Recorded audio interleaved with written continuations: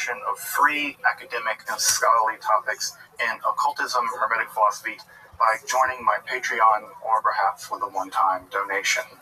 You can find those links below, and I really appreciate your consideration. Now, let's enter the garden of Jewish mysticism and Kabbalah. So, let's do a little recap. I hope you had the chance to take a look at the episode on Merkava, or Hechalot mysticism. And so, in order to recap a bit, what I want to do is take a look at those mysticisms just briefly, because in some ways they're going to link us to the topic we're going to be dealing with this evening, and that is the topic of Jewish magic. As you may remember, the apocalyptic mode of Judaism produced a novel religious way of being, but the proto-rabbinic circles, the early rabbis, did not like apocalyptic Judaism for lots of reasons, one of which is that it seemed to encourage a kind of bellicose, warlike behavior, and it seemed to commit people to a kind of determinism. And determinism, as you might imagine, doesn't really inspire people to be better. It just says, accept your fate and go on with it. It's all part of the divine plan. Well, the early rabbis really didn't like that idea. They really thought, no, we can choose to live differently than we're living. We can choose a different world. And that emphasis on choice and moral responsibility on the part of the rabbis really tilted rabbinical Judaism away from, although not completely away from, many of the central tenets of apocalyptic Judaism. Now, what does emerge in the world of apocalyptic Judaism is a new kind of mysticism that, ironically enough, does actually prove to be popular, at least with some rabbis. Now, I don't want to paint a wide brush or paint with a broad brush and say, yes, all of Merkava and Shiur Koma mysticisms are popular among the rabbinical elite. That's definitely not true. If you know anything about rabbis, one of the things that rabbis do as a hobby is disagree with one another.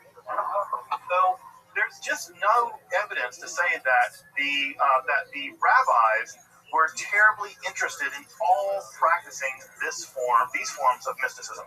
And just to parse those out a bit, as to maybe jog your memory, the Hechalot or Merkava literature or mysticism is a form of mysticism in which the mystic descends into the divine palaces, and they have to bypass all kinds of angelic guardians, and they have to give them passcodes, and they have to give them secret handshakes and decoder rings, and not really decoder rings, but all this kind of weird stuff.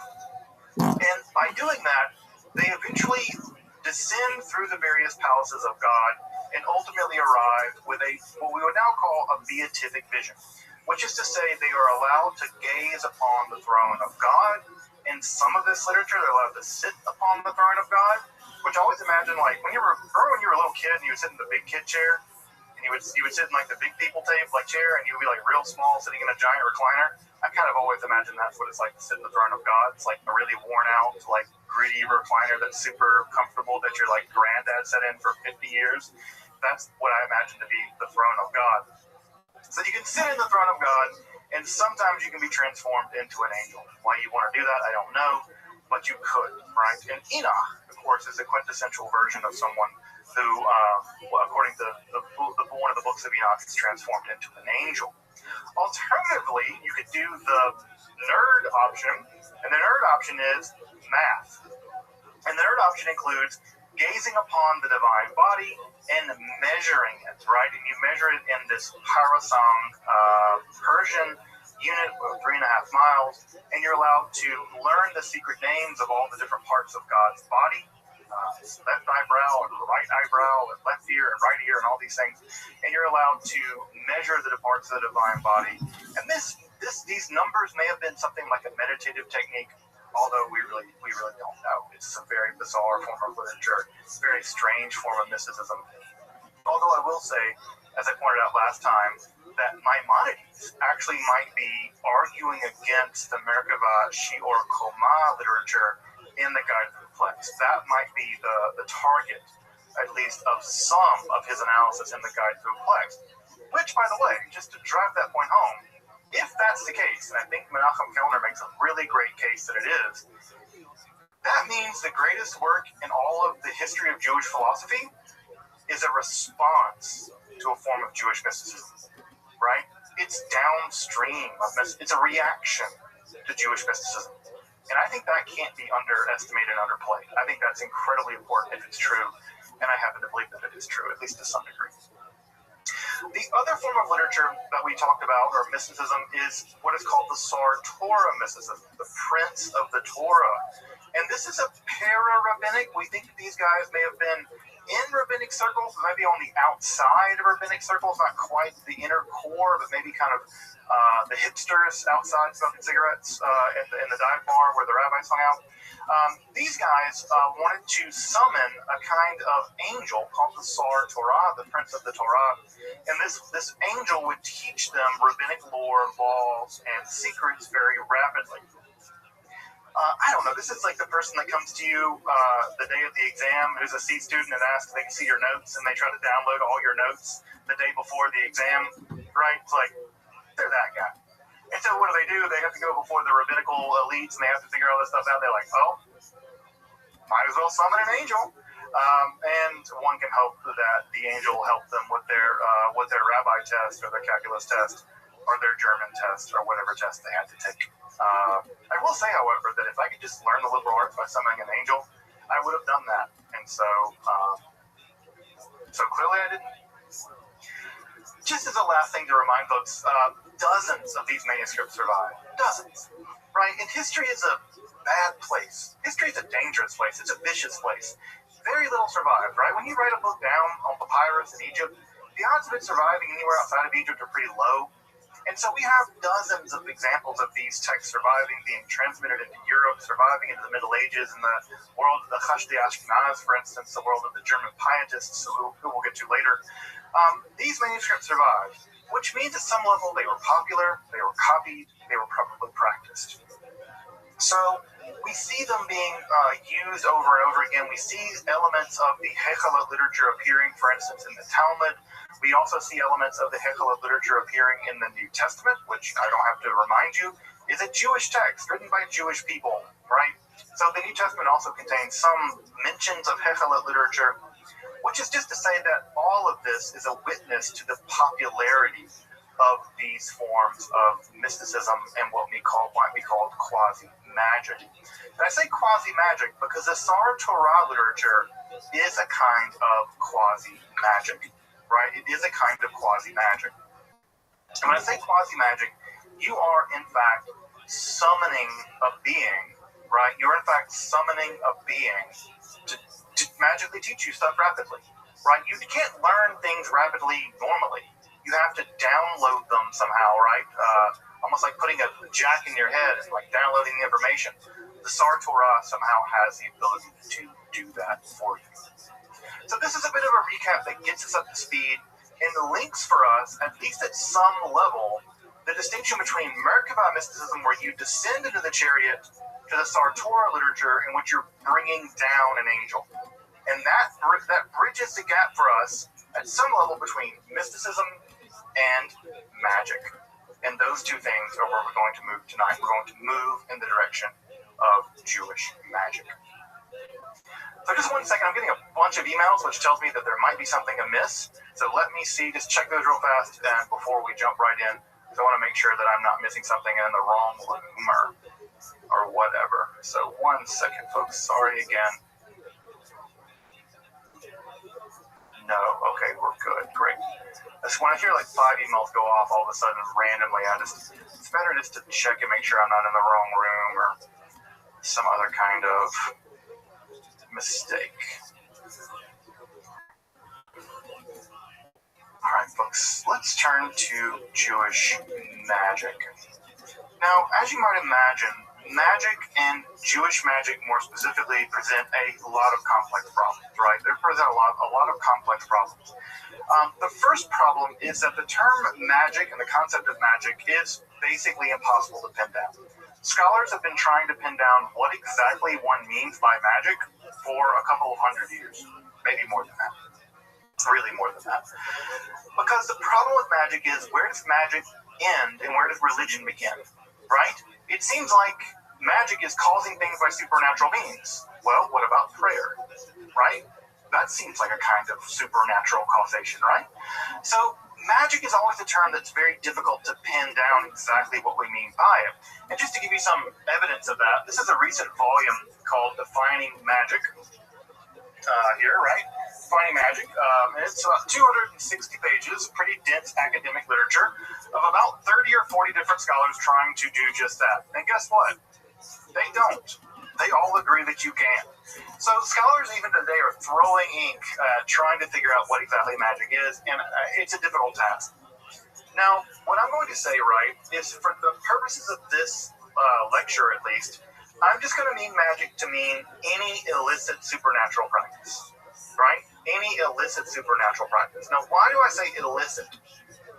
Because magic in history has almost always been used as a way of othering someone else's practices.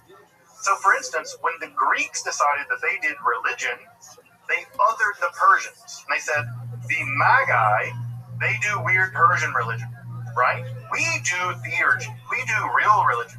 But those Persians, they do magic, right? They are magic users. So, right, ditto, right, with the witches, right? When the Catholic Church did miracles, the Catholic Church said, yeah, we do miracles. Well, what do witches do? Oh, they do magic. They do witchcraft.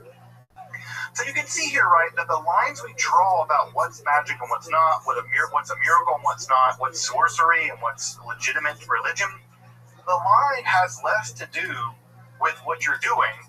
It has more to do with who's in control and who gets to decide what's allowed and what's not. So magic, in this case, is almost always an othering term. It's almost always used to describe what the other does, the bad people, the women, the Persians, the Jews, whatever. So it's an othering term. So when I use it here, right, I want to be clear about two things. One, I'm using it in a very circumspect way. And two, I want to acknowledge that for many people now in the 20th and 21st century, magic is an important part of their spiritual life. Modern day Wicca, modern day people who identify as witches, modern day Druids, modern day Jewish people who practice magic as part of their spirituality is a fundamentally different kind of thing than what I'm talking about tonight. So I just want to say that what I'm doing here is putting magic in a very specific, circumspect way in order to elucidate how it's operated within Judaism over the course of several millennia. I am not offering a end-all, be-all definition of magic because you can't. You can't. It's much more problematic than that. Secondly, Jewish magic is a mess because it seems like a contradiction in terms. Why? Well, if the authorities determine what's in and what's out, what's licit and what's illicit, well, the problem here is, what does the Torah say about these practices? Well, the Torah is really weird about this. Now, I know that you probably have in your mind the idea that the Torah condemns magic. And the answer to that is, kinda it does.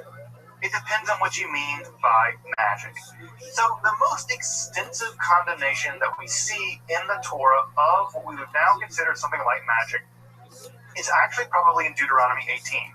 Now, there are lots of other places in the Hebrew Bible where magic or something like magic is condemned. Their practices are really people that do certain kinds of things that are condemned. But you'll see here, right? Now, I've left the technical terms in the original Hebrew transliterated here. So it reads in Deuteronomy 18, there won't be found among you one who passes his son and daughter through the fire. This is probably an indigenous Canaanite practice. A kosim of kosamim, a me'onin, a menachesh, a mechashef, and a chover of chever, and one who asks of an oath or a gidoni, and the one who seeks the dead, dorish meti, right?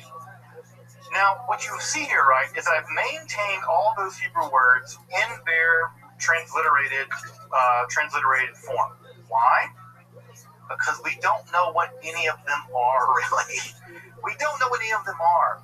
All right? A me'onin might have to do with someone who divines things, tells the future through clouds, right? The Hebrew word anan does mean clouds. So maybe it's one who clouds stuff, right? But what they do, we have no idea. A mechashef, right? This might come from the word for snake, right? Nachash, right? This might come from someone who divines things from snakes, but again, we don't know. A Baal and a Yedoni, again, we don't know. And not only do we not know, the rabbis of the earliest period of the Talmud didn't know either. And how do we know that? They debated about what these words meant. You don't debate about what words mean if everyone already knows what they mean. You debate about them when you don't know what they are. And so what we see, for instance, in Tractate Sanhedrin and the Babylonian Talmud, is a very elaborate debate about what's allowed and what's not. What's supernatural causation that's allowed, and what's supernatural causation which is usur, which is forbidden. Now, of course, the most famous combination in the Hebrew Bible is found in the book of Exodus, and that line, and I have to say, this line, Mechashefa lo techaye, that line cost the lives, I would say, of thousands, tens of thousands of people in the Middle Ages and the early modern period, specifically women. This famous line reads, Mechashefa lo techaye, female magic doing person, don't let them live. Right? That's literally, and of course you probably know it more famously in the King James Bible translation, suffer not a witch to live. Right? That line led thousands, tens of thousands of women to their death in the early modern period during the witch hunts. We think that number is somewhere between 40 and 60,000 people, mostly women, were executed during the witch hunts. And that line justified, they leaned heavily on that line, right? Because it's so brief and so terribly profound.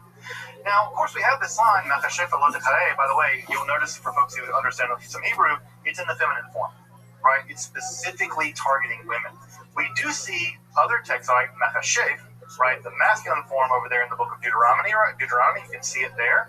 So it does condemn both female and male magic users, but the line in Exodus specifically targets women.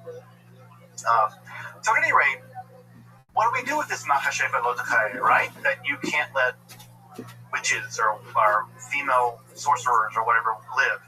Well, you can contrast it with other sections of the Hebrew Bible which seem perfectly at home with supernatural causation. The two most famous examples are divination. You're perfectly allowed to use divination in the Hebrew Bible. You just have to use a specific form of divination. This is to say the breastplate of the high priest has a device in it called the Urim Urim. The Urim and the Thummim, right? This is some kind of divination device, although exactly how it worked, we don't know. There's a lot of speculation about this in the Talmud. When I say it worked, who knows what it really was. And of course, the other more infamous ritual is the Sotah ritual, in which a woman suspected of adultery, notice there's no male version of the Sotah ritual, there's no men suspected of adultery who have to endure this, in which a woman is forced to consume a broth made of sand and ash and things, and drink this, and assuming that she's committed adultery, would cause her stomach to become upset, and she would be executed. So the Sotah ritual, right, is also a form of supernatural causation to sort out whether or not a woman has committed adultery. These are both examples of supernatural causation that are allowed in the Hebrew Bible. In fact, there's an entire tractate of the Babylonian Talmud dedicated to the Sotah ritual. So it's clear that these forms of supernatural causation are illicit, while the other ones, right, being Me'onen or a Menachesh, those are forbidden. So what do these words mean? We don't know. We do, however, get some clues, right? One of the great boons of 20th century archaeology was that we figured out how to read Akkadian. Akkadian is the language of the ancient Babylonians. It's a distant cousin of Hebrew. And guess what we find there? We find cognates. And cognates are the jam of any linguist, right? Because if you can find a cognate in German and Old Gothic, right, and if you don't know what the Gothic means, you might be able to figure out from the Middle High German what the Old Gothic word might mean. And this is fantastic. This is a great thing. So, ditto, right, we find the Akkadian word, for instance, kishpu, which does mean evil magic doer. And look at that, right? Look, we find, right, with the word machashefa, right, you can see, if you know some Hebrew, right, you can see the exact same root word, right? The ka, the sha, right, and the pu sound, of course, is unique to Akkadian. We can see there in Akkadian that we have a very clear word for sorcerer or magic doer. This is important, by the way, because if you read the Septuagint, of course, is the Greek translation of the Bible, Hebrew Bible into Greek. The Septuagint actually translates the word makashefa as poisoner, pharmakeia. right? It translates it as poisoner. So they kind of up-translate it to make it a bit more rational, but it's very clear from the original Hebrew that the word does, in fact, indicate a specifically female magic doer person. That's a really, really bad translation, but you get the drift from the kidding word kishbu. Now, does the Torah condemn all magic? As we've seen, kind of not. It depends on what you mean by magic. You may remember this is image here from one of our first lectures here on Jewish mysticism. This is the Ketef Hinnom amulet that was found in a grave in Jerusalem. Well, why might you put the priestly benediction in a grave? Well, you might put it in a grave for magical purposes, to protect the dead from things like evil spirits. Why? Because we see that kind of practice occurring all over the ancient Near East. Again, the Israelites are an ancient Near Eastern people, and they mimic, they incorporate practices from the wider Near East.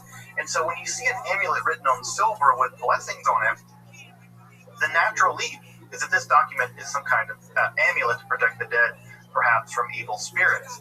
Well, if that's true, and I think there's good reason to believe that it is, that makes the earliest section of the Hebrew Bible ever recovered an amulet, and therefore a magical object. Now, just let that settle in for a moment. That would mean that the earliest example of the Hebrew Bible that has ever been recovered is a magical device. I think that's profound when thinking about the history of magic. That means magic predates, at least in terms of material culture, everything else we know about the Hebrew Bible. And I find that to be profoundly interesting, right? Profoundly interesting. Now, does that mean that the people that put those amulets in those tombs were allowed to do that? Does that mean that they were operating within the normal limits of what was acceptable at the time? No. We have no idea. What we do have is the material history, and we have to deal with it as such, right? It's not for me to judge yay or nay. All I can say is, someone wrote a blessing that eventually became part of the Hebrew Bible on a silver amulet and put it in a tomb. And anywhere else we would see something like that, we would jump to the idea they were doing magic. Why not just let that evidence speak for itself at some level? So, it's clear, right, that what the Hebrew Bible is worried about, what the Israelites are worried about when they condemn magic, is less practices. They're worried about differentiating themselves from their neighbors, right? These people do this, we don't do that, right? These people do this, we don't do that either, right? These people do these practices, and we don't want those kinds of people in our community. So notice that the condemnations here in Deuteronomy, they're about being people. Don't be a kesamim, don't be a ma'onim, don't be a menachesh, right? Don't be a chover chever. Don't be a person that does that. It's not a condemnation of the practice per se, it's a condemnation of those kinds of people being in your community. And as we'll see in just a minute, right, many Israelites, at least one Israelite, a very famous one, had to consult with one of those people. So again, the condemnations we see here are not condemnations of practice typically, they're condemnations of people doing those practices. Why? Probably identity formation. We're not those people. We're not those kind of people. But also, it's theologically threatening. If you're moving in the direction of monotheism, right? If monotheism is in your wheelhouse, and you're moving in the idea that there's a singular God who does everything in the world, well, what does it mean if there's like Menachem down the road, or Chaba down the road, and they can like monkey around with reality and like bring people back to life, or curse crops, or make people fall in love with each other? It seems like they have access to supernatural powers over and against the supernatural powers of your God. And that's worrying. That's a theological worry. Because if your God is the only God and the only one really in control, who are these people? And what are they tapping into? How do they have access to these weird powers where they can make someone fall in love with someone else, or make someone get a sickness, or cure a disease, or bring someone back from the dead? That's all very anxiety producing. If monotheism, a strict kind of monotheism, is ultimately where you're going, where God and God alone has those kinds of powers. And of course, you'll see that same anxiety play itself out later in, for instance, Christianity. But Christianity has an easy answer for that. Their answer is they're working with the damn devil, right? And if they're working with the devil, that's how they do this stuff. The Israelites, at least the Israelites once they've adopted monotheism, don't have that answer, right? And so this is a much more complicated problem for them, at least at this point, prior to the apocalyptic. Then later on, fallen angels will teach people all kinds of bad stuff, as you can see early on in the book of Enoch. The clearest account of magical practice among the Israelites is to be found, of course, in the Hebrew Bible, because where else would it be found? And that account, of course, is to be found in the story of the Baalat Ov. You'll notice here, right, that we have that prohibition on consulting an Ov or being an Ov back in Deuteronomy. But here we have a person with a title, Baalat Ov. We don't know her name, but we do know her title. She is a mistress of the Ov. Now, Baalat is relatively clear. It just means Baal, means master, so it's one who has control of something. The word husband in Hebrew, Baal, right, is the one that's in control. Whatever. Misogyny aside, the Baalat Ov here is a mistress. She is she, at least gender-wise, grammatically speaking, and she's a mistress of the Ov. Now, we don't know what the Ov is. It seems possible that this word is related to Av, and maybe roughly related to the idea of ancestors, specifically dead ancestors, and therefore we might translate this word as something like the person who has access to the ancestors who are dead, right? Now, that's a really clunky translation. The typical translation we use for that now is something like necromancer, right? Necromancy is manipulation of the dead for various kinds of powers, or specifically predicting the future. That's exactly what we have here with the Baalat Ov. But we don't know what this word Ov means, but I do think it's probably related to the word dead ancestors. These are special people that have access to those dead ancestors. So, you may know this story, right? Saul is in a war with the Philistines. King Saul, first king of Israel, is in a war with the Philistines, and it's going badly. Well, not only going badly, God has abandoned Saul. Saul goes to the legitimate forms of divination, the Urim and the Thummim. He consults them, and, well, God doesn't pick up, right? It's like when you're in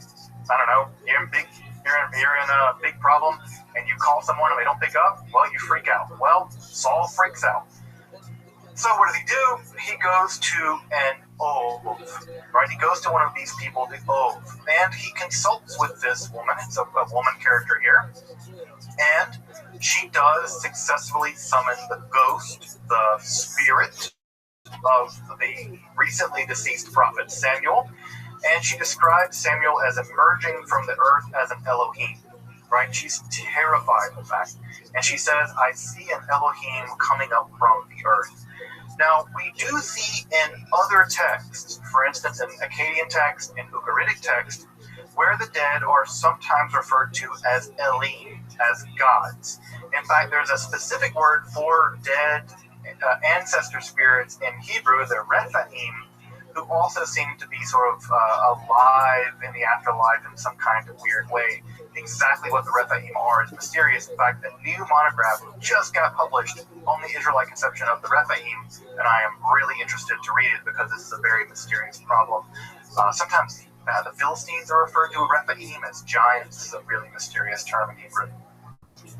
At any rate, the Baalat Ov at Endor does successfully summon the ghost of Samuel, the Ruach of Samuel, and of course, like all prophets, as you probably know, they have bad news, because prophets always have bad news. Never go to a prophet to get good news. They don't got any. If you go to the prophet bank and go to the good news section, it's empty. It's all full of bad news. And the bad news is, yes, God has abandoned Saul, and he's going to die tomorrow.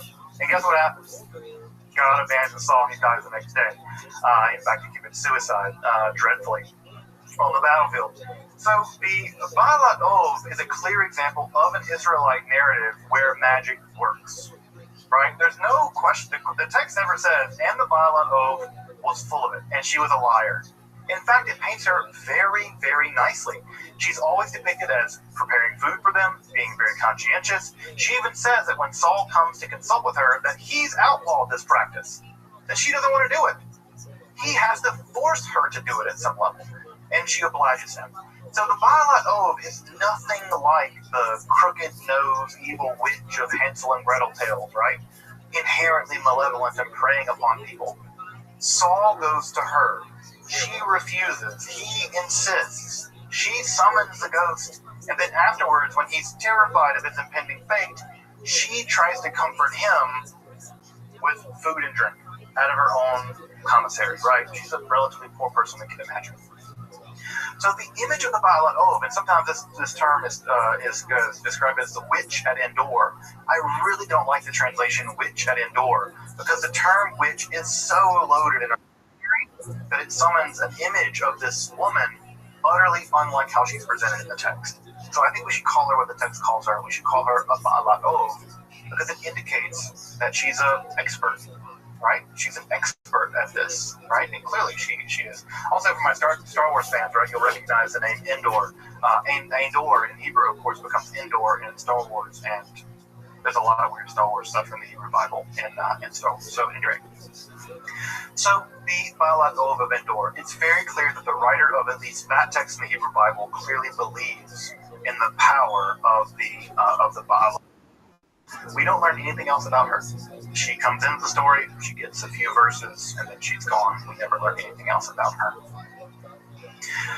At the same time in the Hebrew Bible, there are a lot of weirdos, right? A lot of weirdos, right? The Bible's full of weirdos. The most weird perhaps are Elijah and his student Elisha. And these two guys are associated with all kinds of miracles. As you may remember, they're weird prophets from back in the day. They're called Ish Elohim, men of God. It's a weird, specific term for folks who are able to not only do prophecy, but also do miracles. And the only times in the Hebrew Bible where the dead are resurrected are always in relation to Elijah and Elisha. That's the only time in the Hebrew Bible. That's amazing, because the dead being resurrected is a big deal. Because typically only God has power over life and death, and Elijah and Elisha are both respectively able to resurrect the dead, at least those recently dead. In fact, people can be thrown into a grave and jump out alive. It's really spectacular. By the Second Temple period, Solomon, King Solomon, the son of King David, is also associated heavily with magic, specifically the ability to control demons. Again, remember in the apocalyptic period, angels and demons kind of burst on the scene in a way that they hadn't previously in Israelite literature. And these demons, these sort of supernatural malevolent creatures, or at least quasi-malevolent creatures, can be controlled through various magical means. And one of the magical means that we learn about early on, as early as the Dead Sea Scrolls, by the way, and also Josephus and Philo both recount tales in the first century of the ability of Solomon to control demons. Specifically, demons were used in the construction of the first temple.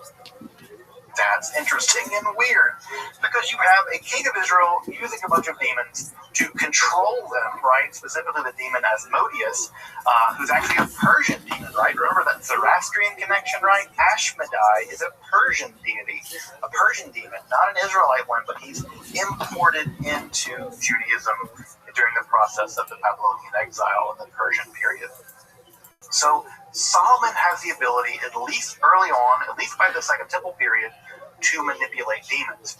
And for folks out there who are interested in magic, you probably already know, there's an entire branch in the Western magical tradition called Solomonic magic that carries this idea forward to this day. There are people out there to this day practicing variations of Solomonic magic that survived all the way back from the Second Temple period, that have survived into the Middle Ages until now. I won't say that they're exactly contiguous, but there's at least a tradition of Solomon as having the ability to control demons, specifically in the construction of the first temple. Now, that story doesn't occur at all in the Hebrew Bible. There's no evidence there in the Hebrew Bible, but it does begin to occur around the period of the Second Temple period, in the apocalyptic period. And we see it again as early as things like the Dead Sea Scrolls, where there is an exorcistic psalm attributed to Solomon who can do some demon wrangling. Would you go to a demon rodeo? I would go to a demon rodeo. All right. The other place, right, where we also see is in the Galilee. The Galilee in the first temple, in the Second Temple period, was kind of jumping, hopping with weird dudes who could do miracles. You may know Choni the Circle Maker, right, who is famous. I think this is my partner, Rabbi Alana Alpert's favorite rabbi of all time is Choni the Circle Maker, who we had the great privilege of davening at his kever, his tomb in the Galilee. Choni, as you may know, is infamous for forcing God to make it rain. But not make it rain a lot, right? Choni said, I'm going to stand in this circle, and I'm going to stand here until God makes it rain. Eventually, God made it rain, but God, to punish Choni, made it a torrent. And Choni said, that's too hard, God. Turn it down a notch. And God turned it down a notch and made it rain normally, and Choni left his circle. This almost led to the excommunication of Choni, because the idea here was that Choni was using powers to manipulate God. That's the thing. How cool is that? Of course, the other guy that we know from this time period, the famous exorcist and the Messiah, you may know of him, his name is Josh, Yeshua of Nazareth, better known as Jesus, although I think calling him Josh is fine with him. Yeah, his name just is the Jewish Aramaic word for Joshua. Of course, Jesus also engaged in a great deal of miracle making, predominantly exorcism. Jesus, if he were not known as the Messiah and the central cord of Christianity, would probably be known as a pretty famous Jewish exorcist. In fact, the majority of the miracles that he did involved exorcism. Another famous rabbi from this time period, of course, is Hanina ben Dosa.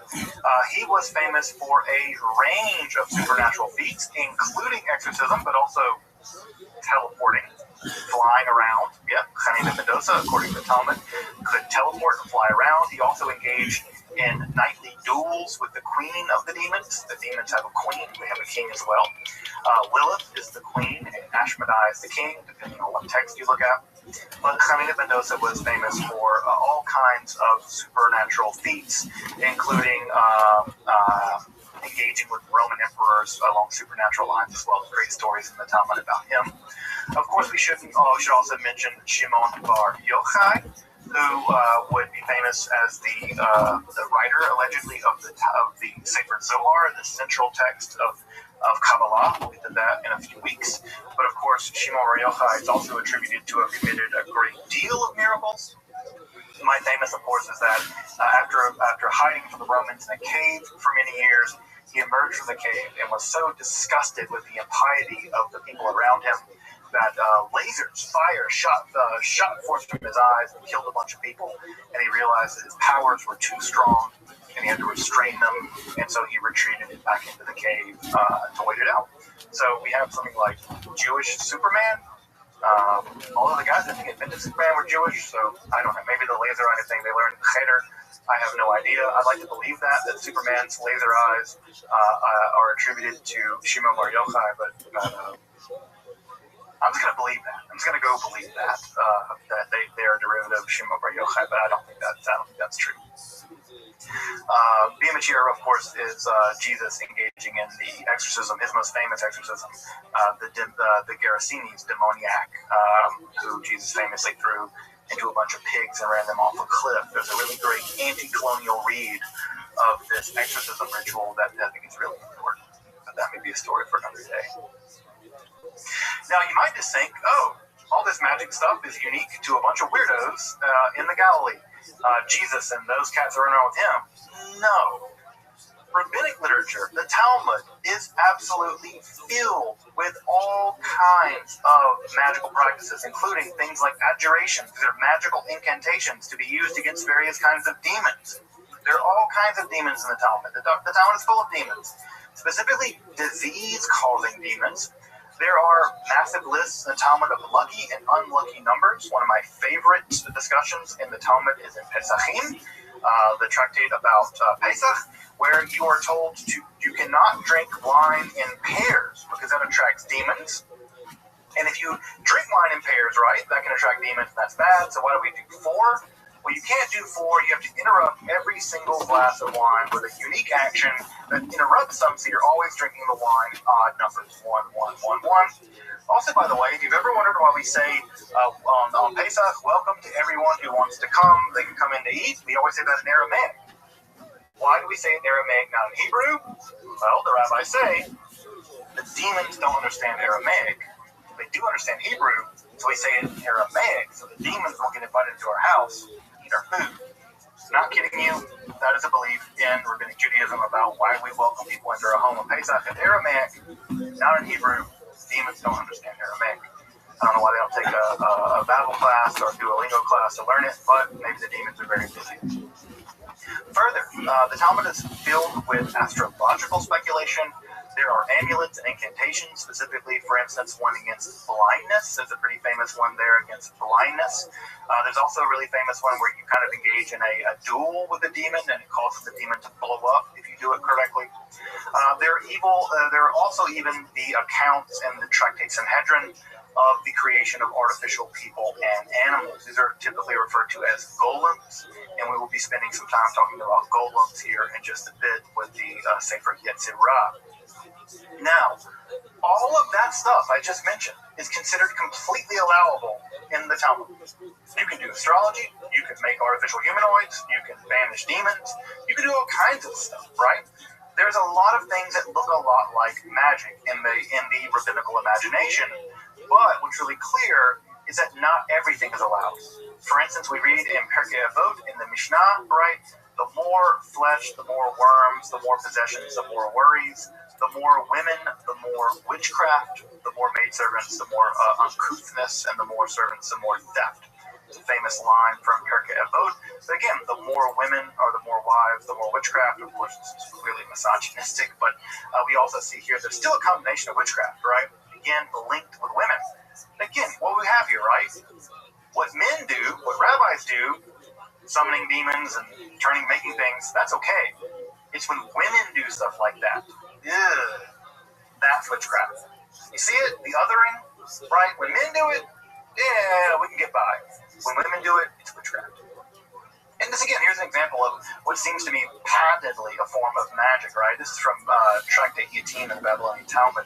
Gittin has to do with divorce. The rabbis taught, on coming from a bathroom, a man should not have sex until he's waited long enough to walk half a mile. Why? Because the bathroom demon is with him for that time. And if he does have sex, his children will be epileptic. So we have a theory of epilepsy. That's a very good theory of epilepsy. But what's the reason? If you go into the bathroom, there's a bathroom demon. By the way, the bathroom demon features prominently in the Talmud. So the bathroom demon, once you go to the bathroom, they attach themselves to you, and they follow you for at least a half a mile. But I guess after half a mile, they go back to the bathroom. And so if you have sex with the bathroom demon attached to you, then your children may become epileptic. Is that magic? Well, it'll do until magic gets here. Looks like magic to me, right? Superstition, magic, religion, the boundary between all these things is incredibly vague, right? The boundary between all these things is vague. Now, if you're curious about if I'm just listing a couple weird things, I'm listing the least weird things, folks. There are far stranger things in the Babylonian Talmud about demons and magic that I have not mentioned here. And I've done an entire class for the Federation, in fact, 8-week class just on Jewish magic. So you're getting basically the Spark Notes version tonight. But I can guarantee you, if I can fill an 8-week class with Jewish magic, I guarantee you there is a ton in there. So after the time period of the apocalyptic, Jewish magic really goes international. That is to say, Jewish magic leaves Palestine, and there is a great deal of magic out there in the world. I may have to speed up a little bit just to make time here, but if I go a little bit over, hope folks will forgive me. In the early common period, Jews were associated with magic, and Jewish magic was heavily syncretistic, which is to say that Egyptian, Roman, Jewish, pagan elements were all muddled together to form a kind of international magical practice, international magical language.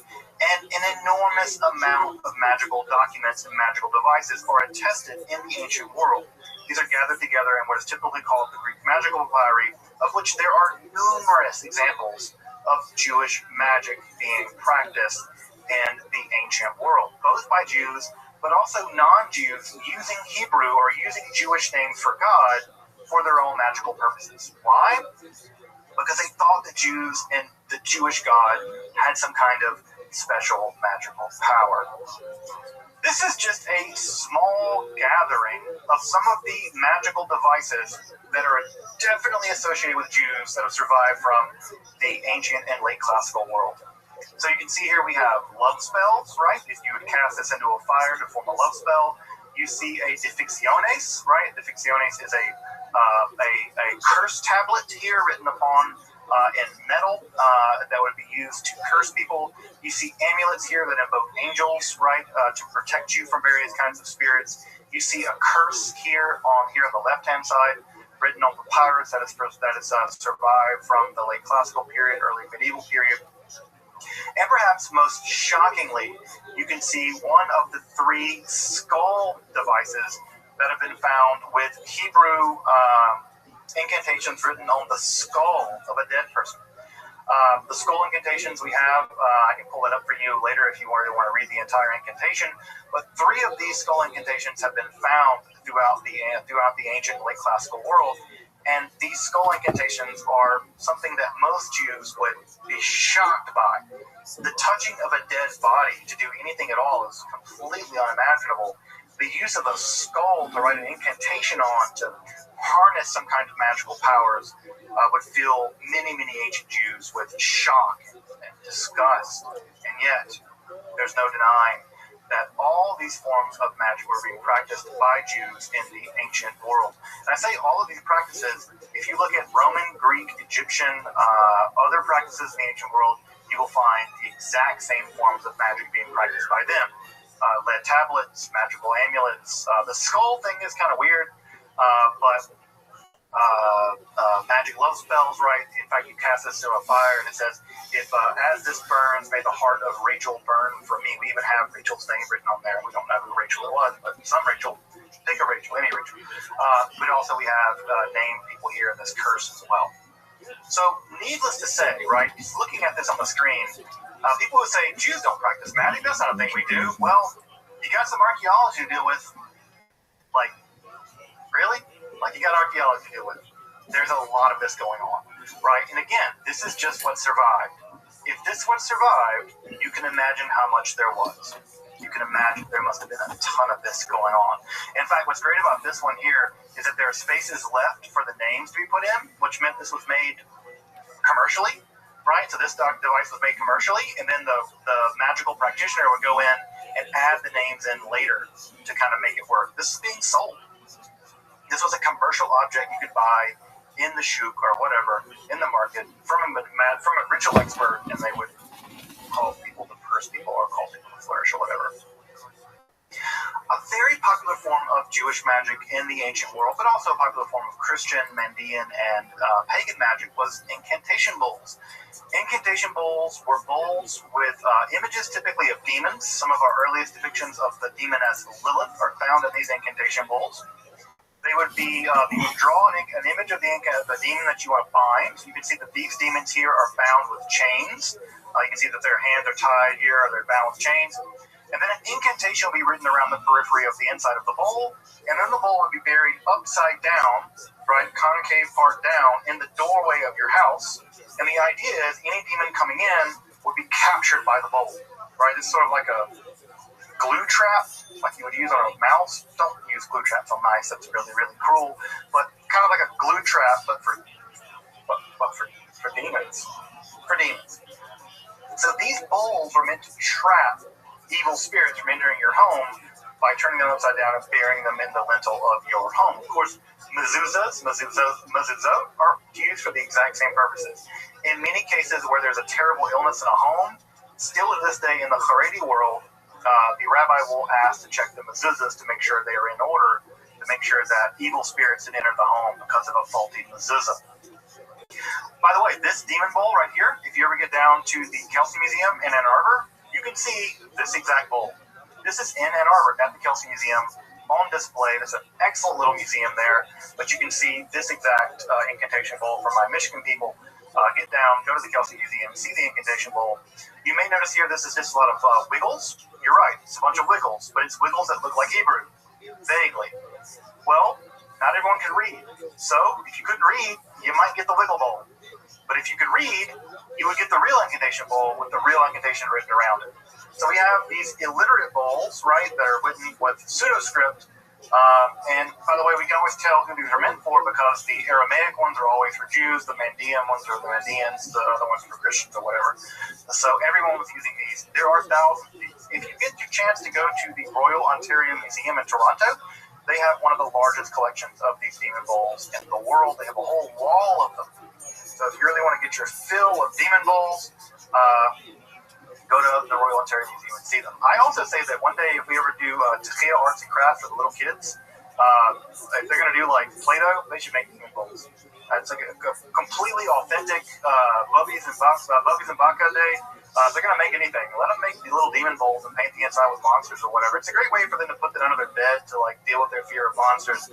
I feel like this is an authentically Jewish way of dealing with fears about monsters and demons by allowing kiddos to make these bowls and maybe have a bit of catharsis and trapping the demons in the bowls. So anyone who says, again, that Jews don't do magic, well, I got 10,000 demon incantation bowls that you got to deal with. Just as a bit of wrapping up, folks, I want to go through these a little more rapidly. We're coming close to time. Another text that begins to emerge at this time are exactly books of magic, right? Books that we might call grimoires. These are books of magic. One of the more famous, very early ones is called the Sefer HaRazim. I've done episodes on my Esoterica channel on almost all of these books. So if you really want to dig deep into some of these books of magic, almost all of these I've covered in depth, 20-minute episodes or so on my channel.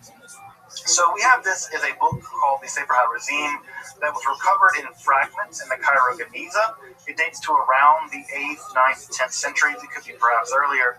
And this system uses an elaborate system of angel magic and magical symbols. These magical symbols here we'll see all throughout Jewish magic to use this magic to get what you want, whether it's winning horse races or gaining love or turning invisible or whatever.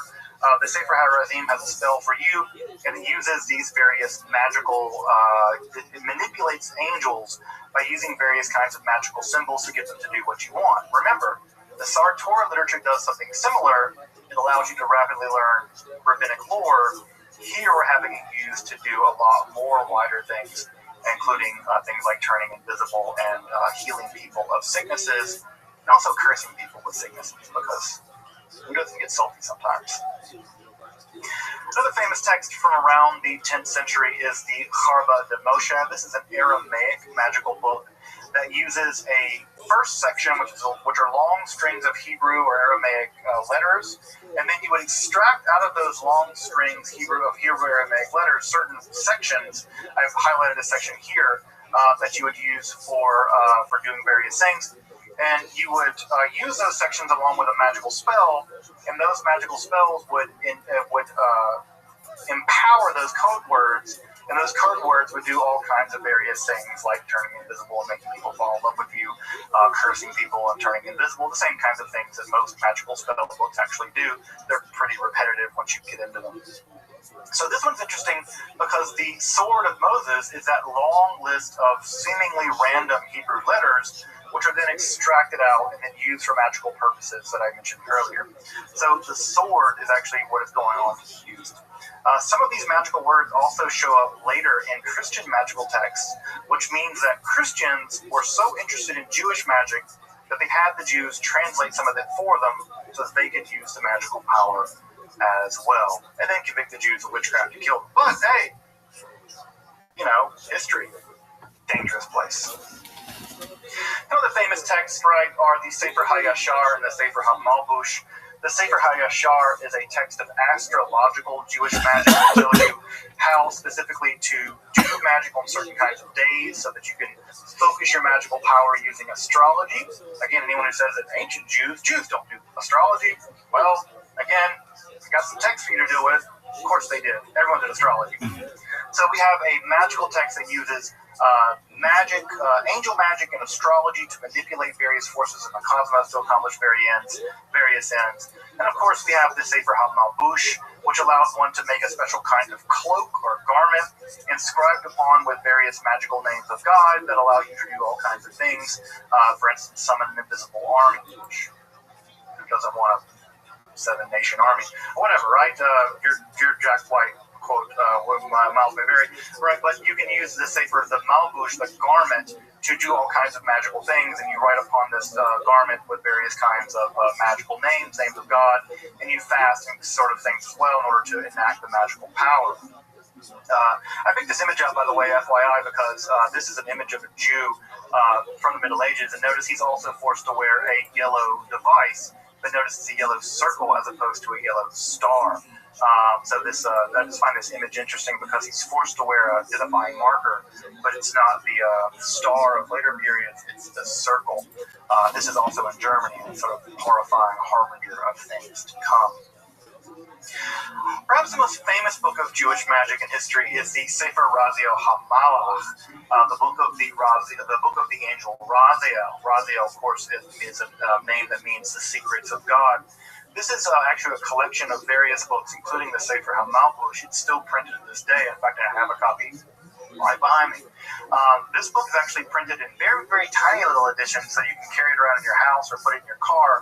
And even the book itself is said to have magical powers even to this day. You're looking at an image here of some magical angelic script from the Sefer Raziel. These devices are meant to allow you either kamayot or amulets, which guarantee you various things like success or defense from magical evil powers. So again, here we have magical devices, and these magical symbols, by the way, date back all the way, some of them all the way to the Greek magical papyri of the first centuries of the Common Era. So this is a 2,000-year-long process of practice of Jewish magic. This famous edition was printed in 1701 in Amsterdam, but like I said, it continues to be printed all the way to this day. In fact, I have an entire copy printed on one piece of microfilm, because the idea is as long as you have a copy of the book, even if it's just on microfilm, then the book still has magical power. And I have an entire copy on microfilm downstairs with the Sfarim. So this book, the Sefer Raziel HaMalach, is said to have power even just having it. In fact, I have several copies lying around. And so here again, we can see these magical images, and this idea of this magical script continues to be used all the way down to this day in modern occultism. It occurred most famously, of course, in the 1530s edition of Cornelius Agrippa's 3 books of occult philosophy, and it continues to be reprinted in modern books of witchcraft. Modern witches continue to use these magical images all the way down to this day. Jewish magic is alive and well. If you go into Haredi bookstores, you will find books on kamayot and sekrudot, books on amulets, books on magical psalms to recite for various magical powers. You can find all kinds of books in the most extremely orthodox communities you want to go. I go into Brooklyn and Borough Park. I go into the very, very extreme Orthodox Jewish bookstores because I can blend in. I go in their bookstores and I look through the shelves and I find books of magic. There are books of magic about how to make amulets, books of astrology, Sefer Mazalot. In the Haredi world, Jewish magic is alive and well today. New books are being written on Jewish magic, and those books are being practiced all the way down till now. It also survives in the liberal Jewish world, for instance, in the Kohenet movement. The Kohenet movement, as you may know, is a revivalist, sort of quasi-pagan Jewish revivalist movement that wants to resurrect the idea of a Jewish priestesshood, and magical practices in that world are also incredibly popular. And so in that world, in the most sort of radical left-wing Jewish world, magic is also being practiced. So we have the most radical left-wing world of Jewish practice, magical practice happening over there at the Isabel Freeman Center, right, all the way to B'nai Brak, where they are publishing books of magic, Jewish magic in the Haredi world. Jewish magic's alive and well, folks. It never went away. It's always been there, right? It's always been there. How do we know? Because the Bible has to condemn it. Condemnations are always proof of practice. It was being practiced by Israelites. That's why they condemned it. Well, it didn't work. The prohibition almost certainly made sure that it would continue to be practiced. It's been practiced all through time. The earliest part of the Hebrew Bible we have is probably a magical amulet. We have evidence of Jewish magic reaching back to extreme antiquity, to the very beginning of the Israelites. We have evidence of it being practiced in the Haredi Black Hat world and in the leftist Jewish world of the Kohanet movement. Jewish magic has always been here, it is here, and it will endure. It will no doubt endure. I have some recommendations if you want to learn more about Jewish magic, especially ancient Jewish magic. There are some of these great books by Bohawk and Hariri. The Hariri text, by the way, is published by Wayne State Publishers, so shout out to Wayne State Publishing here just down the street from me. So if you want to take a look at those books, I can't say they're terribly inexpensive, but they're really high quality scholarship. And if you want to learn more about the history of Jewish magic up until the rise of the Kabbalah, those are both excellent texts to consult. Welcome back, and thank you for joining me as I explore the garden that is Jewish mysticism.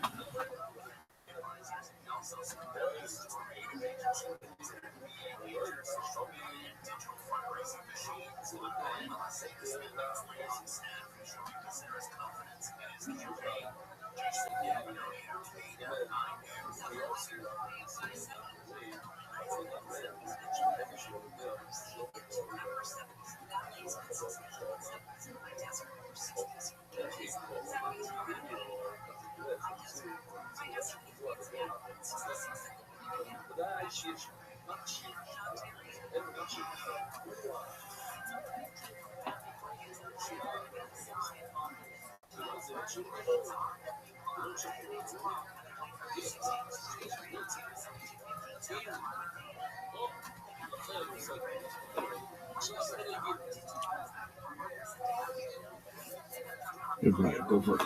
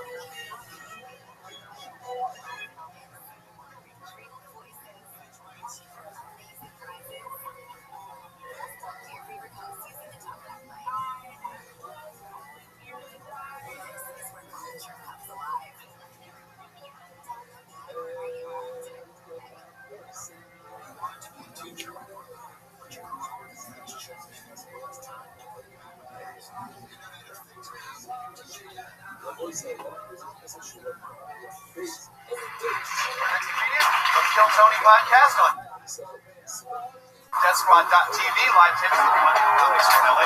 Tony Hinchcliffe is joining.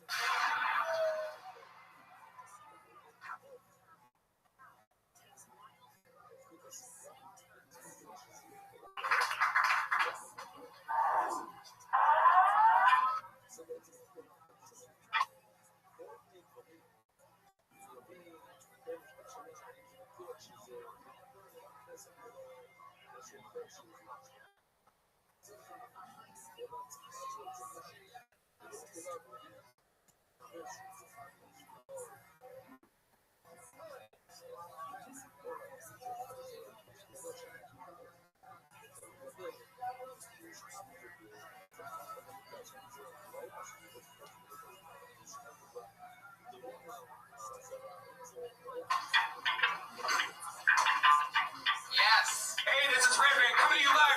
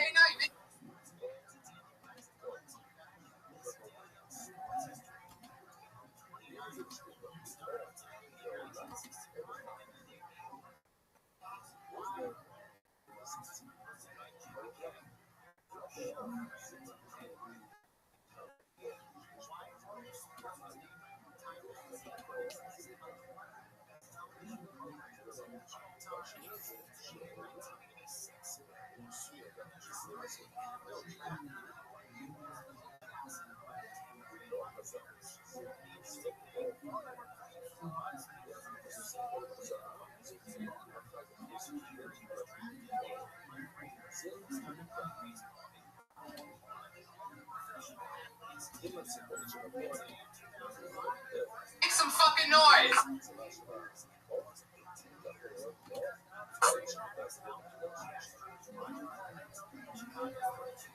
Oh, here, snap on top of each other.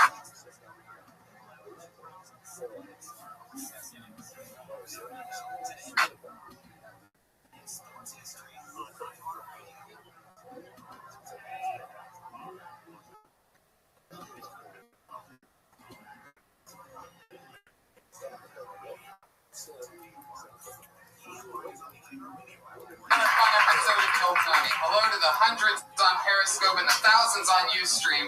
Keep going for Pat Reagan, everybody.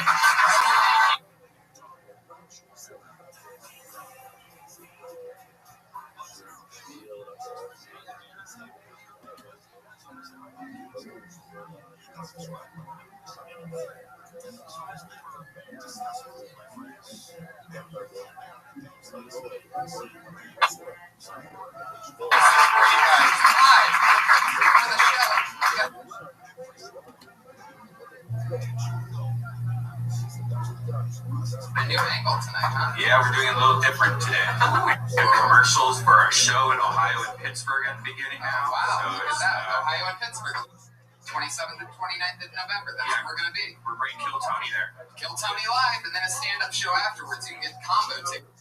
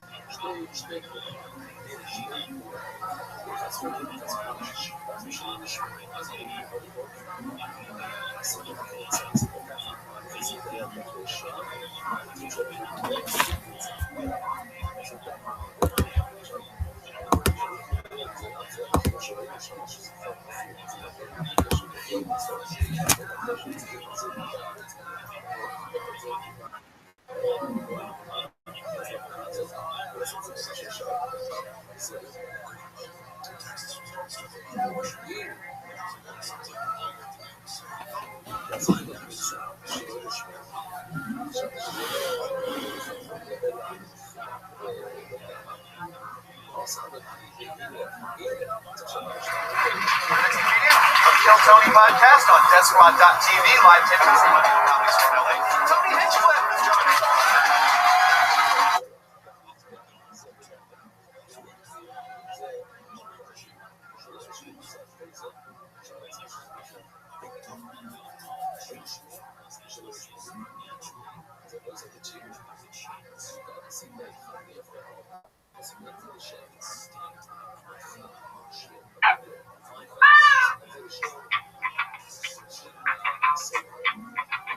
Hey, this is Rabbi coming to you live from the Road Famous Comedy Store for a brand new episode of Kill Tony Volume 3. Give it up for Tony Hinchcliffe!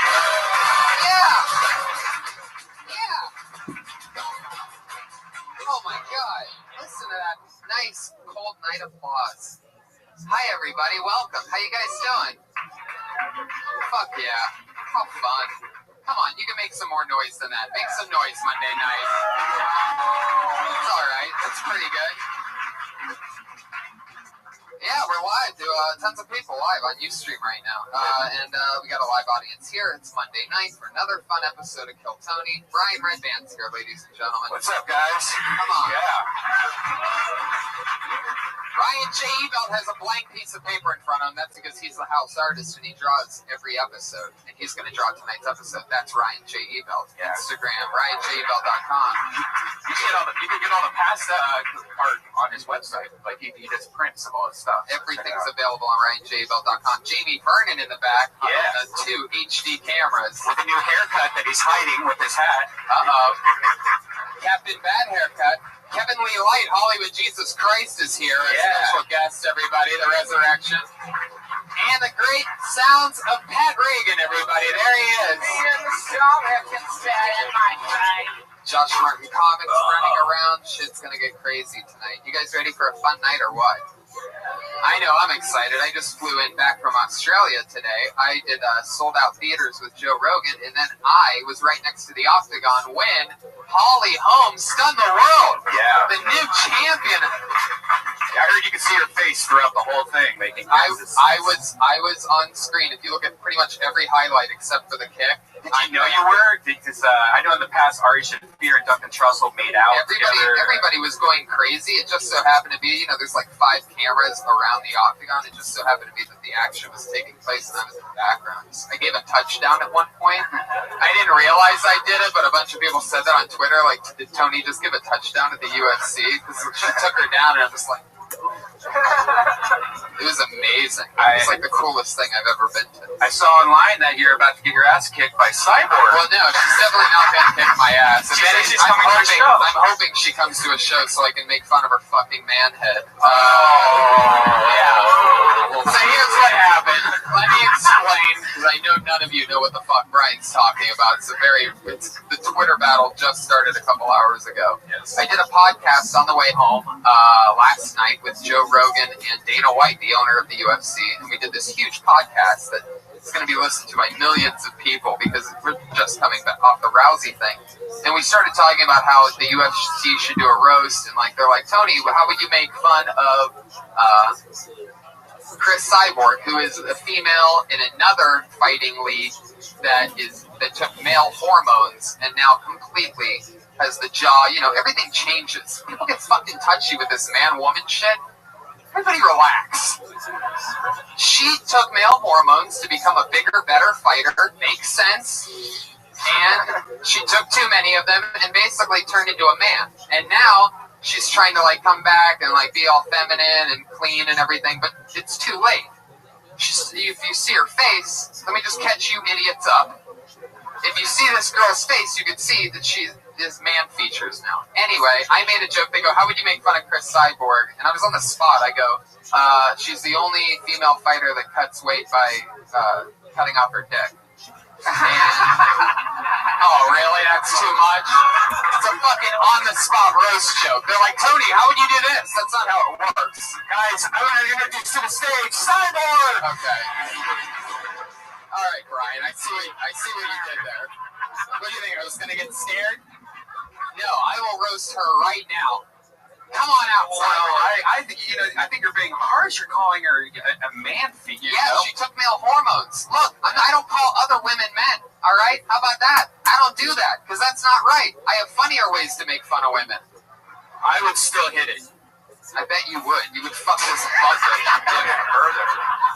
I love you, Cyborg. I have no problem with your beautiful face. I think you are amazing. I'd love to see you say that to her face. I would. Why do all these UFC fighters have alliteration in their names? Chris Cyborg, Holly, whatever, Ronda Rousey. Wow. It's like maybe you're onto something. Juice. Jamie Juice. Oh, there you go. That was the big payoff. Jamie Juice at the end. Big payoff. And then also, I think you pitched up a big beach ball to yourself and you just smacked it down into the ground. Oh shit. We actually have protection here anyways, guys. Tate Fletcher. Oh yes. Fuck yes. The great Tate. You just missed the Cyborg talk where you know anything about this? I made fun of Cyborg on the Rogan podcast last night. Now, yes, thank you. Shit. Tate. The UFC. He's saying there's 2 fighters. Yes, exactly. Well, she's mad at me right now. That's right. Maybe. Who knows? Brian is. No, I'm just covering his ass because she's going to come to one of these shows and beat him up. She's not.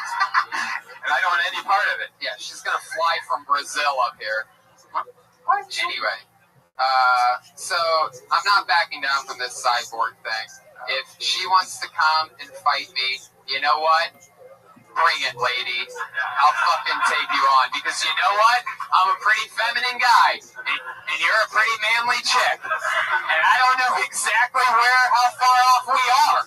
So it might be fair. And I'm pretty sure we're in the same weight class. But if we fight your game, then we have to have a roast battle here the next week. And then you fight me on my field, my terms. Yeah, you have to do 60 seconds, Chris Cyborg. All right. Anyway, that's what happened. Let's do tonight's show. You guys ready or what?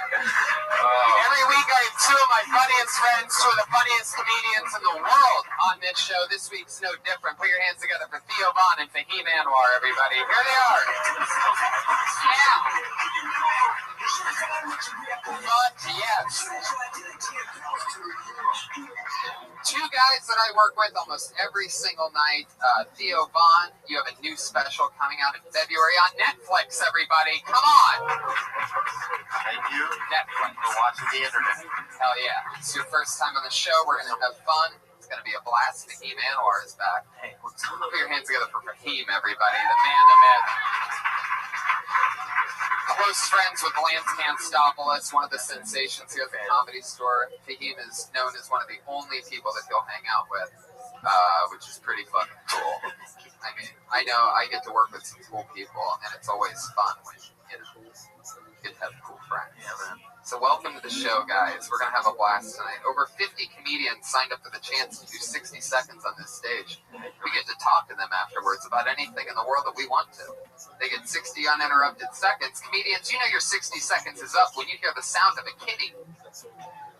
Come on, kitty. You can be a little bit louder than that.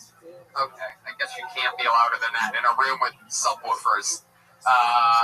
But you better wrap it up then, or else you're going to bring out the angry West Hollywood bear. This where it gets really loud.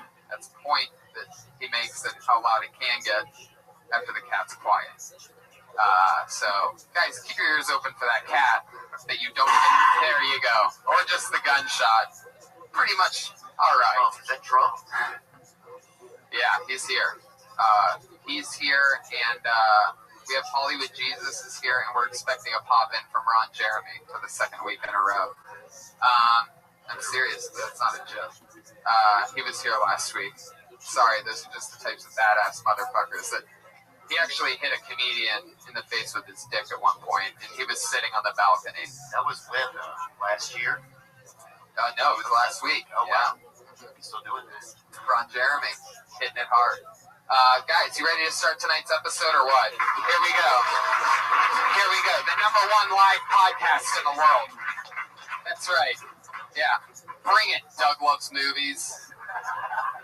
We are here. Oh, yeah. Columbus and Pittsburgh, November 27th and 29th. Yeah. How about that? Kill Tony live and stand-up shows afterwards. You can get a combo packet for that. If you want to sit through a 6-hour comedy show, you can watch both shows. And the winner of, we're going to pick one person from each Kill Tony show to open up for us. Right. Comedy show. Whichever 60 seconds we like the most on Kill Tony gets to open up, do 5 minutes, 3 minutes, 2 minutes on the stand-up show. Gets to do that same 60 seconds half an hour later. I pulled the name out of the bucket. Your first comedian doing 60 seconds uninterrupted tonight goes by the name of Tom McNaughton.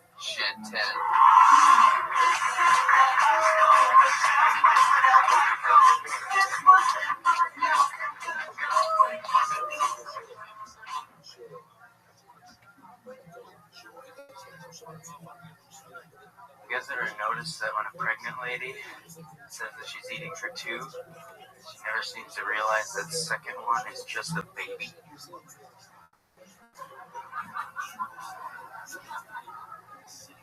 You gotta stop laughing. I only got like 30 seconds. Do you think that when a fat guy chokes to death, he probably like, oh, at least he died doing what he loved. I'll take that chunk. My God, how else did they, about a Milky Way? On the side of the Milky Way wrapper, it says, warning, may contain peanuts. It's like, that's stupid. Just say Milky Way. Might be a Snickers.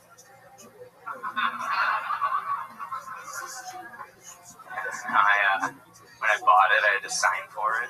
They give me one of those pens with a spoon taped to it. It's like, what the hell is that? It's like red tape, and I just need more shit, right? It's like, what do other people buy on soup? Tom McNaught. Am I saying that right? Tom McNaughton. Tom McNaught. Yes. Fuck yeah, welcome to the show. First time, right? Yes. This is some funny jokes. How long you been on stand-up? About 8 years. Wow. Where you from? Minneapolis. You've been doing most of it there. How long have you been here? About 8 months. 8 months. Wow. Yeah. Fuck, everything's in eights with you. Yeah. I like your style. How many women have you sexually? Oh, interesting. Tom McNaughton, I want to welcome you to the show. I'm guessing none. I'm guessing. I got Puma shoes. I'm guessing he hasn't had sex with anyone. I'm guessing he just ate them out. Uh-huh. See that? That was quick. I'm just warming up. Just warming up over here. I flew 17 hours today from Australia, you motherfuckers. Oh, yes. Yeah. First class. No big deal. You know, just the type of life I'm living. Anyway, I think you could have sex in a first class bed and he won't stop you. there's no question that you could. I didn't do it, but no, there's a way to do it. Nope. Don't Watch stop the movie. doing a finger and your girlfriend on a bus to Florida. Swear to God. Really? Yeah. How did they know? They know, man. You gotta go under a blanket. Yeah, I was under a blanket of his brother actually trying to get involved. No offense to anybody's brother. What did he try to do? Throw a finger in there or I something? mean, he was trying to get into it. I mean, anybody was damn at that point. I watched people have sex on a plane before, a red eye. Really? It was like a half-empty plane, and the row next to me had two people sitting on each side of the aisle. I went to sleep, woke up at like 3 in the morning, pitch black in the plane, and they were on top of each other. Wow. The same? Huh? Who was it? It was like they didn't even know each other, and then when the plane landed, they both just went their separate ways. Imagine how weird they felt when they looked over and saw you sitting there by yourself masturbating. Yeah, I know. I feel like They're probably just like, man, the ball's on this guy. Anyway, let's keep fucking. Come inside of me. Anyway, Tom, I'm going to follow through with Pat's question. How many people have you had sex with?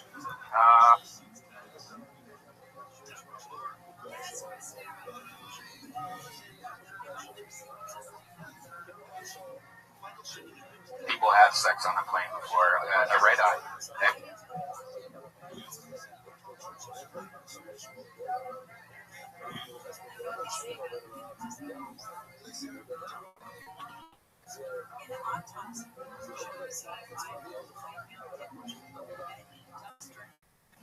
Funny jokes. How long you been on?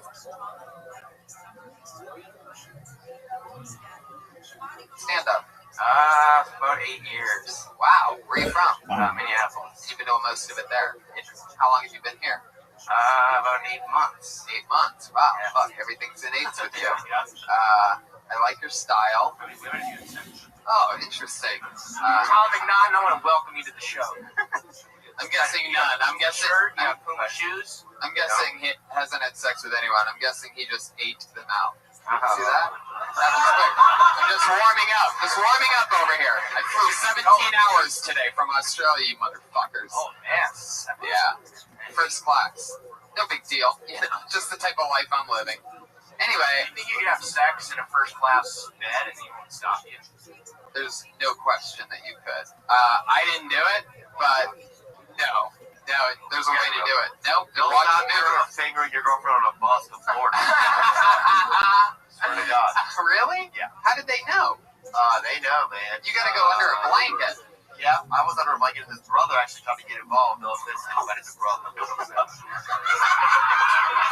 did he try to do? Throw a finger in there or I something? mean, he was trying to get into it. I mean, anybody was damn at that point. I watched people have sex on a plane before, a red eye. Really? It was like a half-empty plane, and the row next to me had two people sitting on each side of the aisle. I went to sleep, woke up at like 3 in the morning, pitch black in the plane, and they were on top of each other. Wow. Same? Huh? Who was it? It was like they didn't even know each other, and then when the plane landed, they both just went their separate ways. Imagine how weird they felt when they looked over and saw you sitting there by yourself masturbating. Yeah, I know. I feel like They're probably just like, man, the ball's on this guy. Anyway, let's keep fucking. Come inside of me. Anyway, Tom, I'm going to follow through with Pat's question. How many people have you had sex with? Probably around 8.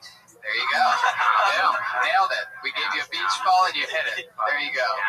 Tom, can can I tell you, I love the fact, and I think it's very Minnesota of you, that you dress like a college football coach while doing stand-up. The pants. The pants, he dresses like a 8. Oh, All right. Like a 4th grade girl. He's got There you go. Harry and flares. Jesus, he just follows through the pistol now. It's not even enough to shut him up.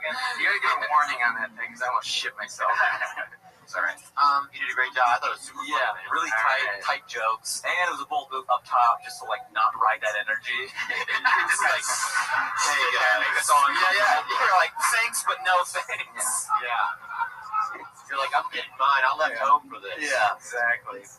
That, and then I like how after joke 2, you kind of look at the panel just to like see how I'm doing. You know, you're like, yeah, that's right, guys. Yeah.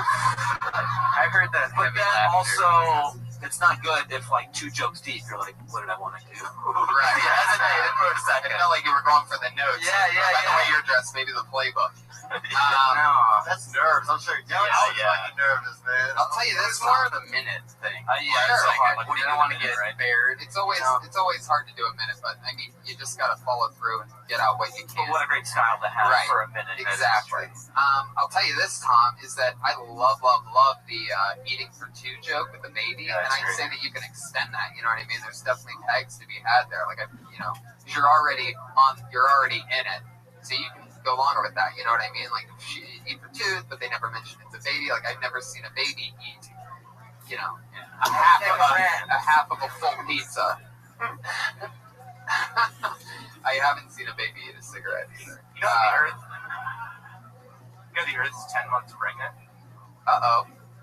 I feel like that's a We're fun due time. for a natural disaster. We're over the 9-month moment, and we're 10 months pregnant. So Is that I'm what? gonna throw that out there. Really?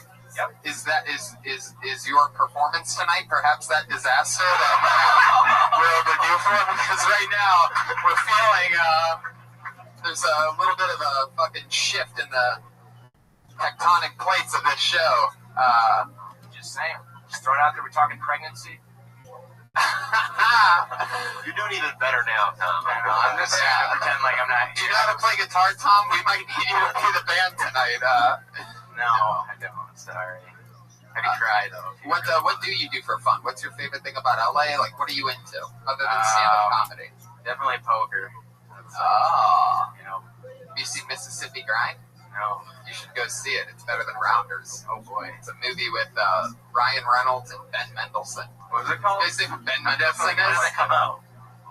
Do you know Yeah, Ben classical Mendelsohn? composer. He's the guy from Bloodline. He's this new Oh, actor. fuck, he's so good. I He's love so him. good, It's and slow he's burn, but amazing to watch. He's actually Australian, and he's this freak of nature actor that you can't even tell is Australian. But every character he plays, especially in Bloodline, he's always drunk, and everything's gonna be okay. Like, he's that guy where, like, you worry too much. Everything's gonna be fine. Like, nonstop and everything. And he's that way. he's in Mississippi Australia's Grind. Owen Wilson. Yeah, exactly. Okay, Tom, so how much poker are we talking about here? Well, right now I'm unemployed, so not much. Right. But yeah, usually I play a fair amount. I like to play tournaments over cash. What's the most you've ever won? In a single tournament, 1,700, Pretty good. How much did you buy in for? 65. So it was a pretty good payout. $65,000. $65. Okay. Well, Tom, how do you think things are going? You're 8 months in. That's a pretty, now you sort of see what you're dealing with in Los Angeles. How do you feel about things? So far pretty good. Running a comedy show at a Hooters, so The one here down the street. Yeah, across from the Chinese Theater on Wednesdays at 9. So if you guys want to show up, yeah. come on by. Yeah, This is just an elaborate plug for his Hooters Yeah, show. exactly. How's the Hooters You know, girls there? when you kill a minute, you get to plug your show, right? How's the Hooter quality of the girls there? Because I noticed in Los Angeles, it's a different kind of Hooters than It's not good. But Tom's actually one of the waitresses. They have no good Hooters. And I don't want to say anything further because this is a podcast, right? Yeah. So yeah. No. Nothing's being recorded. Nor Brian over here. He's just a very distracted audience. Nothing's being recorded. It's fucking disgusting. What did I tell you about texting during the show, Brian? All right, Tom. It was nice to meet you. Fun times. You got to plug your show. Go to Hooters. Tom McNaughton. He's on Twitter, Tommy McNaughty. All the way from Minnesota. Just a good old boy. This weather out there today is good for me. I like it like this, windy and cold. Tom should stop breathing in the mic so much. I think he's got kind of, I want to just give him that note. It's got kind of, it's just, don't breathe. It's a little creepy sound. Don't breathe. You have to breathe. Yeah, you should stop breathing and you should stop talking. Did you notice? I guess you're right. It was the wrong point to interject and put it in, but. I pulled another name out of the bucket. The show goes on. Put your hands together for Matthew Maloney. Alliteration. Maybe this is a UFC fighter.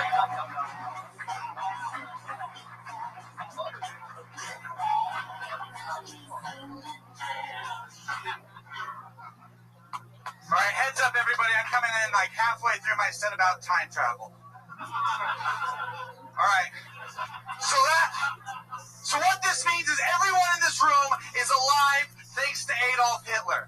So you can't go back in time to kill Hitler because that would mean that you would never exist. And I know some of you are thinking, that doesn't matter to me. I would still go back in time. It's the right thing to do. I would still kill Hitler if it means I would never exist. It doesn't fucking work that way! This isn't Back to the Future where you'll just start fading away from photographs. That doesn't make any sense.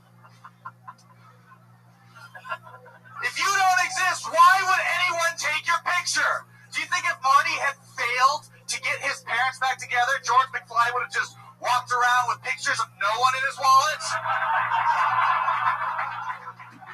George, like, why do you have all these pictures of nobody? Oh, those are just the pictures of the children that I don't have. Yes, go. Okay. Those are pictures of the people that I don't have. If I... Stop.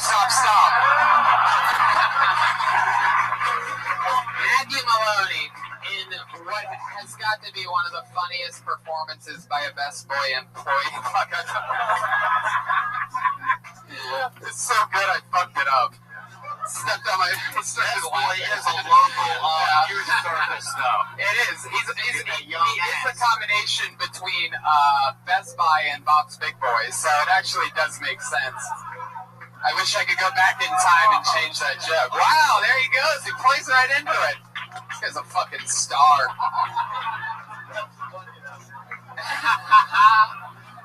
Matthew Maloney, an absolute slaughterfest here tonight. That's fucking great. Even your nipples are hard at that performance. Fuck yeah, crush fest, dude. It's so fun. Is that a longer joke? Is that just like a piece of it? Because that was really well done. I do it. I just did it for the first time last night, actually, about like a 7-minute thing on why it's a bad idea to go back in time to kill Hitler. And it did really well. And an old Jewish man came up to me after the show and said that was very smart and very funny. I thought, wow, if anyone were to hate this, it'd be you. So that's great. Right. Yeah. You could perhaps convince the Jews that, like, it was all a positive. You know, I'm saying it might not only work at the Comedy Store. I think it'll work at Temple, too, which is huge. Matthew, boom. There you go. I'm almost happy he left the mic on the panel desk for that one. Some of his specials still come out on Netflix in February. You don't want those kind to hear those jokes. Matthew, what nationality are you? German. Whoa! Wow. Okay. German. Wow. Fuck yeah! Look at that. The little German sneaking in his "Don't kill Hitler." Yeah, propaganda. I love that. So fucking fun, Matthew. You're just fucking a little killer, huh? How long you been doing stand-up? 3 years. 3 years. Where at? Just, around. In LA. Yeah. That's great, man. Holocaust Memorial. Fuck yeah, Matthew. I like your style. I like your haircut. It's very fun. Fits you well. You know, you're definitely one of the funniest lesbians we've ever had on the show. Do you play softball at all? No. You really should, because I know you'd be good. What do you do for fun? I don't know. That's a boring question. Let's talk about, like, I was a Boy Scout. Can we go there? Yeah. I was an Eagle Scout. Eagle Scout. Really? There we go. Oh, really? He's on like I worked at himself, I feel like. what? He Do you get molested during Cub, Boy, or Eagle? Life Scout, right before Eagle. Yeah. Life Scout. That's when the tits came in, so.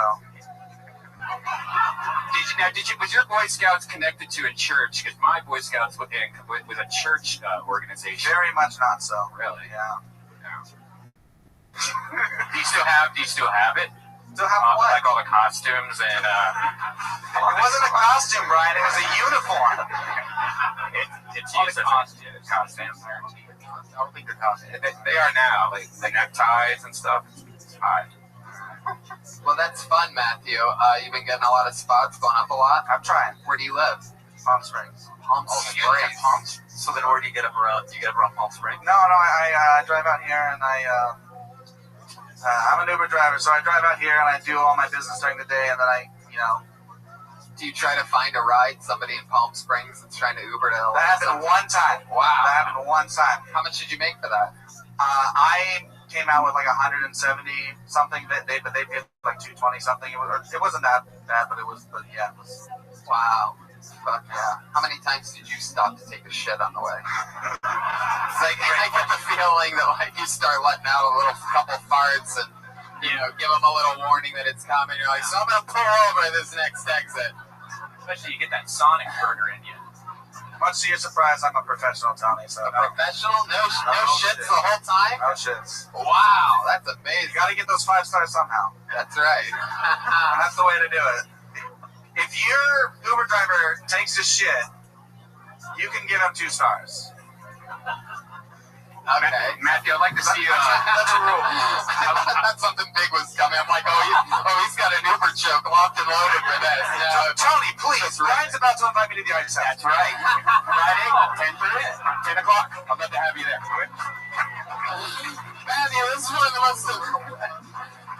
Yeah, can you hold the burger one more time? Theo wants to see it. Can we get a picture of that, somebody? There we go. Josh Martin. I want to be in the sketch, right? You got this? Oh, man. I'll leave the mic up here. Just have the comic performed by me. I love that. Matthew Maloney, you killed it. This was a hilarious performance, all the way down to basically inviting yourself to the Ice House on Friday. I love it. It's where I need to be. Matthew Maloney's on Twitter at Matthew E. Maloney, all one word. He's the only guy with Matthew E. Maloney. Very fucking funny, Matthew. Please, come back. Do not have a heart attack. Come back.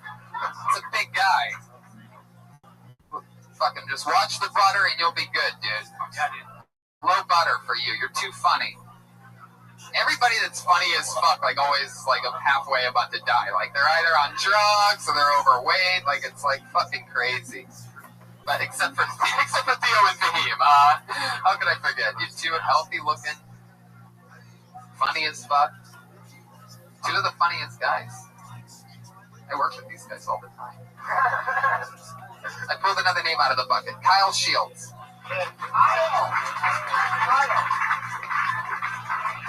Packed house tonight. A lot of traffic up there. And a random Asian guy standing in the hallway. Kyle Shields, everyone. What's up, everybody? Hey, so, kind of overworked, I don't really want to do it anymore.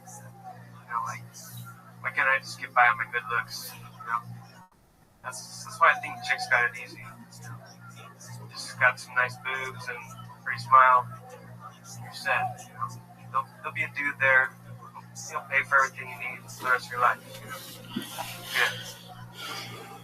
Good. That's why. Thank you. That's why I think a lot of dudes decide to become trannies. They figured it out. There's some lazy ass dudes. They just figured it out. They're just like, get some boobs and some long hair. You're good, man. Might have to suck a few dicks, but hey, you don't gotta work no more. So, that's Kyle Shields. This was your first comedy set ever? no. Oh, in that case, Kyle, yikes. It's No, like six times. Yeah, I was actually going to guess less than 10. And here you are. I can feel it. And, that's what happens. When you very, very first started this, you're like, this shit's fucking brilliant. This is funnier. This is funnier than what I've heard other people say, and they got big laughs. And you're right, you know? You're right. If you get behind that joke and you fucking stand your ground and get passionate with it, you're right. Right now, you're just kicking out a premise that you have that is a good premise, and it just takes a while and it takes work to dig into that shit. Because you do have a point. You clearly have a passion for it. I'll tell you right now, I guarantee a chick just broke your heart within the past 6 months, right? Well, You fucking hate women right now, dude. What you were saying is these lazy bitches don't have to do anything. Everything the guy does, we support everything. I'd rather cut off my dick and become a tranny than to have to deal with this shit. There was a thick custard, misogyny at the top.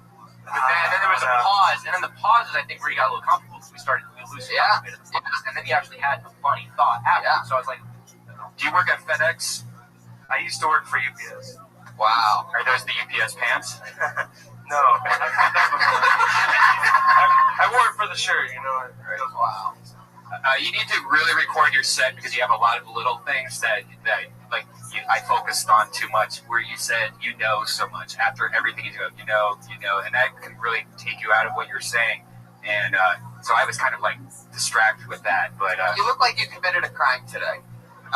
What did you do? Something, at least jaywalking, right? Somewhere. Yeah, I've jaywalked a couple times. You have not only are you sort of wearing the attire of a criminal, but you also have this very criminal haircut that I only see in like mug shots. That's sort of like I don't know. I don't really think that's gel, and I don't really think it's grease. I think like it's a mix of the two that accumulates over a long period of time. And like in prison movies, you see that, and they just comb it back. They don't really see them wash it or rinse it. It just keeps getting. Am I close? It's like 3 days without a shower. There you go. Boom. Right? 3 days. You guys didn't know that, did you? No, I'm a studier of people. I looked at this fucking guy, and I'm thinking, you're a dirty fucking criminal. And all I had to do was dig in a little bit. What's that? You find out, Force of Truth is out now. Thank you. We're getting there. Like I said, I'm warming up. So what's the last illegal thing you did, if you had to guess? Let's go truthies. Smoking weed, I guess. My card's expired, so I guess it's illegal. All right, I guess, you learn after a while of doing stand-up that the truth is the best way out. It'll set you free. And I think when you're on in 6 months to a year, you'll answer that question a little more honestly, because I think you did something shady recently. Oh, well. Kind of nervous up here with all these people. Do you want a future? Like a high school counselor here. Yeah. I just quit my job, so it's like, what was your job? I worked for UPS for 10 years. You worked at the UPS for 10 years. Yeah. That's holy shit. Wow, the fucking boring Uber driver, right? Just packages in the back. 10 years is how long it takes you to find your voice as a UPS.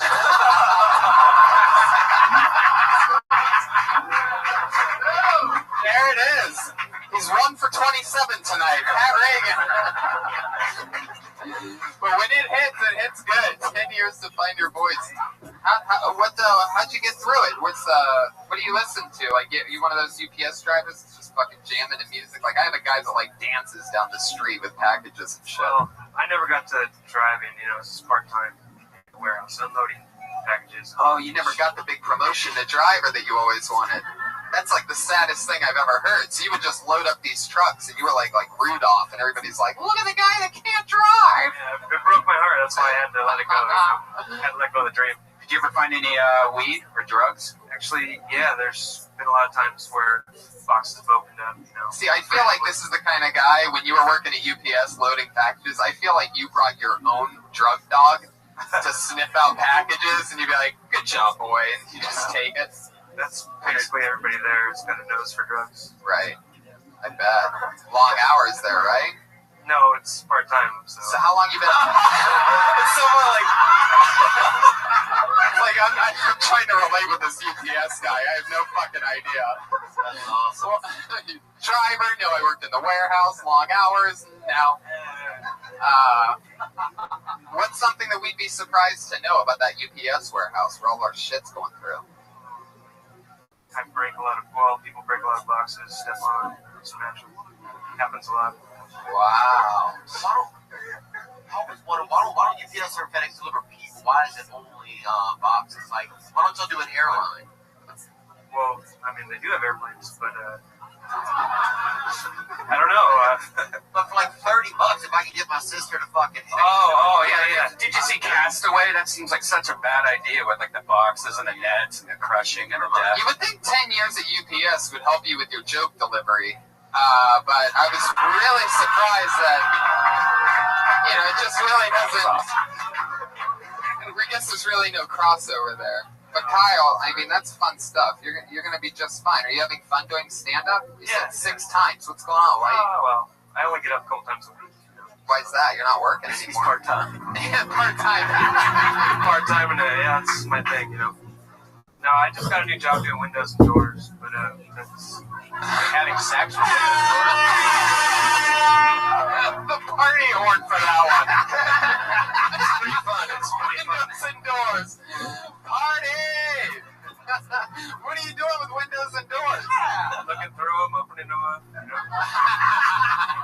You should write that down. I'm guessing by the way you're dressed, it's mostly windows you're going through. Brings it full circle, that criminal thing, for those of you paying attention on your Kill Tony bingo card. Kyle, somebody actually made one of those one time. Did you ever see that? Yeah, there's like Kill Tony bingo cards that have the things that happen. Like if I say fuck yeah, or if there's a horse of truth, or whatever. Pat Reagan bombs. There's like a bunch of spots that like you hit your little doinker on or whatever.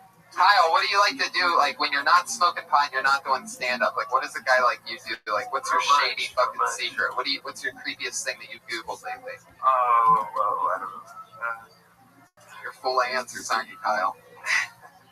No, I do jiu-jitsu when I'm not doing that shit. Ride bikes around. What belt are you in jiu-jitsu? Where can you train under? He's a UPS guy. It's a brown belt. I wish.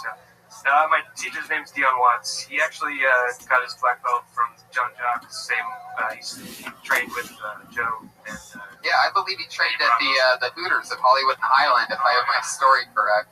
I actually bought my belt online. Yeah. I love it. Well, Wait, you didn't take a test, you just bought it online? That was a joke. Ryan got it. Come on. I found out you can buy silicone breasts on eBay, so they're really cheap, so I'm going to make a pillow out of boobs. there you go. That sounds like a fun idea. Kyle, let's get one last. I want to get back into it a little bit because again, your set was mostly about how women have it easy, and I mean, what happened? What happened that's because I know I was talking about. I didn't realize it, but the stuff that comes out of you when you're doing something like this, it's got to be coming from somewhere. So, when was the last time you were in a relationship with a girl? Well, that was just that's been a minute. No, I'm divorced, but Okay, there we go. See, we're starting to get somewhere, little Kyle. See, we need those answers. How long you been divorced for? it's been 3 years. Separated for 3 years. You stalk her on Facebook a little bit? No.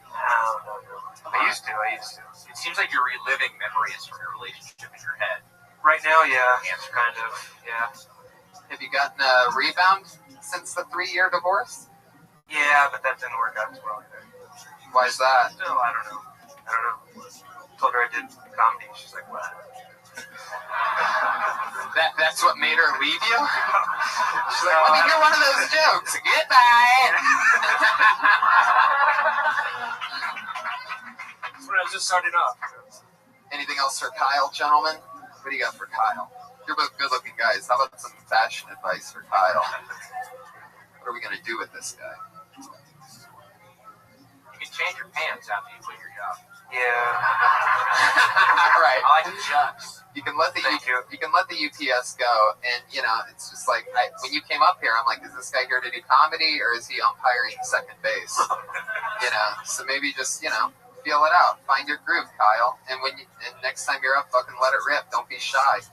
All right. And that muscle only gets stronger every time you go up. So if you really want to do this, go for it. You got nothing to fucking lose. And what'll end up happening is you'll get sort of funny. You'll end up getting that chick that you're mad at in the universe right now. And please cheer the fuck up, man. You're making me. Yeah, have some fun, Kyle. Yeah, I feel like you have a point of view and everything, and you want to get something across, and then the more you'll do it, you'll know where the actual punchline is. Because I think even when you were first starting out, like, audience kind of approximated where to laugh, but we weren't quite sure, like, where. Okay. So, yeah. It was a good punchline. I thought it was going to be really bad, and then it was good. And, and I think everybody thought that. That makes me feel good. Thanks. Well, there he goes. Kyle Shields, everybody. 805 S Best. Number 805 S Best.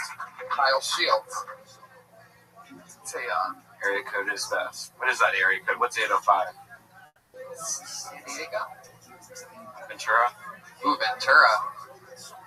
I don't know if 805 is best. No. Interesting Twitter. All right. How about Darren Davis?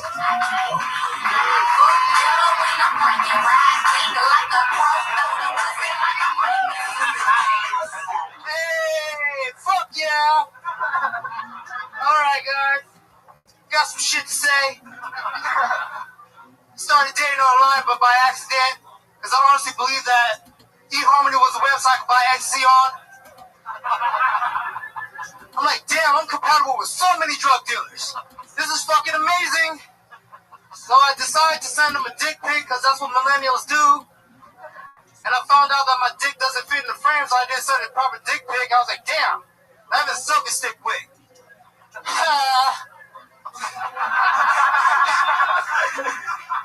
I'm gonna talk a little bit about Bruce Jenner. The guy's cool. I'm more of an animal rights activist. I'm more concerned about that man's pets. Like, yo, man, you can't just change your identity like that on a dog. That dog's in that mansion confused as fuck. Like, where the hell is Bruce?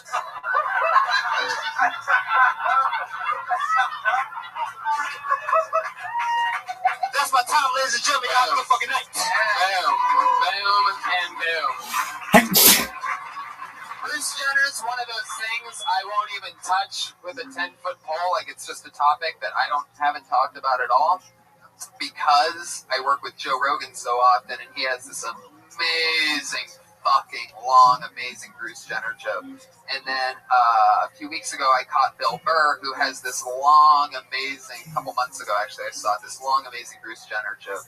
And so, you know, I'm just like hands off on it. And anytime I hear anybody bring it up, I don't even listen. But that there is such a funny fucking take on that whole thing. Like, it's incredible.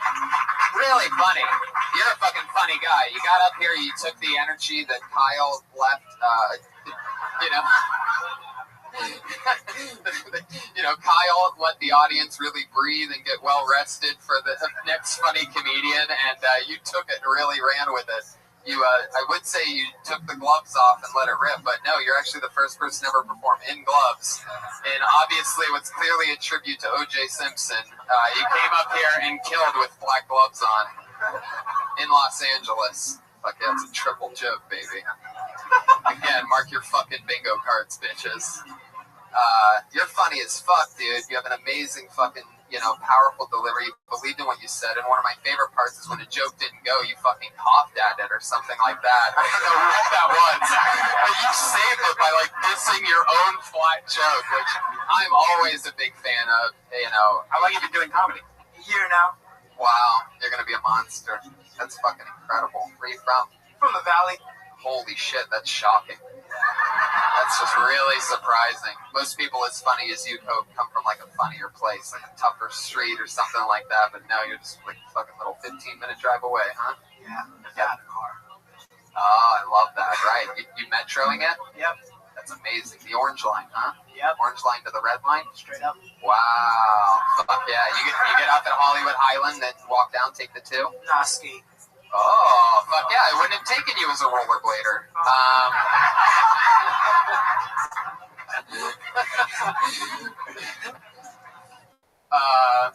What's funny about that, and I'm really throwing myself under the bus about this, is that when I first got here to LA, actually it wasn't even when I actually, well yeah it was, when I very first got here I worked at the Beverly Hills Ruth's Chris Steakhouse waiting tables when I very first arrived. This was like I don't know, who gives a fuck. Anyway, but I didn't have a car either, and I did have rollerblades. I'm not even fucking kidding. I think I was 20, and I would get off, I'd basically rollerblade a mile downhill, Anyway, fuck it. Yeah, there it is. Party horns. Rollerblading's up there with windows and doors tonight. Fuck yeah. How much material do you have, would you say? How much material do you have? I don't really know. I usually do open mics, and like most time I did was like 15 minutes at like some bar show. Clothing-wise, you have a lot of material. I guess so. Yes, I do. The hat. Oh yeah, no, yeah, we got it. Yeah, thank you. Thank you. That's the only guy that tags things that don't work. Cigarette. Like that? I love that. These cigarette references that are coming out of nowhere. I was just tagging a joke that didn't work hard. Darren, you're funny as fuck. What have you been doing all your life? How old are you? 25. Fuck yeah. What do you do for work? I just started working at Macy's. Oh, wow. You fooled them. Yes, sir. What do you do there? I just fix the clothes up, make them look real pretty and shit. Get the fuck out of here. Yeah. I do not take you for a Macy's guy. Like, I can picture you getting maced before working at Macy's. That's funny as fuck. Way too funny. You guys have like racial. He's laughing at it. Why aren't you white idiot tourists laughing at it? Think I have a loaded up Macy's joke in case somebody works at Macy's? No, I thought of that on the spot. He's black. People are so weird and touchy nowadays. You can't even make a topical fucking joke. Yeah, like y'all didn't think he looks like an extra from Fruitvale Station, okay? Let's be honest. I don't even know what that is, but that does sound. That's Fruitvale Station. What is Fruitvale Station? I wouldn't peg Theo's launching that movie, man. Appreciate it. Fruitvale Station, the newest show on the KKK channel. It's the exact opposite of that. Oh, yeah, funny as fuck. eHarmony, all that shit. What else is going on? Just trying to finish up classes for the semester, so I can go balls deep during the winter. Oh, yeah. Balls deep during the winter. What are you studying? Studying English. Yeah.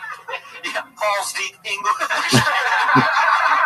I'll make this shit look all nice.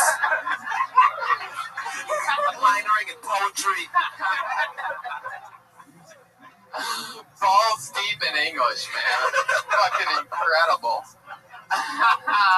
How close are you to graduating? I'm about to transfer to Cal State Northridge for like the next school year. How many credit hours do you have left? I don't fucking know. I'm just trying to get this shit over. Well, a lot of people don't know this. Sometimes we give out spots to the Ice House, and sometimes we do something else. We actually have a scholarship now.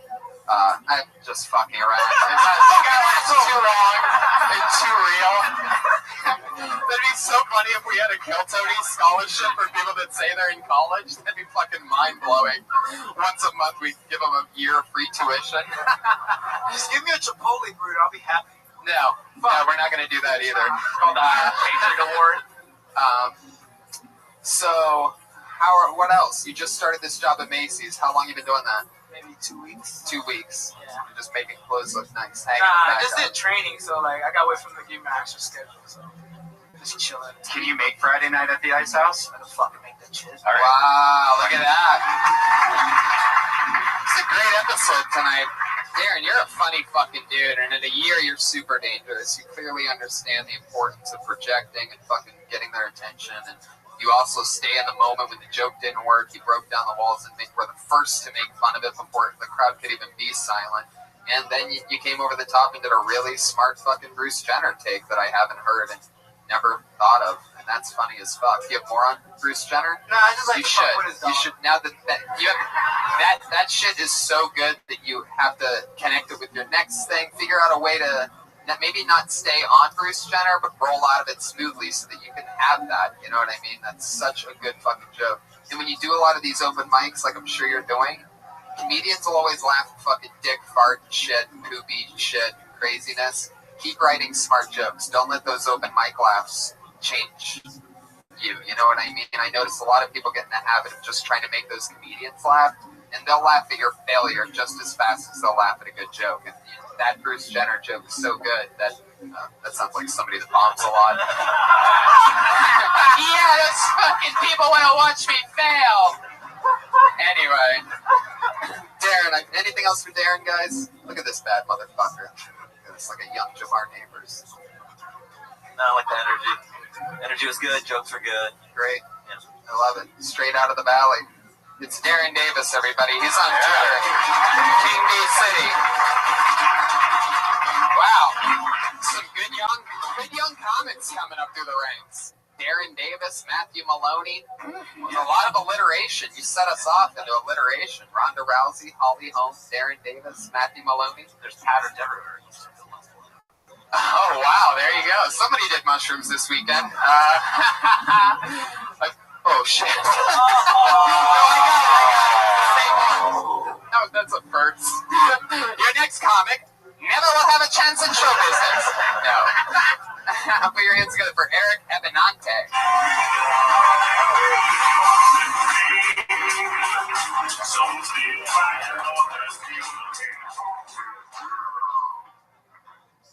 So I was at this dispensary getting weeds like right and this hobo came up to me and was like, give me change. Sorry, man.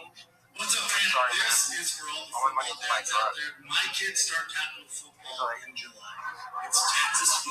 like, that's cool. That's living the dream. I'm like, hey, nightmare ass out of the way. Like, gives me drugs. It's personal for me because that's going to be in 2 years. You ever see and then he was like, fuck you, and he walked away. And this other hobo comes and he's like, hey man, that was fucked up. Did I have some change?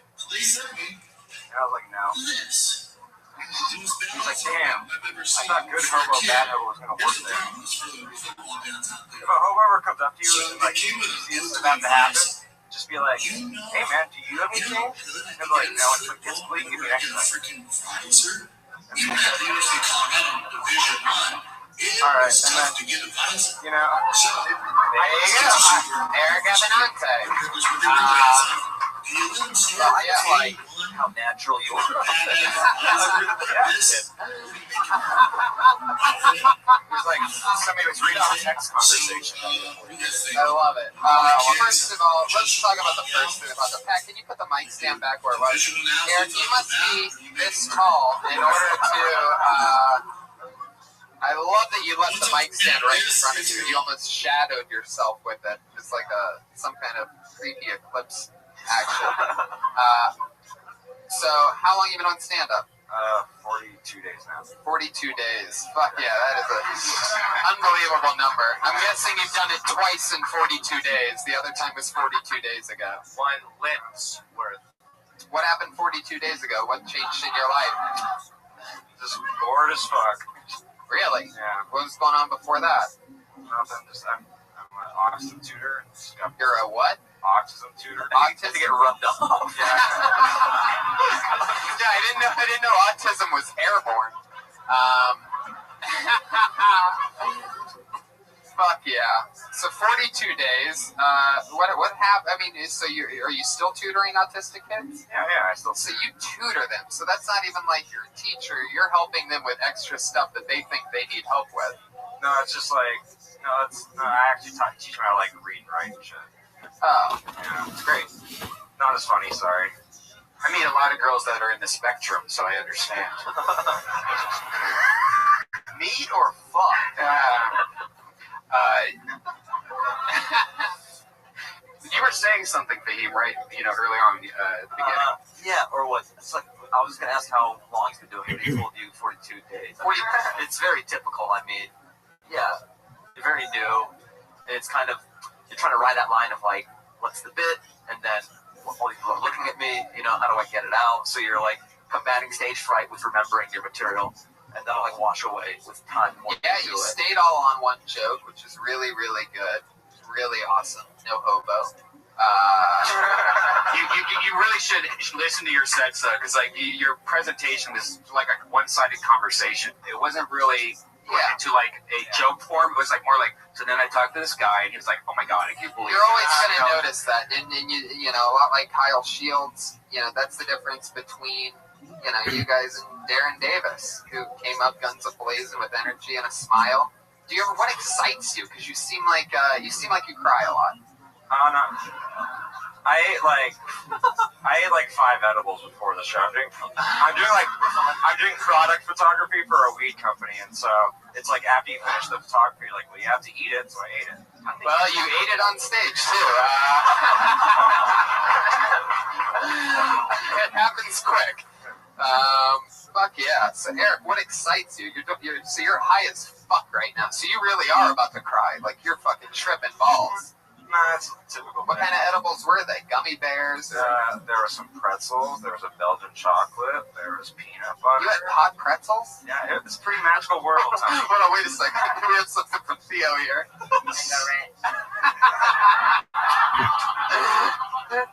Why are you getting so high? I feel like you should probably be focusing a little bit more. He's like my friend Scott. What else am I doing, you know? No, but I think that can change, right? I think Benny has some good ideas. Now you can probably get things headed into a better direction. It's true. Yeah, you gotta, balance the things out. Do you work out? Right. Yeah. Well, obviously, I mean, did you have to ask? Well, I mean, really, you could jog, but I know that I'd you go don't. jogging with him. I would go on a hike with you. I think you're funny, and I could picture myself looking into your eyes and having a good conversation. Wow. I'd be like, this is a cool dude. Fuck yeah. Pat wants to go on a hike. Clearly he wants you to wear loose-fitting clothing for that hike that you guys are going to go on. I think you're funny. Fuck yeah. Funny eyes. High eyes. Yeah, I want to see how funny your cock is in my butt. Jesus, Pat, your Your dick is funny, you're funny. but your asshole's hilarious.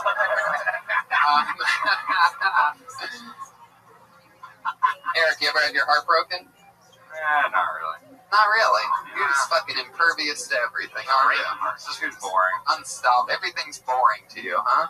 Just even coming on a live show in front of 100,000 downloads, you're like, I need 5 edibles for this shit. It's my 42nd time on stage, so I got this. Alright, so nothing interests you. You have no hobbies. I like shooting videos. Yeah, I like, kind of like Woody Allen. I like watching stuff. I bet. If you're anything like Woody Allen, you want to shoot on a 5-year-old Korean girl. Hey, I didn't do it, guys. Woody Allen did it. So you're shooting like movies and stuff?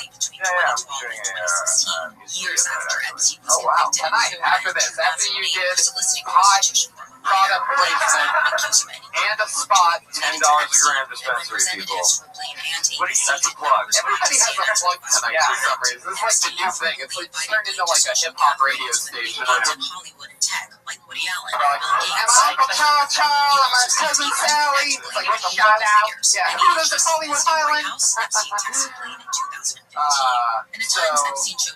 You've been doing this 42 days. Now, what's the work ethic like? I do it like 2 or 3 times. I try to get up 2 or 3 times a night. I mean, I know the show yet, but What do you do for money? that's right. Yeah. I forgot already. Those 5 edibles are rubbing off on me. My high is contagious, yeah. How are you doing so much drugs?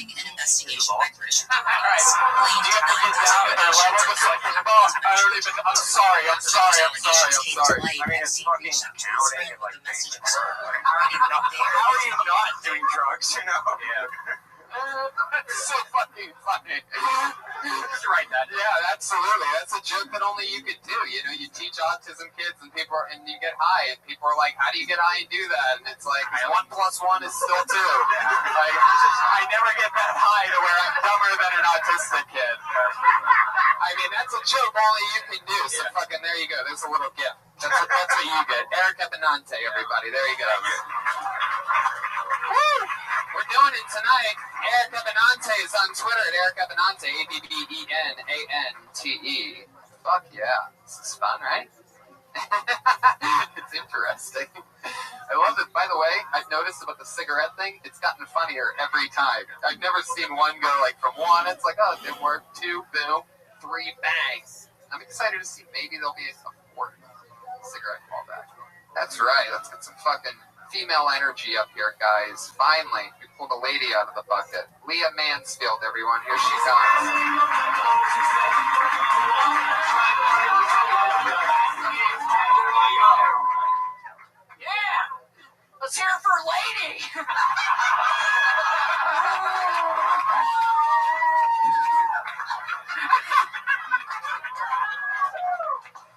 shame I left my dick at home. Yeah, man. So,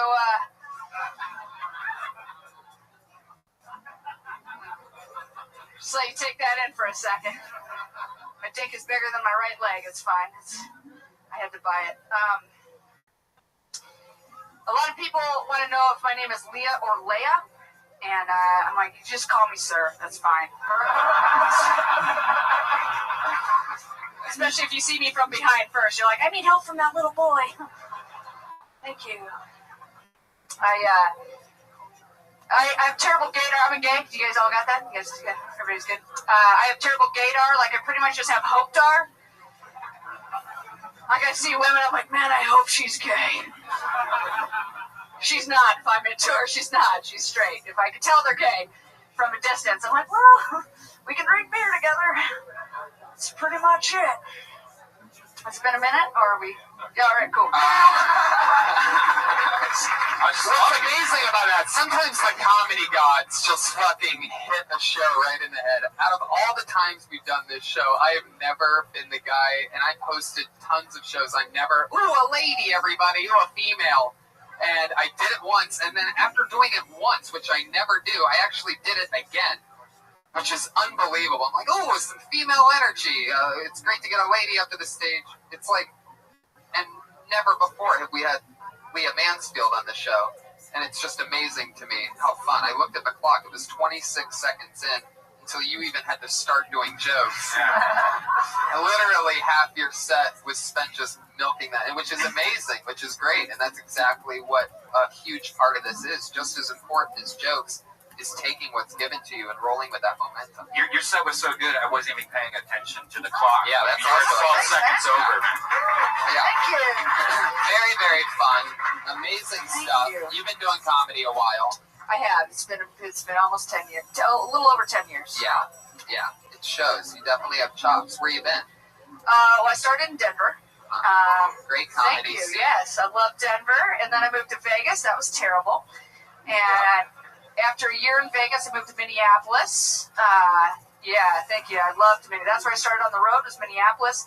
Then I did a year and a half in Seattle, and then I moved to LA 2 years ago. So yeah. I don't like staying in one place or meeting people very well. So typical lesbian gets around a lot. I am a huge whore. So. That's so fun. That's got to be a blast for you. Where's your favorite spot for the vagina out of all the cities? Yeah. You're so ridiculous. A willing vagina audience is always fantastic. I love it. Man, one of my favorite shows in the country is the Monday Night Comedy Show in Minneapolis. It's in just a basement bar. Yeah, no, I love that show. Man. Where else fun? So you've been doing it 10 years. How long have you lived in LA? 2, just about 2. Oh, yeah. Have you been getting up a lot here? Yeah, some here and there. You know, I'm parking cars at a hospital during the day, so that's how well comedy is going. It's fantastic. Oh, you're not the stunt woman for Tig Notaro? I know, right? I just thought she's doing so much stuff now that she had a stand-in at least. But really? Well, when she does need one, I'm sure she... I know. I'm going to have to trim my boobs down a little, I think. That's right. Take a weed whack.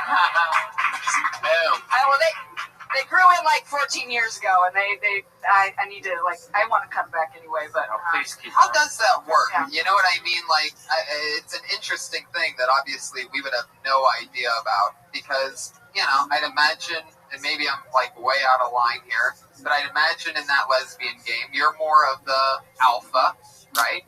Yeah. Well... I actually like a strong feminine woman who will make the first move. Yeah. In all of life except in bed, and then I'm in charge, right? Do what I say. Make me a sandwich, whatever. She never does. I end up making the sandwich and coffee and everything. So yeah, no, I'm definitely the butch. Like I fall under the butch femme dichotomy, which I never intended to do. It was not like you come out of the closet and you're like, I'm going to be a butch. I'm only going to date them. But that's just how it ended up. So. That's amazing. Yeah. Do you identify as a young man or as a young woman? I identify as a young woman. People have asked me if I want to transition. I'm like, no, men smell like tree bark. I don't want to be a part of that. So, But I love like really feminine women. Now, so one thing that I think we've all noticed is that, let's face it, the more butch type of lesbian always gets the hottest chicks. Like, is that how it works with you? Are you always walking around with, like, chubby chaser? No. I'm 38, so it used to be I dated just hot women. I had an ex-girlfriend who looked like a Swedish swimsuit model. Right. That's what I was picturing. But she was insane. Yeah. So now there has to be like another component of personality where it's like I have to get along, no drama, and you have to know about things like space. Like like Gravity. The movie Gravity was fucked up. If so, and you're hot, then we can fuck, right? So you need someone with a little brain. Yeah, absolutely. My parents are scientists, and so I grew up around really smart people, and I really enjoyed very long conversations followed by pussy eating. That's my favorite. So funny. God. I'd love to have you on the show Friday also. Awesome. Wow. It's all getting booked right in front of you. Booking the whole show today. It's happening right now. Leah, you are funny as fuck. Thank 10 you so years, much. huh? Yeah. We have to figure out a way to Okay. get you Cool. famous somehow. Okay. All right. That's cool. I'd be down. Even just How like much material do you have? an hour. I mean, I can Yeah. headline on the road, like really shitty one-nighters and stuff. Have you ever made an album or anything? No. I'm kind of...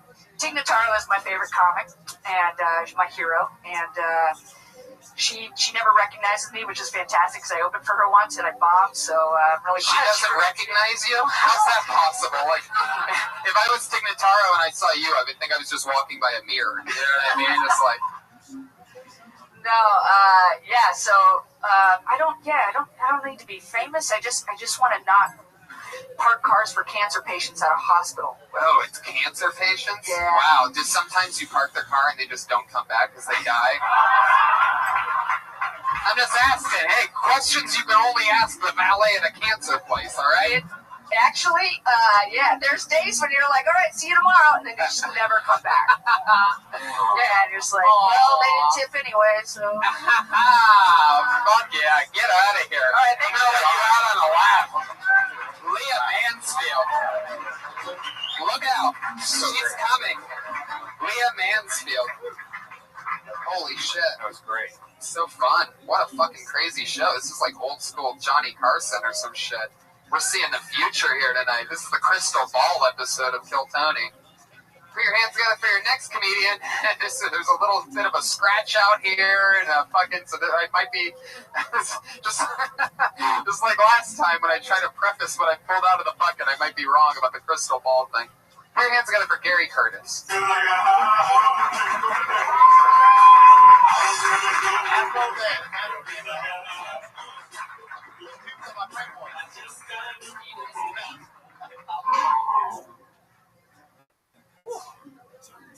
They say English is the hardest language to learn. I honestly believe that's only because they haven't declared women as a language yet. Now, I was having this conversation with my girlfriend. But fellas, have you ever been having a conversation with your girl and then you realize that you're in the middle of an argument? Like, how the fuck did I get in here? So we're having this conversation and then she ends it going, see, I was right. I'm always right. I was like, okay. So I'm leaving later that day. I was like, bye, baby, I love you. Why? She was like, I love you more. I was like, you right. And then she got mad. I said, how can you get mad? You just told me you're always right. She was like, well, not now. I said, always means always. She was like, not now. I was like, oh, okay. So since your always means something different than my always, sure, we'll always be together. All right, John, there you go. 55 seconds of thunder. Gary Curtis. Very, very funny, man. You've been doing comedy a while too, huh? 2 years. 2 years. Wow. You have a good look. Everything is, I think, what Redman would call on fleek. Yeah, especially the eyebrows. Wow. You take good care of yourself. You chiseled that today, right? Yeah, that beard. Yeah. I mean, that's as fresh as it gets. You gotta look good for the podcast. All right. Had to look good for it. You got that cardigan clearly straight from the closet of Drake. That's what I was going for today. I love it. Where are you from? Originally from Jersey. Wow. Fuck yeah. Yeah. It's amazing that you shave regularly. Normally people from Jersey don't even shower, so that's pretty amazing, you know. I feel like I think the ice is wet for you. I like to have the audience is wet for me. Yeah, I think Pat's just gay tonight. I'm super gay tonight. Was it just tonight? Yeah. I'm pretty sure you made Pat's butt wet, is what he's saying. No. I don't think so. No? Uh-oh. You know what that sound means. It's time for Pat to show his wet butthole. Let's see that wet bugger. I'd say it now. Gary, it's true. I can sort of see what Pat is saying, though. There's something. It looks like you're sort of like an R&B singer doing comedy. Yeah. You know what I mean? Like, you need to do females only shows like Teddy Pendergrass. Nobody's gonna get that reference, but. right. And then Pat wants you to invite him to those only shows. He'll be in the fucking front row, waiting for you to bust out the tearaway pants. I love it. You're like leaning in closer and It's kind of weird, like, you know, whip my neck to him. by the end of this, Getting hella gay right now, bro. I'm like watching like a little gay thing morph out of you, bro. You're like a gay mood. I feel like there's a fleshlight. I feel like there's a fleshlight attached to the back of your guitar right now, and you're just molesting yourself. Gary, so this is your first time on the show, right? Nah, I did like 3 weeks ago, I think. Oh, really? What'd you do? Bleach your skin afterwards or something? Why can't I remember you? Nah, I don't know. You were too busy looking at his dick. It was with Joe and Ian. Oh, okay. That's fun. How did that go? Yeah, fun time. You guys like it? Oh, yeah. So, what else was going on? You were originally from Jersey. How long have you lived in LA? I've been in LA 2 years. Where do you live? I live like around the corner from USC.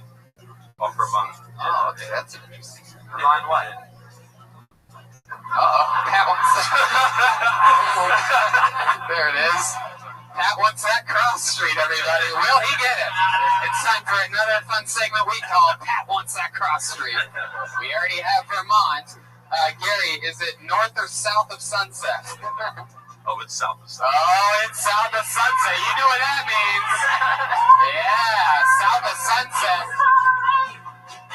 Okay. Are you waiting for that chorus? You have to put it in the chorus. You're in the middle of the first verse. If you hit play now, it's probably going to happen. That's right. I'm waiting for it. I'm going to set it up, and then you'll be able to hit it. All right. Is it south of... Nah, come on. Pat, where do you live? I used to live in Vermont and 37th place when I went to USC. Oh, are you close to that? Yeah. Yeah, there it is. Comic timing right there. I feel like that's the only time I've ever heard that first verse to It's Raining Men was on the show for 15 seconds longer than it should have been. It's like a totally different song. Oh, fuck. Gary, you dress well. What do you do for work? So I'm a treasury analyst. I help manage companies' cash. Get the fuck out of here. Yeah. Actually, I used to work in banking. Then I came here and got like on the corporate side. I worked at a company, but I told them to put it in a different company. Damn. Yeah. You're just laying down the law.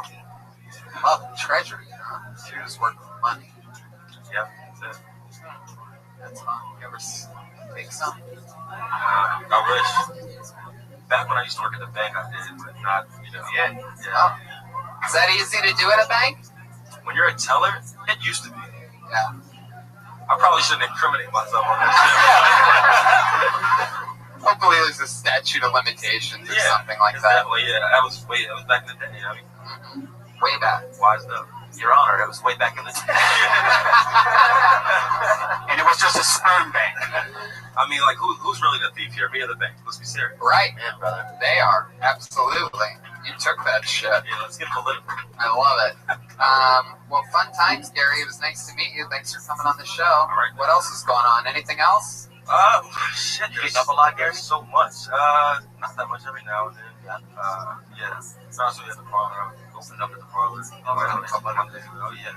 So you get down. Yeah. I do a bunch of videos with BuzzFeed and shit. It's fun. I'm gonna stop ruining our Facebooks. Yeah. What happens next to this girl? Yeah. All right, Stuff, man.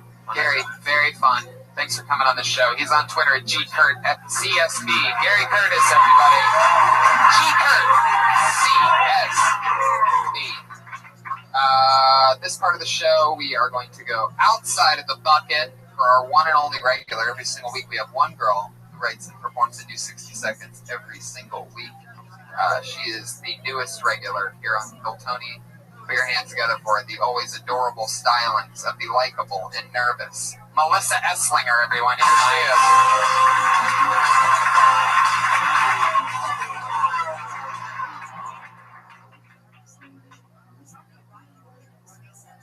People used to ask me if I ride the short bus. I thought they were making a size joke.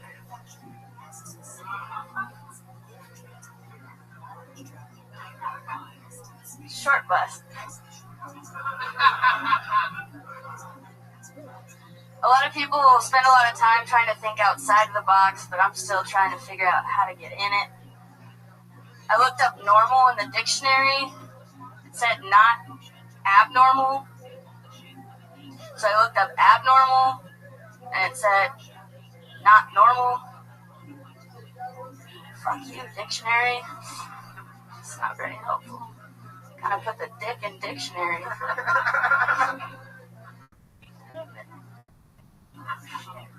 53 seconds. Do you have a 6-second joke? Yeah, I'm so short that, like, automatic doors don't open for me.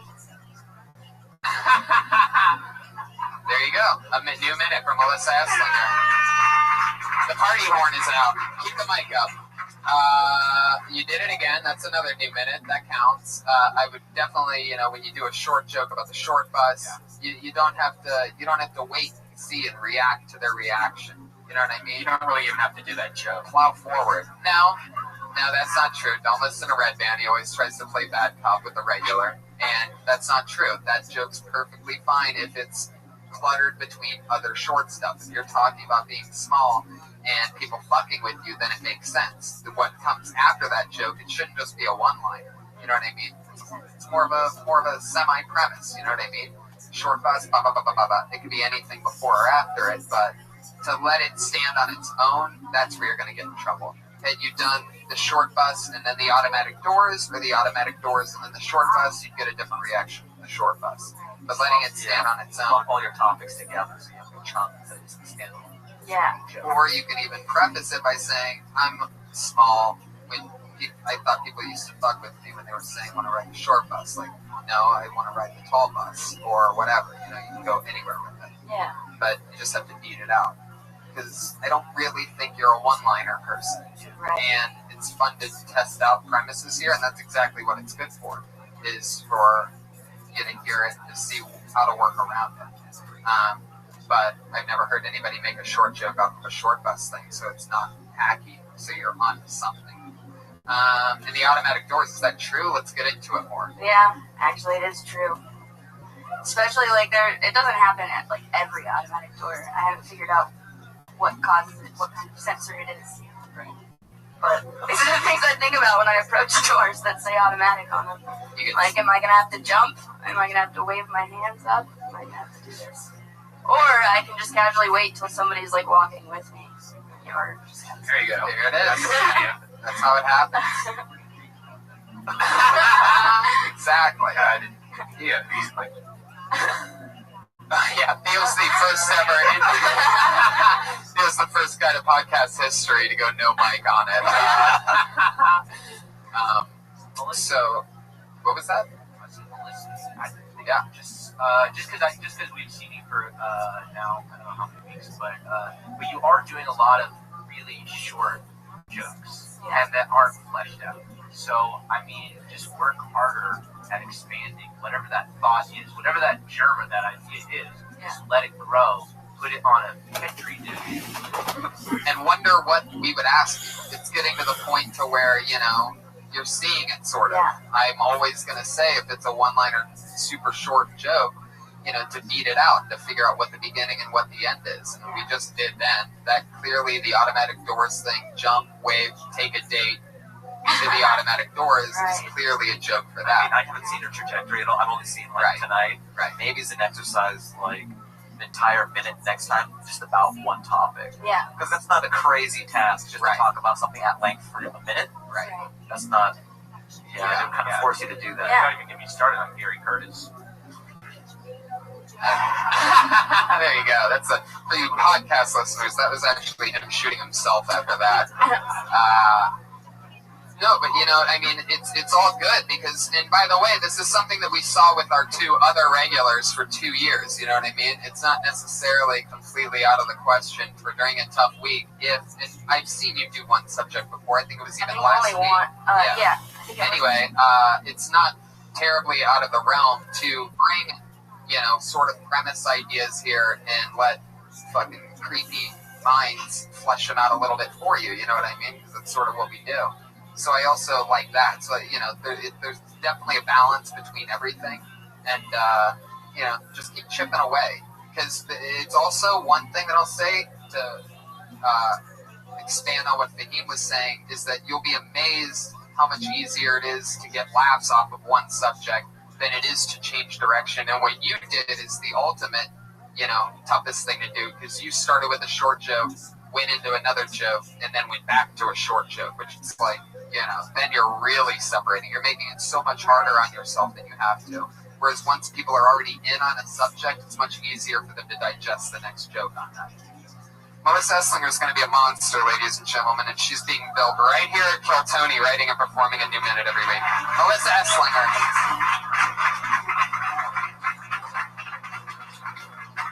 What do we got, 9:35? Huh.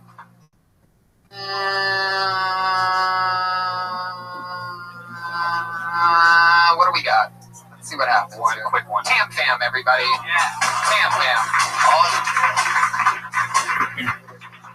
Hey, when I quit my job, I had to slash my food budget so much that in 3 months I went from 160 pounds to 120. I wasn't fat to begin with. In fact, I set an unofficial world record as the skinniest person ever to lose 40 pounds in 90 days. Non-AIDS division. Now, I'm too skinny and too short to be attractive to anybody aside from pedophiles. So, I once thought that maybe I should convert to Islam just to be eligible for 72 virgins. But how awkward would that be? Imagine what would happen if I was alone in a room with 72 virgins. There would be 73 virgins. Thanks. It's amazing. What's funny is, when you were halfway through the 72 virgins joke, I was actually going to give you the joke that you said is the punchline. And so you got it. That's a funny joke, Tam Fam. You got it. You nailed it. Tam Fam, how are things going? You are the most Asian-looking motherfucker I've ever seen in my life. I disagree with that. Really? Yeah, but go on, guys. How are things? You've been one of our fun people that have regularly gotten pulled out of the bucket. You have that famous Asian look that they all have at the casinos. Get pulled out of the bucket a lot. How are things going? We've seen you a few times. How's the progress? Going pretty well. Yeah. You used to wear a shirt that said @TamFam Comedy on it. You were very popular for that. On Twitter, right? It also said that, as if people couldn't figure out @TamFam Comedy was your Twitter handle. You've gone no @TamFam Comedy. We saw him 4 or 5 times wearing the branded shirt, and you started going no shirt, and things started going a little bit better for you. How's that working out? It's going pretty well. I'm not sure if it's the shirt or not, but I think people are liking my stuff where I cut out a lot of the worst jokes that I just started filtering stuff down to unnecessary. I don't really get that. Out of all the jokes I've heard you say, the 160, 140 seems like a long setup. What are you saying there? Were you really 160? And then you got down to 140? 20. And why? How? I quit my job and just had to cut down on Food. expenses. What were you eating? Food. Just like, yeah. chicken. Go on, say it. Rice, motherfucker. Say rice. Piece of shit. Fall into my trap, Tam Fam. Good news is he'll be performing at the Rice House this Friday, everybody. No, I'm kidding. Bye, Tam Fam. There he goes. Rice House jokes. That's the episode, everybody. We got through it. Ryan J. Ebug makes art every single week for the show. He drew tonight's episode with Fahim Anwar. Follow him at Fahim Anwar and check out his many great things. Look at his fucking art. Is this incredible or what? Theo Vaughn, check out his special on Netflix. You have it. Watch it. That's coming out in February. Theo Vaughn and Fahim Anwar. Patty Reagan is Patty Reagan. Melissa Esslinger, Jamie Vernon, at Josh Martin Comic, Ryan J. Ebelt. I'm Tony Hinchcliffe. I'm Red Band. See you guys soon.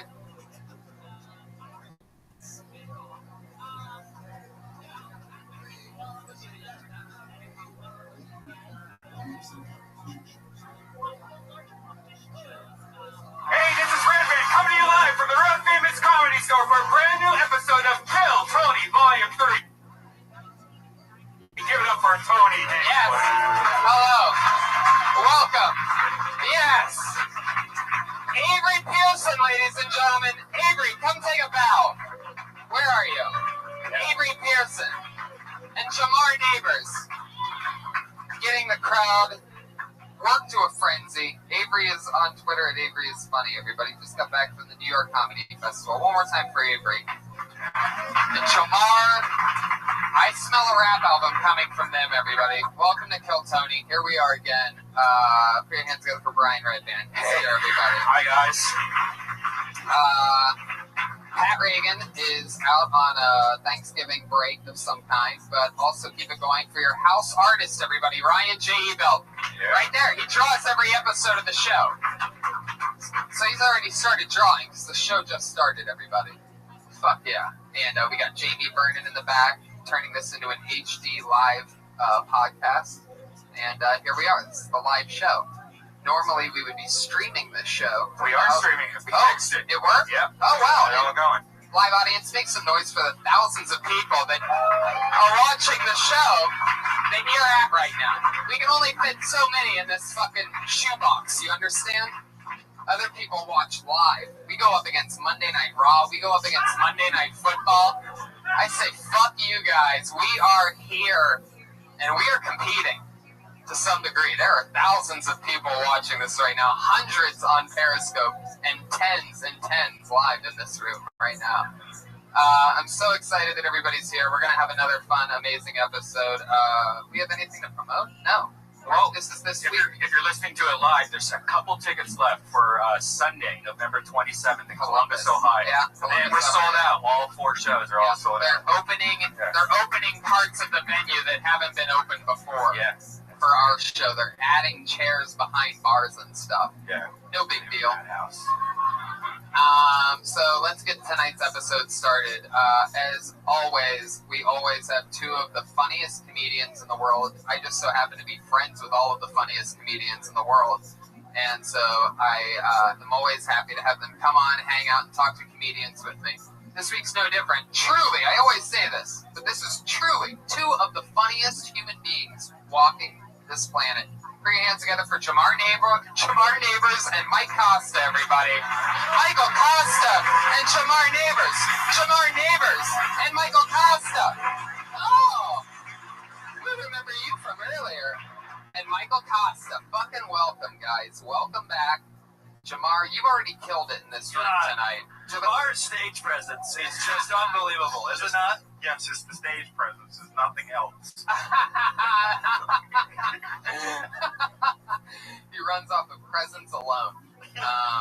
Speaking of presents, Christmas is around the corner. Yeah. Are we close? Are we too close? I'm okay with this. Physically? You okay with this?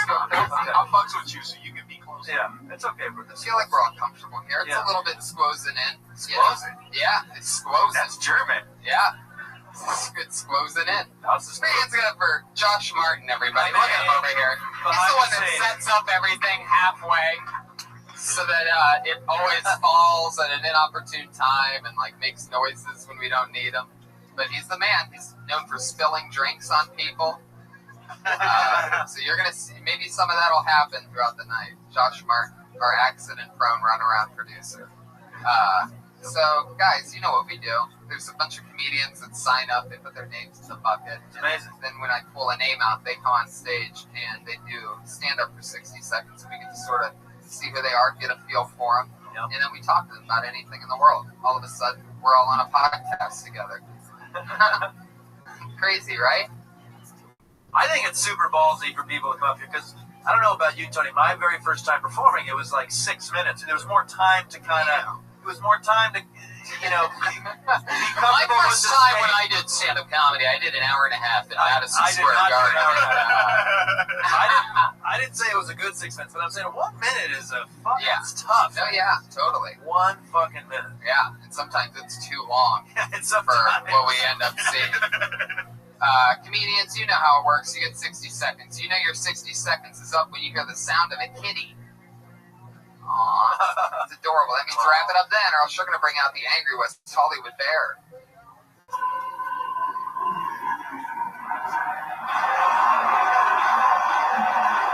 Jesus, God, he's vicious tonight. Oh my goodness, did it skip? We are operating off of CDs here, everybody. So let's do it. You guys ready? Kick off the show. It's Kill Tony. Episode 130, by the way. Yeah. Episode 130. No big deal, you motherfuckers. A lot of people have 130 episodes of a hit live podcast.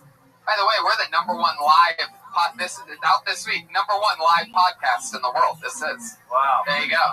Live podcast. So that means you have to be in front of a live audience. Wait till you have Jamar's stage presence on this thing. It's going to really blow up.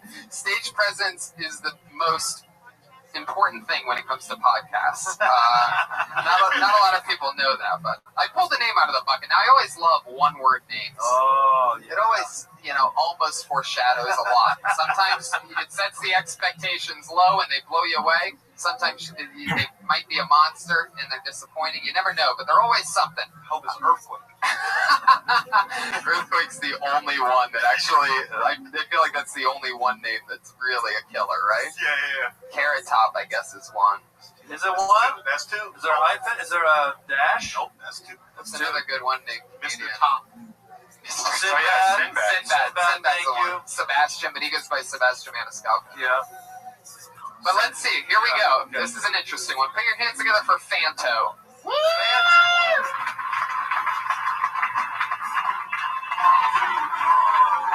Oh, no.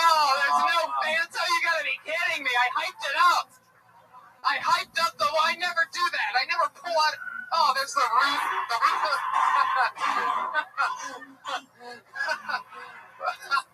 All right. Nothing's funnier than a sound effect of gunshots at the Comedy Store. Right. Oh, too soon. What do you mean me? We were doing... There was fucking Red Man through gunshots. There was also a rooster at the Comedy Yes, Store there was. last week. That was my homie.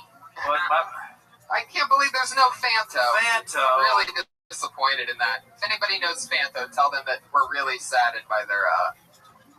Oh, so Fanto was maybe like a group? Maybe it was group comedy. Pulls another name out of the bucket. This sounds like a real human being. How about Charlie O'Connor? Woo!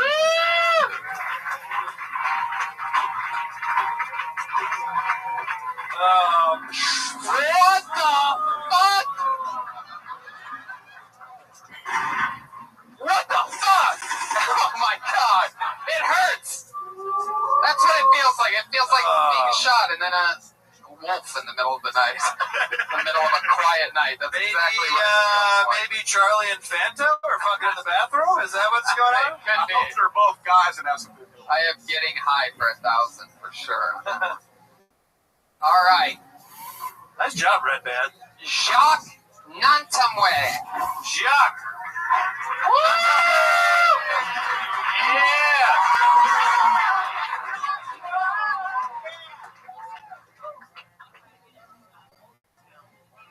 There was a lot of controversy about Obama saying the N-word on a podcast over the summer, which, if you think about it, isn't that much of a historical problem, right? People freaked out about it, but he's the first president to say the N-word on a podcast, but he's like the 44th president.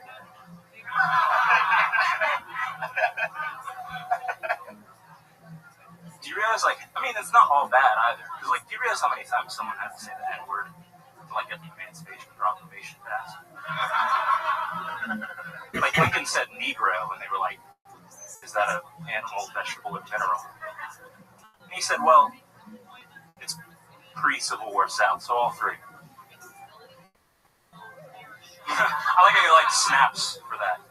I don't know about you guys, but have you ever had a woman leave you because your dick is too big? Fuck yeah, 60 seconds from shock. How do you say your last name? Toma. Intona. Toma. Intoma. It's Cameroonian. Oh yeah. I was gonna say, I wasn't thinking that this is what Jacques was gonna look like, to be honest with you.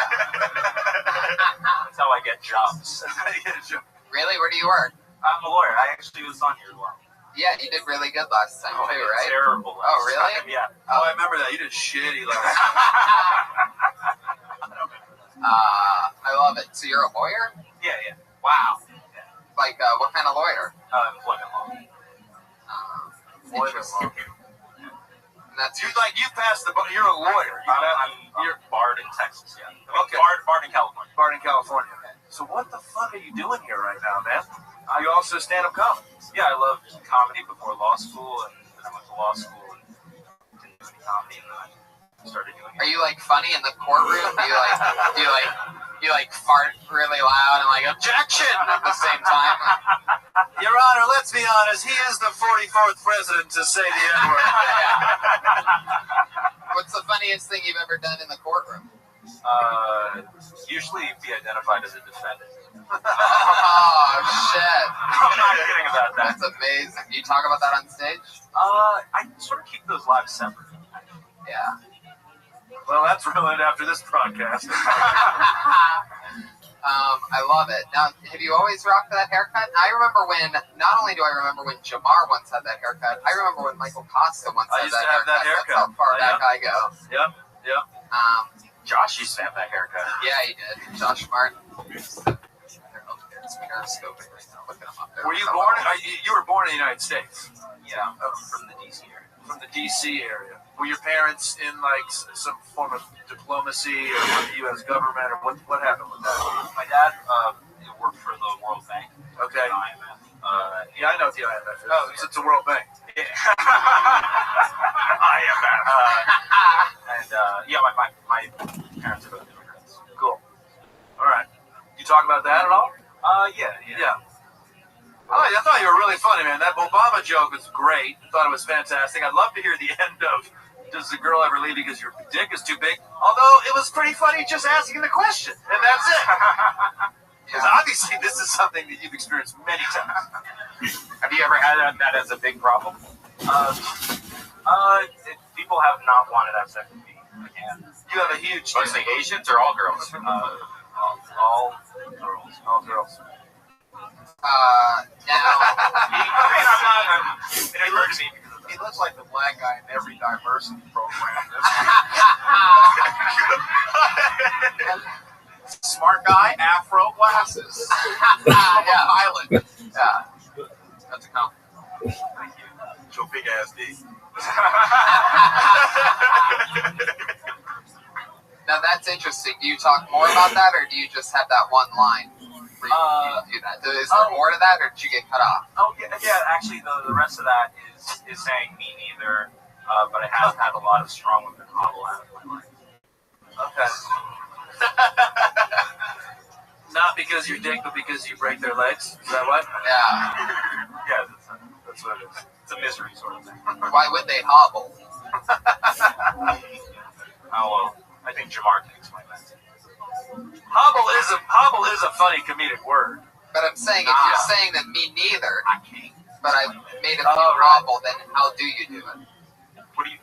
You just by your thrusting or something? Well, no. Like you really just inflict like Well, he physical got some pain? long ass. It's more... He does like, holy shit, that's like some ridiculous thing. Let me bite your finger, man. They look like Ketchup on it. cantaloupe slices. No, I mean, I guess I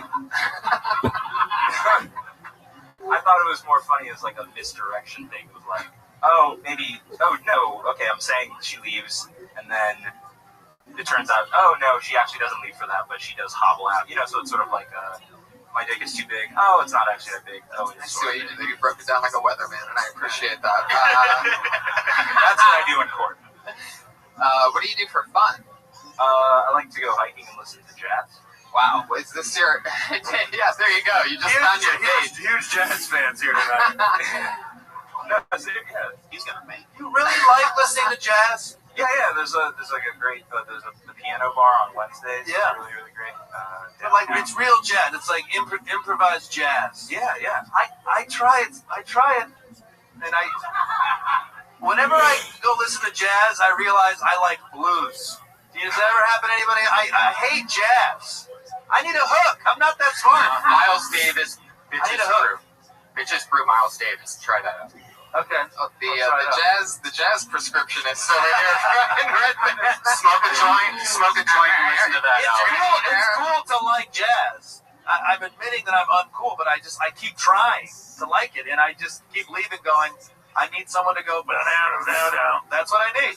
Yeah. That's what I need. Yeah. Why did I make this about me? You play jazz? Do you play instruments? No, I wish. You just look like a jazz musician. That's actually another subject. That's another subject of a joke that you do? Yeah, because I go to jazz, everyone assumes I'm a musician. Sure. In LA. Yeah. But then you're like, nope, I'm a lawyer. What's the craziest company that you've defended employment law? Like, you ever worked for, like, Target or, like, Best Buy or anything like that? No, in one interview, the law firm it was interviewing for to work at a law firm, and they said,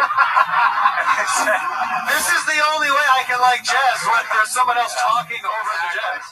Have you ever thought about doing your comedy with jazz behind it, combining your two worlds? oh, definitely. Here, keep going. Tell me more. Isn't this Snap Judgment on NPR? Isn't that what Stories with the Beans or some shit? Okay, sorry. I don't know that reference, but it sounds dead on. Where I was doing an interview with the law firm, and they were like, we're currently defending BP with the Deepwater Horizon oil spill, and how do you feel about that? And I came up with like a really bullshit answer because I still wanted the job. Like I was like, well, I think in democracy it is, you need someone to represent the bad guys and all that shit. But I don't know if that was not a good story. There you go. Something like that. It just trickles out into nothingness and the music comes back up. I think we could find you a new niche with jazz music behind you. What kind of... How do you spell that last name? Toma?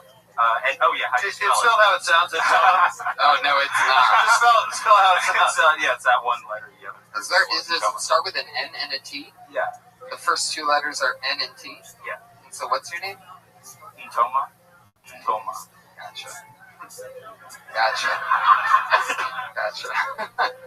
Do you have a joke about that? No. No. Do a joke about your name, man. Do a joke about my name? No, fuck. You know how other comedians give like bad advice. I want to be that nigga for you. Touch. Are both your parents Cameroonian? No, my mom is Vietnamese. Whoa, look at that. They found each other, those islands of love. Vietnam and Cameroon.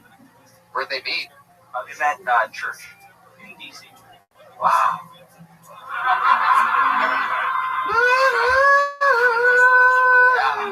You see what I'm talking about? All right. Jacques, I had so much fun with you tonight. It was nice to meet you. Jacques, good job, buddy. Yeah, fun times. Nice to meet you. There he goes, Jacques Antoine. He's on Twitter at TNTONME. TNTONM. I know you were joking, but I kind of like names. I kind of like jokes about people's names. I think, you just gotta go with... Nobody's ever going to be able to pronounce that right. Yeah. Nobody ever. He's going to one day, he's going to be a huge star. He's going to have an opener that he pays a lot of money, takes on the road with him. And he's not even going to be able to say it Jacques right. West and Tomois or some shit like and that. Tomei, like, I don't know. Says he was a tamer. Never had a joke about his name. Dom Irera has a joke about Cedric the Entertainer's name that's amazing. I've heard him do it because he's ranked above him on the Comedy Central made a list, like top 50, top 100 or top whatever. 50 funniest people of all time. And he's like, Dom Irera's number 38, but Cedric the Entertainer's number 37. And Dom always jokes around. He's like, how do you beat an entertainer? I never even had a chance. Dom's one of the best. He's on like 10 episodes of Hilton. Do you think every president has said the N-word? Hell yeah. I think every single person in the world probably has. Do you think everybody has said it? Jesus, Brian. I mean, 3 and up. 3 and up. Maybe, yeah. How old were you when you I don't said it, Jamar? Because you almost can't even tweet without saying the... By the way, without a doubt, and this is true, I tell him this all the time, so I'm happy to finally tell him in front of a fucking audience. Jamar is my favorite person to follow on Twitter. If you ever get a chance, you have to immediately follow him. If you're wondering who I'm laughing at during the day ever, this is for the podcast. And great Google image search for you also. Some great photos of you naked in the bathroom. He doesn't hold back. He always pisses people off. Your Twitter's fantastic because I sometimes think of a tweet and I go, don't do that. That's gonna piss somebody off. Yeah. You just fucking press send. I love it out there. He'll go on these rants. I love it. That's what comedy's supposed to be. You're not supposed to filter it. It's mainly about bitches. That's all I'm talking about. That's all I know. That's it. That's all it takes. Cracks me up 7 times a day. So follow Jamar Neighbors on Twitter. I just pulled another name out of the bucket, and that name is Heather Maruli. There we go.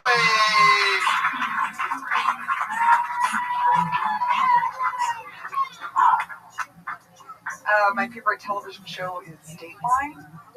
It's been on since '92. Caught it. It's a good one. I'm a little mad at Dateline right now. They're running some ads with the tagline, "Don't watch alone." There's a little problem. Dateline airs at 10 p.m. on Friday nights.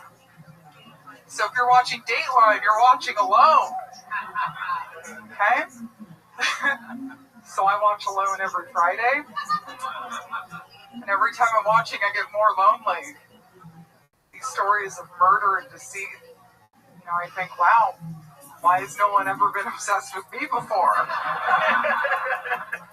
When am I going to have a stalker? When is someone going to take out an insurance policy on me?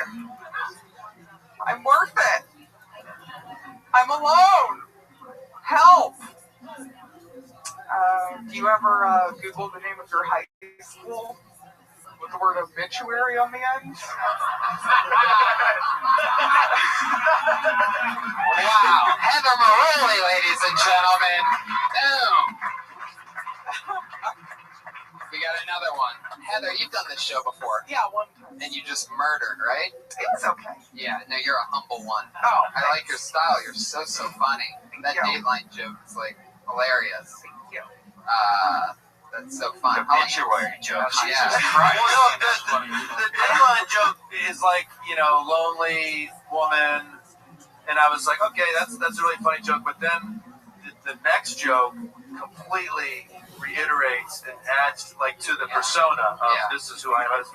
It was great. Fun, dark, loneliness. And not enough jokes use the word obituary. You very rarely hear the word obituary, which is a great word. It's true. Oh. Is there more to that obituary joke, or is that just a hard-hitting one-liner? That's one I just wrote that last week, so I usually at the end I'll be like, sometimes I Google my high school for funsies, I think with obituary for funsies, and then just to catch up on what people are doing. Right. And then, because I actually did find out somebody I knew died. Yeah. I was looking for somebody else, but it was a different person. Yeah. So some alive person had a dead person's obituary in their bio? Well, no, I was Googling, for newspaper obituary. Well, I was looking for someone specific. I hope that person is dead? Because you were stalking your own, you were becoming the other end of the Dateline episode. It sounds like. No, that's funny. I don't know. And by the way, that could be a great way to take that Dateline thing. Yeah. Is I realize that I'm never going to be that victim that's obsessed over. So I'm just gonna be the obsessor. You know, I want my No, yeah, exactly. Well, that one sometimes it's a little longer. I talk about how right. I'm obsessed. It's great. What's the most obsessive thing you've done with the guy that you like? Oh boy. You looked out like he might be in the room. Like when I was in high school. Okay, a couple things. I used to drive by crushes' houses. But I think a lot of people do that. Where's the high school? I grew up in Colorado Springs, Colorado. Okay. So I would drive by guys' houses. One time I had my sister. What's so creepy about that? Were you like in a tractor or something? Like no, I don't know. Like here's another thing. I had my sister call this guy that I liked to invite him to a play I was doing. And as my assistant. Like I don't know. That's weird, right? Oh yeah. I know. Well, in 10th grade, you have an assistant. We used to play this game where my sister was my personal assistant. Right. Younger sister? Yeah. Yeah. What play was it? It was Picnic by William Inge. Oh yeah, Picnic. Were you a lead? Yeah. Oh, that's what's up. Yeah. I know comics that have called the Laugh Factory and the Comedy Store as their own agents, trying to get Didn't stage stuff. I think Jimmy Fox used to do that all the time. I'm not that familiar One of those guys. with the career of Jamie Foxx. I like to call it a comedy store and act like I'm Tommy Davis. Well, give me spots, man. How many pranks does this place get? Like, this place gets non-stop pranks every day, right? Like, That's the good one. There's somebody that. because comedians have to be pranking this place non-stop. You know, It's a good question. Fuck, I can't remember the one. I mean, I would hate to prank this place because every time I perform here, I get $15. So I would hate to lose that amount of income. I mean, yeah. so That's only if you get caught. There are different gradations of it. Heather, what do you get for work? Want to say cancel people or because they're still doing this or that. There are different gradations. Shit. There's soft Jacques cancel. Toma? Yeah. I would say. No, I don't know. Yeah. Soft I cancel bet would he'll be sit like, down and watch Dateline with you. give you an M.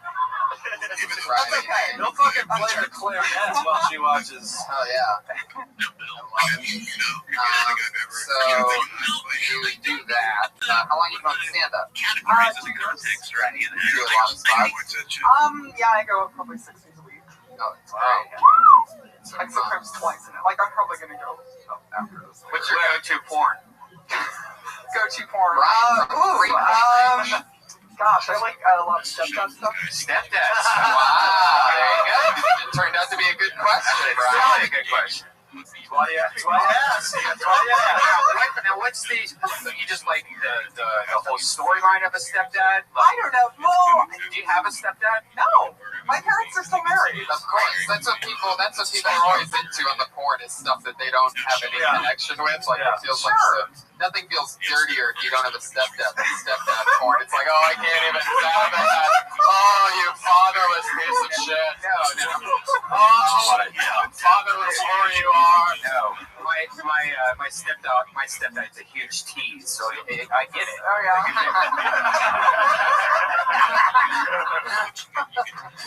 Interesting. So you like dad bod and everything? Wow. What's that?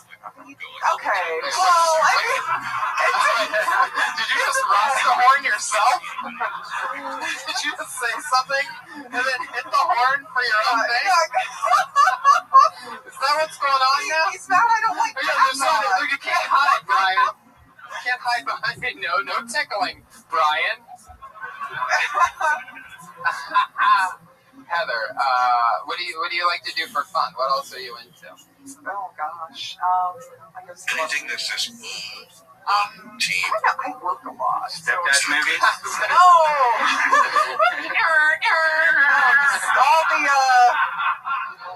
all the popular films out there. What's your favorite, most recent movie?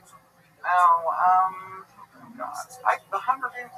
No, it wasn't that great. Like the last one? It's alright. Are you gonna go see Creed? No. Are you gonna see it? No, I feel like the whole movie was shown in the trailer. Are you gonna see it? I'm a hater. That should have been me. You know what? I was like, I watched the trailer the other day, and I was sort of interested until I heard, like, Sylvester Stallone so beat to death right now. Oh my God. It's unbelievable. Like, everything was fine. Like, I'm like, oh, this looks like a good movie. And then he's like, he's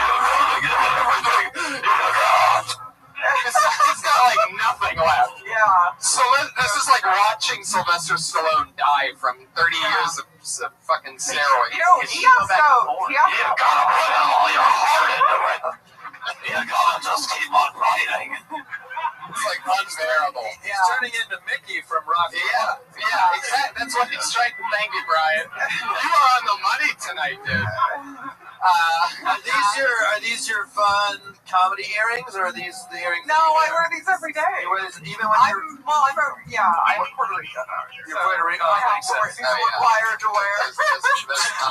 When you write mediation copyright, you're wearing those, whatever it is you're wearing. Yeah, I wear these to work every day. That's cool. Cool. Fair enough. Why not? You were doing law stuff. Well, I've been working in law firms for a while now. Like the earrings. It pays well. I prefer the earrings over the necklace. You know, I think big hoop earrings are pretty cool. What's your nationality? I'm Puerto Rican, Cuban, Italian, and Czech. Okay, wow, we hit our 4 nationalities. You know what that means? You know, I love Oh yeah, you must have like a temper. You must be violent. Isn't that what I said last time? Yeah, I think I said that last time. A little bit. I feel like you just wouldn't be able to. You wouldn't be able to be satisfied. You know what I mean? Like you would just be yelling during a. You gotta get everybody. You gotta put more into it. Full out new Sylvester Stallone. Harder shit. 10-point callback, but with Okay. Okay, well, Heather, you had a great set. Anything else for Heather, guys? Fucking Thought she was great. Keep it I up. know, we're meeting great people tonight. Heather Marulli, another great 60 seconds. She's on Twitter at Fixed Air Heather. Fixed Air Heather. Air. All one word. Cuban, Italian. That's a bad mix right there. Yeah, it's dangerous. That's dangerous shit. She'll kill you 4 different ways. Yeah, totally. She'll wrap a hoop earring around her neck and spray cologne in your face. Is there one race that you guys you're like, I'm not dating that ever again for Mexican. sure? Mexican. That was fast. You said that like you're getting points for your answer. If this was at midnight, you would have just won. No, I don't do it. They were on Twitter for the last 3 hours. 3 hours. Yeah, that's on Twitter. You yell at them on Twitter? Well, I was normally I'm like, pink pussy is so pretty. Right at midnight. You know you're gonna win a hashtag word sometimes, like accidentally. Yeah, that's what I'm hoping. You're gonna tweet at pink pussy is delicious, and then that night it's gonna be like hashtag what color pussy is the most delicious. It is getting. They are running out of. They're running out of ideas on that show. It's pretty funny. Oh, you know what? That's crazy. Sometimes he signs up, and sometimes he gets pulled out of a bucket. He's the runaround producer of the show, everybody. Blood, sweat, and tears in the game. It's Josh Martin, everybody.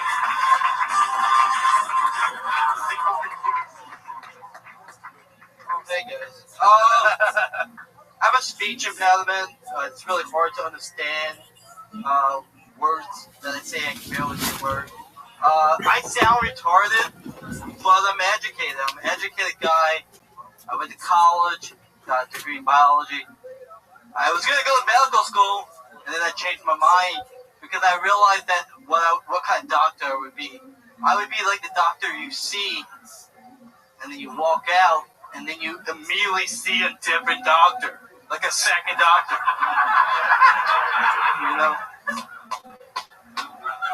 You get a second opinion because you don't trust anything I'm saying. Like, I would be the doctor you would see if with, like, Obamacare. Like, I'm your Obamacare kind of doctor. You know? Get the fuck out of my office. Because you have cancer. I just told you have have diarrhea, oh, you have cancer, you get that shit checked. Yeah, that's all I wanted to do. Josh Martin, everybody, there he is.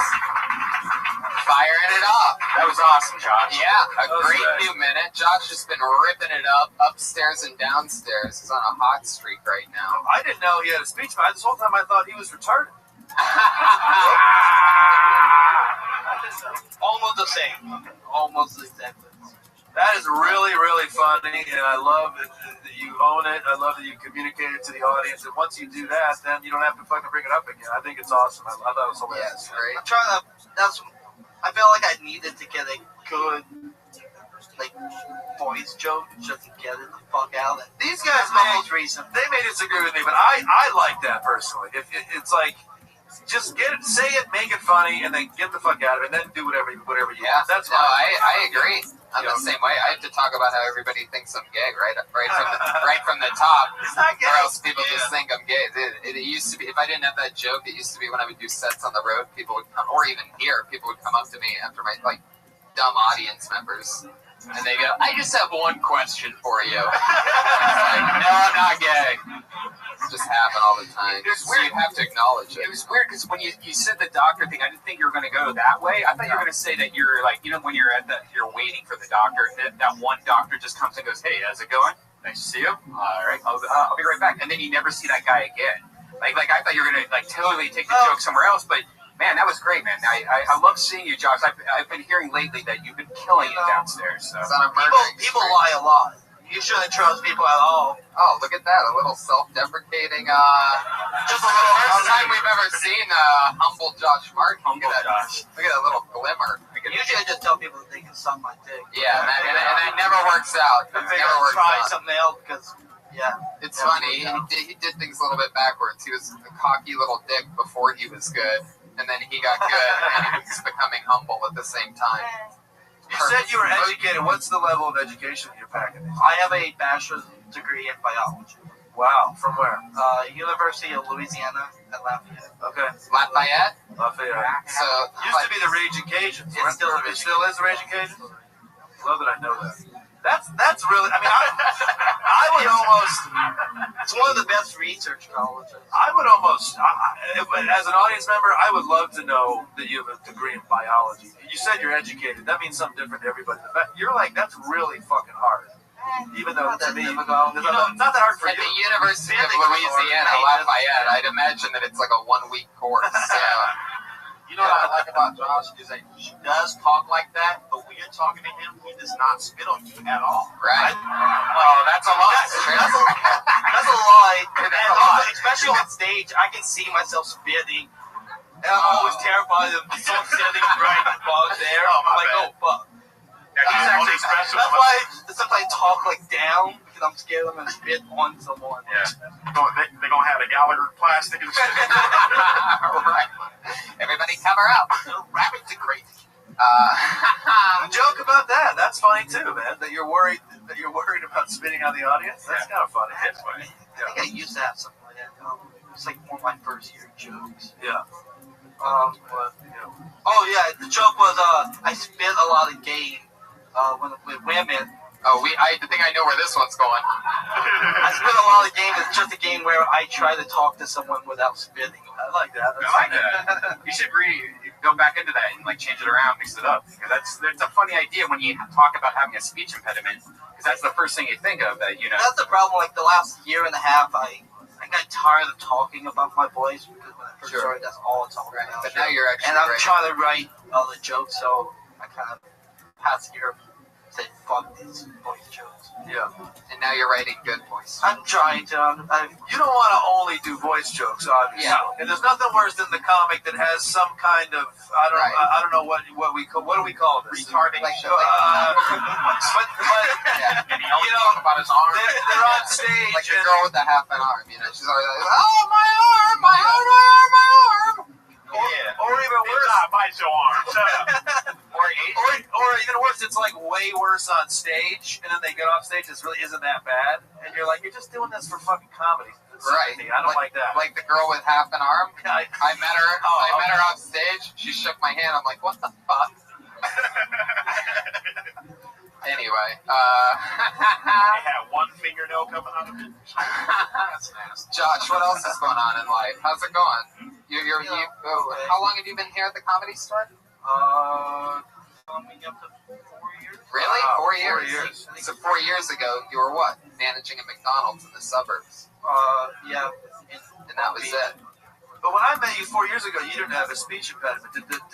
Did the Comedy Store give this to you? The Comedy Store works in mysterious ways. Yes, it does. These ghosts. Josh, what are you doing Friday? Whoa! There's no show Friday, so I know. This is turned into like... Because me and Tony will be in Columbus and Pittsburgh. Yeah, if you fly yourself, you can set it up for me. yeah, you could get our... Anyway. Josh, anything else? Anything you want to promote or anything? I'd rather get some more comics up, so I'm done. Oh, well, you're the hero. Oh, man. A hero for the people. Josh Martin Comic. He's at Josh Martin Comic. Sweetheart. Did you guys, do you guys remember anything that you did when you very first started stand-up comedy that you can't believe you did, that you sort of regret? Something dumb? Well, you were saying about Josh how he was cocky when he wasn't good. That's kind of how I was. I mean, I feel like I was way cockier when I didn't know how to do comedy. And I'm not suggesting I fucking master comedy anywhere, but now it's like, once you see how good other people are, it really humbles you. But at the beginning, you don't have any fucking clue. I used to try and not be ghetto. That shit fucked me up. That's interesting. You talk like you do like white guy voice, or what does that mean? What's up, ha-ha, cup? Wait, what? What was that? What's up, ha-ha? Hey everybody, what's going on? I'm Jamar Neighbors. Is that what you used to do? Yeah, like, hey guys, I want to talk about, I was still talking about ghetto shit.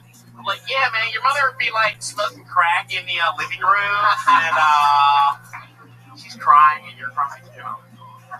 Did you guys ever try to change your persona? Like, I know when, like, I forget what that one comedian, but Aziz Ansari, he was like, you know, I was like, I need to do like a more hipper version of my set. But I tried it one time. It actually worked, but it made me feel so shitty afterwards that I never did it again. Did you feel like Aziz Ansari afterwards? I did. I was like, wow, that's really easy. Just talk about my cell phone. Pulling another name out of the bucket. Aziz is a good friend of mine. I'm just kidding. No. We know this girl, Sarah Kenny, everybody. Come Yeah! on. Sarah Kenny. Finally!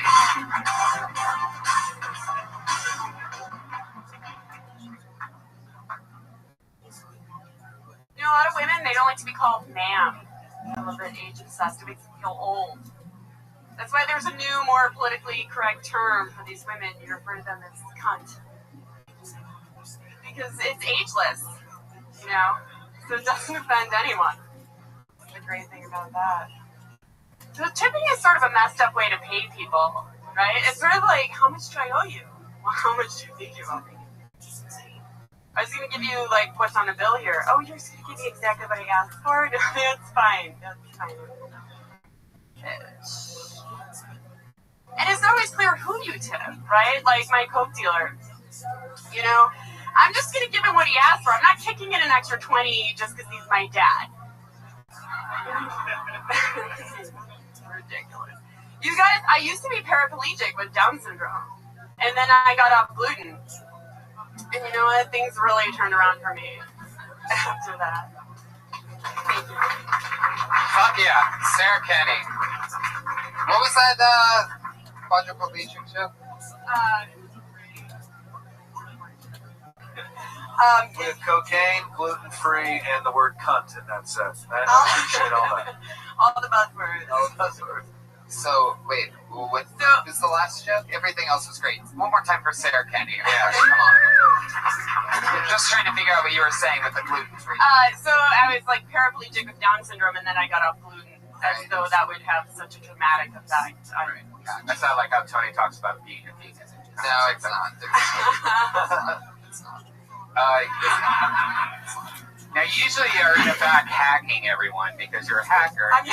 You'll always steal everybody's Yeah, you're here every week, and you have an open laptop in the back of the room. Using DOS, which is awkward as fuck. That's like one of the hottest things, though, to see a girl that knows how to hack. Wait, so Well, not first of all, it's not DOS, not it's Linux, but I don't even have the Wi-Fi.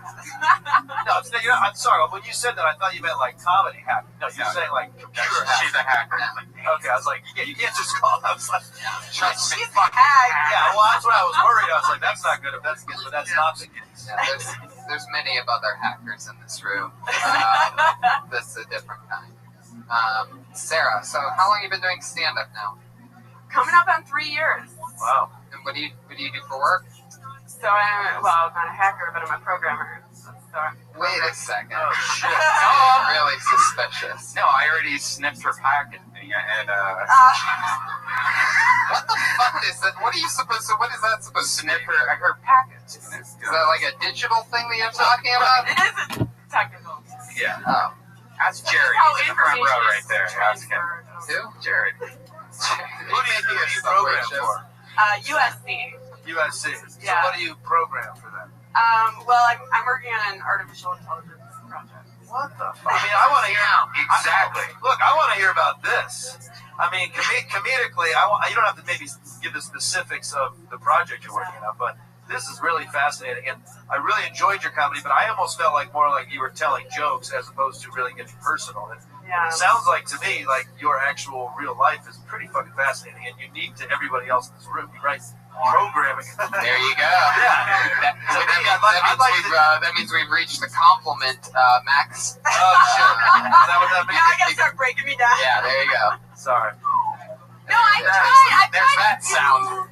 I have like a handful of programming jokes or like nerd tech jokes, and there's a couple that are okay. I mean, your dad's not your coke dealer. That's just a joke. I wish. No, it's just a joke. Yeah. So you have jokes. It sounds like you have jokes about everything. Yeah, I don't really have a specific niche, I would say. I don't know, good or bad. Do you have any jokes about being flat-chested?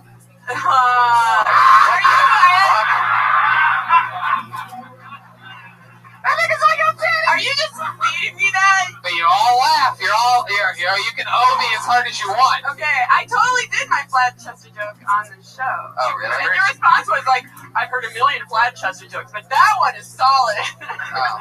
Remember, I forgot. You can never tell which one's too good and which one's fell flat. You know what I mean?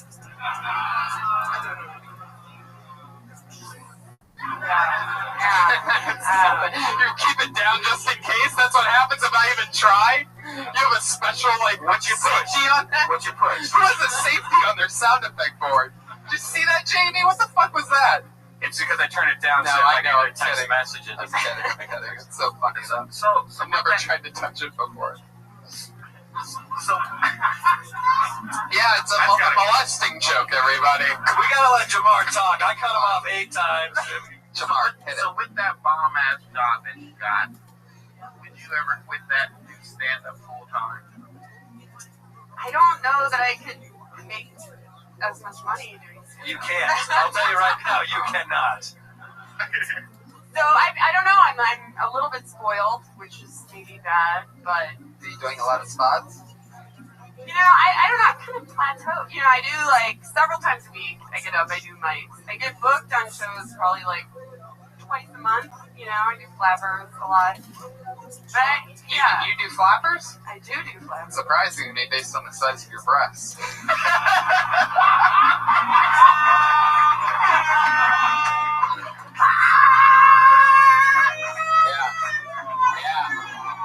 In this PC world we live in, I've created an environment for me to get to do jokes like that. This is why I was complimenting you so much earlier. Right. Just get me I knew it was coming. I knew I should wear my I can padded make bras. these jokes with Sarah. She's one of these warriors that's always here. It's relentless. I love your breasts. I think they're fine. Just because I know how big your areolas are underneath there. Is that true? Do you know from sniffing her packet or whatever? What is comedy fulfilling for you? Is it just like a fun little hobby? No, I mean, I love it. Like, Yeah. I truly want to commit to it. I'm just, like, not quite sure what the next step is for me, which is kind of confusing. So, yeah. How much time do you think you have? Altogether. In life? No. That's such a computer programming answer. Like, my motherboard has 45 more years. How long of a set can you do? I think I could do 40 minutes comfortably. Wow. Yeah. Look at that. Maybe you should just make an album then. Maybe you should do a show and record the set. Just program it into every freshman USC. Just put it in their fucking computer. You could just take over the internet. Dane Cook your way to the top. You know what I mean? Actually, if you're in an airport that you're all using the same Wi-Fi, and if you search your folder, you can also see a lot of shared folders on people's computers that are open. So a lot of times I would put just like dick pics and like shit on people's computers when I'm bored. But putting your albums is actually a good idea because when it searches your computer for music, it will find it. Would you put your dick pics in other? No. Google like blue waffles and shit, and I just put like fart porn and like everything. What are blue waffles? Go Google blue waffle. How do I not know about this? I'm the last of the blue waffle party over here. You want me to show you right now? I thought the blue waffles were the mascot for University of Louisiana Lafayette. They're not. Blue waffle. I type in blue waffle. Yeah. Oh shit! I'll share it with you. It's a blue waffle. That's what it's like. It's a disease vagina. It's a disease. Blue waffle disease. There you go. It's a disease vagina. Guys. Okay. Wow. That's what happens when I question words that Red Band says. All right. You could actually, if you want to learn more, go to lemonparty.org. How do so many people know about these gross things that I don't even know about? We find out all about it on Meat Spin, right, guys? I also love. There's a picture of actually a blue waffle. There's like somebody made a blue waffle. Anyway, sorry we got into that. If Red Band says something you don't understand, don't Google it. Yeah. That's true. Right. Sarah, what's the craziest thing that you've done in the past year? Besides squirt. Brian, stop it. Settle down. Jesus. Air horn yourself. Don't tell me you use C++ instead of Linux. C++. Yeah. I know. I don't know if I don't really do that much that's crazy. I don't know. Some people think I'm crazy for riding my bike in LA traffic. Do you do drugs? Do you do drugs? I do drugs. You do some drugs. I'm open to all drugs of any kind. Okay. Well, wow. I guess that's crazy. That's crazier than riding a bike in LA, I think, personally. What happens on the bike? Is it dangerous? You get yelled at? Do you yell at people? I've gotten yelled at on occasion. No, some people just seem to think that it's too dangerous to ride a bike in LA in general. I have gotten a get off the road yelled at me out of a window once or twice. Yeah. No, I am allowed to use this road. And that was just because you were a woman. That wasn't even because you were on a bicycle. Right. Take your bike to the kitchen. That makes so much sense. Oh my goodness. Well, Sarah, you've been on the show more than probably anybody. So fun to watch you grow over the last couple of years. And next Ice House show, it's like in 2 weeks. I'd love to have you on because you're awesome. That'd be great. Thank you. Took the gig out of it. Sarah Kenny, everybody, there she goes. She's on Twitter at SKenny Comedy, all one word. Woo, we're almost there, guys. Fuck yeah. Get to let the lead guitarist for the stroke. It's different than the strokes. It's just more based on the medical infliction. An actual stroke. Put your hands together for your next comedian. It's Todd Malta, everybody. Todd Malta.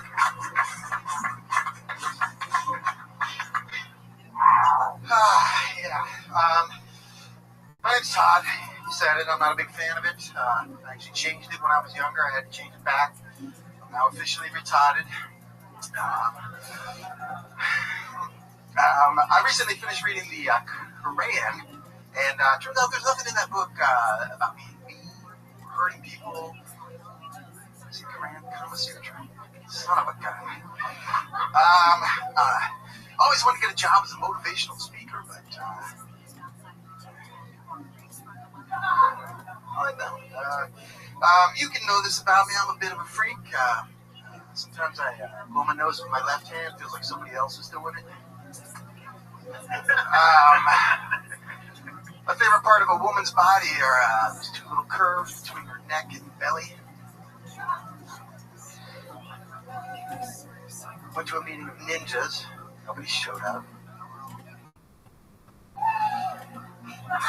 Fuck yeah. Todd Malta. Nice to meet you, man. This is your first time on the show, huh? It is, yes. I like your style. So that's what you do? Short little one-liners? I'm trying to get out of that. Yeah. Actually, How long have you been on stand-up? This is probably my 12th time on stage. Wow, look at that, Todd Malta. Yeah, that's first time in 3 years. Oh, what made you start back up again? It's time. My son turned 3. Your son's 3?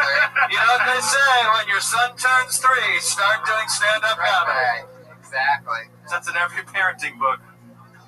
That shirt is so yellow. Yeah, it's yellow as fuck. I'm not really cool, you know? Yeah. Oh. At all. Where are you from? A cruise ship? It's so funny to see when the roaster comes out in you. Like, it's just like, because you've only seen me do it all the time, so it's funny. What are you from? A cruise ship? it's like this. It's like, yeah. It's like, where are you from, actually? I'm actually from Ohio. Oh, really? Whoa, dropping names. Worcester, you know? Whoa, yeah. I haven't watched the game yet. I TiVo'd it, so I don't tell They them won. if they won by. Yeah, they won. So when you say your son turned 3 and now it's time for you to start stand up, is he at home is he old enough to be at home by himself now? Yes. He's actually probably the funniest person I've ever met. He kind of inspires me that way. Every I'm serious. parent thinks their child is great. No. Yeah. Well, what do you mean? Because he could do stand-up comedy? He could. He's a natural entertainer. Not like Cedric or nothing. It's not like, here he is. He's actually Skyping in right now. There it is. Wow. Okay. Jesus Christ. I don't know why I like retarded so much, but I really fucking did. That was really funny. That made me laugh. What was the last joke with the ninjas? What'd you say? You should, but nobody showed up? Yeah, nobody showed. Yeah, it's not great. ninjas. You didn't even know they were there. Yeah. What's the neck and belly? Oh, my favorite part of a woman's body are the two curves between her neck and belly. Her titties. Her titties, kind of like a sizzle. Think about all it. these jokes seem like bumper stickers, though. You know, like that one. The one where the one that you did right before the neck and belly. There was something that you did that was like, oh no, he's going to do one of those jokes. And even though you changed it, it didn't change the fact that we all knew what the joke was. And these are your jokes. You wrote these jokes. Yes. Okay. I love that. I thought his son wrote it. He punched him up. It's the funniest person he's ever seen. So. Right. What's the funniest thing you've ever seen a 3-year-old do? He's just like he's hilarious. Like Does he ever just piss all over you? Because he not anymore. It looks like it. The yellow shirt, everybody. It's a yellow shirt reference because it's covered in piss. Yes. This room got really quiet. We got disengaged. I know. at What's some that point. all about? I love it, Todd. I think you just have that kind of energy. I actually thought he was gonna suck when he grabbed the mic. I was like, there's no way this guy can be funny. I don't know why I thought that, but you are funny and you made me laugh. And maybe I don't know what it was. I just thought you just seemed like a little bit of a goofy dude. But look, I'm saying this is a good thing. It was funny. Retarded is stupid, but it's fucking funny. And the bottom line is those single line jokes. You don't want to laugh. You didn't want to laugh at one of them, and you fucking laughed out loud. What was Rabbi? You didn't. That's what I'm saying. That's how I felt too. I didn't want to laugh at the bumper sticker joke, but if it is funny, Yeah, but was it funny because you can't believe he did it? Because that's what I felt like. I was like, oh my god. Not really, it wasn't. Not for me, it wasn't. I laugh as if it was a sound. Yeah. Let me ask you something, Todd. I can't help but to notice that tattoo on the left inside of your arm. It looks white power as fuck. What does that? Now we get into some What shit. does that 3 German lightning bolt over? I have to ask. Puerto Rico. Either it's some kind of Adidas sponsorship or what is that? I got it when a friend of mine died. You feel like a fucking asshole. I think there's more to this story. The friend is a German soldier that was killing people in a. No, he's a good American Nazi. So wait, so what's that logo? It was when my dog died. I actually. Wait, your dog is a really? Yeah. Your dog or your dog? I was in my early 20s. What? Like your dick? Yeah, like my. No, he's saying not like it. No, like an actual dog. Yeah. And so what's that looking on your arm? I don't remember getting it. Wait. I can't. The dog or the tattoo? The tattoo. You don't remember getting the tattoo? No. Wow. You were drinking? Yes. What else? San Diego. I'm feeling San Diego. No, actually, probably not more than 300 yards from here. Wow. I found when I got my credit card receipt. That's when I learned. Oh, shit. A lady I worked with gave me a pill. Like, I don't even know what it was. He wasn't even a tattoo, probably. He got it. It was like a bar. Yeah. It was Like like the guy with an ink suitcase. I fucked the dog till it died. Yeah, the suitcase. Then I got a tattoo.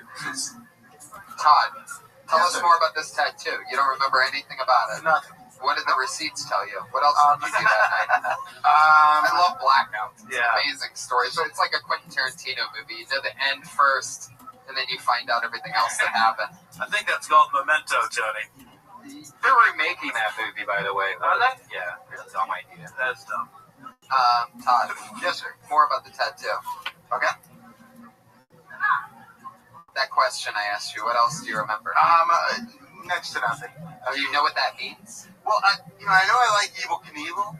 So there's a little bit of that there. There's like Christmas trees. I had the idea of maybe doing red stars all the way down my arm at one point. That is a terrible tattoo. It's terrible. Like I had to get my receipt and go back and have them clean it up. Oh, shit. Wow, you mean it was worse? Yeah. No, mine's worse.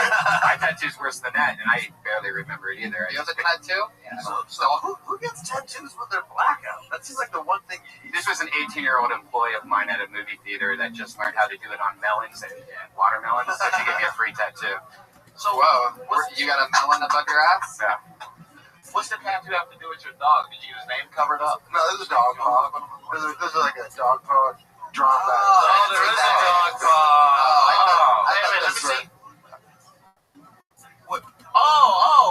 Okay. Yeah, you should see everybody. Everybody, don't look too close. Yeah. Your eyes will turn to stone. Yeah. Todd, what's something exciting about you? What's different between having a 3-year-old and the kind of life you were living before? A lot. Like what? Like I have no hobbies. I don't do anything. I don't go out. What did you do before? I probably drank too much. Yeah, I think that's safe to say. What else happened other than the tattoo? Any other blackouts? Was that a normal thing for a while? Once came to completely nude on a roof, which I thought was my friend's house. Okay. And I climbed down on a van, went to the front door, and an entire family greeted me. The dad grabbed me, threw me up against the wall, and he's like, "What are you fucking doing? What are you fucking doing?" And throw his arms off me, take off down the street, figure out where I was staying, find my clothes. You were naked. Yes. Were you 300 yards from here? No. Considerably further. How do you end up on somebody's roof? Yeah, why'd you go on the roof? I don't know. Don't know. I might have been working on a Fiddler on the Roof joke. Oh, jeez. Wow. Oh my God, we just reached an all-time low. My friend in college. Episode. My friend in college, he was 19, he was wasted, walking home, and he was stumbling like crazy. And these cops were following him. And they would give you an MIP or some shit, University of Illinois. So he walks into a house. It's like 3 a.m. He's in the house, not his house. Okay. Cops knock on the door. He gets naked. Answers the door. The cops are like, "You're drunk. Is this your house?" And he says, "Officers, would I be naked in someone else's house?" And they let him go. There you go. That's the thing. Wow. That's what you were doing. Officers, would I be naked on top of someone else's roof? Now I get it. You're running around naked, and they're like, "Here, sir, take this piss yellow shirt that we'll never wear."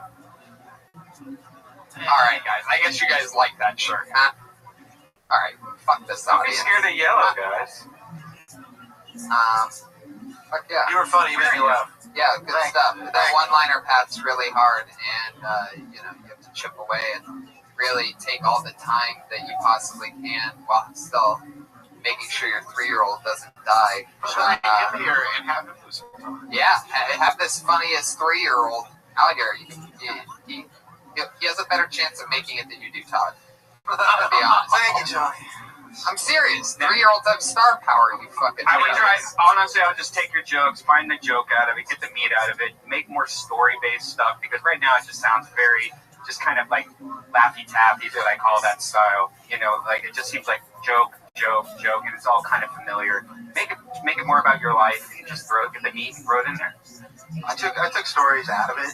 It sounds like you're making like a recipe for food or something. I mean, there's definitely you take some of the Laffy Taffy, you chop it up and mix it up with some meat, and there you go.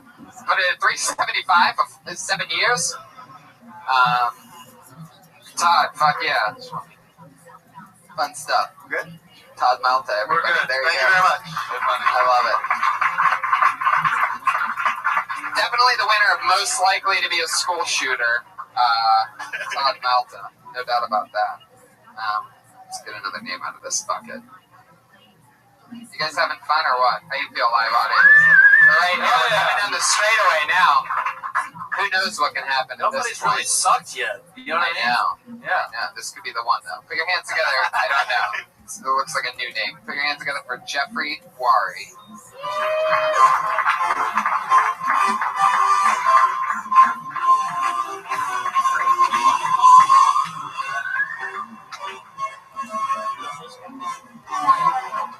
Oh, one fucking minute. All right, we'll talk about the guy who said he got a big dick and scared of him. Or scared of him. You know what the fuck he doing? You know what I'm saying? I mean, I know I want to say this right, but you don't know what the fuck you doing. You just don't. You got a big dick, and women scared of fuck. You think you got a jackhammer or a sledgehammer? You don't fuck pussy like that. Take it easy. You come back out. You play with it. You got a dick, you play with it. Bring it back out. Am I right? Now you don't want no big dick just coming in and you like, pow! I'm in. No, you want to look at it and say, take it easy. All right. I'm coming in slow. And then you work it. You don't go in, pow, pow, pow, pow, pow, pow, pow, pow, pow.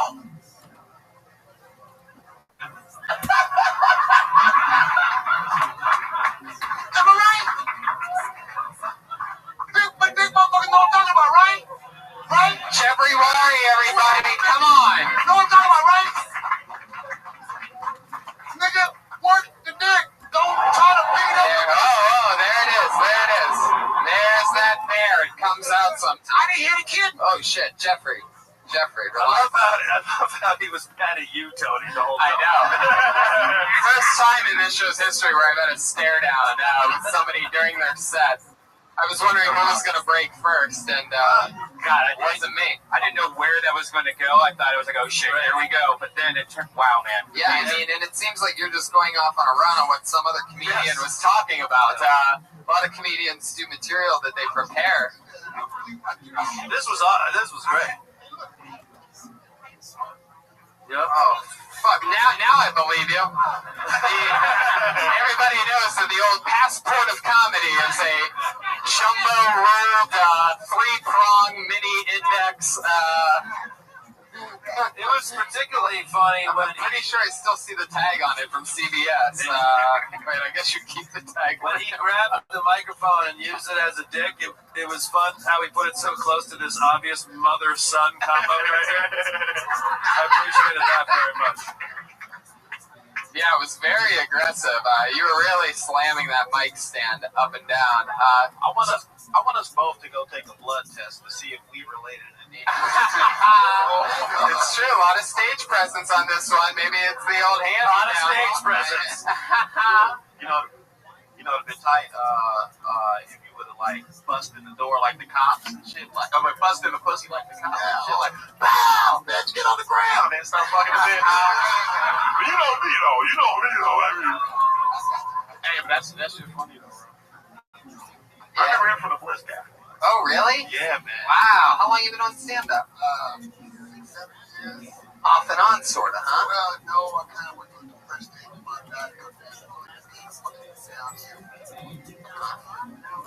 I love that. You're back. You got a lot of energy. Hell yeah. I love that. First night back after 2.5 years. 2.5 years, a lot's changed. Todd Malta's son grew up. I think it's funny that he hasn't done comedy 2.5 years. He came up here and immediately just improvised the joke. Yeah. That's pretty fucking great. All that pent-up energy. You're like, you know that thing somebody else was talking about? I'm going to do a better version of it. Really well done. That's exactly what you did. I mean, a lot of energy. Now, I'm still a little confused. Were you saying that you're on the big dick end of it or the little dick end of it? I don't even know what you were saying. I just knew it was great. Right. So you're saying you have to warm them up. You have to let them see it. Right. It's the color speech. It's the speech. Because I feel like you're a real love maker, Jeffrey. I feel like you get a lady back to your place. You have candles lit up, music. What do you play music on? Barry White. What do you play it on? Do you play it on your iPhone? He's not jazz, is he? Set the tone, Jeffrey. Let me ask you something. Set the tone for us. How do you pick Barry White's one pop hit? Okay. All right, I'm to the pussy now. Pussy. That's too much. That's busting in on the pussy. Right there. It's got to be something really slow.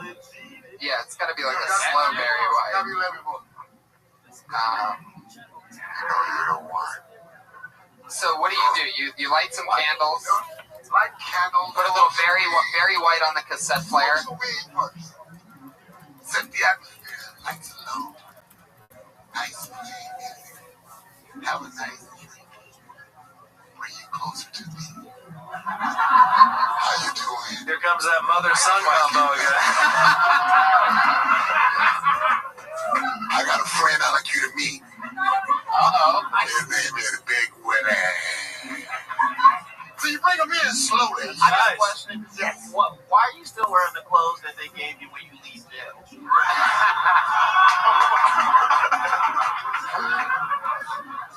That shit got a Lucy cigarette in that motherfucker somewhere. Did you Mom died 3 years ago, man. Oh, I'm sorry. Do you always call your dick Big Willie? Is that a thing? That was just, I didn't do that. You just improvise that. You don't have a name for your dick. Shit. White boy got a name for their dick. What's the name for your dick, Mike? What's you guys' names for your dicks? I got names. You know. Mine's Jason. I used to have a... Is that because you make her wear a mask? Yeah. Do you think you have a bigger dick than the other guy? Should we have a dick off, guys? Wow. Brian has been pitching this to me for weeks. Trying to get him on board. Hey, if you're trying to be WW Raw or whatever, this would be a great way to do it. Hell yeah, dick off. I don't even know what it's called. WW Raw is Especially well, this is a lot like WWE because this is actually Virgil. Do you remember Virgil from some of the 7 people in the room that know who Virgil is? But all right, do you know who Virgil is, Jeffrey? Do you have any kids? Yes, I do. How many? 3 boys. How many that you don't know about? 3. How many 3 that you don't know about? So 6 kids total. That's so great that you would be there for those 6 kids, Jeffrey. I feel like some of them maybe are grown up. Like how old's the oldest? The oldest is 32. Hell yeah! Wow. That's definitely grown up. How old are you, Jeffrey? Wow. Look at that. More energy than any of these kids. You know, absolutely. I hope at 53 I'm still coming by the Kill Tony Monday Night Podcast. Hell yeah, Jeffrey. What do you do for fun? Right now, not a hell of a lot. Yeah, what's like your favorite hobby? What do you do to get away? Smoke weed. Smoke weed. Yeah. What's your favorite thing to do when you smoke weed? Fuck. fuck. Wow. But you don't pound her real hard. You kind of got to go nice. Just ease into it. There it is. Hey, Jeffrey, you got a piece of rice on your top. It's true. Yeah, no, it's true. I noticed it too, but I wasn't going to say anything. It's not rice. Oh, pussy juice? Oh, you made pussy before you walked up here? Jeffrey, let me ask you something. What's your trick to going down on a lady? You have any tips or of that trait? Seems like you know how to do the dick thing, but I want to know if you know how to please a woman orally. Do you do that? What's some tricks with that? Make sure you hit the red. Where's the spot at? Make sure you hit the red You spot. don't know the spot. You got a problem. Yeah, I that's know true. the spot. You mean the asshole? Yeah. You got a problem. Yeah, do you ever gobble the asshole up? No. Never. I don't eat that. Why? It's the cleanest part of a woman. That one's not true. It's like how the dog's mouth is the cleanest than humans. That's not true. It's wiped 3 or 4 times a day if you think about it. It's true. Eating ass give you pimples on your lip. No, it doesn't. Oh, no. Oh, okay. Jeffrey, what's the craziest thing you've ever done with a woman? You have more experience than all the guests tonight, than all of us on the panel. I know you just swim in pussy all the time. So, Sometimes what I have, with the girl in the bathroom at the airport before she took off. what? Wow! Look at that! Fuck yeah! Hell yeah! Why do I feel like this was a Southwest flight? Yeah. No way. It wasn't Southwest. It was fucking Jet Black. You know what I'm saying? Hell yeah. Boom. I got you covered, Jeffrey. Actually, it's like Spirit. It's like Spirit. Well, maybe. Because he does charge them to have sex with them afterwards. Spirit Airlines charge you $20 to fuck in their bathrooms. Jeffrey, you're so fucking cool. I probably met you years ago because... Yeah, so good to see you again. Congrats on being back in the game. Sorry about your mom. And I'm glad that you're back, making people laugh. Jeffrey Wari, everybody. There he goes. Boom. Another one. And then another. And another one. And then another one. And another one. He's on Twitter at fucking bad handwriting. Bad handwriting. Is he using cursive? W-H-A. He's the only 53-year-old on What do you Twitter. think that is, Jamar? Do you guys use cursive still? At Jwari. Well, you give it to the black guy to translate the black guy's writing? Yeah, it's like doctors and pharmacists. I don't know. All right, guys, this is the part of the show where we have our one regular. This young lady writes and performs a brand new minute every single week. She's our only regular right now, and here she is, everybody. The always nervous, the always fun styling, the underdog, the one, the only, Melissa Esslinger, everybody. Here she is. Another new minute. I didn't poop in the toilet until I was 5 years old, which is always a good way to start a conversation. I was scared to go in the toilet. My parents tried to bribe me with a dollhouse, and but what really did it was when I pooped my pants in my favorite DuckTales pajamas. That was kind of the last straw. I ate, this is related, just hang on for a second. I ate chalk when I was a kid. I specifically remember having the logic like, no, chalk, yes, crayons, no. Gross. I think I just wanted to like make my poop pretty before it finally came out. I got more if you want. I don't know about that. It's 54 seconds. What do you want to do?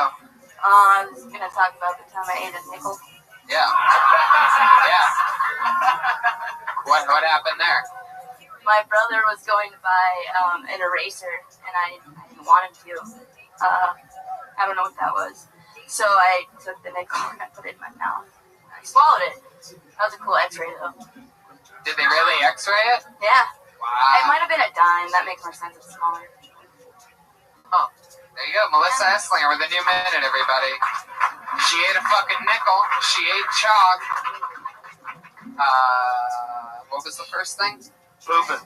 I almost would flip the order around. I would go eating, and then pooping. Right. But that's just me. Because you're right. naturally, if you eat chalk and a dime, you're going to have to talk about shit for a little bit. It's true. I thought you were going to say some shit like, you didn't go to the bathroom, so your mom brought you with a dollhouse, so you took a shit in that bathroom. Yeah, that's what I thought you were gonna. I thought you were actually gonna say.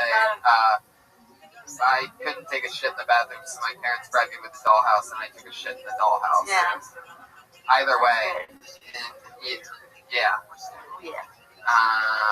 So what was the deal with the pooping? Why do you think you couldn't poop in a toilet? Were you pooping in diapers? Oh my God, you had diapers until you were 5. You were so adorable. I didn't wear them. This nervous little girl. Oh my God, I didn't wear them. I feel like this is all like a lie, and you're still wearing a diaper right now, and you might be literally shitting your pants right now. I could Every sort of time I picture come it. on stage, that's just what I do. Poop your pants a little bit. Now that's interesting. 5 years old. I guess when did most? Where's hard to add? Is your 3-year-old pooping on a toilet yet? I feel like you're lying, and that was just like. But he's doing it hilariously, right? Right. Yeah, he kills backwards and shit. I would literally I don't actually remember it, but I think I put the diapers on myself, and then I would go in my room. I would go in my room, not the bathroom, because I wanted. Yeah, that's what's funny. You know you have a problem when you're putting on the diapers yourself. I mean, and then when I turned 16, I had to drive to the store and get the diapers and bought the diapers. I mean, Tony introduced you as the always nervous, so I haven't seen you perform before you, but just you talking to us right now is so much more laid back than you performing stand-up comedy, and obviously, I'm sure it's something you've heard before, but the goal is just to be as laid back and as chill as possible. But the only way to do that is you just keep doing this. Yeah, that's all I got to say. Yeah, I used to pee the bed until I was like 12. Oh, hell yeah. Wow, 12. A lot of I did it in Vegas. A lot of male comics, including myself, that I've talked to, have wet the bed late into their fucking life. Oh yeah, I still do it. Yeah, me too. Like, have you? I think it was like 10 or 11. It was late, dude. It was fucking late. Like, mom made me go see a fucking therapist and shit. So. Yeah. Have you ever like been so wasted like in Vegas or something that you actually peed where your bathroom would be, but in a hotel room? So like, so you like walk the same path, but then you peed on a plasma. There's something weird about comics, both men and women, in like our systems of release. It's like we're late with that shit or something. Sometimes I still pee a little bit. Yeah. You guys pee out of your butt ever? You need like diarrhea? No, I've never had diarrhea. Pee that's been put in there. One time I ate some chalk. I think I was just stubborn because when I was 2, I didn't poop for like 2 weeks, and my 2 weeks. 2 weeks. Dead. Whatever. That's what my mom said. I don't know, but she took me to the doctor. Is your mom one of those that sees like ghosts and UFOs and shit? I feel like she might be. Where's Dad? Maybe that's the right question. Where's Dad? Where? Kansas? What? Wait, what was You answer Tony's question. Where's your mom at? Where's your mom from? Where were you raised? all over. And but where were you? What's one of the main parts? I lived the longest in Germany. On a base. Holy shit. And where's Dad? Everybody poops their pants in Germany. They're married. They're married? Yeah. Okay, got it. He worked. Okay, yeah. Huh. Well, maybe moving a lot has to do with you don't feel comfortable shitting in your own toilet because you don't even know where your own toilet is. Right. It's also Germany. Yeah. There's a lot of shit type stuff going on in Germany. Usually, potty training was happening in New York and Florida. Usually in Germany, people are afraid of the showers, not the toilet. So, I guess it's a whole bathroom thing. I don't get it. Why? Explain it. Oh, because of the Holocaust. So, all right, poop pants, and then there was eating chalk. What does happen when you eat chalk? I don't know, but I remember one time. You never checked your pants after I eating it? I don't remember. I just know that, I knew I wasn't supposed to do it because I remember we were at, a waiting room or something, and they had a chalkboard, and I remember hiding. Oh my god. Weird. Well, you said the logic between eating chalk over crayons. That's funny, but explain that to me more. What is your logic? I mean, during the joke, explain it to us. Yeah. What is a 5-year-old? Was it 5? You're 5? I think it was like 3. I mean, chalk seems more delicious to me than crayons. Really? I was a chapstick guy. Can't chew Grape chapstick. You could get out That's the shit. I almost had shit. that And joke talk too. up in the powder. You can just lick the powder. Yeah, put it in some water. Ghetto Kool-Aid. Yeah. My ghetto, I have black. Kool-Aid. Do you remember pooping out the nickel? And did you make a wish before it hit the water? Okie dokie. Melissa Esslinger, everybody, with another brand new minute. The only regular. Watch her grow every single week live in front of your very eyes here on Kill Tony. Ryan J. Ebel drew this episode. Check this out. This is what happened here tonight, guys. Check it out on RyanJEbel.com, his Instagram and Twitter. RyanJEbel.com and Ryan J. Ebel. Look at that. That's dope, huh? Artwork. That's Look at you, great. Jamar. It's like a black guy. Dude, I like how he made my face different. look like I'm in shape. Michael Costa, what are you promoting? You're on I had a show on E called The Comment Section. We found out last week they will not be bringing it back, ladies and gentlemen. Oh, I love it. Promoting final episode. The show's over. MichaelCosta.com. I don't know what the fuck I'm doing right now, so check out my website. Follow him on Twitter. Catch him on the road. Jamar Neighbors. Use your microphone, Jamar. I'll be at Harris Casino all week in Vegas, hosting the Improv. And I got a movie coming out on April 22nd next year. It's the Key and Peele movie. It's called Keanu. Yeah, I love that. Key and Peele movie. Kill Tony's coming to Columbus and Pittsburgh this week live. Bye. Bye, live audience. Thank you so much. Bye, everybody.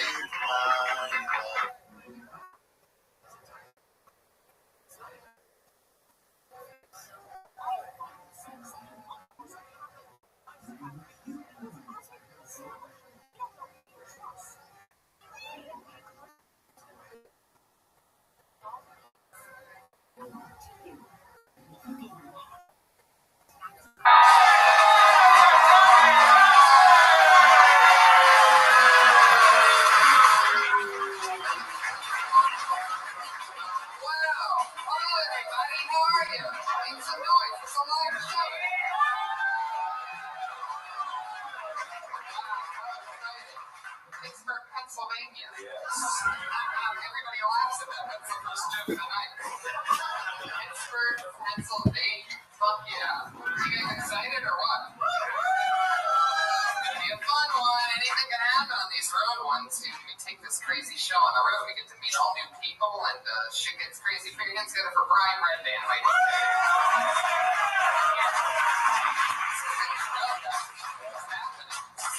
Shady shit we're doing here. It's kind of weird fire hazard in the secret theater that they don't want anybody to know about, right? Put your hands together for the arcade theater, everybody.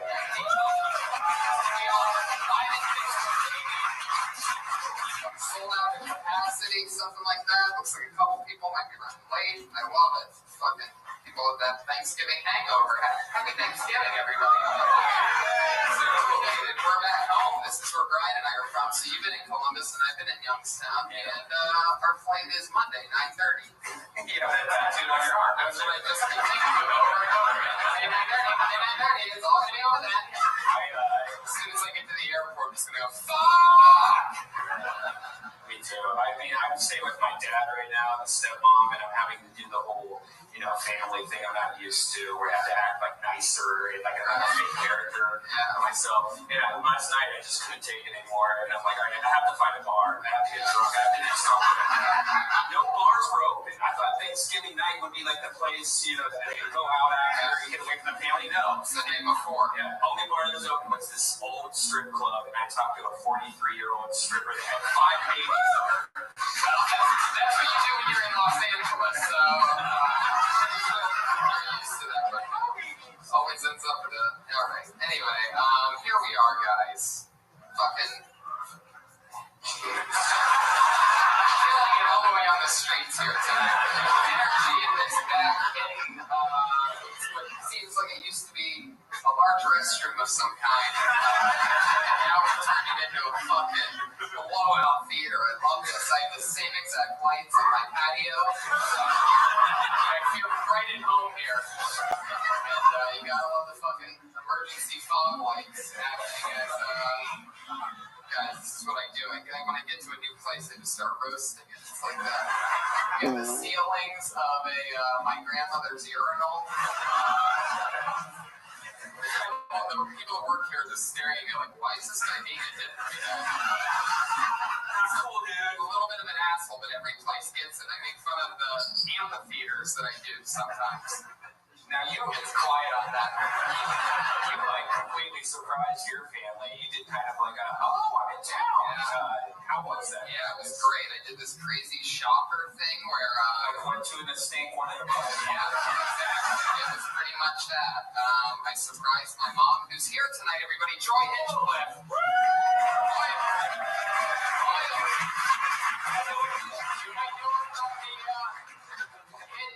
Podcast Your Mom's House, which I did with Tom Segura and Christina Pazinski, where we learned that there's no such thing as Wednesdays. Joy Hinchcliffe.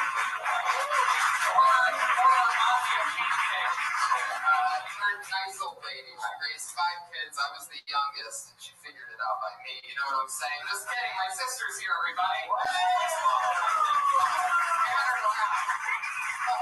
You surprised me with your family. You did a double surprise thing. Thanks for telling me before I said the shocker thing. Well, no, it's okay. You can do whatever you want. My family's used to this crazy shit. You're the one that lives that secret double life. Like you gave the pot back to the promoter. He dropped us off. Put your hands together for Jason, everybody. What's it? Jason Drew. Puzzlepacks.com. Sneakersavage.com. This is a Death Squad Kill Tony reusable 6-pack carrier. So if you're like the IPAs and shit like that, it's made out of wood. On one side it has Kill Tony, on the other side it has Death Squad logo on it. And it's badass. It's like a Shark Tank thing. Some shady motherfuckers who made this for us. How about that? Thanks for always coming out. We brought the sword with us via Spirit Airlines. Okay, guys. SamPalauer.com, SneakerSavage.com, PuzzlePacks.com, Don Baker and GOF Santo. Silo, everybody. We always kill the energy we have going by mentioning promoters. Everybody gets commercials, right? We live in a Netflix age. You know what? Fuck you guys. We're going to edit that part out. We are live right now on Ustream. Yeah, say hello. Make some noise for the thousands of people on Ustream.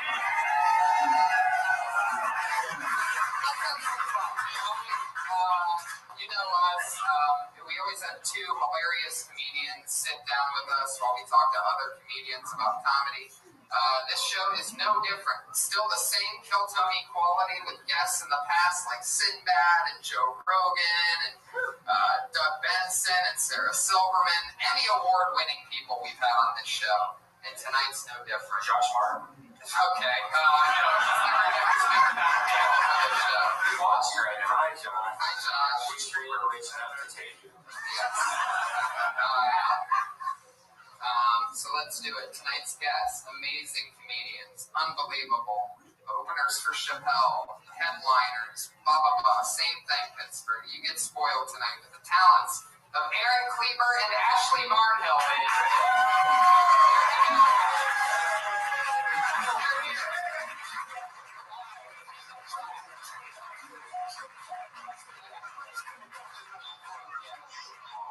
Ashley Barnhill with double hydration powers tonight, coming with a full cup and a bottle of water. Kleber with a bottle of water. He's a dad.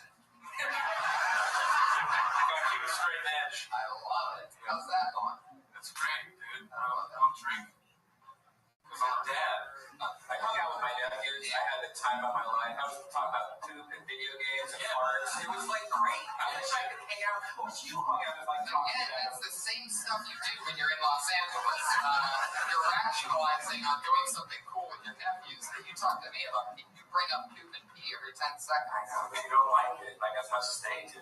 It's funny little kids. Dude, it's all living a dream. It really is. I almost, my niece has kids that were there, and they're so adorable and cute that I started to want kids. And then, I have to start, ignoring them because they make me want to have kids a little bit. It takes it's coming out of nowhere. Like I'm 31 and my balls are just telling my brain, like, let's do this. Like I'm starting to hear it. I'm trying to have like man shit going on where it's like you need to reproduce, like some kind of biological weird shit is happening. I try to ignore my kids because I don't want more. I'm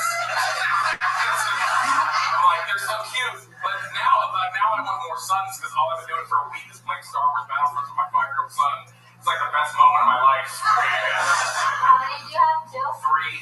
Wow. Oh my goodness. Boys and girls? Yeah.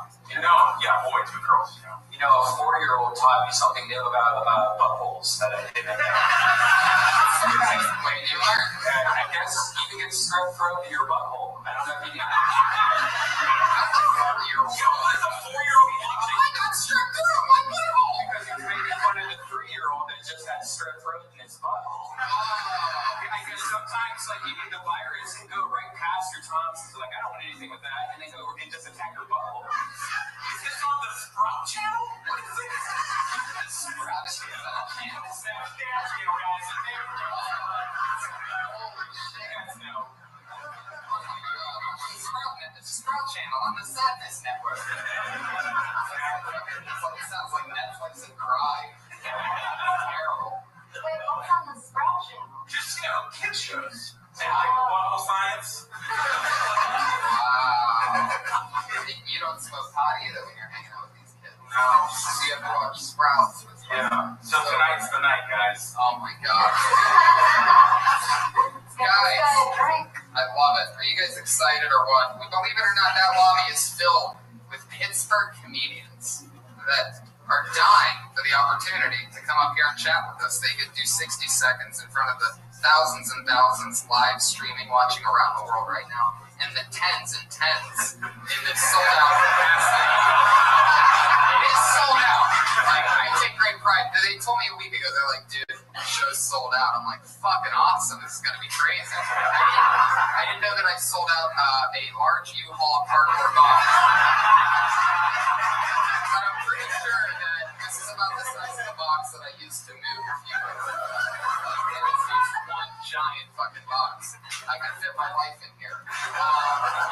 So let's do it, shall we? Over, I think, like 11 or 12 comedians signed up for the chance to do 60 seconds on stage. They go right behind this microphone that's right over here. They talk for 60 seconds, try to win you over, and then we talk to them about anything at all. These are two of the best comedians in the world. And I'm a fucking genius. So we always have fun. It's spontaneous craziness. Are you guys ready to do this or what? Your names are all in this book. It's all random. Anything could happen at any given time. And comedians, you know your 60 seconds is up when you hear the sound of a kitty. That means wrap it up then. Or else you're going to bring out the angry West Hollywood bear.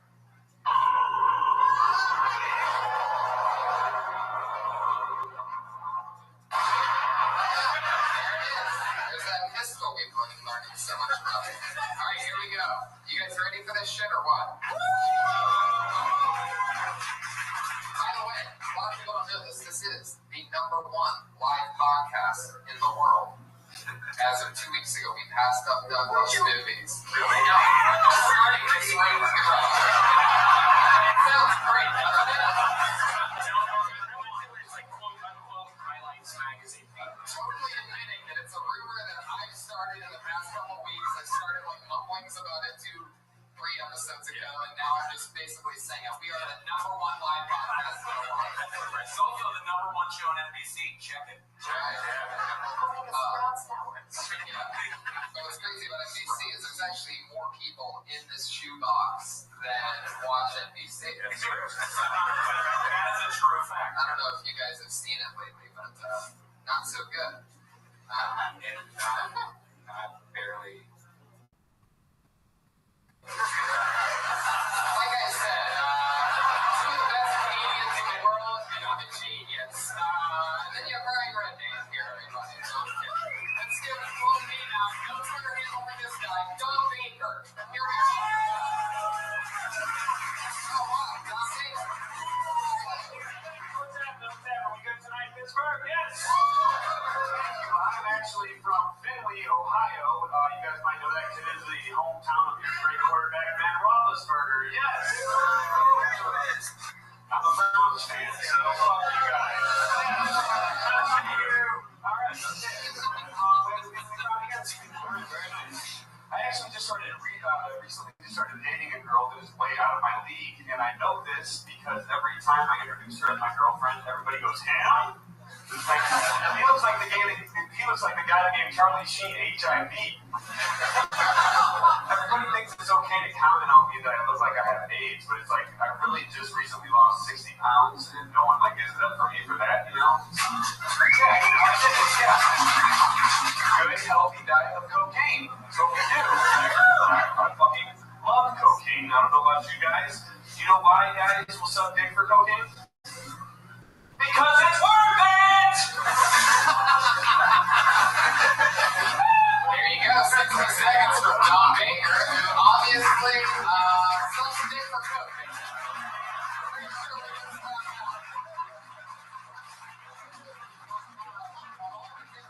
I've seen on sucks dick for coke. I've never just seen somebody end it with, because I like cocaine that much. You're really owning it. Is that true? Have you ever sucked dick? No, I have not. Oh, man.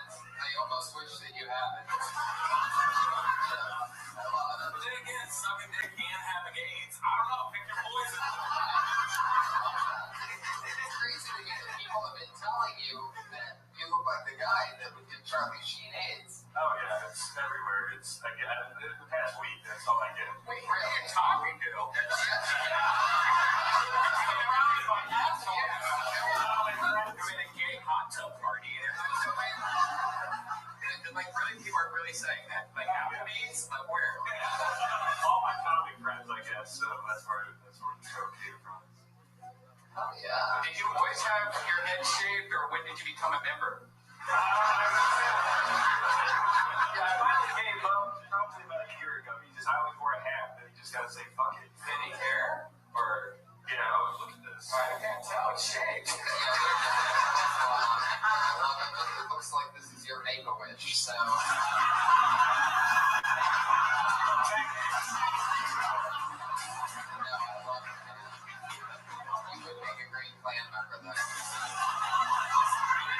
You would use the small pillowcases, you know, that are like that. All right. Let's gotta get to Disney tomorrow. So let's talk about it, Dom. Let's break it down. You came out right from the gut. You said, I'm from Ohio, and then go fuck yourselves, all of you. You won us over, and then you pushed us back, and then you won us over by saying he's the Steelers quarterback, and then you go, but I'm a Browns fan.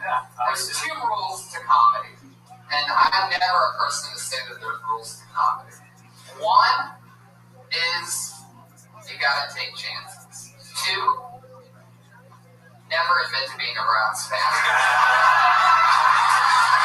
I'm not a Browns fan, but if I was a Browns fan, I'd still say I'm not a Browns fan.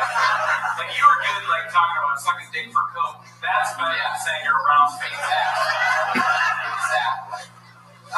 So, Dom, let's talk about it. What do you really do for fun? Obviously, you're not the fun, dick-sucking partier that we thought you're at. We've been cheated. No, I do cocaine. That's fun. I really do. Do you really? They really love cocaine around here. That's a real thing. There's nothing else to do. Fuck yeah. You ever heard of heroin, sir? Pussy-ass cokeheads up here. That's all you're talking about, heroin. Is it big there or something? It is. It's been, my buddies told me, I hung out with them on, whenever we fucking got here. They said that it's getting really popular and that a lot of people are doing heroin. Every time I've gone there, like, there's always been, like, an upgrade. I check in, like, once every 3 years into Youngstown, hang with my buddies, and there's always, like, an upgrade, like, fucking, you know, 10 years ago, it was like, man, a lot of people smoking pot. And then it's like, a lot of people doing coke. And then it's a lot of people on meth. And now it's on heroin. Wow, what's that? I'm pretty sure it's bath salts. There you go. That's the word of the day. Bath salts, everybody. We used to have a guy that drove us around Ohio and Pittsburgh that used to do the fake weed. I remember being with Joey Diaz. I was with Joey Diaz driving, and the guy's like, hold on, I need to smoke some weed. We're like, all right. But he didn't smoke the fake stuff. And he almost killed us 1,000 times. Now, looking back at that, that's ridiculous. That fake weed is even worse than... What the fuck are you doing? You giving up over there? Stand up. What are you doing? You're fucking it's your moment. What is this? Your relax moment? Somebody get this guy some fucking coke. He's falling asleep.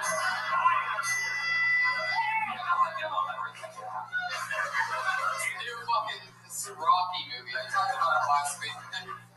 How many people have seen the trailer for the new Rocky movie? Alright, yeah, whatever. It's dog shit. Sylvester Stallone, in this commercial, you're gonna see he's lost his fucking mind.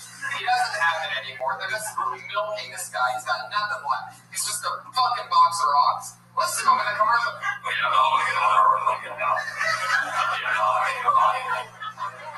He's like the corner man now. He's like supposed to be Mickey, but he just can't do it because he's still Sylvester Stallone. You think instead of Adrian, he yells Lakeisha at the end? Alright, you're still bombing. You gave me 60 seconds of good bomb time. Take your hand out of your pocket. What are you doing? Why do I have the chili coke in there? It's like a gunslinger looking for a revolver. His fingertips. So I never even tried cocaine. That's all boring. No, it's true. That's some guy just boot that. You've never made bad decisions. No, I have, but I haven't tried cocaine. Now, what do you like to do for fun? I know that it brings you down. You end up sort of miserable. I mean, if you're gonna hate birds at the end of the night. Yeah, birds. Fuck those birds. I'll slap the shit out of a bird. Me and Tony used to kill birds. Have you ever killed a bird before? No. Are you sure? Never. Yeah, I'm sorry where you would kill a bird. So what do you do when you do cocaine? Give me a rundown of your type of night. We're gonna know this is Probably gonna watches sound the weird. pornos and then has to get an upper through the cocaine. Yeah, I'd be doing cocaine too if I was a Browns fan. Especially to kind of talk about it in public.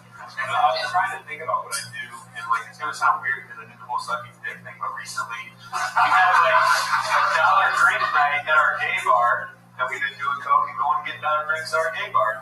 So my gay bar. So wait a second. Then you were in a hot tub with a bunch of gay guys. I'm like, are you the guy that gave Charlie Sheen AIDS?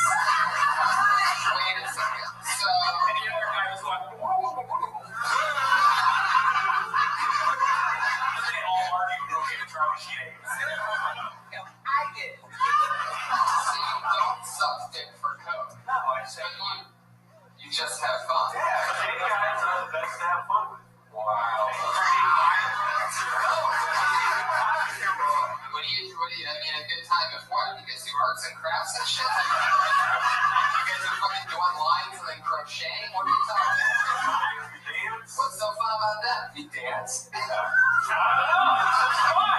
You guys do for fun. It's fun. It's fun. You guys Gay guys have a good time. They know how to have fun. So what kind of dances do we do? Maybe we can get a little example. Yeah, Because it's probably going to be like that. What do we got? Let's pretend like you're around a bunch of gay guys. You're already doing the head bob. It's so cute.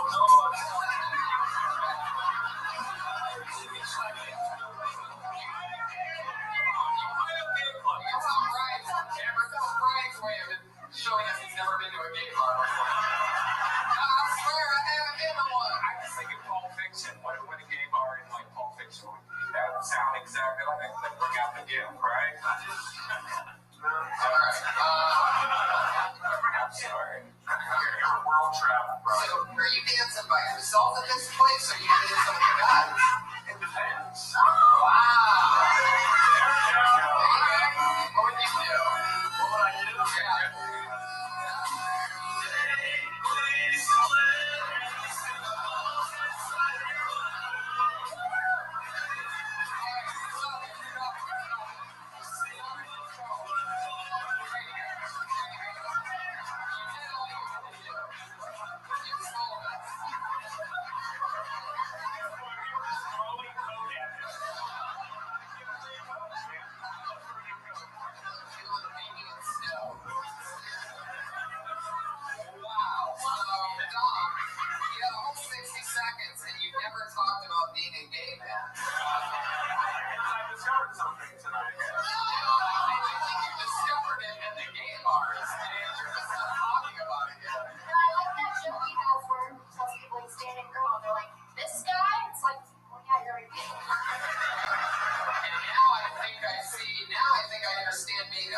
the Browns, you know what I'm saying? Fast and smart. Yeah, brand new underwear in the front and the back. You got everything going on for you.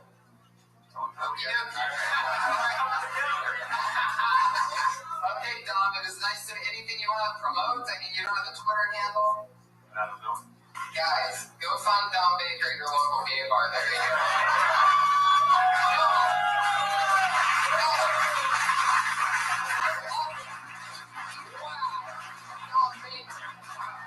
We just had a guy come out of the closet on this show.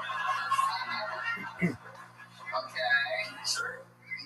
Fucking love this. So your music go for Gio Atasano. Wait, no.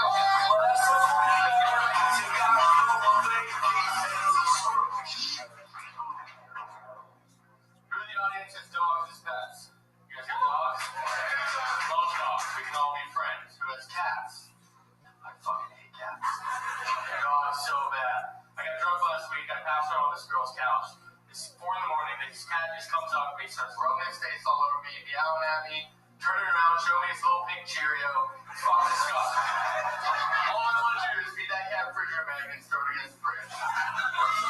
Sorry, I settled for cutting off his whiskers, watching him run into walls all night. It's just jokes. It's alright. I'm going to tell you guys a story. Back in high school, first girlfriend that'll willingly have sex with you. It's amazing, right? It's like a drug. It's better than bath salts. We're at my buddy's fucking cabin. We're doing some underage drinking. We're in there. We go upstairs. I slap on a condom. I start going to town on this little girl. All right? I was little too. The proper description. Okay? Condom breaks. Everything feels amazing.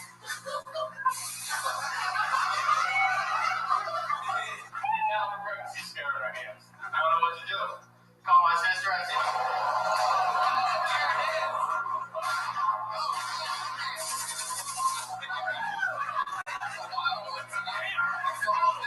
What's strict on that 67? The bear comes out of fucking nowhere, and now he has an assault rifle. that was the girl's father, I guess. I love it. Gio Atasano. That's some funny stuff. Really cool. I never met a guy that looks like a young Colonel Sanders before. Colonel Sanders discovered Tom Waits. Yeah. Jared. Jared who? The subway guy? I was little too. It's alright. Love it. Yeah. This is some interesting thing. Because the last guy came out of the closet during his set. I'm pretty sure you're getting on Amber's list. How low was this girl that you're talking about? We're about 60. Oh, wow. She's actually calling it right now. Are you talking about a fleshlight baby? No, not quite. Not quite. What the fuck? I don't know what that is. Gio. What do you say about the dog owners in the top? I missed that part. That I like dogs and I don't like cats. Right. That was it. Yeah. It was interesting to me because you lost it because I didn't know if that was coming back around or not. You went straight to cats. Yeah. I wasn't coming back to dogs. So work on that? Well, I would say just go straight to cats. You don't have any dogs. Okay. Fair enough. Cats. Yeah, I hate cats. I think I don't want to. Why? You're like, I hate fucking cats. I hate cats. Cat. I'm allergic to cats. Well, that's it. You're allergic to cats. Yeah, I don't want them around me. I'm allergic to penicillin, but you don't see me talking about it. How's that going for you?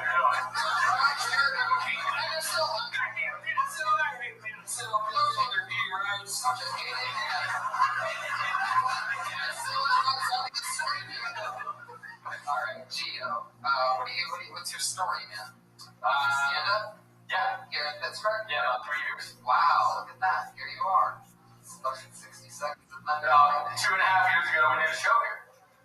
I into a strip club with you. With the fake ass girl. Yeah, I remember that story. Oh, yeah. He was there, the fake ass girl night, where the girl rubbed my face and then squirted all over me. And then we were in the elevator with Tom Segura. And what did you? You know, you're trying to live with us? Yeah. Alright, guys. I don't want to hear this. There's a live show going on. Too much. Hey, remember that one night? Gio.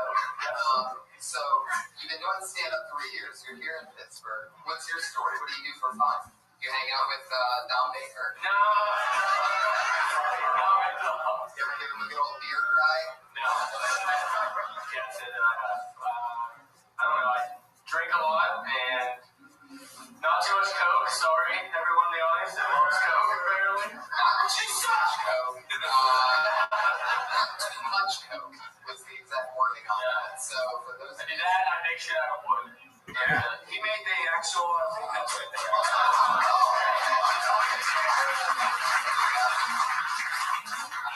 So Gio, what's the most fun thing that you've done in your 3-year career? For comedy? Yeah. Oh, I don't know. I did a show with Brian Hossein at the Rex, and it was like 350 people that I've ever done. So that was nice. So you don't live the comedy lifestyle at all. You make wooden crafts. I used to, and now I have to make a bunch of shit for money. Is that your company shirt? No. It's just, sure.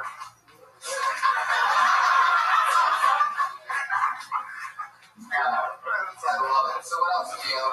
You did. And look, by the way, one thing that I've noticed is that when I ask people out here what they do for fun, they first name a substance. That was cocaine. This one's like, well, I'm a drinker, and beer is my hobby. Yeah. I mean, just driving around Columbus, one thing I was in Columbus, Ohio last night. One thing I remember, or didn't remember, is how many restaurants and bars. It's like everything is all about eating and drinking. There's nothing else to do except eating and drinking. There's no waterfalls or whatever. Like, let's look at some fucking sea lions like farting around. No, there's eating and drinking. That's it. Sea lions in your life. That's what I saw some sea lions. I was in the Navy for 4 years, so I saw a couple sea lions out in the ocean. Yeah. So, what were you doing in the Navy? Went to Thailand a bunch of times. All over Asia. Yeah. And being on a ship. Is this where you met these little girls that you're talking about? All the little girls are. I know Gio, and after the show, ask him some Navy stories. Holy shit.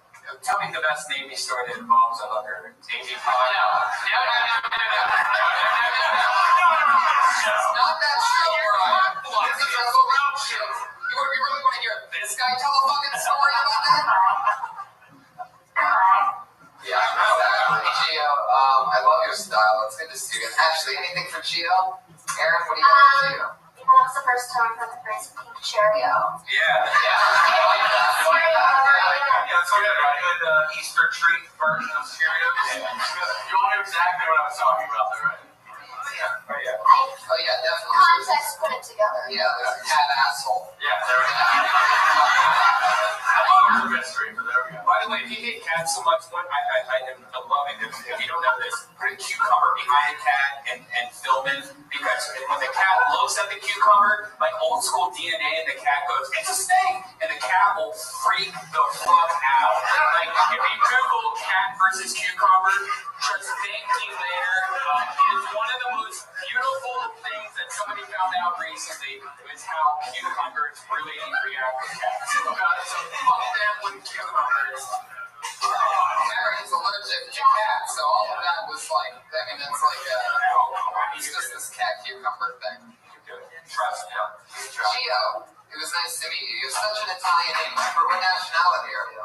Italian. 100%? No, like 75. What's the other 27? German? Sure. It's gravy. Gravy. All right, Gio, there you go. Gio has the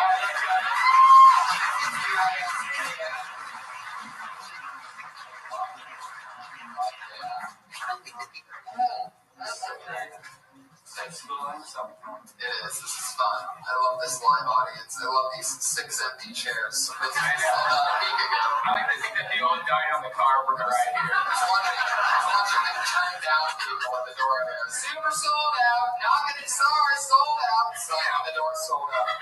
Six on a waiting list just in case. I know people from Pittsburgh that are coming to Ohio this Sunday just because this was sold out.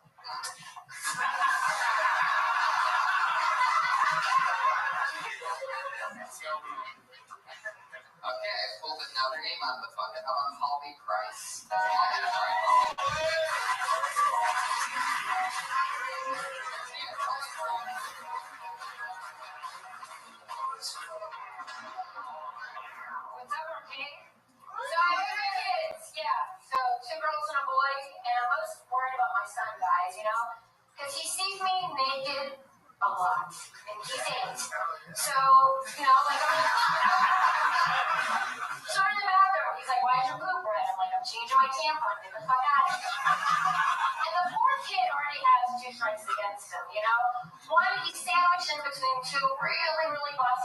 years until he has red hair.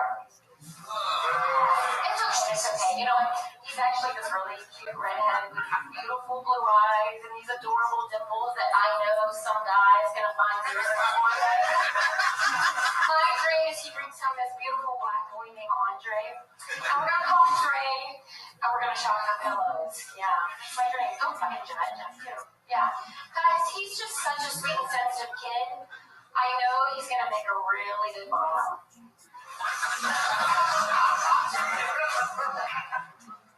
Thank you, guys. There it is, exactly a minute. I love that. Holy Christ. Fuck yeah. The P stands in Pittsburgh, pedophilia. That's right. So, Holly, what is the, why do you think your son's gay? I don't think, I just hope. How old is he? He's 8. Holy shit. So do you do things to like maybe No, try to turn him a little bit? No, I haven't done anything. You just play, you haven't bought him ballet shoes or anything like that? Or introduced him to Don Baker? Or...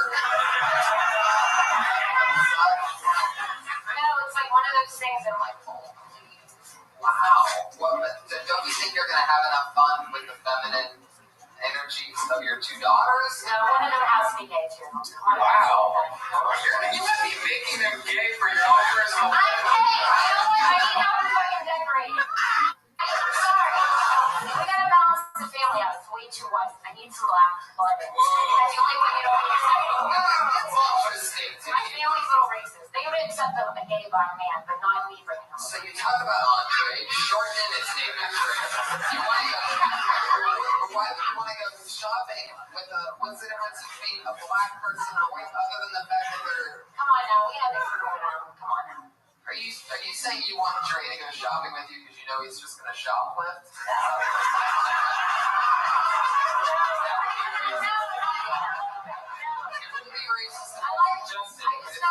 I just know the style will be on point. Oh, style. I gotcha. Because that is true. Like, it seems like black gay guys are like, you know. I mean, have you met a dorky black guy? If he was like raised by a white family. He was like adopted.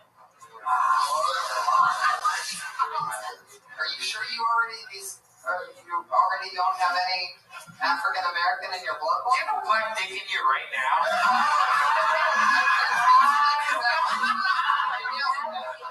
That's like, thank you, singing it for coming early.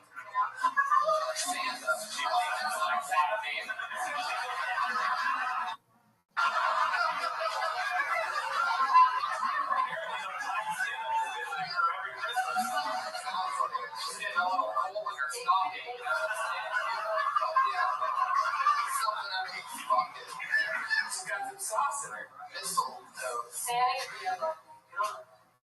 See what you did there, Holly. You killed the momentum. How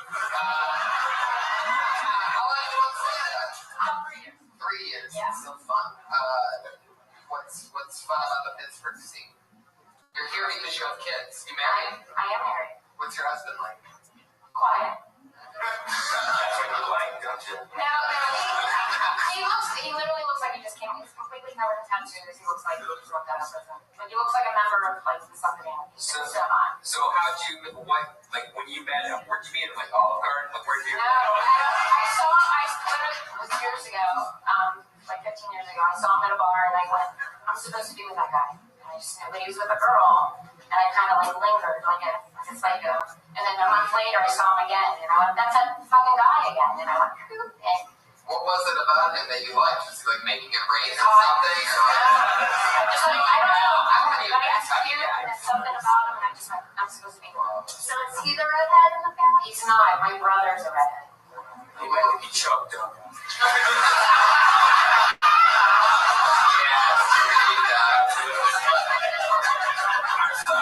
Normal dad and parent, Holly scared the shit out of her. So you have a redheaded brother, is that right? I so do. You used to have to like pull bullies off of him? No, he was about 6 years older. No, he was fine. Oh, okay. That's interesting. What does your husband do for work? He's a plumber. He owns his own plumbing business. Fuck yeah. Does he fly you sometimes?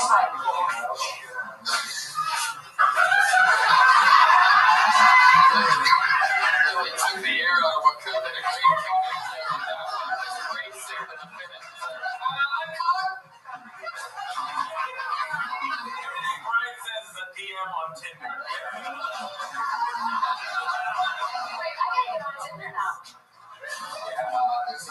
find people on Tinder.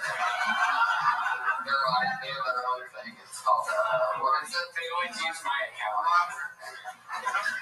Anyway. So, Holly, have you ever been to the Black Man? I have not. Wow. You thought about it. Wow, it really is, right? Well, maybe you and this You guy. can easily do that. That's the easiest dream ever. Just go out in the back alley.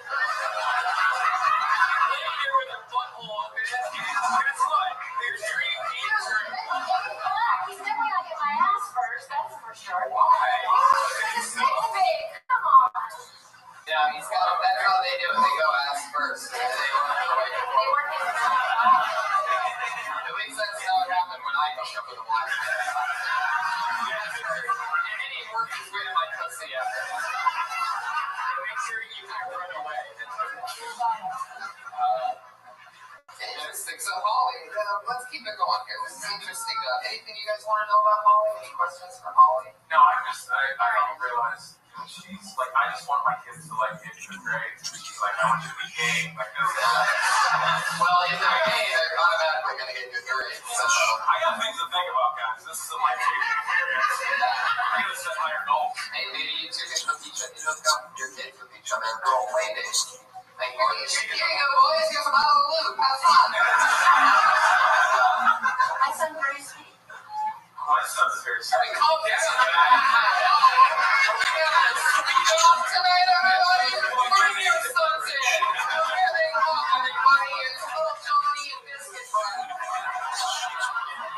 Do you have figure-outs? Oh, Brian. Stop. This guy with tattoos is going to be standing outside. Yeah. Well, okay. Holly, so what do you do for work? I'm a buyer. Ooh, fuck yeah. Whatever you're buying, I'm selling. What are you buying? I buy for Dick's Sporting Goods.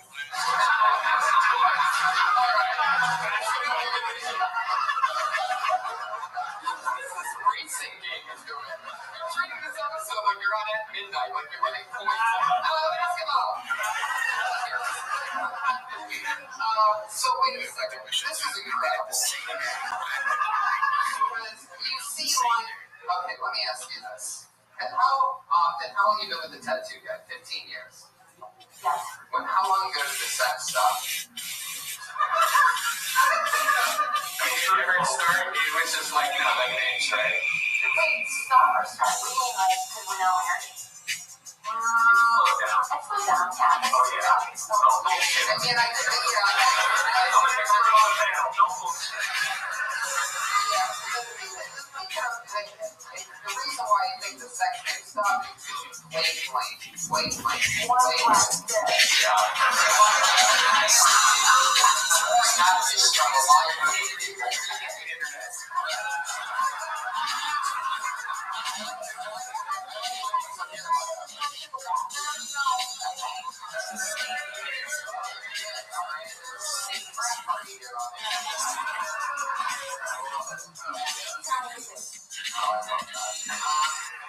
So that's cool. So you're a buyer, and what are you buying again? I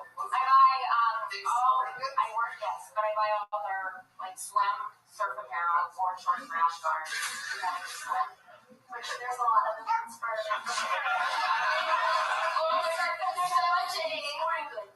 We sold 7 pairs of board shorts in the past 6 years. Business is a boom. We sold a surfboard 7 months ago. Is that a tattoo of Holly on your arm? No, it's not. I love this guessing game that Ashley is playing. Her name's Holly. No, I know. I was actually going to be a Holly if I was a girl. Fun fact, right, Mom? Were you born in?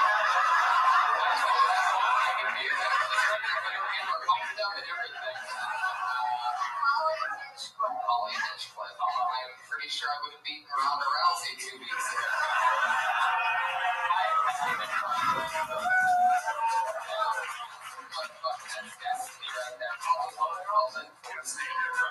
Good old Double H. Oh, that's cool. I never even thought of that. They can do the thing. They can call him Holly Home Double H. They should go by that.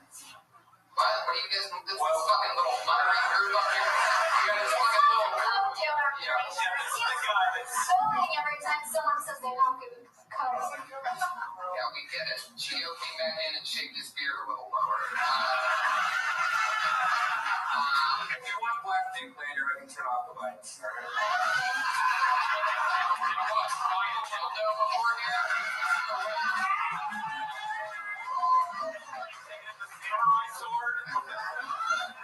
Just a pumpkin. Okay, Holly, so fun. I love your stuff. You have a great energy. I loved everything that you did on stage. You sold it all well. You're totally fun, and I'm glad to have gotten the chance to meet you. You're great thing. Don't slow down. Keep doing spots and keep working at it. Holly, Grace, last minute. Holly, Grace, let me in.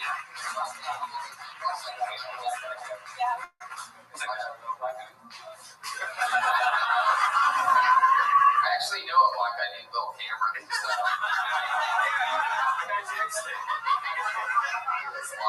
Let's just eat it up. You guys have fun.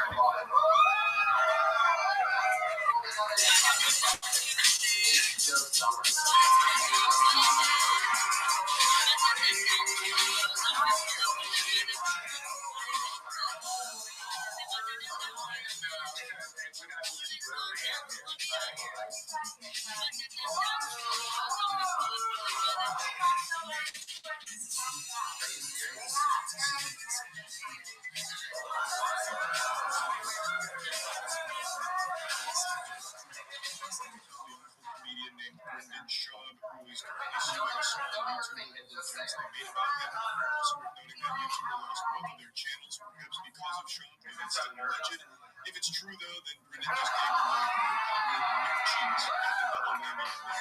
Why this is a big deal is because Brendan Schaub is going after the jokes he made, but also because he showed absolutely best. It makes up the jokes and points up in his comments on fair use of information. Obviously, fair use of information.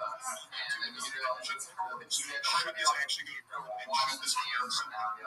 Since it's a really bad thing, let me get a bit more into the lore of this awful community. So there is a comedian named Brendan Schaub who's a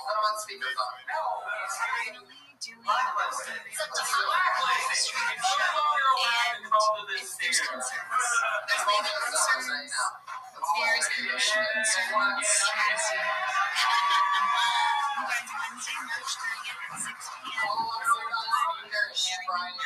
From this room, it's going to be chaotic. We want you to get tickets at commonhouse.com/TrashTuesday. This is a once-in-a-lifetime opportunity.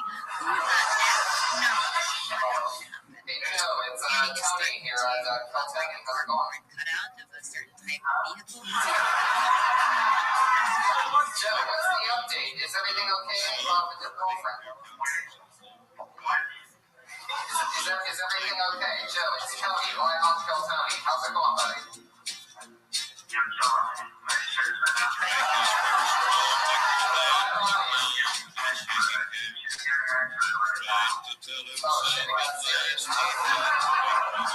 Alright, Joe. Joe, you want to do anything to just your next thing on stage?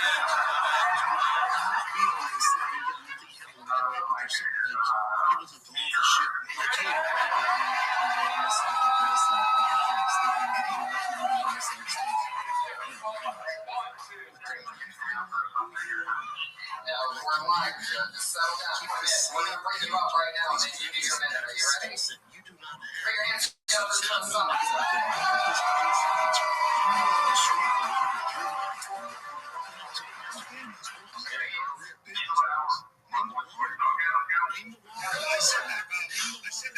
You got it. Go, Joe.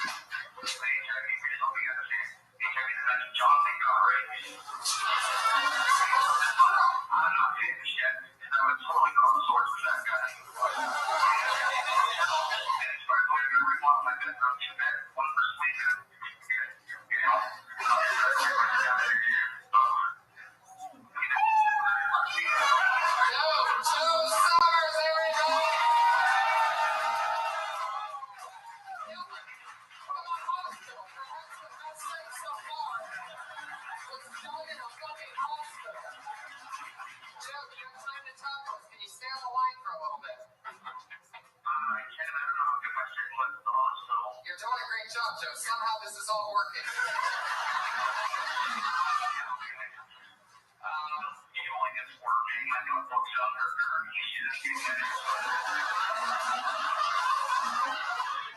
Oh my God. Joe, this is fucking epic. You're absolutely murdering right now. Oh my God.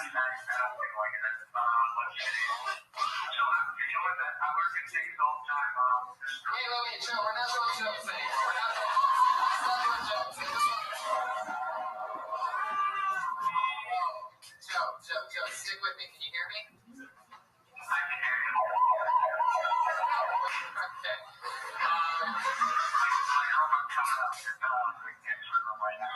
Do we have to let you go?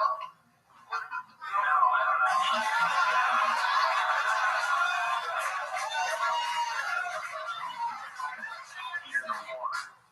Say that again? She would apologize for she got the more. She wasn't done dating because she got with a big night. Look how it turned out. I guess I could sort of feel that energy, so I just said, let's fucking call him up. I got told all about the cost on the way out here. So I mean, my head was just so then we have to paramedics for her visits for 30 days. Wow, that's incredible.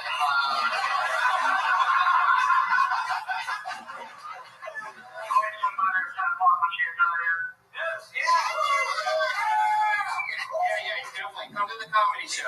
Come to the comedy. Yeah. Whenever she gets out, no matter what the diagnosis, come straight. Hi. Joe Summers.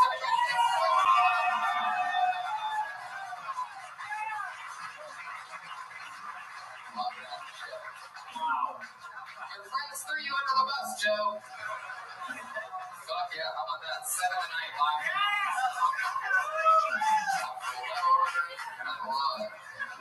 Pull another name out of the bucket. Yeah, I love this guy wearing his best sweatpants.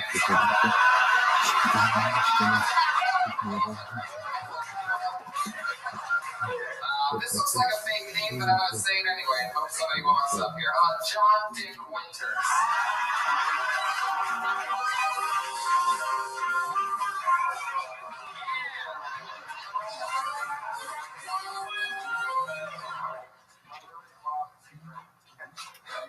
That's my given name. That's what someone thought was a good idea 30 years ago in a hospital. I spent a lot of time on Craigslist for not what you're thinking.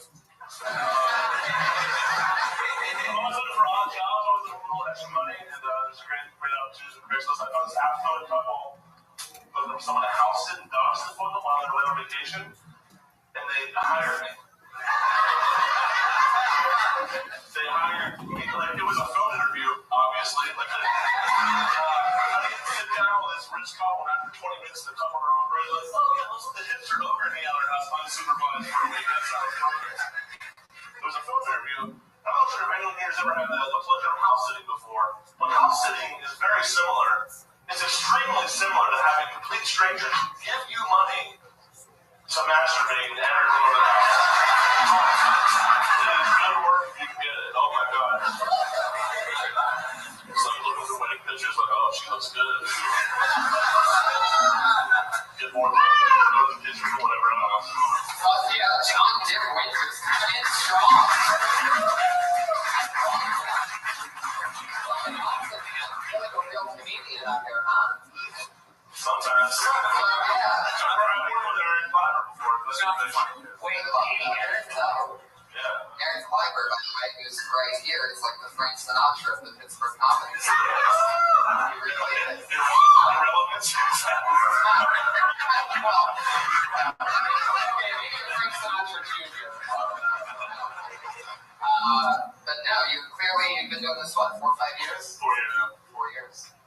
So, tell them. Radar's on point for sure. Exactly. John Dick Winters. John Sesso Dick Winters. No, I just repeated it just how it's spelled. John Dick Winters. You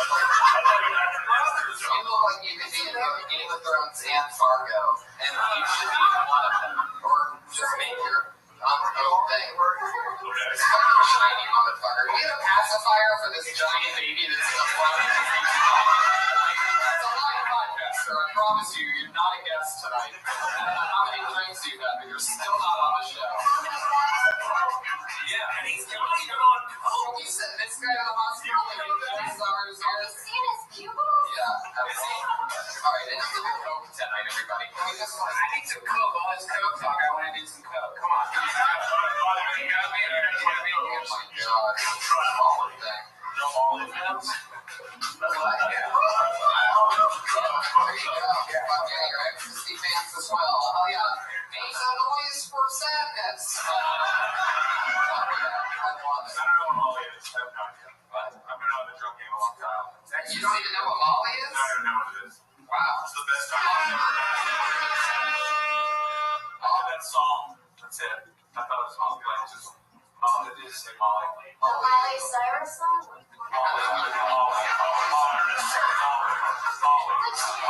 That's a song.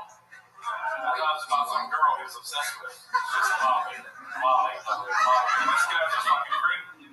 Alright, guys. Again, huge tangent there. John Dick Winters. You've been doing stand-up 4 years. What do you do for work? I'm a cook. Oh, really? What are you cooking? Horrible food to the place that doesn't matter. Just gives me money I can leave the town. I love that. Is it like a chain restaurant or? No, it's a little bistro thing. You know, rich. I cook food for Rich Jews. Yeah. A Rich Jew fan in the audience.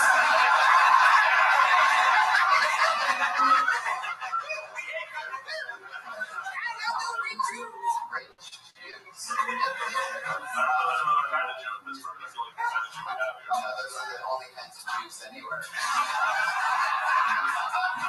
known for their, you know. There's no bus Jews. So, that is your real name, John Dick Winters. John Richard Wizard. Holy shit. That is unbelievable. When you said I think this is a big name, I started getting up and walking. That's so great. Do you have kids or anything? I have 2 kids, yeah. Ah, okay. I think that it was fake because you called Joe Summers. John Winters.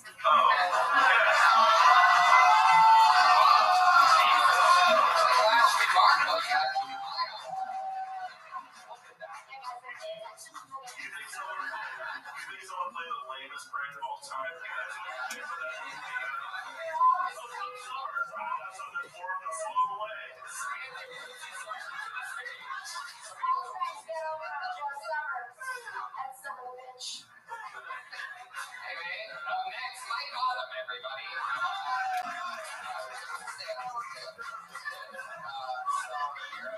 At a restaurant, I like your style. I'm gonna guess your kids are 3 and 1, right? I have a 12-year-old identical twin brothers. Holy shit. Holy shit. And it's horrifying. And their last name is Winters as well. Yes. Wow, that's fucking awesome. I bet you're like the cool dad, right? When I'm around with them, yeah.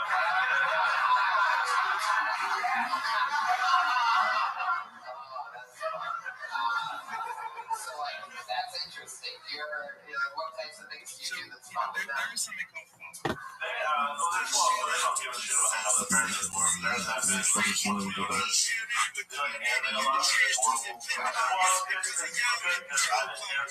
Terrible, but now I mean, no problem. That's great.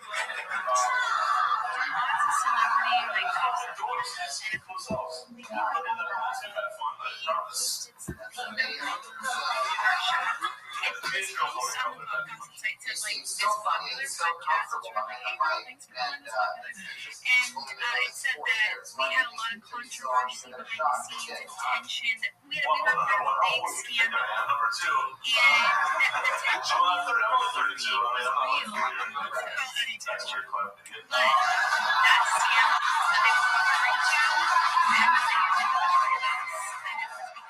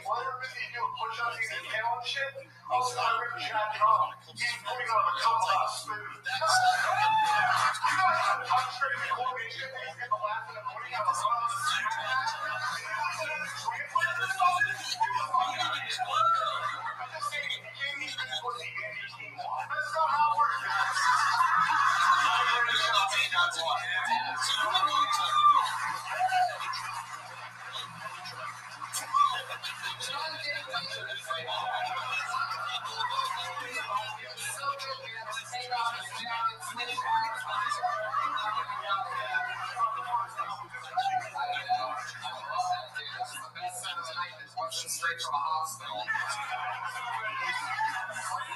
Brandon Shell's twins away from being Coffee Smurf. Brandon Shell, which seems like the sanction that you work at for a living.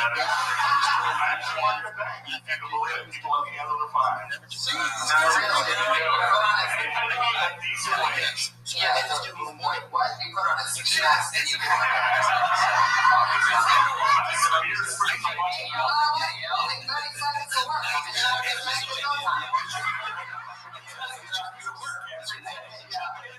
Stolen car.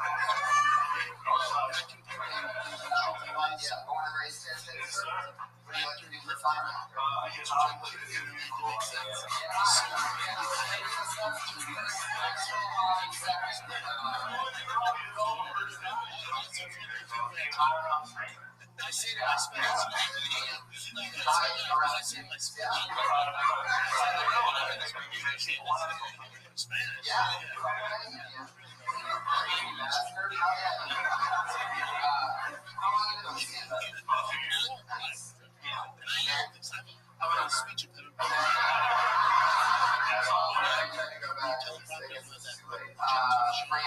I like your style. So, what are you doing for this time? I work in fraud resolution. You might be able to help us out.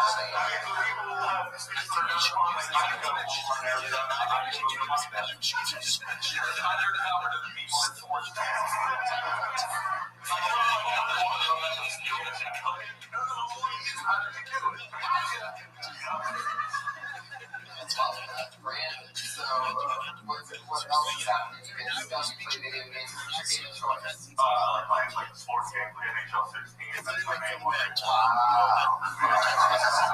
I love you, 7-year-old. Yeah, me too. But not there, I see. Like the actual city, I have enough money to buy this. It's like on a concrete wall that drives a little church parking lot. That's where I play on. So you go roll it next time?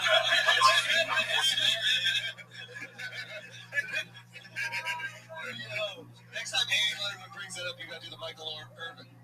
What's that? You won't be in my truck. CT! And I think that you're a genuinely good guy in this business, and it is rare to find good guys in this business. Agreed. So you keep doing that, and don't let negativity change you into a person that you're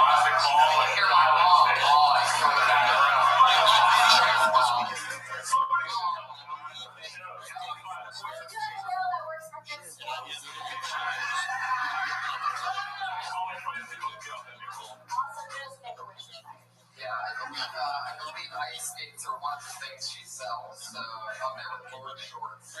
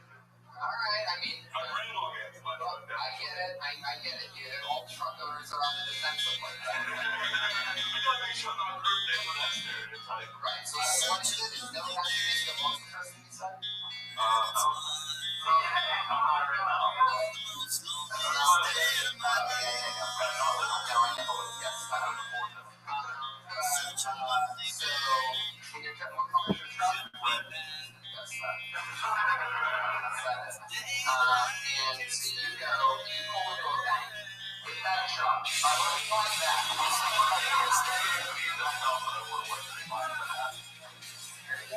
I lost 330 seconds for a while.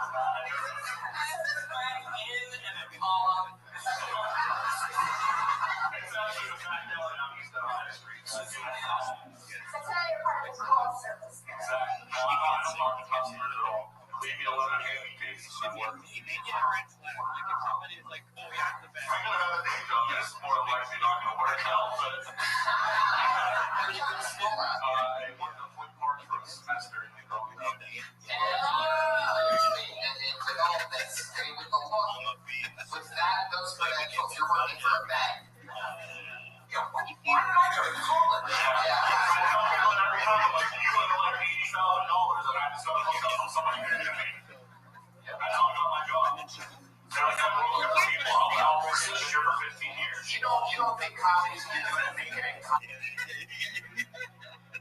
You gently do it, but this is on you. This is on you. Okay, so Brendan, this is on you, and that's it. He's a comedian that you have a podcast with two other very funny ladies called Crack Tuesday. With Esther Pavitsky and Annie Leonard. Great show. Love all three of you guys. My heart's beating because I want to be delicate about this. 100%. Okay, yeah. Tread lightly. I will tread lightly. So you guys were doing a show, and you said that someone you guys knew was trying to pick. They don't want to even finish. Well, just correct me where I'm wrong. We don't need to stress you guys out. It's going to distress him because. Okay, go ahead, Ethan. You okay? Well, I mean. So you guys said this guy Brendan Schwab. You alluded to it. You said his initials was BS. Everybody now knows it's him, right?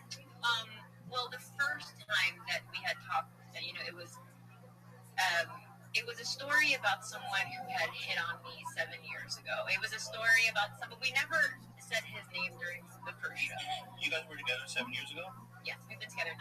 Bigger than Conor McGregor. Really, thank you for the opportunity and the growth, and I've learned so much about. Obviously, you're amazing. You have a different outlook on fighting now. I do, and I try to watch fights with them at home, but I always end up watching alone. Well, you can call me. I'm sorry. You can call me. Sorry. I know you don't like that, but I figured I'd just. We can make it our new couple. No. Okay. So I want to say thank you for having me here. Where can people find you, brother? Bobby Lee Live on Twitter and Instagram. Where's your next spot? You're on the road. I'm at the Comedy Store, and the next week we're on my baby. Lexington, Kentucky. Beautiful Kentucky. So come see me in Kentucky. B, it was really good to see you. And I enjoyed it. Thank you so much for having me. Soon. I cannot wait. And your wonderful girlfriend. Thank you. Kyla. You saved the day. Kyla, get in the fucking car. Hey, man, you're so nice. You get Conor McGregor. We never get to see her again. Thank you so much. You guys killed it. You guys killed it. You do? Yeah. Go kill it. Hey, man. Hey. Thank you guys. Like 5 words. That was awesome. Right? Thanks for your Yeah. Right. See ya. You killed it. You guys did great, man. Bobby Lee and his Smoke Show girlfriend. You knew chilling about the UFC. Sure did. Bobby faded. Bobby didn't say the last 2 months. Anyway. With no intention other than to just tell a story about something that happened. Yeah. Just to get a good laugh, something that I thought might be 7 years ago, he tried to pick you up, this comedian. I told a story on Trash Tuesday, which is like, He tried to, and that story was interesting. He brought you to the car and tried to get a blowy or something? No, that's not me. That was one of the other girls. Annie, yeah. And I had a guy that was like, why don't you walk me to my truck, this married guy? Because that's such an interesting way to pick up a girl, I think. To be like, yeah, you want to come to my car? Just like, my car. Anyway, I should preface this by saying I had a phone call with him. All is squared away and fine. Okay. But he did promise, we promised that this would never be brought up again. But then he went on Flagrant 2 and talked about it. So I was like, all right, deal's off. I'm going to talk about it on HD. Deal's off. No, that doesn't make sense. No.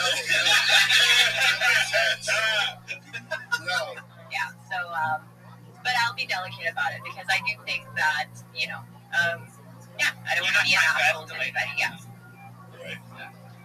But are you friends with him? Is that the problem? Are you friends with Brendan? You're acquaintances. Okay. Do you think he's a funny comedian? Because a lot of people think he's great. Okay. I think he's wonderful. I think, yeah, dynamic. I really do. Dynamic. You know, I'm going to say something about him. All right. I want to say this. All right. I want to say that you trying to fuck your girl. I'm like, Woo! All right. Fuck your girl. You fuck my girl? No, dude. What you fuck my girl? Bobby, take it easy. No, you fuck my girl. No. Shop date. So short. It's a short. Yeah. I like to say this about the man. Right. You know how difficult it is to go from one thing. You don't have to like. Do what? Right. Is that what I'm yeah. You're okay. So it's very difficult to go from one profession to another. Right. So you as an MMA fighter, right? A really successful fighter. Very successful. What was his professional record? It's not the record that counts. It's what you do in the ring. You know what I mean? It's commitment. Right. I mean, it takes balls to get in the ring. Yeah, it doesn't take balls. Can you guys follow his professional record? I'm curious. So, anyway, so he, and he goes into a very difficult medium, which is stand-up comedy. It's cliquey. It's very difficult. And he carves his way out. He does a couple of specials. He's a successful podcaster, and my hat's off to him. Okay, good. I mean, nice things. Good. We've talked, and everything's under the rug, and everything's fine. And although I would like to clarify, this is not. Well, you didn't finish your. Well, Bobby has some nice things to say. So I mean, you're in the middle of your story. Well, my problem with the whole thing was when he had a problem with me. He went through Bobby. Bobby was a filter, and I thought that was really not appropriate. He wouldn't talk to you. I want to protect Bobby and all. 10 and 5? Oh, he was 10 and 5? That's not bad. We're not about him. Wait, why are you 5? What did I say about him? Wait, hold on. Really? Is that 10 losses or 5? You're so afraid of being bullied. Why are you so afraid? Because this is the problem. To his defense, when Shab had a problem with me never even saying his name, and by the way, I neither confirm or deny that's to this day that story was about him. Well, you guys said his initials was BS. And then Annie said it was Bob Saget on the live show. Oh, and then no, Bob Saget BS. No, one of the things that really gave it away is that you guys said that he's not very funny as a comedian. You not being good at comedy. And then that's a clue. I don't want him to be seen with you. That's the biggest clue you could ever give. I'm like, and then you guys all started laughing. No, but I know that's like a meme about him. I know you think he's funny. Yeah. But there's like a meme that everyone's like, he's the George Carlin. He's not funny. That doesn't mean that they necessarily said it's him. No, I actually to this day, you never said his name. I never said it was assumed. I didn't think that it would escalate the way that it did. I also didn't realize that Bobby would take the brunt of the punishment because nothing, He didn't do anything. I didn't do anything. Right. Here's my problem with even this in general, okay? And since we're already talking about it, fine, right? What I'm saying to you is that I have nothing to do with any of it. I don't even know what the fucking the thing is about. Like, and you don't like being put in the middle of it. Not was I not put in the middle of it. I was being screamed at and bullied. It was like get your bitch in line. Yeah. Oh my God. It was worse than that. It was way worse than that. And my point is that now my fear is the results of whatever this is now going to be. There's no results because there is a result. No, there isn't. I can call Shab right now and we could be like all this squared away and everything is fine because we've already talked about it. The promise was that he would never talk about it again, and the next day he went on flagrant 2 and then talked about it, even though it was in a complimentary way. Yeah, in a complimentary way. I don't feel like we said anything bad about him either. The point is, was there a text alluding to possibly suing people? Yes, there was. There's concerns. There's legal concerns. There's emotional concerns. Try to sue me. Did it freak me out, and did it make me think, oh shit, like such a small thing to sue over, but was there a lot of misunderstanding from his team and us? Yeah, but we talked it through, but the truth is the truth, and it's all squared away. So, you guys, I'm just going to get this clear. So you guys were talking about there was this comedian that people assumed was him. Yeah. That was trying to pick up all you girls, kind of a sleaze, whatever, right? Yeah. So he calls you and says, Bobby, get your woman in line? I mean, what kind of fucking animal does that? That's fucked up. Why didn't he call you? He has your number, right? I would assume. It was your podcast. Yeah. Your fucking podcast. Who the fuck? What the fuck is that shit? It was not just him. There was a whole barrage. It was. Don't say the name. I'm not gonna. But it was a phone call with other podcasters, and it was. That's not bullshit. They flogged you, bro. Not flogged me. They threatened my career. They called me a coward, a pussy. You've always been a pussy. Sorry, and they said they would expose me. They said that all these things. And I was in Oklahoma shooting a show, and I was at dinner, and I was by myself, and it was very traumatic for me. And it was based on whatever they did on the live.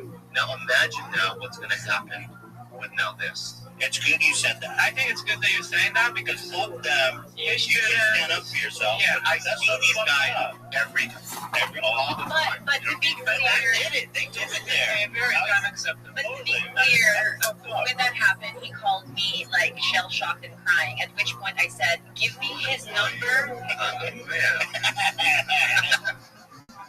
Yeah, the height of the chaos was when that happened. At which point I said, "I'm so sorry." Yeah, that's so fucked up. Well, to both of you, also not having like the balls to talk to you. He has the balls to go and fight people, but like, why does he gotta go? Did you even know what was going on when he called? You're like, what are you guys talking about? he didn't know what it was happening. I don't know. Number one, I don't. You were okay. First of all,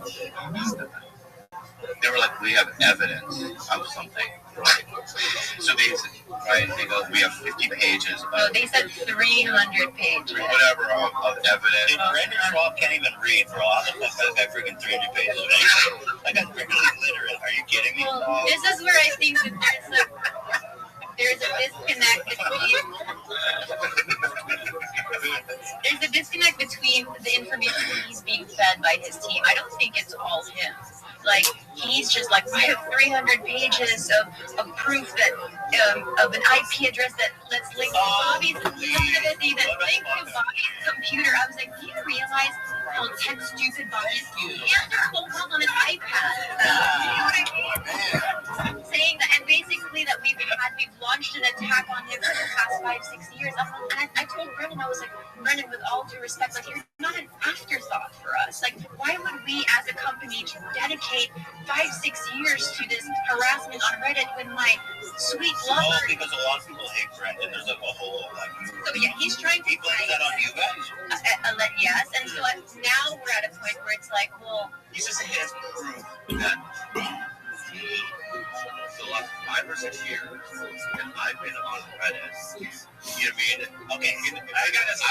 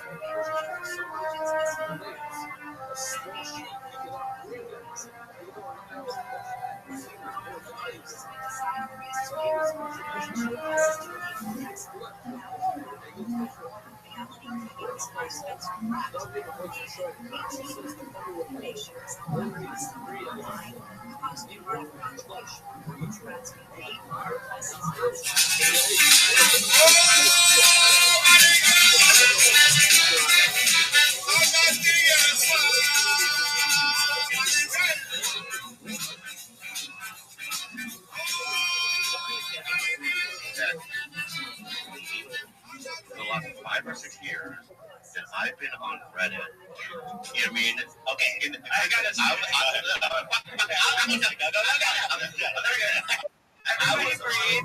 been spending my time. First of all, number one, I don't own a computer. I don't even know how to buy one. Really. You know what I mean? Right. Number two, right? I don't know how to get on Reddit. I've asked her, how do you get on it? What is it? You know, right. I'm just not tech savvy in that way. You know, it's shameful. Shameful. You're what are you, like 50?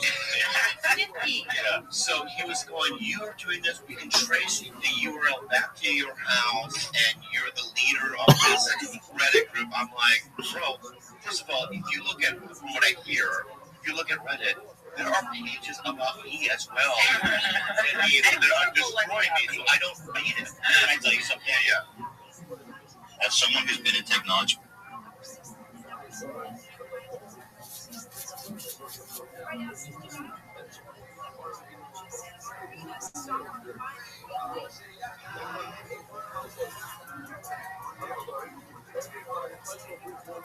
Jamel, yeah. People that don't know fucking anything about technology say that shit. Yeah. But I think it's impossible to get that. Right. He doesn't have it. When anybody says they have proof against him. But Ethan, I think that I'll defend him in this scenario by saying I think his team is giving him a lot of wrong information. But then ultimately with him and I, we're able to find common ground. It's like, look, I think I'm receiving wrong information, and I'm like, I can understand that. I can forgive that. I'm trying to scare you. Dan is our tech wizard. Is it possible to get IP logs from Reddit that proves that Bobby is posting shit about Reddit? No, without like working at Reddit. I mean, yeah. Or having like a federal subpoena. Yeah, I didn't know what he was saying. I actually think we should. I could call him. No, do not call him. Wait, we're okay. Him and I are okay now. I'm going to say this. No. After this, no, you will not be okay. I agree with that. I promise you this, and this is open. No, I'm not fine. I'm fine. Really fine. But I'm just saying that this has opened up a world. I'm not a pussy, right? I'm just saying.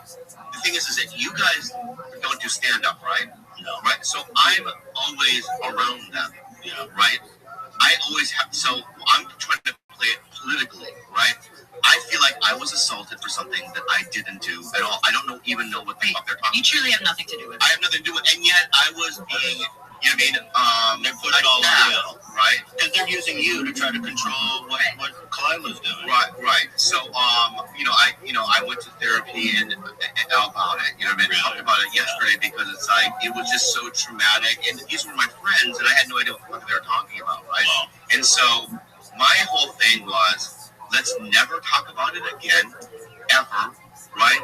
And let's just brush it on the rug so that I can go to comedy clubs and look them in the eye and be cordial, right? But now, right, this is a whole nother fucking thing that I gotta deal with now. Yeah, I see your point. Yeah, it just sucks because they're bullies. They are. Yeah, it sounds like they're trying to bully you, and it sucks that you're in this position now. Yeah, where you have to. It's like it sounds like some bullshit boys club where it's like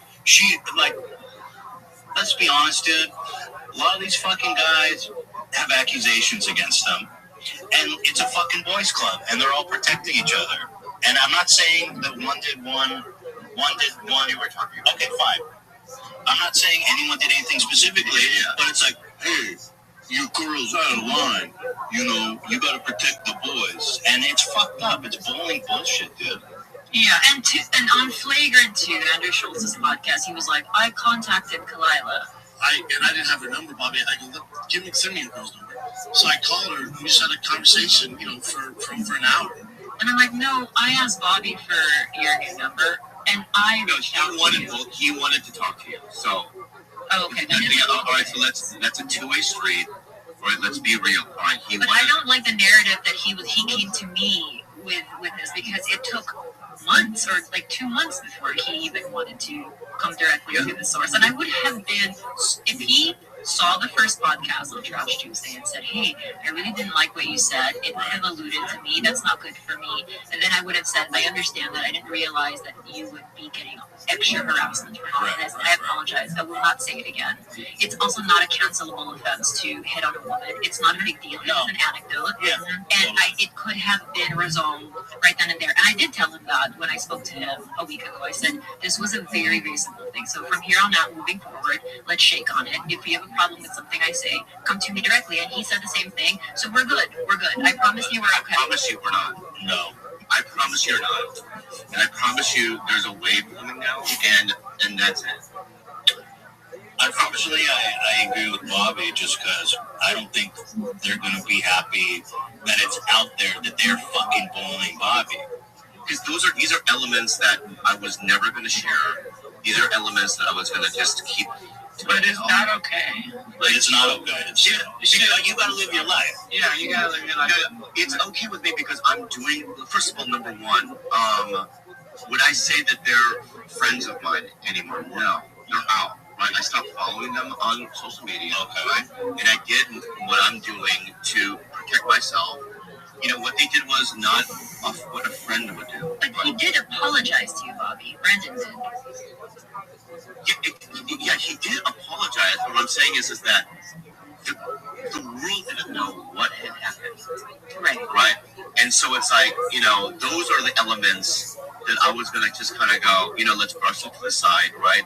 I had my own way of processing it and dealing with it politically because I do stand up every night and I'm just around now. You know, I have to now pick and choose where I go up, right? I do. Yeah. I have to go, and I go there that night because now they're there, right? And this has made it very difficult for me, you know, and it sucks. I'm sorry. Yeah. I mean, you know, it's out there, and that's why I wish you didn't do a live podcast. Yeah. I don't think you should tolerate that behavior, and if it means that you're gonna have to not perform on the same night as them, maybe it's gonna be better for you though, because you don't have to carry this pretend that you're like part of this group, this men's group, that everything's good there. The problem nobody's bullying everybody. Weddings that I'm going to, right? Every time you go to weddings, you meet other people there. You go, fuck that guy. You stay on this side, you stay on that side. They're the ones that need to show up and be ashamed of themselves. I understand that. They need to look. I was just doing it in a political way that I could do so that I could survive. I'm trying to see maybe the positive side in it. Yeah, there is no positive. But you know what? I'm going to tackle it head on. You know, I mean, that's the only way now to go forward. You know, but I think I mean, just to say what I think it's good that people know what happened because it's just not right. I think it's good for the audience to know that these guys are fucking pack of rats, dude. What do you mean? They're a pack of rats, bro. These guys are your friends, and they gang up on you, bully you because something that your girlfriend said, because Kalila said that nothing you do. They're fucking clowns, though, bro. They're meatheads, dude. Brendan Schwab been punched in the head too many fucking times.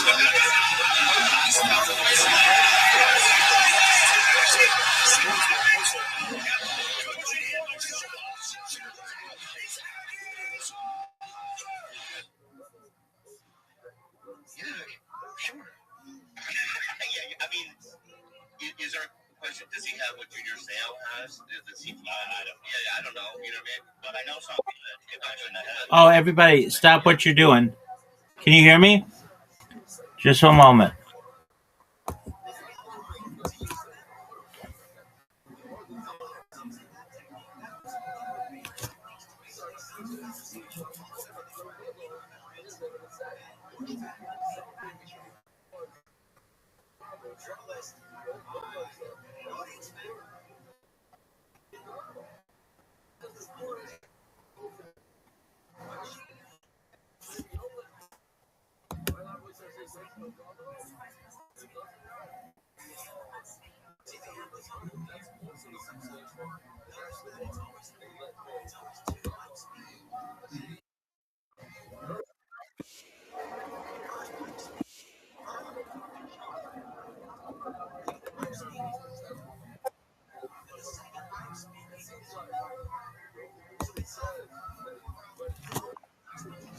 Yo.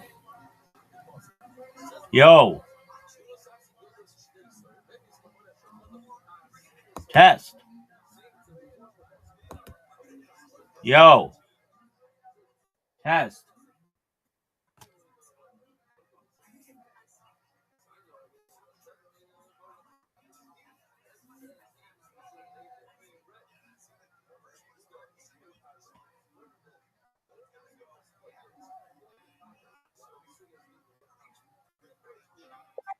Yo. Yo. Yo. Yo.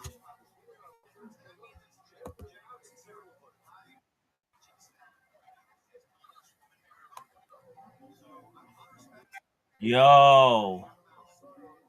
Yo. Yo, dog. Yo. Yo.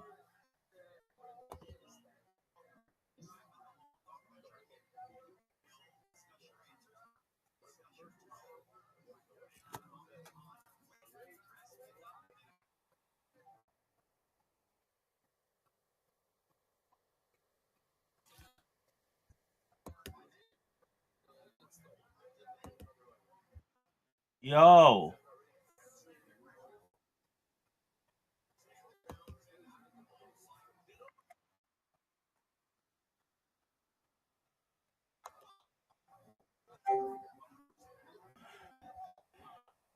Yo.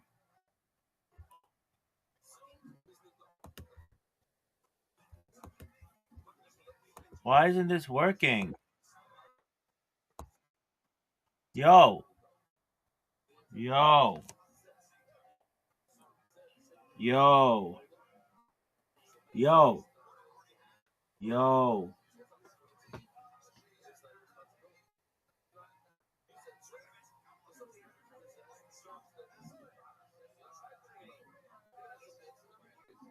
Yo.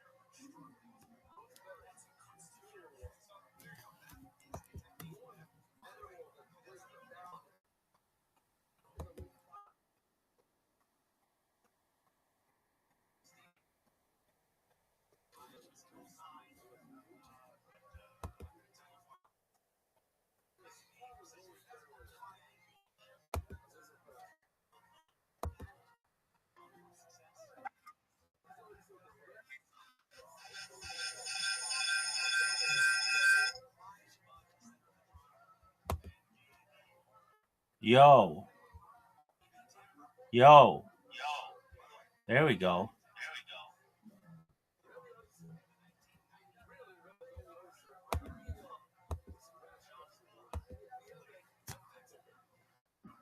Yo. Yo.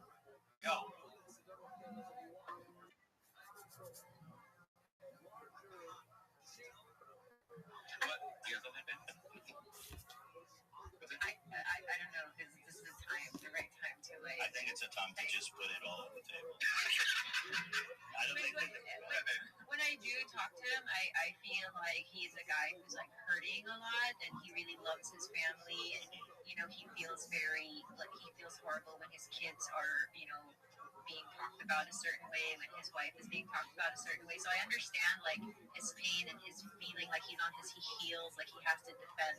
Who's talking about his family? I think that the Reddit. Reddit is Reddit talks about it. Yeah, but It's just going to ruin you if you go and read what they're saying. I mean, Reddit is a fucking vile place where they say horrible things about everybody. Yeah, and that's what I told him. It's like, Sean, whatever you're getting, I get. Everybody gets it. Yeah. Everybody gets it. But I do think that he's somebody who, I don't know, I have empathy for him. Because of what happened a couple of weeks ago, whatever, when I was bullied by these guys, right? To me, it's like the same mentality. It's like, I'm just gonna, process it, deal with it in my own way, and find a perspective. And obviously my relationship with certain people now have completely changed. It'll never go back the same. Because at the end of the day, like, I know what I've done and what I haven't done in my life, right? I do, right? Right? When people accuse me of certain things, there are certain things like, yeah, I did that. You know what I mean? And there was a couple of things that I've done that one day I would like to talk about on podcasts that are like, that I've done to specific comics that are like, not cool. You know what I mean? And I know that I did those things, and I feel guilty and shame over it, right? But the things that they were saying last week, they came from such left field, right? That like I was the mastermind, you know what I mean, behind this Reddit group that was after, you know what I mean, Brendan Shaw. Why would I do that? I legitimate, and this is honestly, if you saw Bobby type on a laptop, he's typewriter fingers. He does this. Yeah, I do that, right? He has 2 fingers. Yeah, but that should tell you something about their mentality, that they had this working theory about you even before this happened, that you're somehow trying to destroy him. Yeah. I also would uplift him and his crew and the people around him. Dare I say you probably would have been one of the most supportive people, like when he did first start doing stuff. Yeah, I have. He said that. I remember I saw a clip. Bobby Lee is one of my closest friends. Me and Bobby talk about, no one's been more supportive when I started than Bobby Lee did. Right. Besides Rogan and Talon to Live, like, nobody's been more supportive. But he said that Bobby was really supportive. That you were really supportive. I feel supportive of him. Yeah. You know what I mean? I think that he's funny. I really legitimately do. The only one. You know what I mean? There have been people like, there's a lot of comics that go, actors that do stand up later in life, right? We don't support it. I support it. You know what I mean? I think that Jeremy Piven is funny. When Steve O started doing stand up. The Dallas Improv, Arlington? I think so, yeah. That's where Gringo Coffee was. Tough act to follow. Oh man, how do you know that? How do you know that was filmed there? I was fascinated by the Ian Edwards went to his house and we looked at his special and we gave him notes and this and that, right? I mean, I'm that type of guy, right? But it's like, that's why when they did that, it was like, whoa, I'm an ally. What the fuck are you doing, right? And, that was based on something I didn't do. Now, because of this, I'm just curious to see what happens. I've told Bobby, it's like, I will work out whatever I need to work out for myself and set my own boundaries for myself, if that... That's the way it should be, but unfortunately, these guys... But I do feel bad for him, because I think he gets, like I said, the brunt of it all. But I'll probably call Shab after this and say, hey, this is what was said, and, like, I'm going to stick to the promise of going directly to him if I have... But it's true, what's so wrong about saying how he hit on me? It's like, okay. Yeah. It wasn't. It doesn't seem that bad. I mean, not worse than, other things that have been said about other comedians. Right. Wouldn't it be so much classier if he was like, I was a sleaze and I did that and that was gross. And if people would respect him, right, for that. Well, it appears to be we've obtained some of the evidence. Oh, this is you masterminding the Brendan Schwab thing. What do you have to say about that? Yeah. So you pretend not to use you computer, pretend that you don't know but it. you actually have a... Wait, how did you come up with that right now? I found it.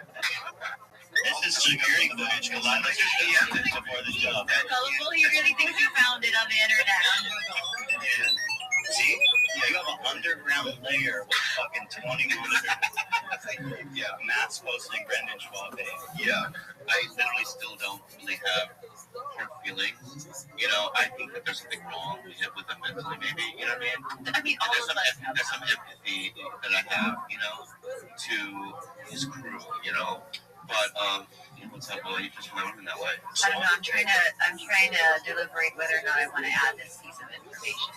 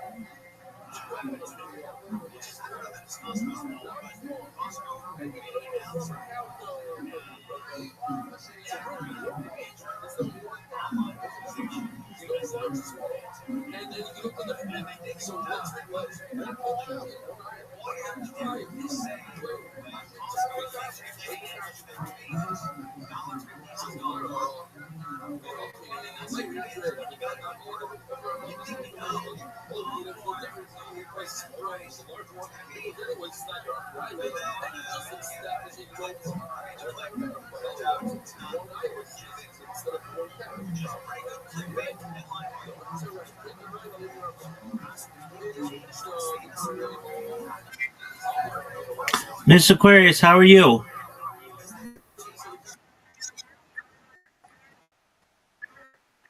I'm lovely, thank you. Are you ready for me? All right. Oh, it was good, thankfully. Just chilled. Created a robot that's super powerful, which is baller, and just been enjoying life. Thankfully. All right, Miss Aquarius, you have an invitation as of right now.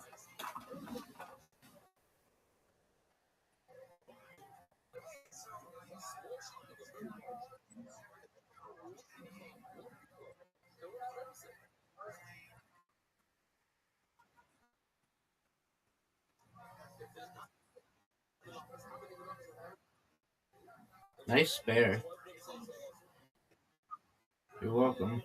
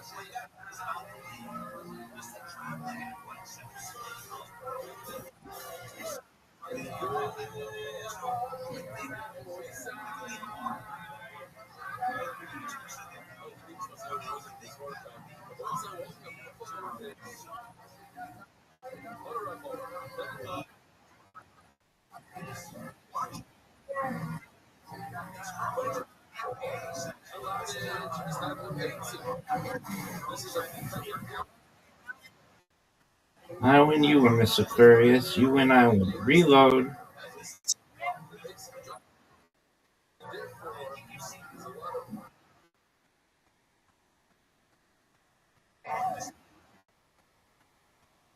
Take your time.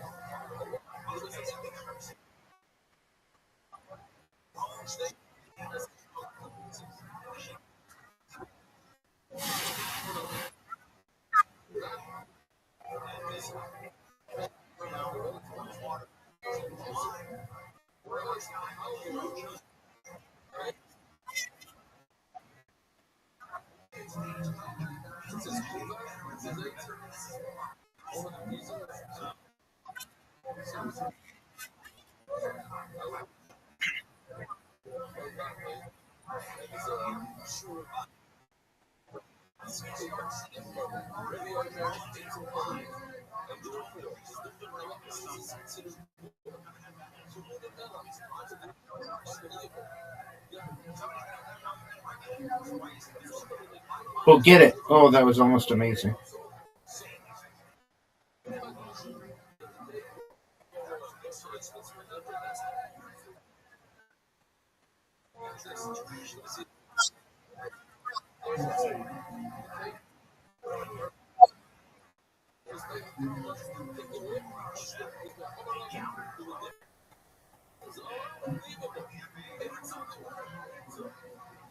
Nice strike.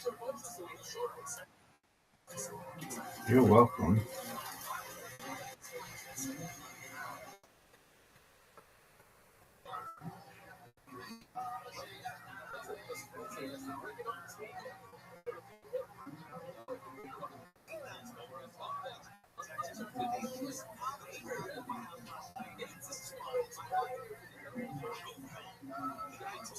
Nice strike. And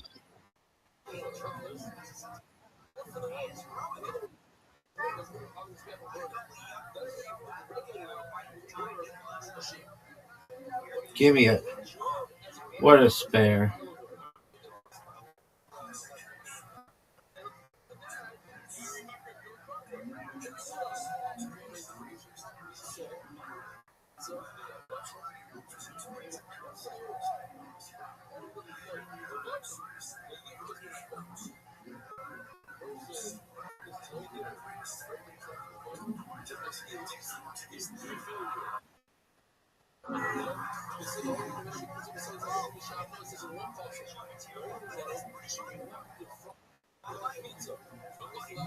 Oh, what a spare.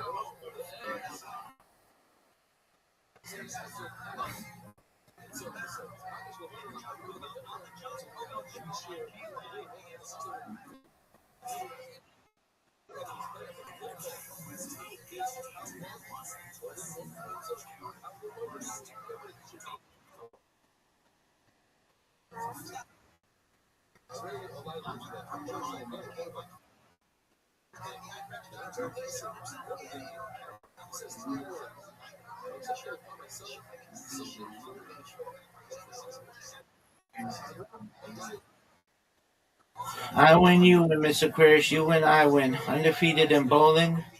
Undefeated in Jay is right.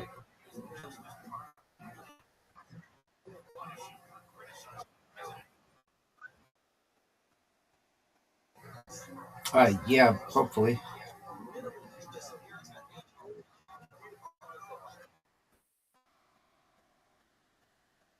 God willing, we'll see you there.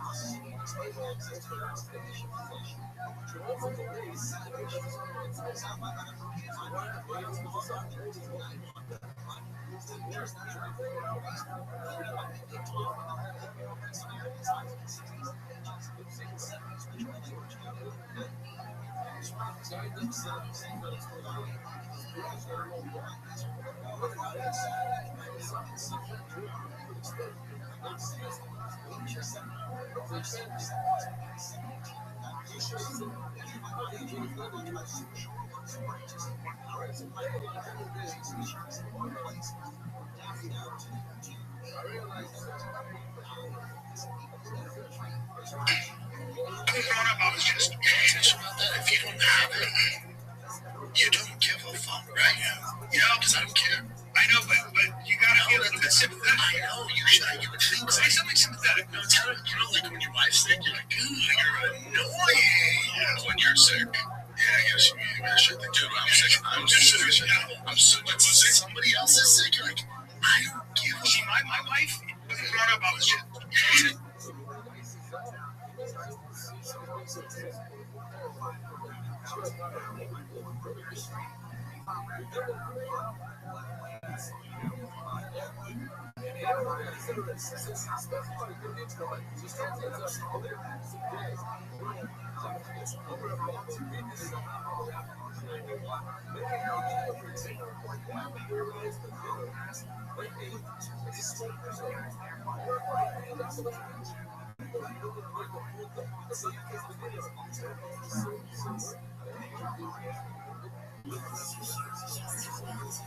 You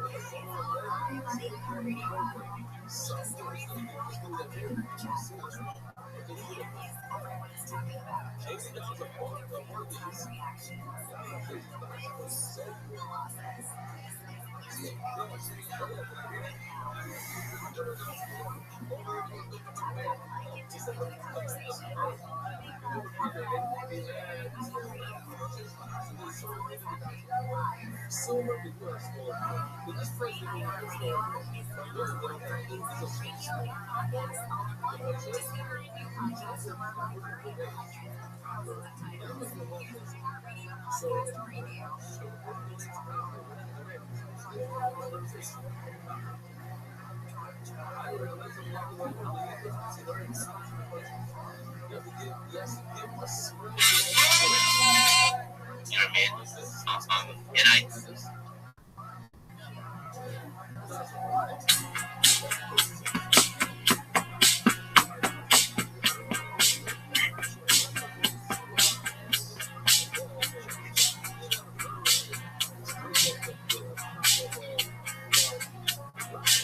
And I'm trying to deliberate whether or not I want to add this piece of information or not. well, you might as well. Yeah.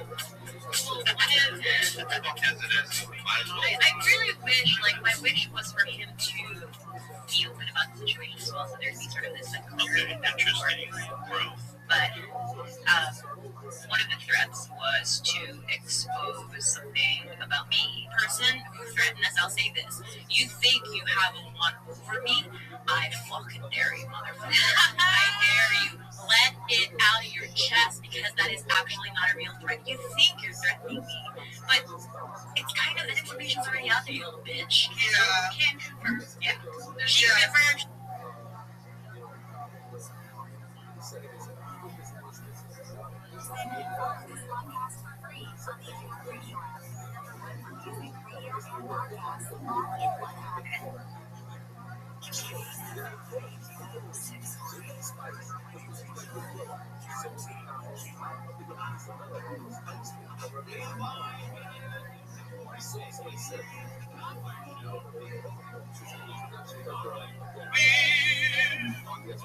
The only sound within the room is the thunder of each tear. I think about the thing I've done and know it wasn't right. They're very close to my each tear. I think about the thing I've done and know it wasn't wrong. They're very close to my each tear. I think about the thing I've done and know it wasn't wrong. They're very close to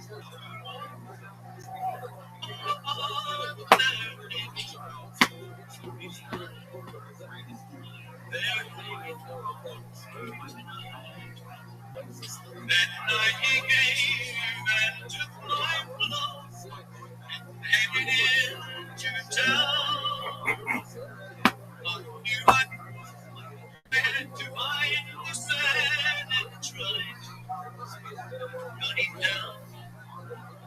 As I walked by a dim cafe and I looked through the door, I saw my blood with her new love, and I couldn't stand no more.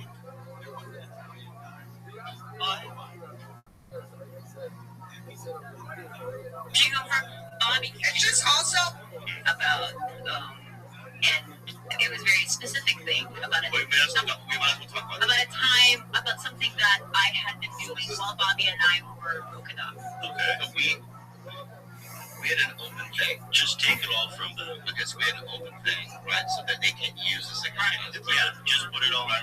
But we had this open thing, and you guys had an open relationship, Yeah, right? I was and with Lila saw somebody in a bar. a lovely person.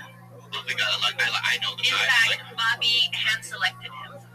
Literally. It was like, right? maybe we could trust. So you arranged something for her. I didn't arrange it, but she asked, is this going to be okay? And I said, go ahead and do it. Okay, interesting. And this is something that, this is my therapist knew about. We talked about it in couples counseling, this and that. So this is something, so it happened, right? And it got leaked into the internet, right? And now there's these conspiracy theories that she cheated on me and whatnot, right? This is the most uncomfortable podcast. This is another thing that I was going to not talk about, and now we're talking about. Well, why not? Nothing happened. If you're both comfortable, there's nothing to be ashamed about. But there's nothing to be ashamed of. Why should people tired of, and I hear it every day online. So we just did it. That was we just fucking did it, man. It's a recording. Yeah. That was one of the things that was like, if you don't get in line, I have nasty things to say about you too. And I was like, say them. Also, you guys didn't do anything wrong, like the insinuations, like I know about this and I'm gonna fucking black with. But I do have to say that after it went on for a while, I didn't feel comfortable about it. Okay. And I now look at her maybe 4 months ago and I said, I don't want to do this anymore, and let's go stay monogamous again. Oh, this was happening up until recently. Up until very recently. Oh, okay. So when it comes to like real things, like what we talked about with Brendan and this and that, I try to essentially kind of, avoid them because they seem very real, and there's like real life consequences to that type of confrontation. Right? So that's why I generally avoid it. It's not me being a coward or a pussy, because obviously I'm taking it head on now, right? But essentially that's why I don't talk about those kind of things on our podcast. Even, me and our break, and we're seeing that guy from Hawaii. We haven't talked about it on Tiger Belly because I just find it to be no one's real business. Well, so I think he perceives it as like an existential threat, which is why he reacted so strongly. It's of his making. He did those things. It's not even that. It's like I forgave him for those things. You know what I mean? I forgave him. I talked to him on the phone. I mean, not looking him in the eyes, but I talked to him about, listen, I hold no grudges, right? You did what you did, right? And in response to the way he called you and bullied you. No, in response to him. Oh, that he did on you. Yeah, right. I'm fine with it. Even when it happened, I was fine with it. I understood it. She's hot. I get it. Yeah, right? Yeah. Right? So it's like, that's that, right? And let me say this too, FYI, I think other guys would not have responded that way, right? But I've always been like, I know how this whole game is, right? And I'm like, you know what? He didn't have sex with her, right? I'm fine, right? And I want to continue doing my business, right? My only concern is because I feel like there's some unhinged elements, right? And, I don't know what the retaliation is, because even though I did nothing wrong and I don't even know what the fuck is going on, right? I still feel like there's going to be retaliation in a weird way. And there's also something very slanderous happening, was that he didn't just tell us about the Reddit thing. He was telling Rogan. He was telling Whitney. I would believe that, though. It seems insane. Who knows? But I'm just saying, he's telling people shit. He's telling other people that this is what you did. This is what our company did. And that is, to me, nuts. Well, I mean, his name, when they did assault me, right? His name came up a lot. Rogan. Yeah. I mean, as a threat, like, we're going to go to Rogan. Daddy Rogan. Right? And so when they use him, because I obviously love him, and I don't have any issue.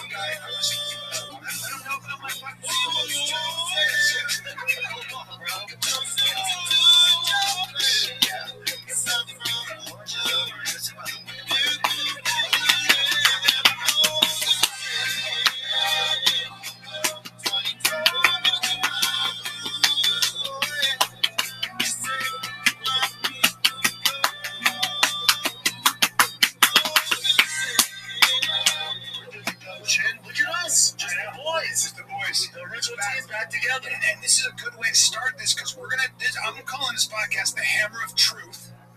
And I'm going to start this off by saying a couple of things. Yeah, because I believe when the chaos hits, you tell the truth. I've always been honest with everybody, all the fans, and everybody listens.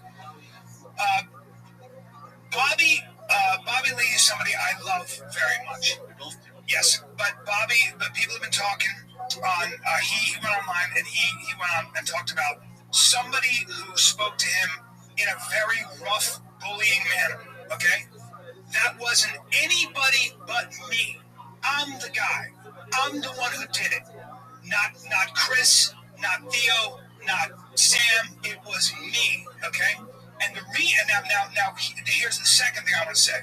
Bobby is 100% right in his anger at me, in how he felt, and I'm 100% wrong. I take full fucking responsibility for the way I spoke to him, which was wrong. There's no excuse, okay?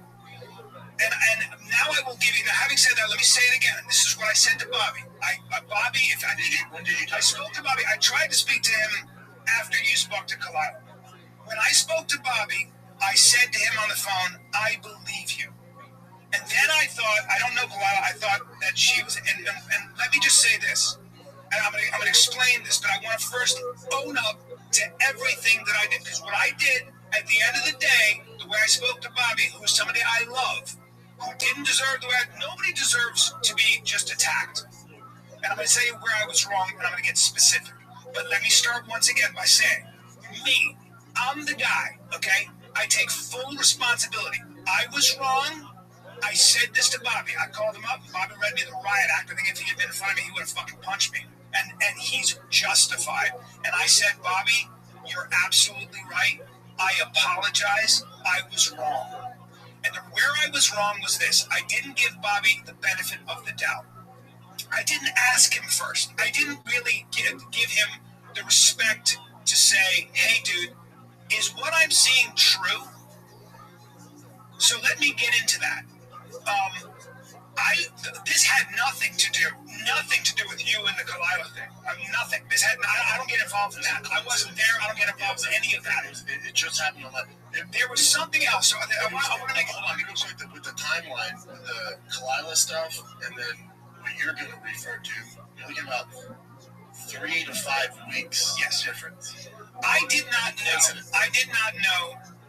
You never talk about it. And then, we're very close. But think about this. I didn't know that for 6 years you've been getting crazy, not just hate. There is a difference, guys, between hate, between making fun of somebody, and threats. Threats and harassment, long-term harassment and physical threats against somebody's family, interference in someone's business and trying to destroy someone's business.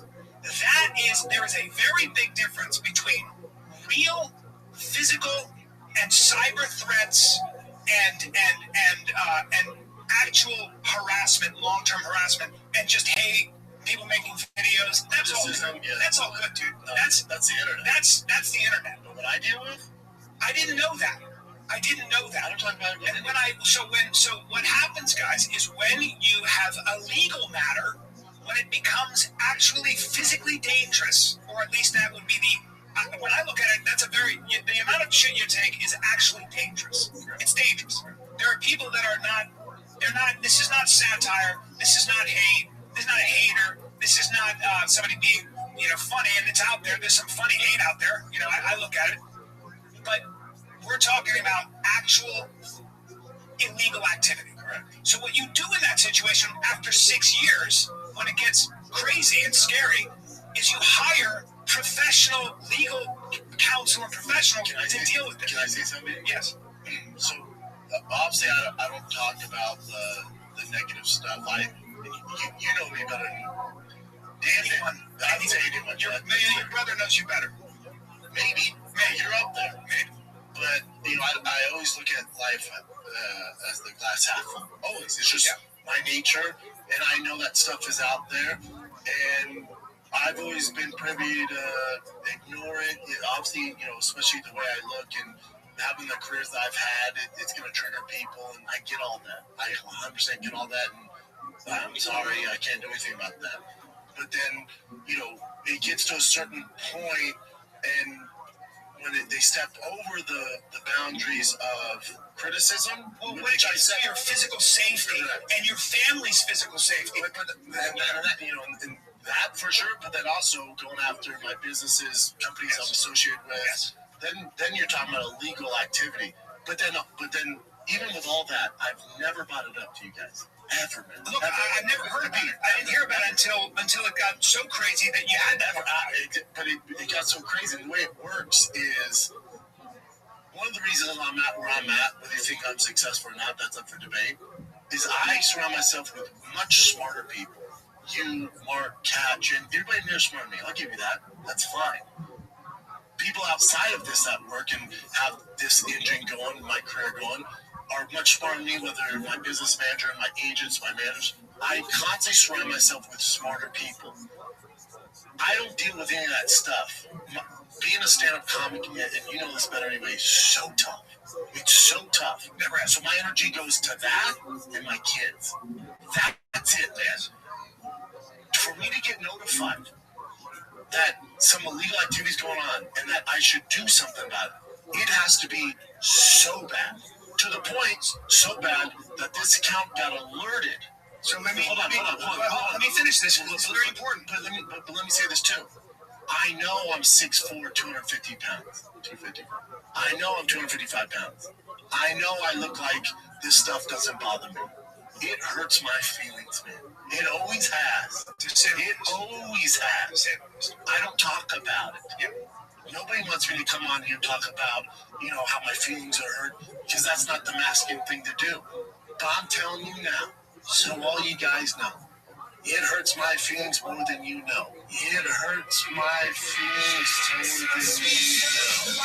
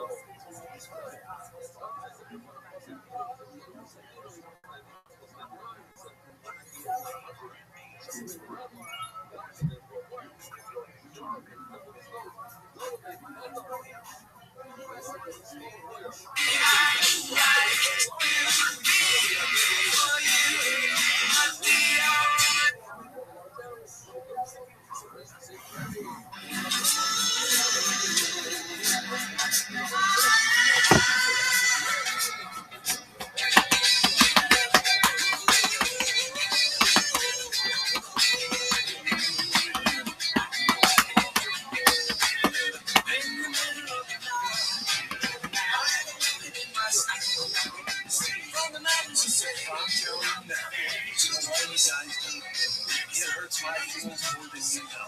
That's why I'm not on social media. I didn't leave social media because you don't think I want to see my friends and family and other comics and peers post stuff and stuff like that. No, I love that stuff. I left because it was so toxic, it was so evil that I don't want to subscribe to that anymore. And a lot of people can handle social media. God bless you, man. I wish I could. I'm too sensitive. So I know because I look like this, you guys think it's okay and doesn't bother me? Yes. It really hurts my feelings. So I'm used to it. It does not bother me in any facet. This is nothing that doesn't bother me. God gave me these big shoulders for a reason. I can handle. Trust me, I can handle all of it. Doesn't get to me. When I saw the evidence, people who are professionals at this said there is long-term harassment and essentially, more than just hate coming from X, Y, Z. When I saw, I didn't make this stuff up. When I saw with my own eyes that some of that long-term X harassment was coming from the Tiger Belly hub. Okay? And that's what I saw with my own eyes. When I saw that, I went into protection mode. I'm a very protective person. That's my brother. I might be too protective, and we're going to get into that too. I've been too protective, probably. It's not my place to be protected, but I am. I'm a ride or die fucker. Now, so what I did was I went into protection mode. I saw red, and I assumed the worst about Bobby and about Kalila. After speaking to Bobby, I realized, I really believe that he has nothing to do with it. I don't think he even knows anything about it. I believe him, and I said that on the phone. I said, I believe you, Bobby. And when I tell you, when I spoke, and then you thought, well, let me do it. Then you spoke to Kalila, and you called me right away, and you said, dude, I believe her. I don't think Kalila or Bobby have anything to do with this. So then what I did was I called Bobby. This is I don't know, a week ago, more than that, 10 days. I called Bobby, he didn't answer. I called him the next day, he didn't answer, and I got it. I was like, he must be so pissed off at me. He must have been so pissed off because, once again, let me say this. The way I spoke to Bobby is unacceptable. The way I spoke to Bobby, and he said something to me that I'll never forget. He said, I've been bullied by guys like you my whole life, and it stops now. I'm not a bully, but if he said that, he was fucking right. He was right. I own it. I was outside myself, and when you fuck up and I fucked up like that, I'm going to take ownership, okay? It doesnn't matter how angry I was. It doesn't matter that I was protecting him. It's like when I was thinking about this. Sometimes you don't get a pass. It's like a guy who beats his wife, and then you beat your wife, and the guy goes, I know, dude, but she makes me so angry. Not an excuse. That's not right. Not a fucking excuse. So I gotta be fair to your side. I appreciate you on it. I'm sure they appreciate it. But you've always defended me, and I've also always defended you. Yes, it's what we do. It's what I do, dude. I go to the mat. We've been in situations, even physical situations, where there were a bunch of very dangerous people, and I was like, I was down. I wasn't down. I know. You were. They were real guys who you were afraid were going to fight you or come at you, and I said, hey, dude. For me, I'm needing you, motherfucker. I'm not a tough guy, but I'm not leaving your side. And I reciprocated that. I know. You went through yours. So that's how it is. That's what we do. Okay. Doesn't mean I handled it right. I didn't. Once again, I'm gonna say this to what I said to Bobby. Bobby, you are 100% right. I was 100% wrong. Okay. Well, Puppy, but I also think it's fair to say. So I don't think we handled any of this right. No. No, I was too upset. I was so upset. I was so. I said to him, I said, "Call me, buddy." Wanted to apologize, and then after that, I said, after we spoke, I sent him a text. I really am sorry, Bobby. You're justified, and I was wrong. No excuses. I love you, and I wish you well. I'll also make it up to you one day if I can. You'll see. That's what I said. Those are my texts to Bobby. You guys go back how many years? I love him. From Matt TV. I love him. Who's your favor? This light bulb is burned out. Be a darling, change it for me. Okay. Hi, Joe Rogan from News Radio. What's up, boy? Hey, Joe Rogan from News Radio. I have a question for you. Okay, like if you come across a dead body and then you call the police and they tell you not to touch anything, does it count if you put a hat on the guy? Anybody here speak French? French? Oui.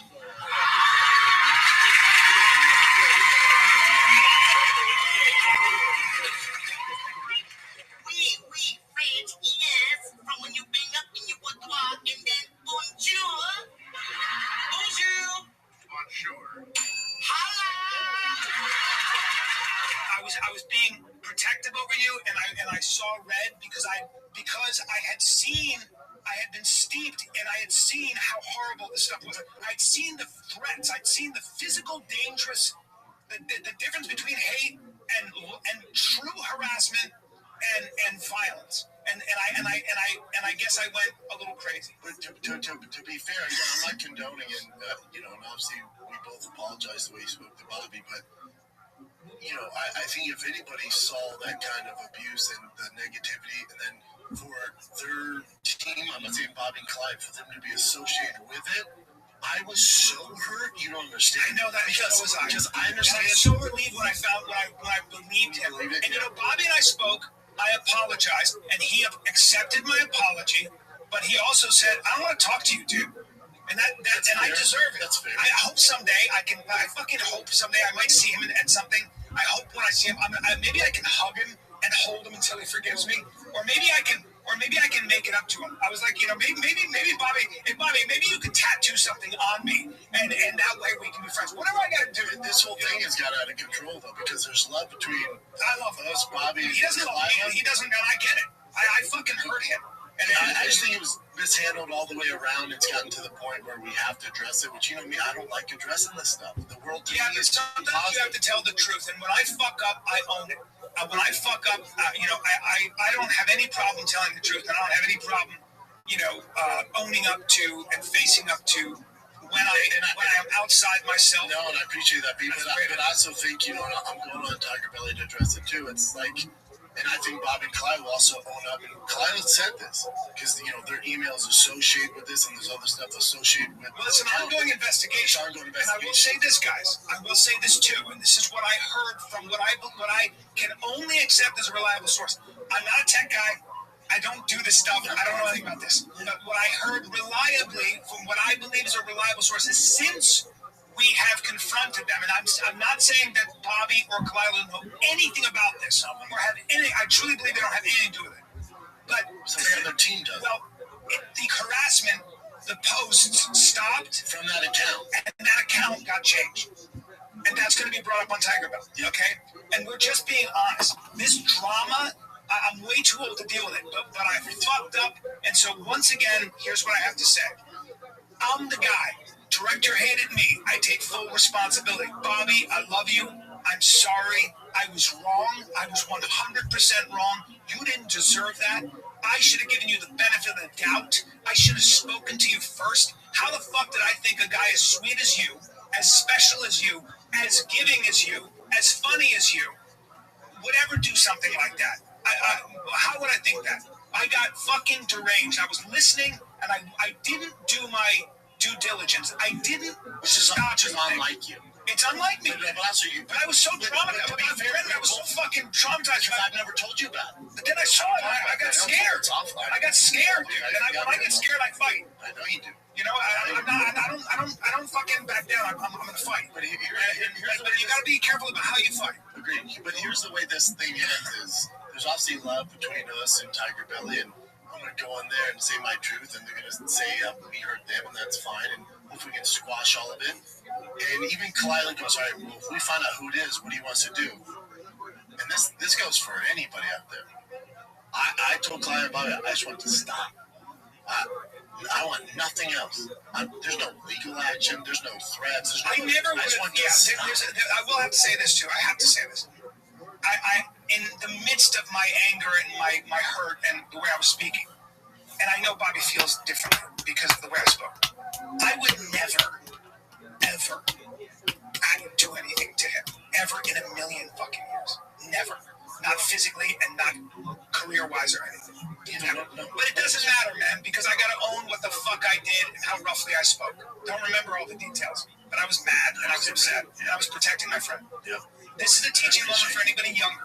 Listen, take a minute when you're really upset, when you feel like you're justified, when you feel like you're being attacked. Take a fucking minute. Think. I'm way too old to have behaved the way I did. I'd say take longer than a minute. I think that give your friends the benefit of the doubt, especially someone as wonderful as Bobby. Yeah, sweet as Bobby. And I hope someday I can mend that friendship, but I don't deserve it right now. Yeah, I mean, I'm gonna talk about it to Bobby today. I hope so. Hopefully, I can be the guy that connects you guys and get you guys back together. Yeah, but I also think too is through all this, I think I've obviously made mistakes too the way I handled it with Kalila. Not so it's really not Bobby. It's more me and Kalila thing. And what I learned, I don't know her that well, but even though I don't know her, is I should went directly to her. Yes. Instead of going anywhere else. This wasn't you saying getting your bitch in line, though. This was not. That was how it was characterized. This had nothing to do with, for me, it had nothing to do with Kalila.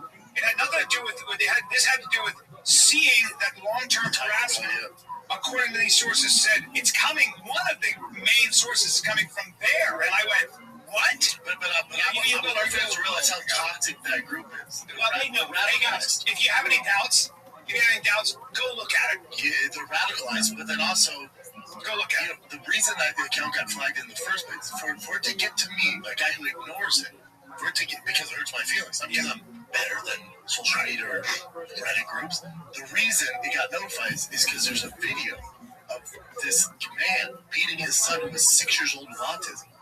That's when it crosses that. That's what you're dealing with. That's when you realize who some of these people are. Some, not all, some. A majority of them. And then the main 5-6 counts that are doing a lot of this harassment, over the top criminal activity, they look in the background, it's an ongoing investigation. There's pedophiles. There's horrible stuff in that chat.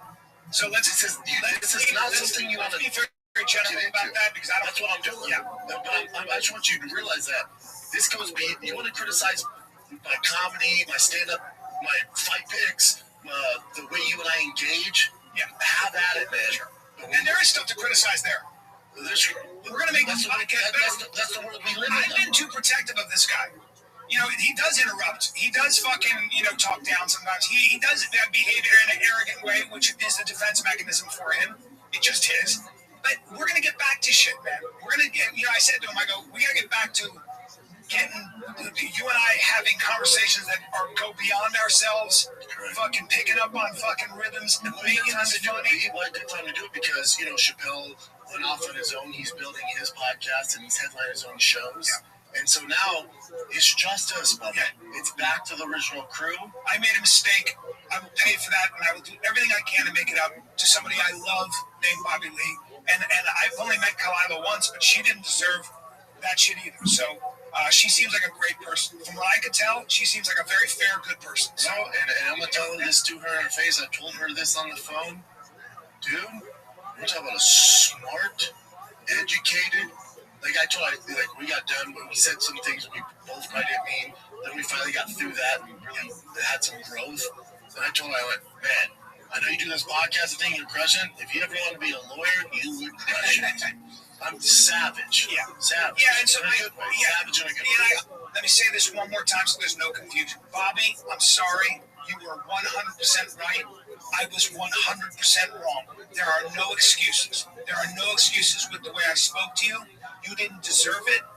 And I apologize unreservedly. I was an asshole. I was not the guy I want to be. And I deserve the criticism. So if you guys want to hate me, bring it. I deserve it, and I agree. And that's all. That's the best I can do. I'm sorry. I'm gonna try to do better always, and I'll always be fucking honest with you guys. I will always own up to my bullshit.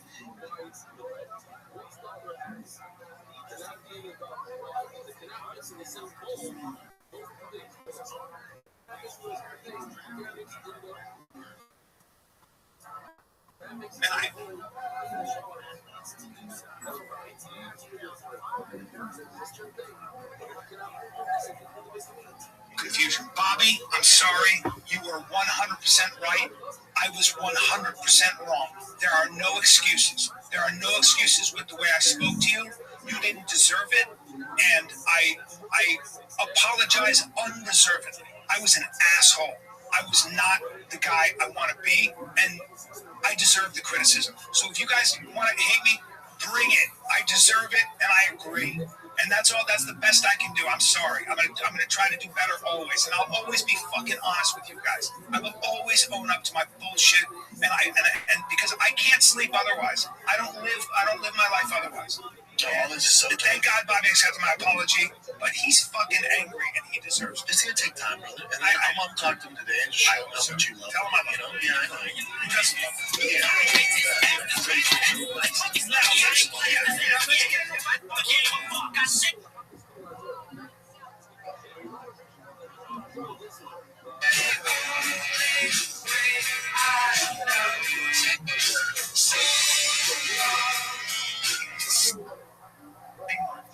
Crazy.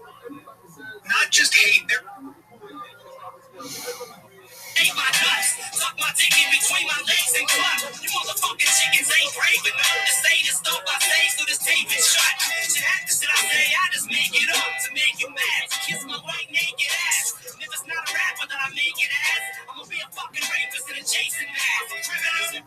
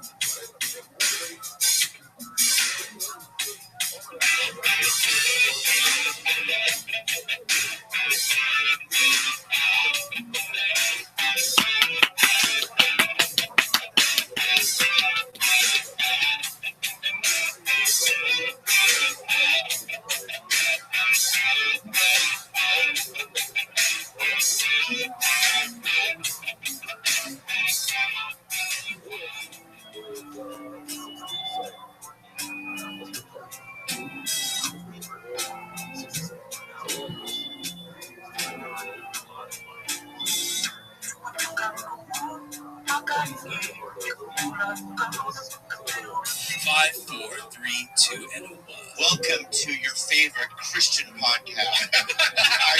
We're about family values. We're about children. We love the children. We have a guest on today that is somebody that I, number one, have to say that I always liked you. I always thought you were funny.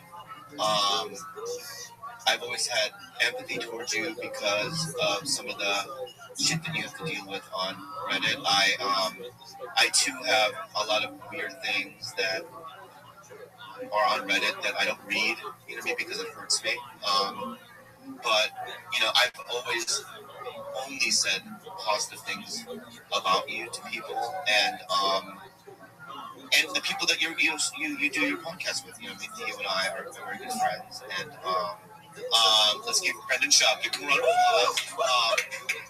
Here to convert you guys to Scientology. Number one religious documentary. Insane. So I just want to open up with awkward podcast. I've done 10,000. Let me start with this. Okay, go ahead. I love both you guys. Both you guys, you have always been nice to me. That goes so far with me. Because when I came to comedy, I was a tough sell, man. Still am. So the people that were nice to me, I never forget. I never ever forget. Ever. And you know what? I believe you. I believe you. Which makes it this a little bit difficult for me because of what so we're just gonna lay it out there. What happened a week and a half ago. And I just want to kind of slowly get into it. You know what I mean? Because I just want to talk about the truth and getting to the root of whatever this problem is. Okay, so the only reason I'm here is to get to that. Okay. For us to move on. It's literally the only reason I'm here. All right. So let's start with I'm in Oklahoma. I'm at dinner. And you text me that there's a journalist doing an article about me. No, not just you. Keep going. Yeah, there's a journalist that's doing an article about. Well, on the text I just read it, you said it was about me. Maybe, you implied something else, but that's what I read. And then I texted you. The exact words for a journalist contacted me. Not good for you. Not good for you. Yeah. All right. And which got me spinning a little bit, and I texted you what, and you said you can't do it through text. Then before we talked on the phone, I had a conversation with a cohort of mine. I don't want to throw his name in there, but and you had texted him the same thing, which he found a little weird. So anyway, I called, or you called, I forget how that happened. And all of a sudden, I was in a 3-way call with you and somebody that you are associated with. I'm not going to say his name. And you can, though. I don't want to. Okay. Yeah, I don't want to. Can I? You can. You can if you want to. Yeah, it was Brian Kelly. Yeah. Just so you know, Brian did. Before I go on, I don't want to interrupt you. Brian did say on Fire the Kid how he royally messed up with that engagement. Royally messed up. Okay. So, but I found it to be extremely traumatic in the sense that if it was somebody that I didn't know, that'd be one thing. But Brian and I have had a very long relationship. Yeah, a long time. I've been to his house for Super Bowl parties. We were on the same show together, not at the same time, but he's a Mad TV alumni as well as I am. And him and I have been really kindred spirits. Comedy Store guys. And, so when you guys called, it was you and Brian, and you said that that you guys, my career was going to be over, that you guys have evidence, that I'm some Reddit mastermind, you have files and proof that you can trace, me from Reddit back to my house, the URL, IP address, and that I have been for 5 or 6 years have been coyly and mischiefully contributing to threads that were from what you had said that we were responsible, right? And that that you were going to expose me to Rogan and all these people, and that I should get a lawyer, and that I mean, this is what you told me, and also just mind you, it was at a level 10 of rage. It wasn't like a soft-spoken, like it was extreme, threats, and then you called Kalila things I don't even want to mention. I did not. I know you didn't. I haven't heard what you said. I don't talk like that. I would never call Kalila. Right. And then you called me that on the phone call. I did not call you that. I did not. No, but you don't know what they said. So you can't. The stuff that I got was pretty on par. Brian apologized. What Brian said on there, even I told him that was a lot. There's a lot. Yeah, there's a lot. But what I found to be heartbreaking was going into a character assassination where you were saying, not you, particularly, I don't even remember what, because I was such I was so trembling almost, calling me a coward, weak, spineless. And my only defense to that is that I just have my own way of dealing with the world, because I grew up in such a traumatic childhood. I try to be passive, and I try to not, I'm afraid of confrontation, as everyone knows, which is my character, and, I said to Brian days after that assault, that, I no longer want to be his friend. Did you guys speak on the phone? Yeah, we did. Yeah. He apologized, he said? He did apologize, but, yeah, I mean... He doesn't expect you to be his friend. Yeah, it's not. But, that being said, also, I would never say anything bad about him. I think that he's one of the funniest people I've ever met in my life. I really do. And can I give some context to that call? Yeah, please. And we definitely, I'll admit straight up, we definitely didn't handle that the way two adults should have handled that. The context behind that is I never talk about this stuff, ever. Our podcast is usually fun. We don't talk about the negative stuff that I deal with. Brian wasn't aware of the negativity that I deal with. Everybody gets stuff on Reddit. Everybody in this room, I do. Yeah, I'm sure Kalila does. Being a woman in this space. So there's a difference between hate and then straight evil, toxic, criminal behavior. And for 6 years, I've dealt with this.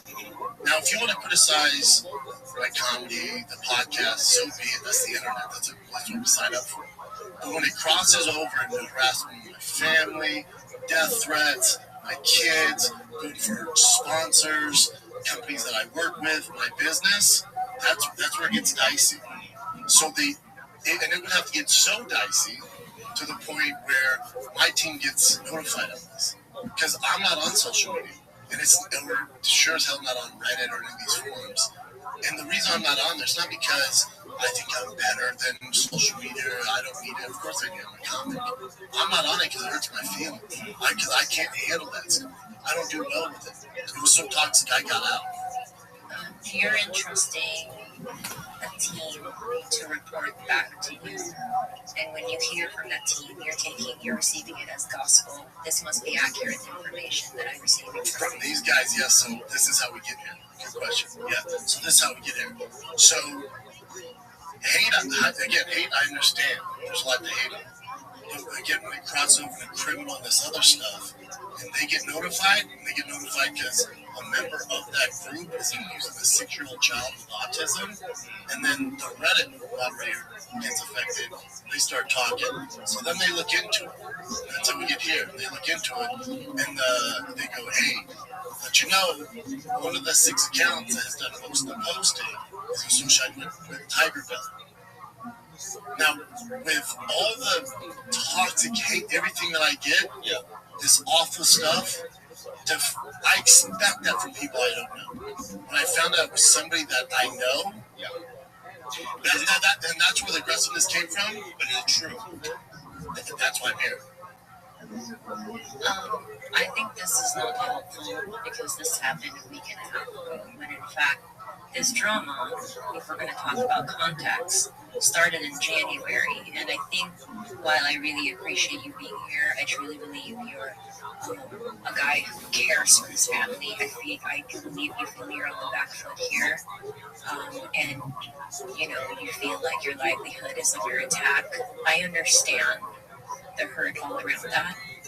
But there is a lot more context to what you guys are talking about, which is that phone call that happened a week and a half ago. And if it's okay with you, because I don't want there to be any confusion moving forward, I'd like to start from the very beginning and just get to the God honest truth. Because if we don't do this in a systematic way of when it started and how did we end up here? Start with when I was notified of the Reddit. Let's start with the Trash Tuesday podcast. Okay.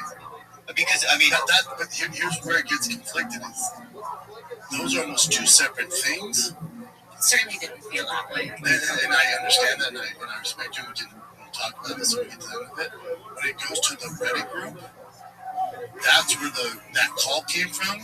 And then this stuff that we're talking about with Trash Tuesday, and if I had a time machine and I could go back, I would have called. The reason we're here is because I didn't handle this well. And I'll say this right now when I get back to that Trash Tuesday stuff. Let's say, and I'm not saying Cindy Fesson, I truly believe neither of you have anything to do with this Reddit group. Maybe someone on your team had, or well, I'm just saying from my perspective. Yeah, you can't do it. Because my team is here, and that's fine. This is everybody. This is my family. Yeah. So if you're coming to me saying you're not responsible, but your team is, you're coming before my family. I've been with these guys for 8 years. I'm with you, I'm with you now. I've explained, and that is why I'm here. And that is why I'm here. Okay, but that's why I'm here. So, you know, wait. Go ahead. Okay, so let's. You have your own timeline in your head of how this went down, and I have my own timeline. And while I want to believe those 2 things are separate, the timing is very suspicious to me. But it's I also can I just interject real quick. All right, they're not separate to me because you know, during the conversation, right, when you guys called me, you and Brian, right, the Trash Tuesday thing did come up. In that, because you and I talked about that stuff before all this stuff. That's right. When I get into the weeds, can I just present a timeline so I don't want there to be confusion? If we're really here to talk about the truth, I'd like the opportunity to just start from the beginning. Thinking of someone in the that you'll stay. 'Cause I've been trying to be everything I think you want me to be. This is the most garbage drama, but I eat that shit up.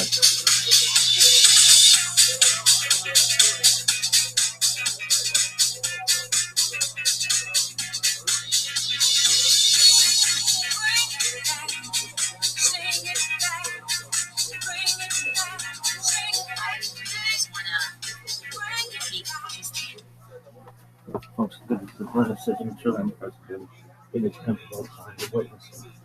What?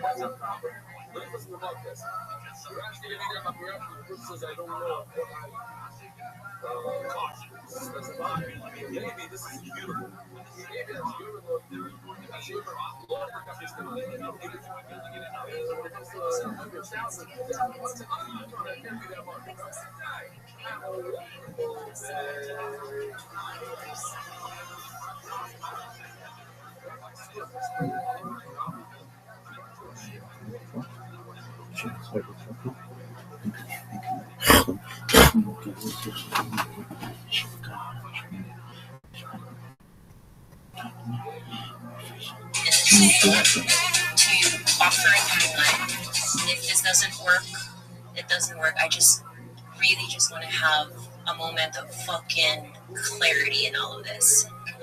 Okay, so on January 25th, a Trash Tuesday episode is released where Annie and I talk about a nameless comic who hit on us. I had a guy that was like, why don't you walk me to my truck, this Barry guy? Or I'm like, and we know him, I'm not going to say who it is. But he's like, know him. Why don't you give me a walk? Why don't you give me, like, you should walk me to my truck? I'm like, so what, I can blow you? Like, and for me, that story that I told took place 7 years ago. Long time ago. You're referring to DMs. Right. Which I own and was completely stupid. Thank you. Never should have done. Right. I'll defend myself. Like, I own that. And that was not right. And I've definitely changed. And you apologized. And I apologized way before then. Yeah. But then also, hold on, real quick. But then also, so apologize for that. We've talked about it before. Trust me, I've been to therapy over this stuff. That's also another reason I'm on social media. So I don't engage in any of that stuff. So I've learned from that. As far as the Annie stuff goes, that's where I do have to defend myself. I think, you guys didn't say my name, right? We did it. And the line was, what am I going to do? Suck your unfunny dick. That's what I'm saying. Like, what would I get out of this? That I get to suck your unfunny dick? Like, and then I came back as far as me, but you, again, I didn't see it, but as far as she's saying, I asked her to walk in my car and give her a ride. No, I think that I cannot speak for her. Yeah, I can only tell you. I'm saying. I can only tell you what was said on that particular. And again, if that's how she feels, she's valid to feel like that. And I'm telling you, that never happened. Okay. That's a situation you would have to talk to her about. But I'm going to get back to the podcast itself. Yeah. What was said was that there was a guy. He was unfunny. I came back with, oh, that's a big clue. I'm being very good at comedy. You not being good at comedy. And then that's a clue. I don't want it to be seen. And that's something about a peach emoji. Don't send me a peach. Will you send me a peach? I had to say peach. You fucking hack. Like. And then. But my thing with that guy, do you think that's nice? Right now, dude, that's not nice. Let's call up let's call up your girl and see what she thinks. Dude, why do you talk like this? Let's call up your girl and see what she thinks. Oh no. But I didn't say your name. But it's hang on one second, Brendan. Let me ask you this. if we're having this discussion about something that happened in the past and we're having a giggly little girl talk, where is the crime in that? There's no crime. You can do whatever you want. Right. I have no issue with that. Go ahead. Okay. Yeah, no issue. All right. I'm just saying, like, is that nice? That's all. I have gone to you and said, if I could go back, if I had known that a tiny little giggly girl talk was going to spiral into this, I would have wired my mouth shut. But in my heart of hearts, while you may think it's not nice, and now I admit, not the nicest thing to say, it was just an anecdote. Sure. So that was I didn't think much of it on saying that, because hitting on someone is just simply not a cancelable offense. That was my justification for it. Who the fuck cares who hits on who 7 years ago? I had fake tits then. They were shiny. You liked them. You DM'd me. You said sorry. Fuck it. Right? Okay. Good. However, the outcome of that is that people assumed that we were talking about you and went ham on Reddit. And you received a lot of... Your team alerted you to the video and the Reddit chatter. And I'm assuming leaving out the part where we didn't say your name. Correct? Can I move on? Okay. On February 23rd, you text Bobby a video clip some dude put together, a random YouTuber, of that same Trash Tuesday episode, talking about us being hit on by a comic, but with a clickbait title, Bobby Lee's wife confirmed Shaw tried cheating on his wife with her. You text Bobby saying you've been harassed for 6 years straight, and you've had it, and you're finally going, this is cool, this is a direct quote, you're finally going after anyone who harasses you online, including comics, that you have spent $500,000 on monster lawyers. Yeah, these narratives online, it's and that you have friends in dark places who are going to get the job done. To which Bobby says, okay, I'll talk to Kalila. The outcome of that, Bobby shares that screenshot with me. I asked Bobby if he thinks this is a direct threat towards me. He says, I don't know. I share that information with Annie and Esther, and they're like, what the fuck? Why such an extreme response? Where is this big need to silence us coming from? It was a small little story, so we thought. February 24th, I'm in New York doing Flagrant 2. You call Bobby and you tell him to tell me that you want the Trash Tuesday girls to announce on the next episode of Trash Tuesday that, hey guys, it wasn't Brendan Shaw we were talking about. Collectively, we're like, that's going to make it worse for him. That's just not a good look for him if we say, hey guys, that's who. When I text Bobby that? No, you. I didn't text Bobby. Me and Bobby spoke on the phone. And he said, I said, dude, I'm getting a lot of shit about this. I'm married with kids. I said, it's not good. I said, in Bobby's exact words were, I'll fix this. Whatever that means. Okay, so we didn't confirm nor deny. We figured it would die out in a week anyway. Great. On March 3rd, you text Bobby asking if he's handled the quote-unquote Kalila shit yet, because you're still getting negative comments. In this text chain, you said, what up, Zoot? Have to get nasty with her. Zoot. How you living, pimp?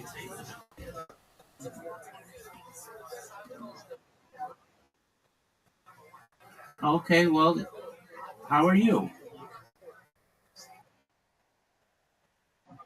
Excellent, my man. Well, I want you to know that I love you and I support you. And I'm going to beat the living balls off of you in Dice Party right now. Are you ready?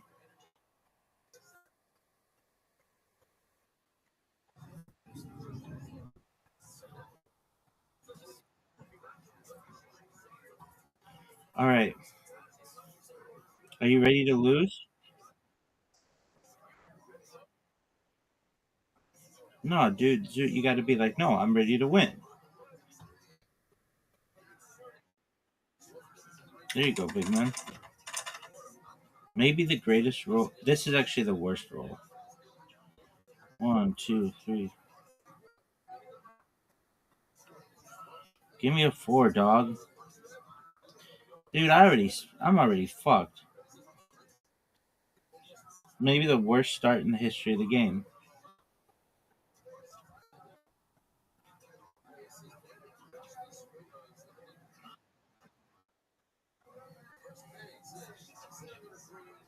We have an equivalently bad start.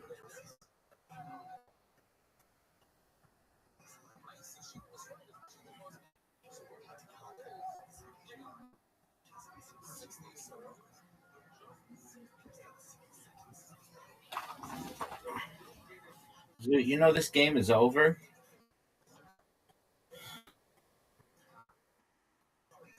Because I won.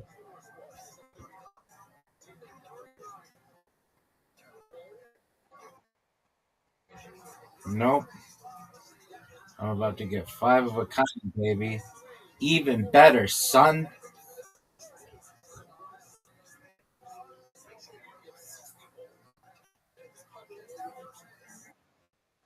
Yep. 3, 4, 5, 6, son.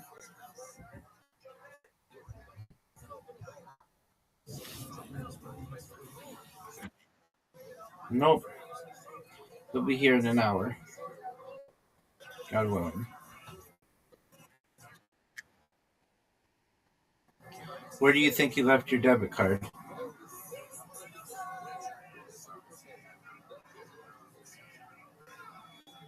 Where do you think you left your debit cards?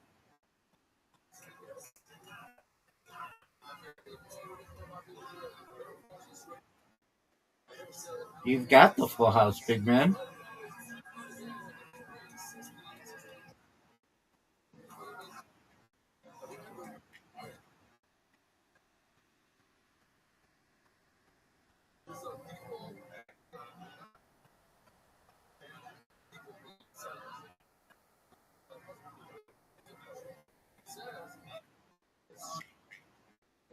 Because I had the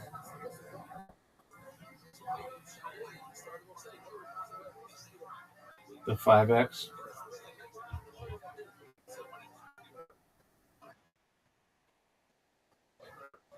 I do too.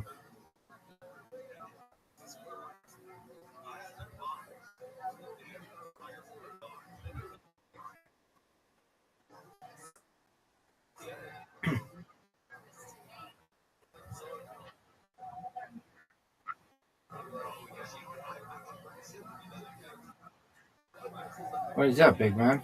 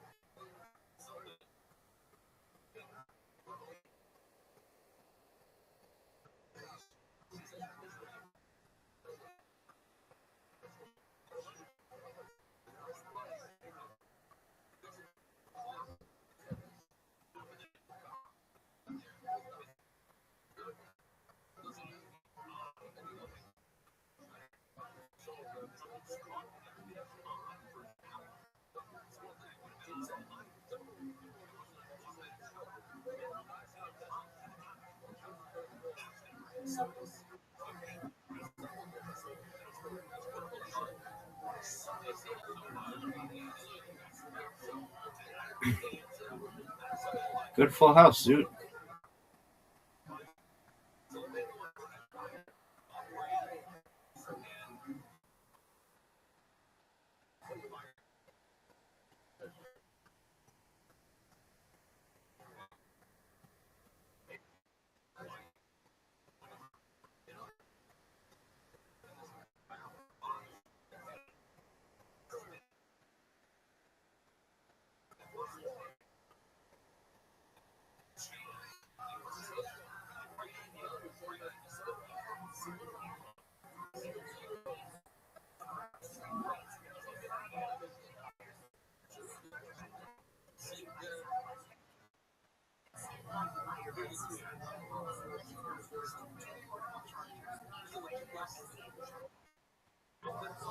Yep.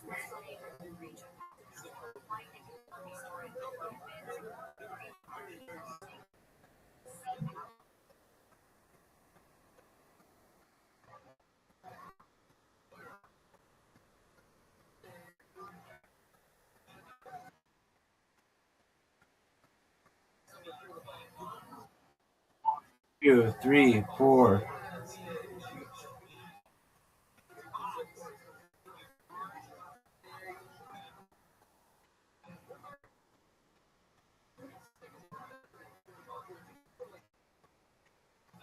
Yeah, big dog.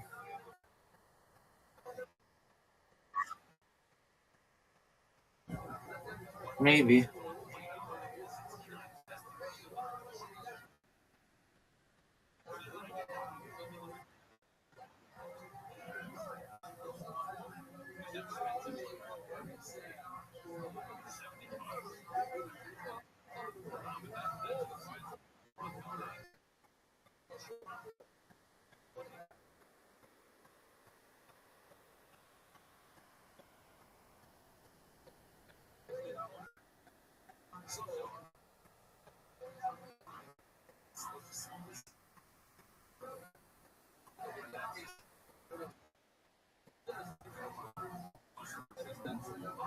You got the bonus, big man.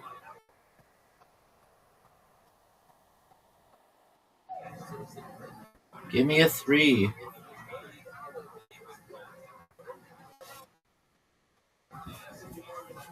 No.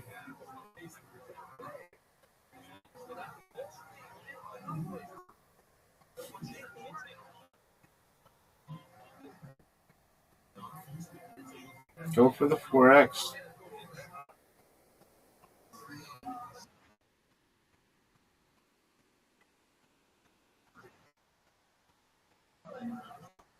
Devastating.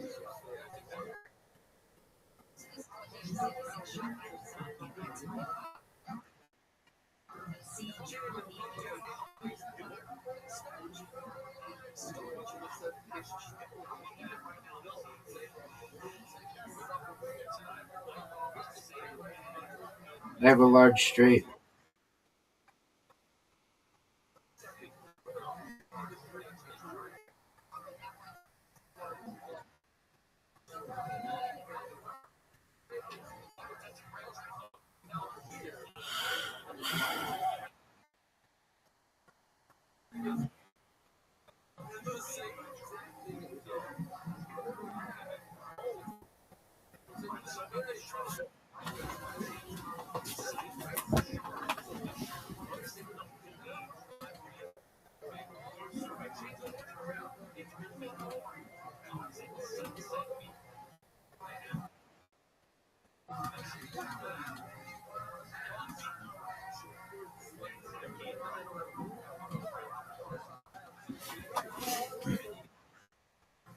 Big dog. Are you sure?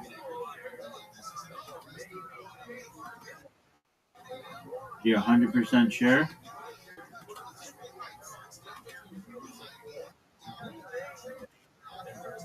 One moment.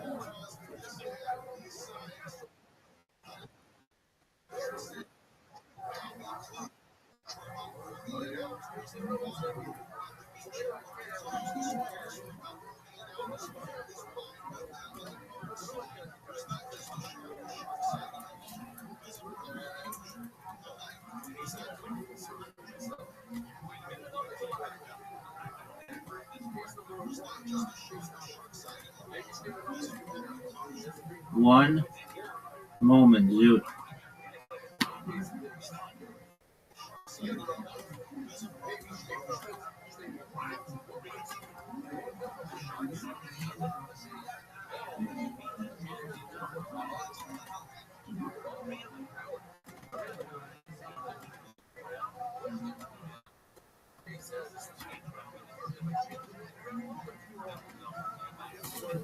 All right, big man.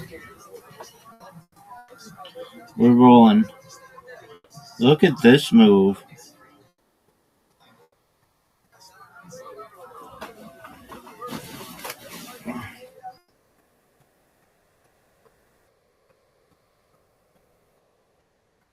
Or X pimp.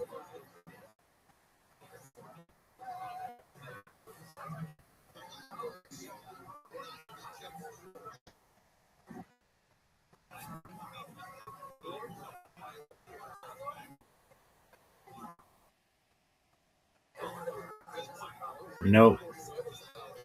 Not gonna happen. Are you effing me? Are you effing me? That was garbage. Are you sure?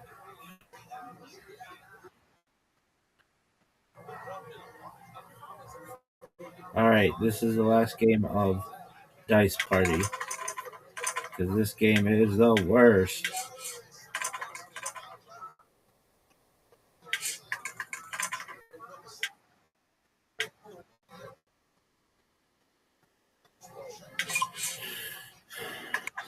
Because it's just not exciting. You're really going for that full house, aren't you? What are you doing?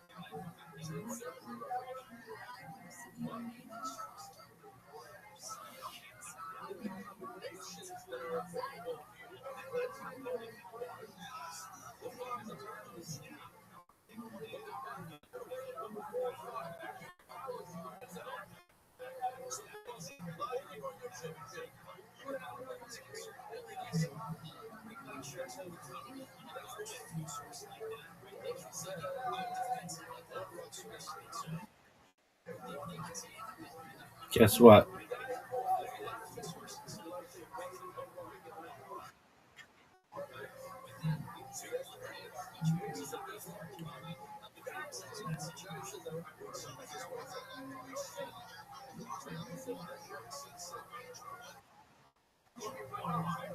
One, two, three, four.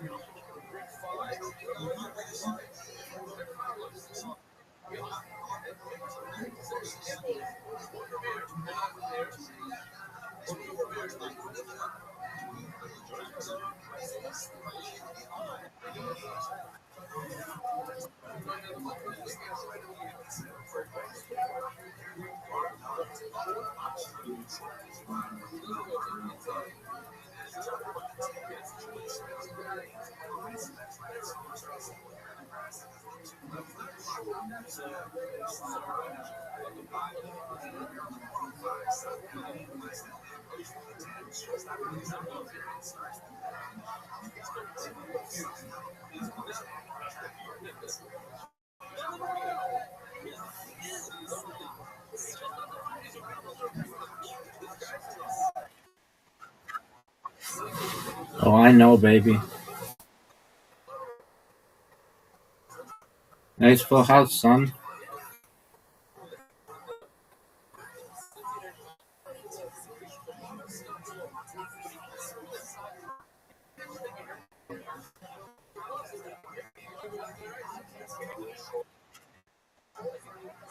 Who's third, bro?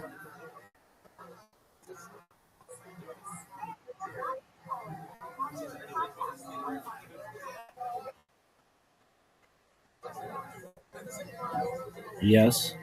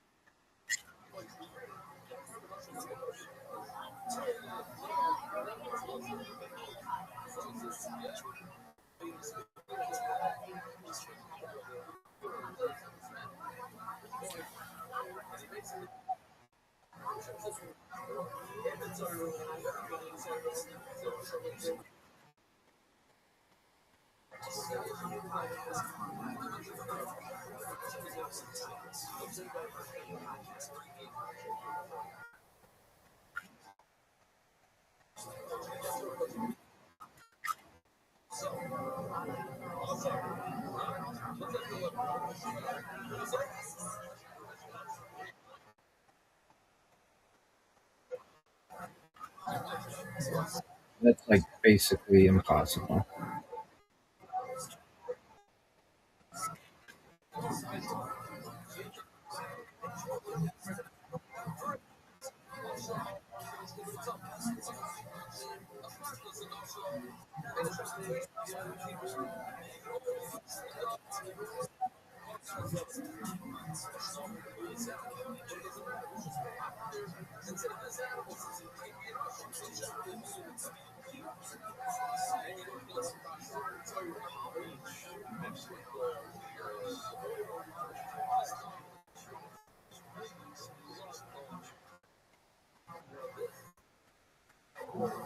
I would love your opinion too.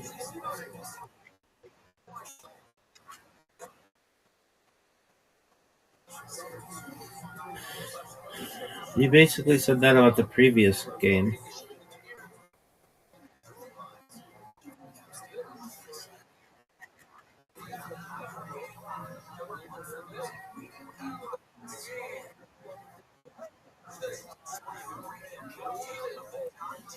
Come on, baby.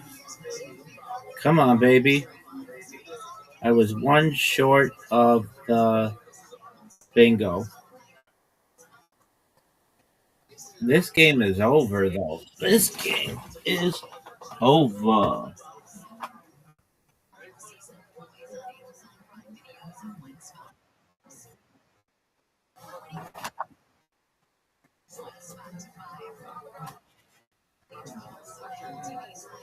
We are gonna play.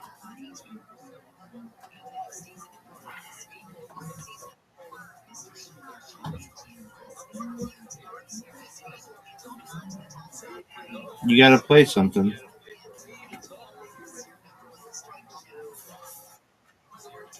No, just play something so the game's over.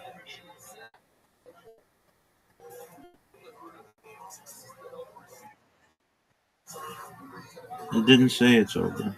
Maybe it did. All right, 9 ball.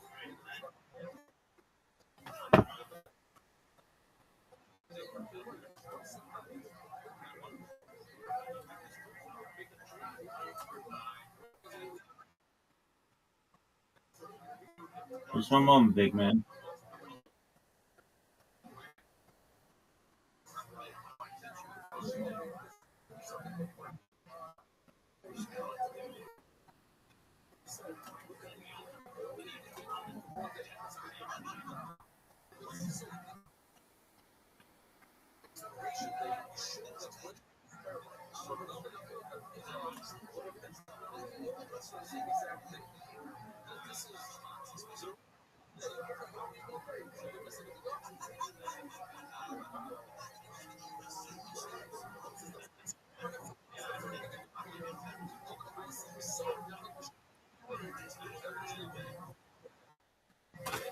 All right, 9 ball, son. Are you ready?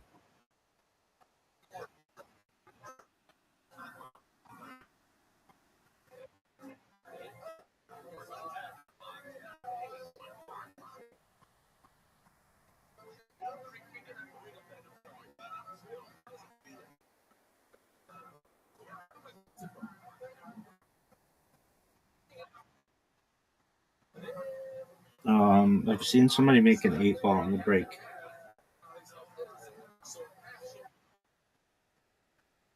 I don't really think so.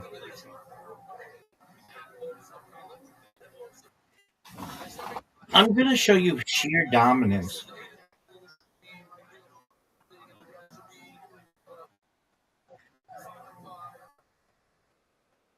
Yes, sir.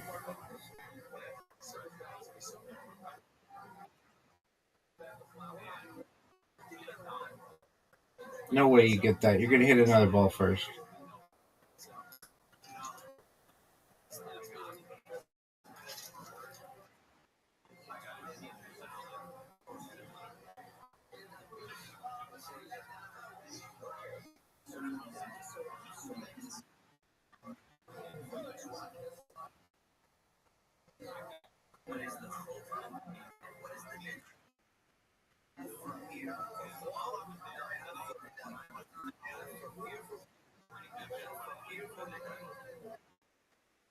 No way you get it. It was garbage.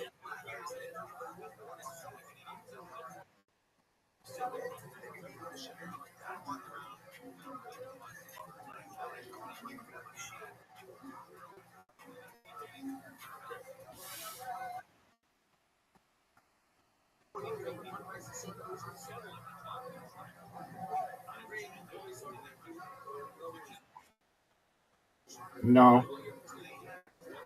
I'd have sex with her just to make her feel better.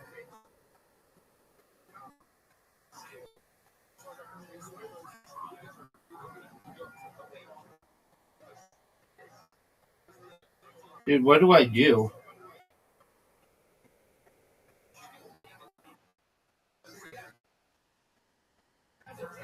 Yep, for 3 years.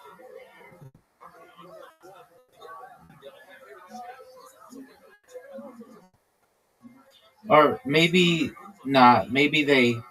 Oh, he was sentenced at 3 years or something, and then they delayed it, and he didn't have to go to jail or something.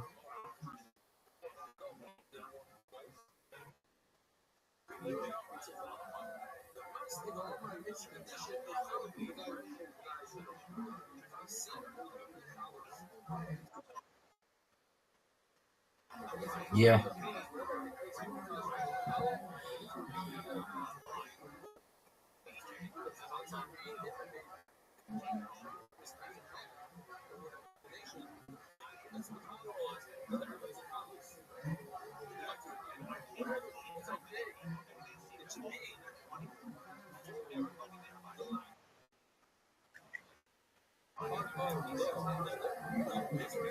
Perhaps.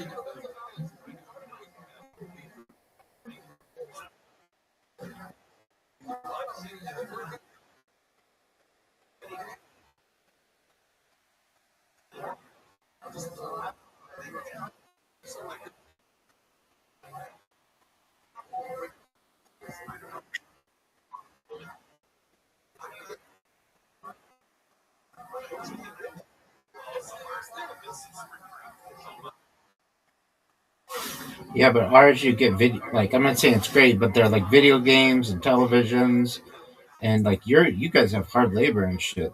If I understand, Lindy Chamberlain was sentenced to hard labor.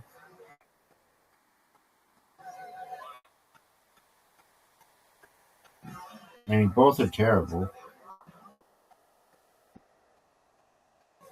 Yeah, like in some places. Oh, okay. Well, then ours is worse.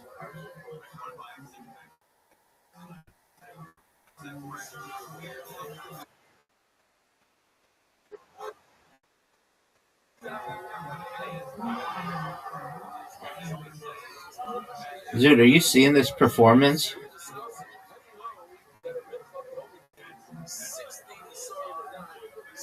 Dude, are you seeing this performance?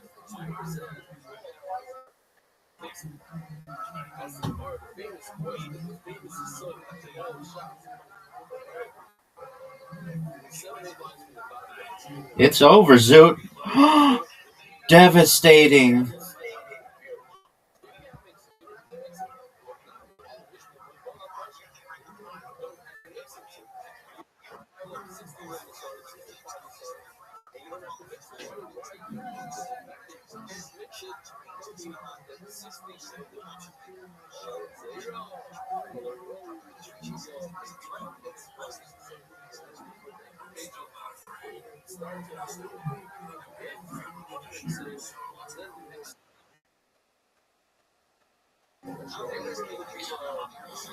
What's that, Zoot?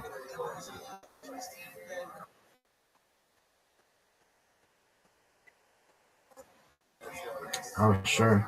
All right, last game.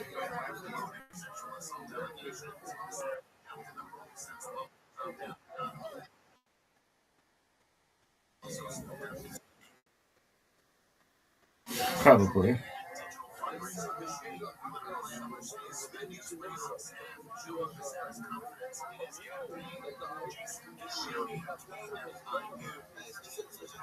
Are you proud of that shot, Zoot?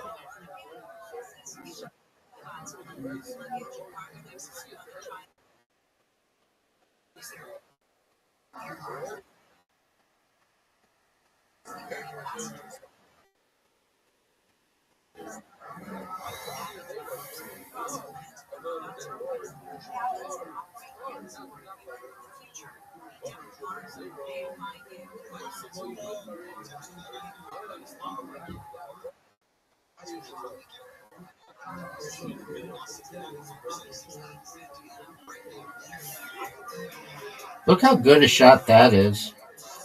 Zoot, are you watching this? Are you watching how good I am? How good looking I am? Look at this. Look how good this is. Dude, are you seeing this?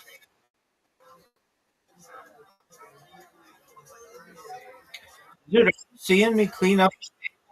But dude, are you seeing this? Are you seeing me clean up the table here? Just unbelievable gameplay. Zoot, this is incredible, Zoot.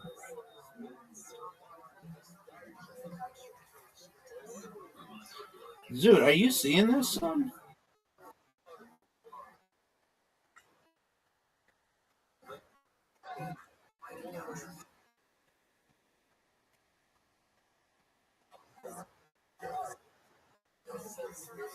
That I don't know. All I know is I have one of the most difficult shots in the history of the game. And I just hit it. Zoot, are you seeing this? Zoot, are you seeing this?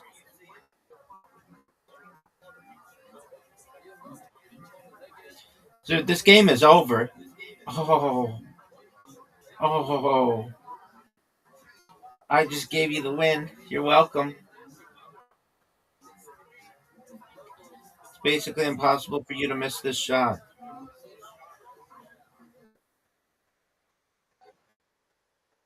It is the easiest shot maybe ever.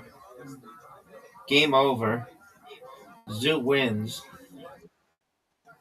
Such a devastating miss.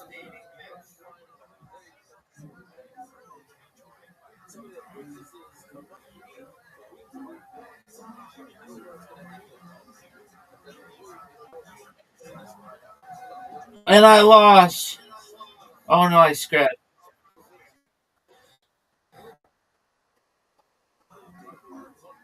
It's over. Good job, Zoot. You want to play mini golf?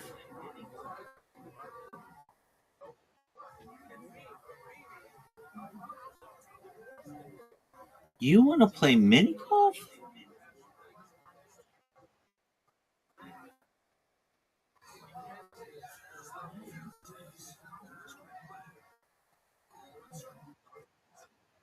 Zoot, you know I'm like the best mini golf player of all time. Go ahead, Zoot.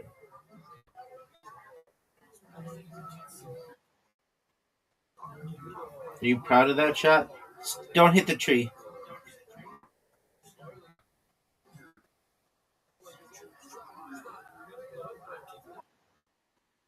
Dude, your shot sucks. Because you got a tree in your way.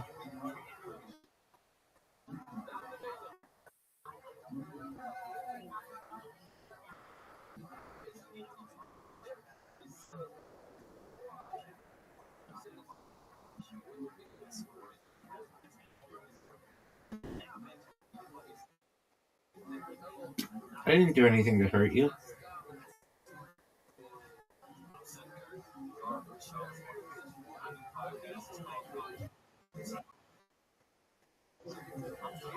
Dude, just wait, man.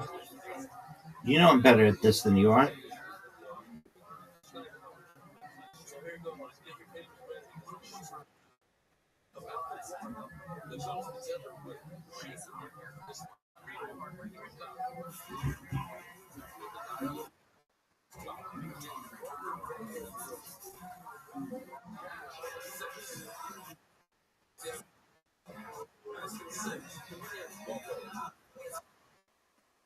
You are.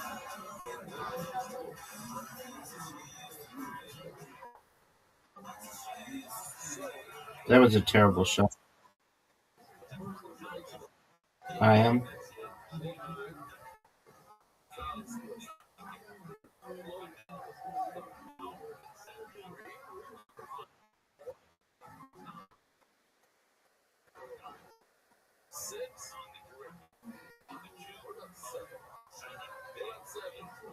Shoot.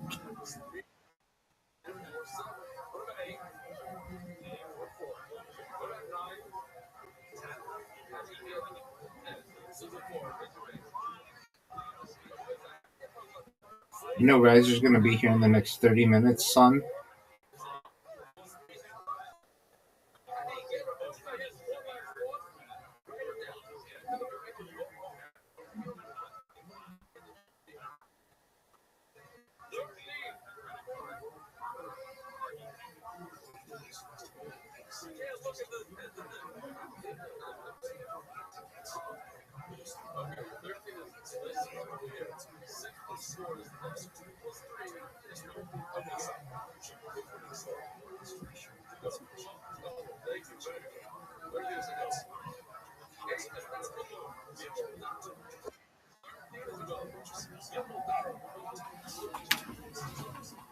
Dude, what did you think of my shot?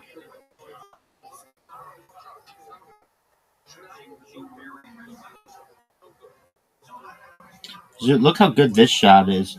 Maybe one of the greatest shots we've ever seen. Do you see this shot? Zoot, rank this shot 0 to 10.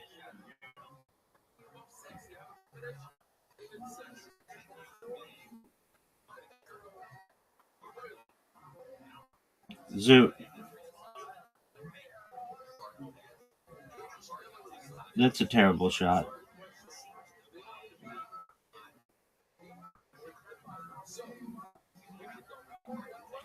I'd give it a 10. 9. No, I'd give it a 9.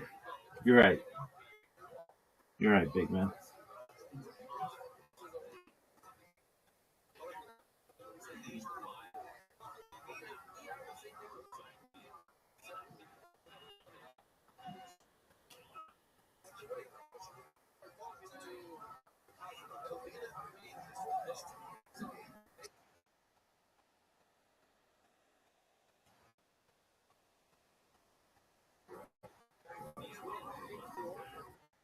There's a what?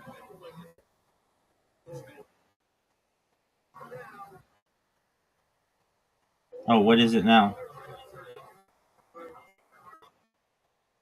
Oh, okay.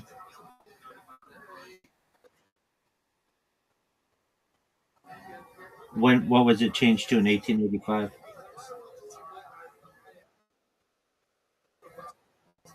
Okay, but I mean, what was it before then?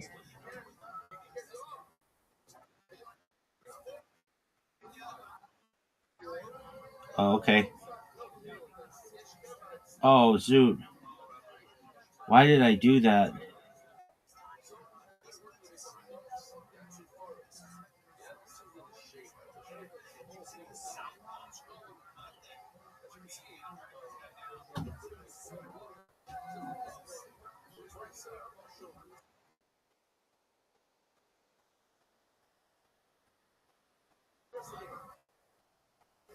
Right. Good win, big dog.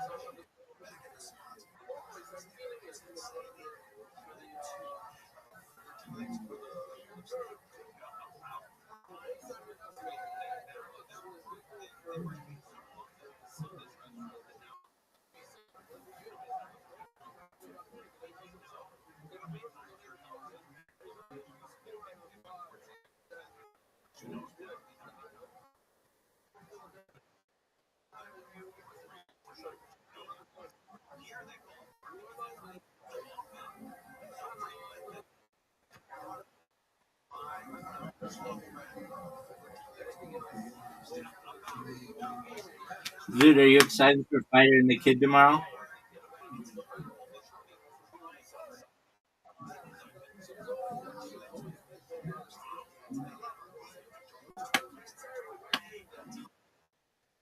What up, big dog? No, you're gonna have to get a new one.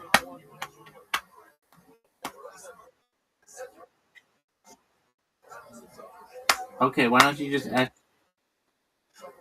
Oh, okay, well then you might find it. I thought you lost it in the real world.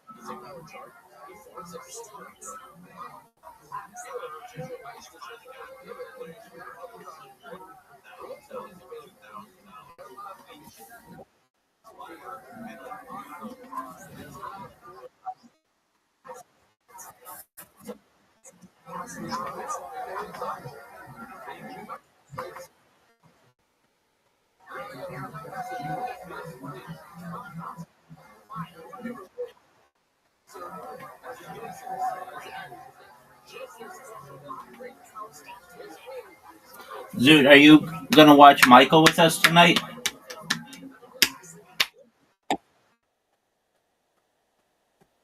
We're watching it in the Discord.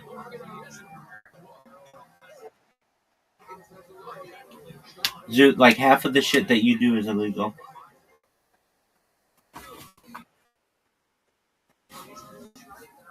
Have sex with strangers and then not get an STD test when they ask you to because somebody has super gonorrhea.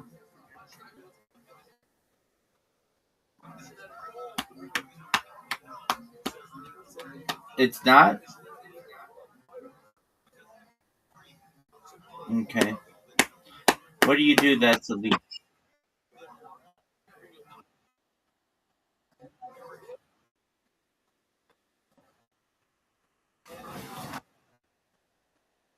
Oh, oh, okay, not super gonorrhea.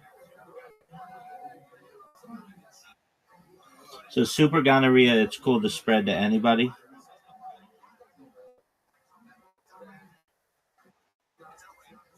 Are you proud of being patient zero for super gonorrhea?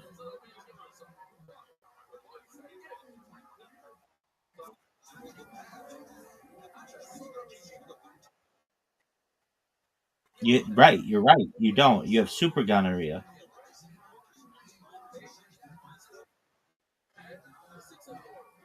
What, super gonorrhea doesn't exist? It does. You got it at the arcade.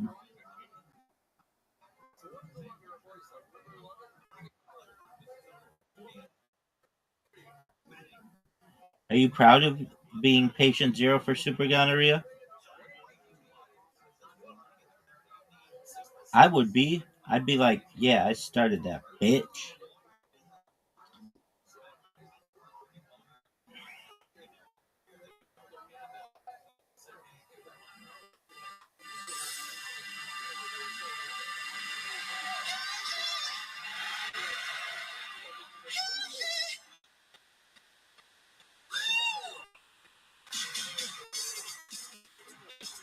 Dog, we're watching Michael, and it's gonna be sick. Are you excited for it? Zoot, call Riser. Riser will come right away.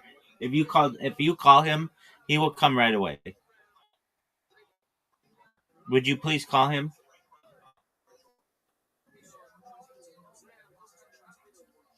Zoot, I asked you a question, and I didn't hear an answer. Are you going to provide an answer, or are you just going to sit there and J-your?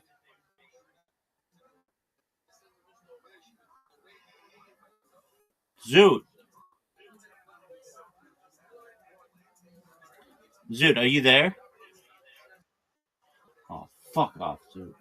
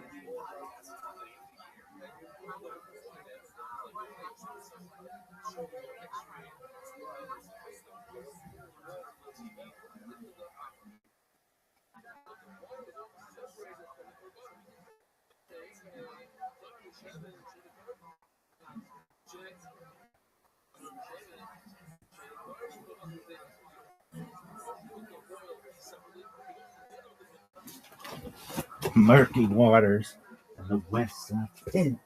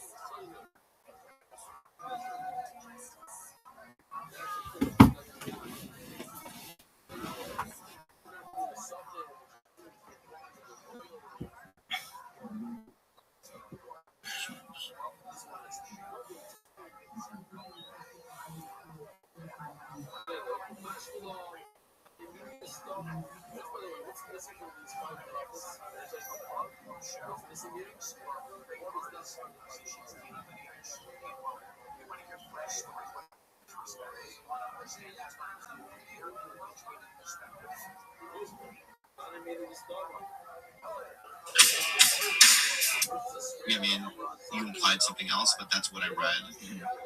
And then I.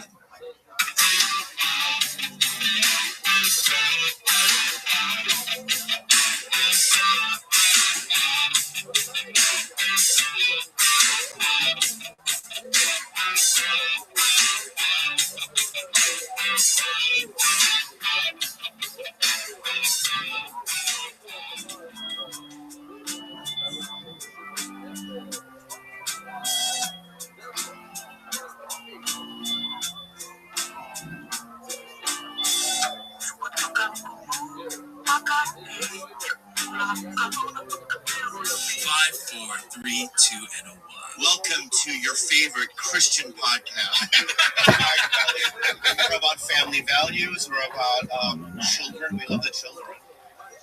We have a guest on today that is somebody that I, number one, have to say that I always liked you. I always thought you were funny. I've always had empathy towards you because of some of the shit that you have to deal with on Reddit. I too have a lot of weird things that are on Reddit that I don't read, because it hurts me. But I've always only said positive things about you to people, and the people that you do your podcast with. You and I are very good friends, and let's give Brendan Shaw, give him a round of applause. I'm here to convert you guys to Scientology. The number one religious party. Insane. So I just want to open up with awkward podcast. This is really I've done 10,000. Let me start with this. Okay, go ahead. I love both you guys. Both you guys, you have always been nice to me. And that goes so far with me because when I came to comedy, I was a tough sell, man. Still am. Yeah. So the people that were nice to me, I never forget. I never ever forget, ever. And you know what? I believe you.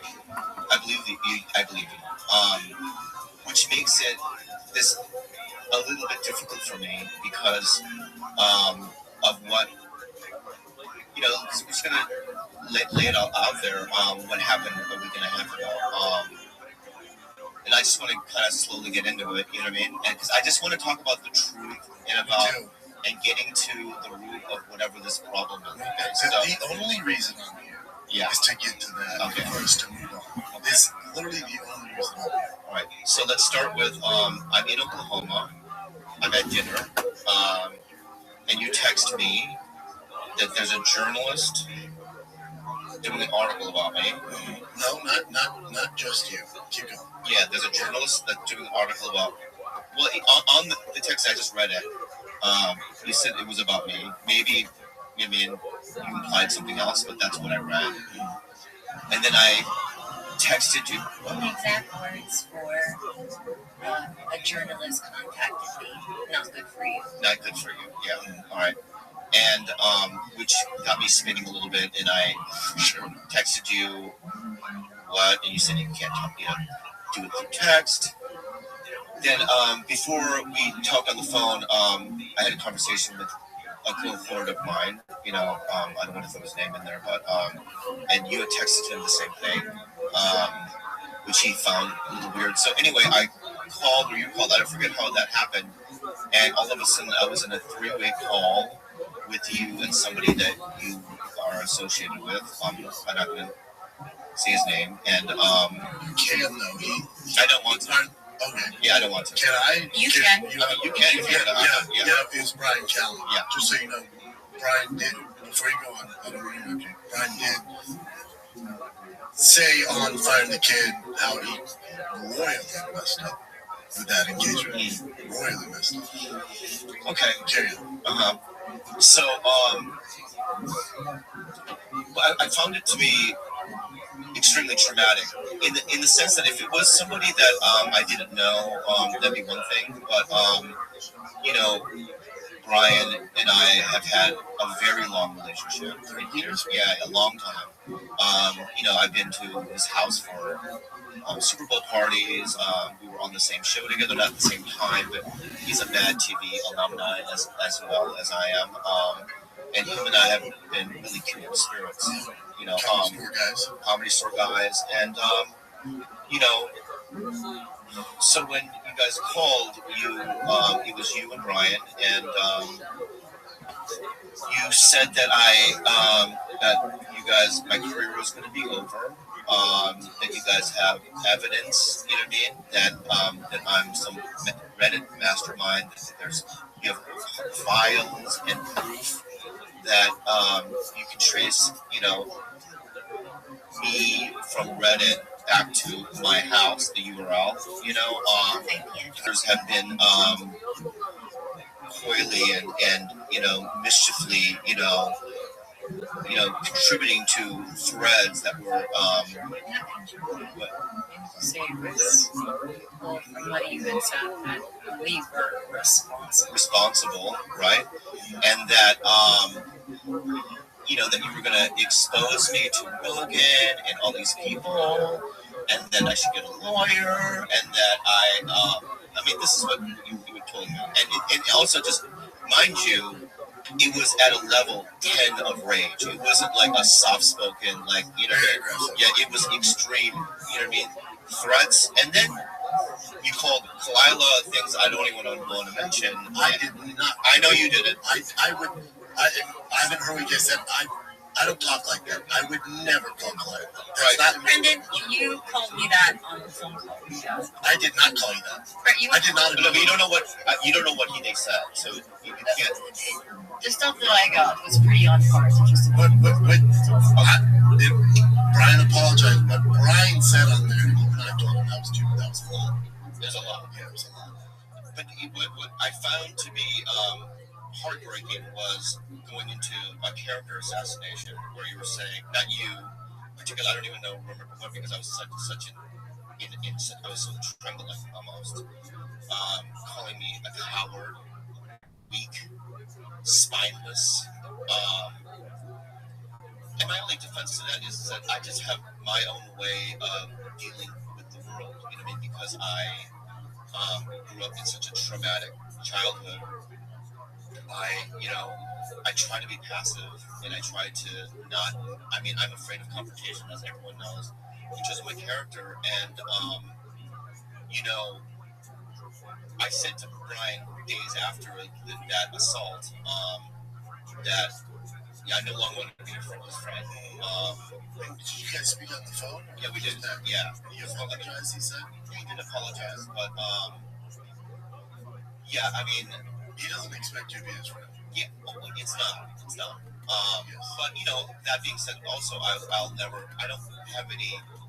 say anything bad about him. I think that he's one of the funniest people I've ever met in my life. I really do. And can I give some context to that call? So we definitely bobbed it straight up. Definitely didn't handle that the way Don should have handled that. The context behind that is I never talk about this stuff, ever. Our podcast is usually fun. We don't talk about the negative stuff that I deal with. Brian wasn't aware of the negativity that I deal with. Everybody gets stuff on that. Everybody in this room, I don't know if you guys do.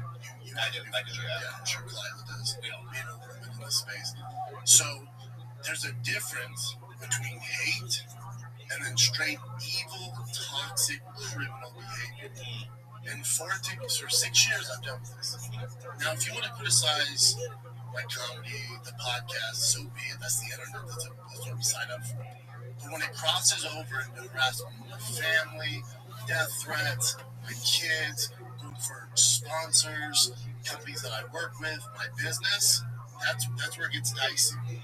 So and it would have to get so dicey to the point where my team gets notified on this, because I'm not on social media, and it's sure as hell not on Reddit or any of these forums.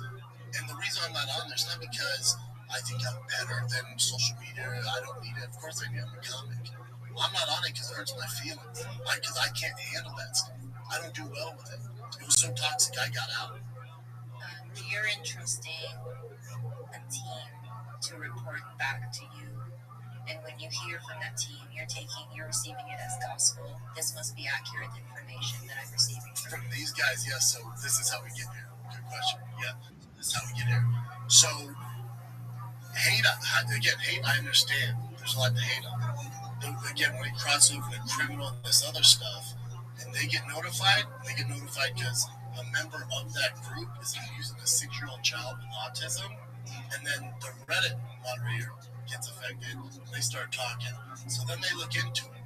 That's how we get here. They look into it, and they go, hey, but one of the 6 accounts that has done most of the posting is associated with Tiger Belly. Now, with all the toxic hate, everything that I get, this awful stuff, I expect that from people I don't know. When I found out it was somebody that I know, and that's where the aggressiveness came from, but it's true. That's why I'm here. I think this is not helpful because this happened a week and a half ago, when in fact, this drama, if we're going to talk about contacts, started in January, and I think while I really appreciate you being here, I truly believe you're a guy who cares for his family. I do believe you feel you're on the back foot here, and you know, you feel like your livelihood is under attack.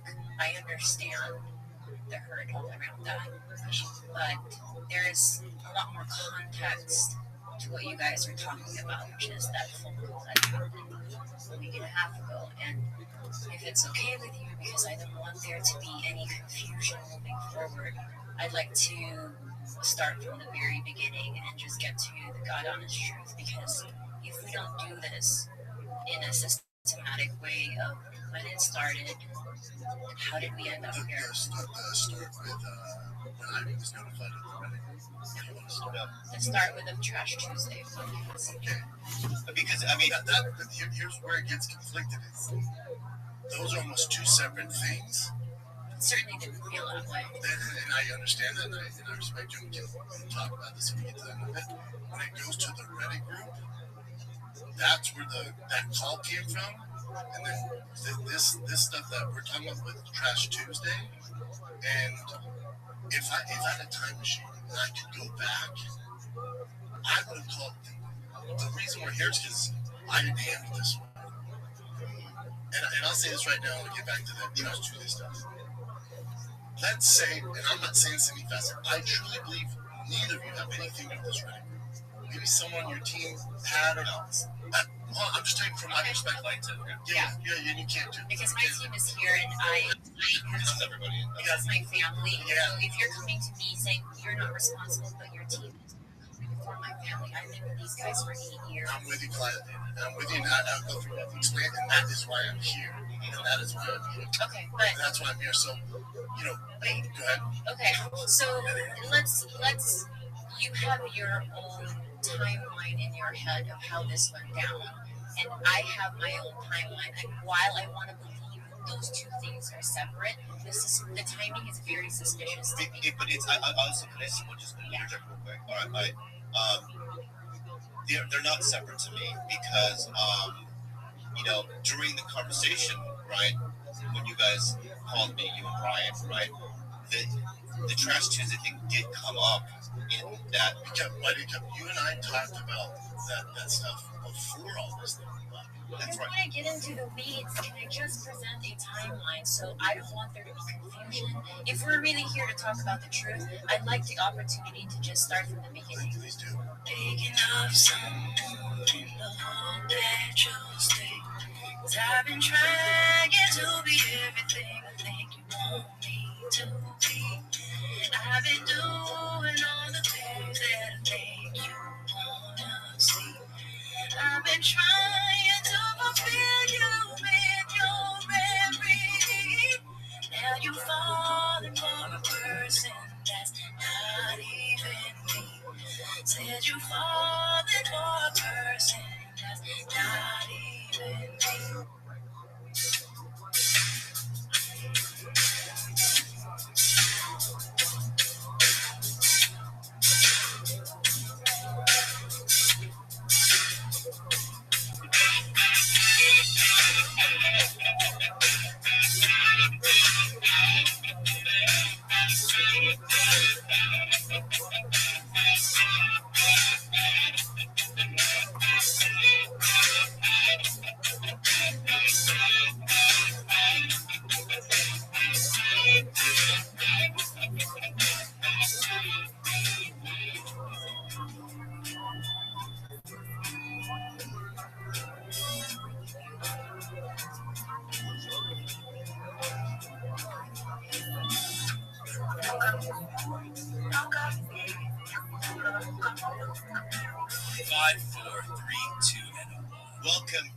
favorite Christian podcast.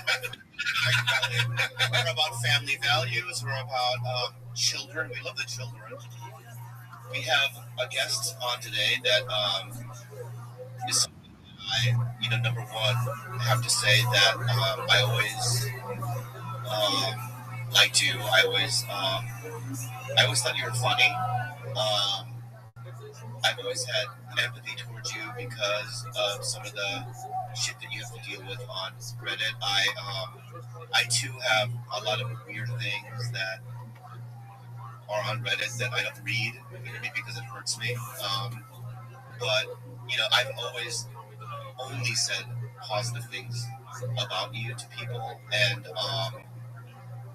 the people that you do your podcast with. You and I are very good friends, and let's give Brendan Shaw a run of applause. I'm here to convert you guys to Scientology. The number one religious podcast. Insane. So I just want to open up with awkward podcast. Really I've done 10,000. Let me start with this. Okay, go ahead. I love both you guys. Both you guys, you have always been nice to me. And that goes so far with me. Because when I came to comedy, I was a tough sell, man. Still am. Yeah. So the people that were nice to me, I never forget. I never ever forget. Ever. And you know what? I believe you. I believe you. Which makes it this a little bit difficult for me because of what.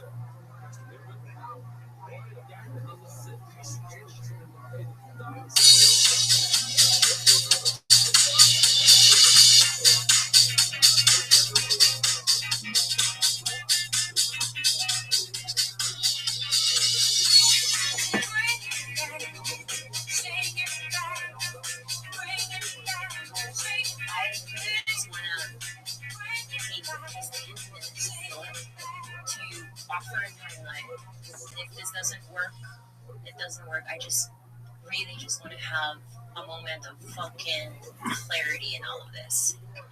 Okay, so on January 25th, a Trash Tuesday episode is released where Annie and I talk about a nameless comic who hit on us. I had a guy that was like, why don't you walk me to my truck, this married guy? Or I'm like, I know him, I'm not going to say who it is. But, he's like, know him. Why don't you give me a walk? Why don't you give me, like, you should walk me to my truck? I'm like, so what, I can blow you? Like, and for me,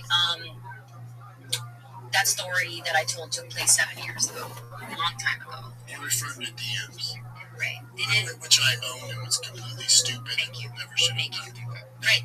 I'll defend myself. Like, I own that, and that was not right, and I definitely changed. And you apologized. And I apologized way before then. Yeah. But then also, real quick. But then also, so apologize for that. We've talked about it before. Trust me, I've been to therapy over this stuff. That's also another reason I'm on social media, so I don't engage in any of that stuff. So I've learned from that. As far as the Annie stuff goes, that's where I do have to defend myself. I have to, you guys didn't say my name, right? We didn't. The line was, "What am I gonna do? Suck your unfunny dick." That's what I'm saying. Like, what would I get out of this? That I get to suck your unfunny dick? Like, and then I came back. As far as me, but you again, I didn't see it. But as far as she's saying, I asked her to walk my car, give her a ride. No, I think that I cannot speak for her. I can only tell you. I can only tell you what was said on that particular. And again, if that's how she feels, she's valid to feel like that. And I'll tell you, that never happened. Okay. That's a situation you would have to talk to her about. But I'm going to get back to the podcast itself. Yeah. What was said was that there was a guy. He was unfunny. I came back with, "Oh, that's a big clue."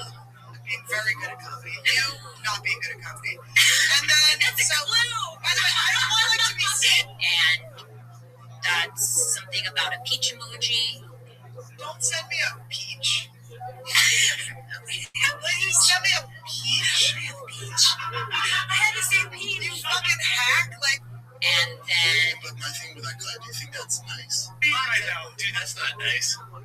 Let's call up your girl and see what she thinks. Dude, hey, talk like this. Let's call up your girl and see what she thinks. Oh no. But I didn't say your name. But it's hang on 1 second, Brendan. Let me ask you this.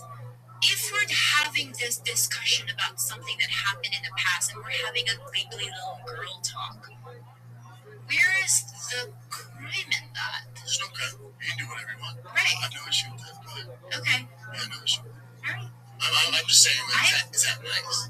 That's all. I have gone to you and said if I could go back, if I had known that a tiny little giggly girl talk was going to spiral into this, I would have wired my mouth shut. But in my heart of hearts, while you may think it's not nice, and now I admit, not the nicest thing to say, it was just an anecdote. Sure. So I didn't think much of it on saying that because hitting on someone is just simply not a cancelable offense. That was my justification for it. Who the fuck cares who hits on who 7 years ago? I had fake tits then. They were shiny. You liked them. You DM'd me. You said sorry. Fuck it, right? Okay. Good. However, the outcome of that is that people assumed that we were talking about you and went ham on Reddit, and you received a lot of. Your team alerted you to the video and the Reddit chat.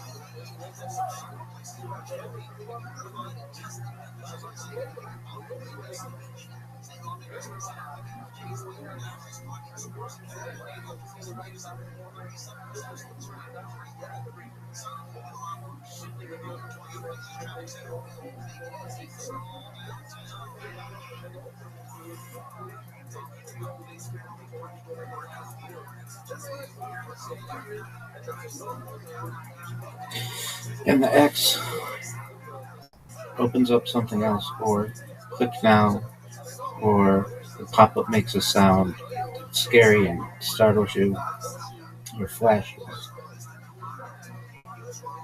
all that kind of stuff. That should be ended.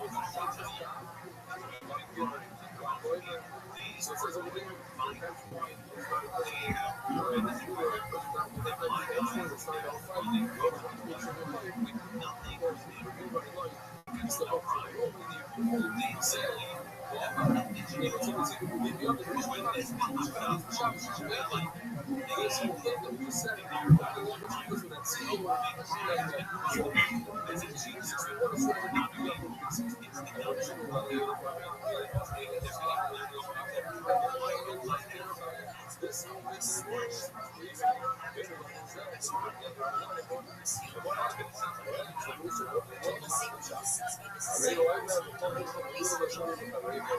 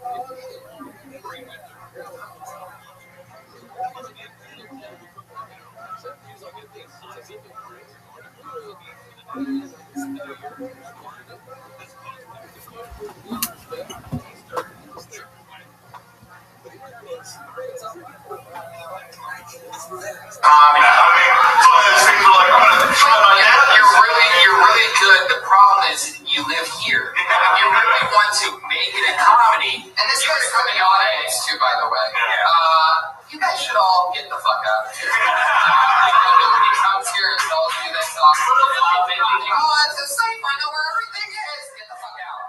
As fast as you can. If I moved to New York or LA, I'm not going to be able to go to my parents' house and eat their food for free. Oh, wow. Exactly. I was in Pittsburgh for a minute. Yeah, I heard it was somebody has a show here next week to promote. I just want to tell you, you're the best comedy fans in the world. And next Wednesday, 8 o'clock, my show right here. It's a good place to start, but you do gotta go somewhere if you want to do something special. There's great company. Yeah. No, start here. We gotta get the fuck out of here. Yeah. If you want to make it, you'll never make it here. Maybe that'll be impossible. You gotta put on your rollerblades and get the fuck out. I was waiting for one of my friends to move to New York, so somewhere to live like that. Well, go good. You want better weather. You've been tortured enough. Get the fuck out of here. Yeah. We're going back and wearing shorts to do the Kill Tony Monday. It's gonna be. We're not really wearing shorts. The more layers I put on, the more of an illusion I get that I'm actually in shape. Like, that's the big thing here. Put on a big cup, you guys are like, no, you can be too. You're not folded. Oh, I didn't even realize you were fat.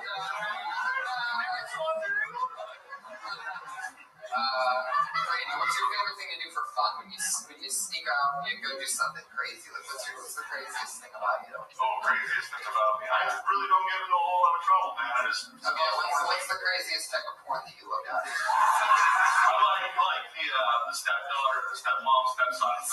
We just had one on Monday, right? Girl was in the stepdads. We need to introduce you to the girl. I would ask my girlfriend a lot to appreciate that, but whatever. Girlfriend's a lot. But yeah. So stepdaughter porn. What do you think it is about stepdaughter porn that you like so much? Not completely the daughter, but it's more or less that like I just turned it on and my dick was like, this is something you enjoy, and I'm like, for Molly and old Jews, just I find out more about this guy in the middle of the room. Interesting dude. Yeah, he just applauds for stuff that he likes. Catch up. We sat with a little sliver of West Virginia and they have to drive through. So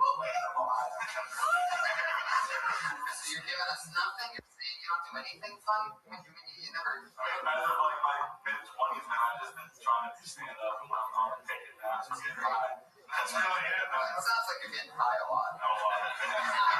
Aaron, yeah, completely done for that. I've never seen my high. I'm actually good right now. Well, you were so fun to meet you. Thanks for coming up.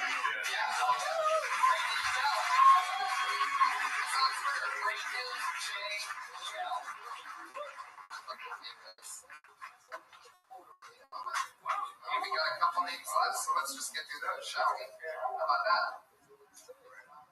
How about Shannon Norman, everyone? Come on, guys.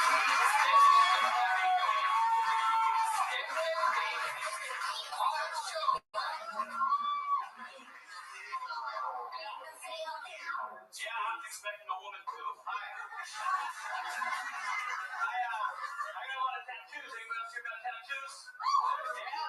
People come up to me all the time and they go like, hey man, what do your tattoos mean? And they tell a story. They do, guy right here. They do. Here's the story. Every tattoo I have tells a story about a very specific time in my life where I had some money. That's it. You give me a tax return 10 years ago, I don't get my rotten tooth fixed, I don't get a 401k, whatever that is. No, this is what I did 10 years ago with the tax return. And you know what? If I'd have known Little Caesars would have pizza ready for me before I even opened the goddamn door, I would have got it in a bigger font. That was a minute. It was 47 seconds. Pittsburgh minute. I like that. I love it. There you go. Oh, yeah. Makes some noise. Seeing it.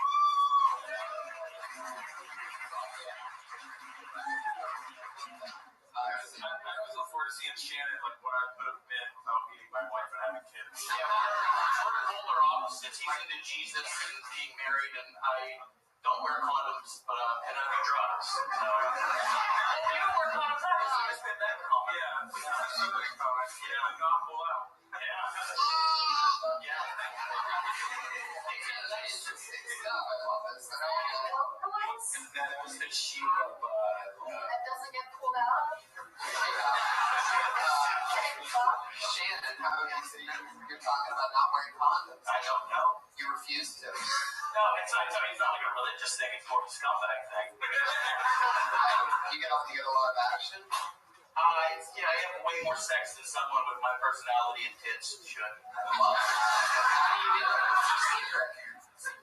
I don't know. Let's not think about it too hard. Well, no, actually, I do want to think about it. I'm currently dating a woman a decade my junior. And yeah, well, I'm 34 by the way. That's not. I mean, I look like I'm 45, but yeah, I don't know. You said 30 what? 35? I'm 34. 34. We're all throwing numbers around. Enough about your waist size. Yeah. That's it.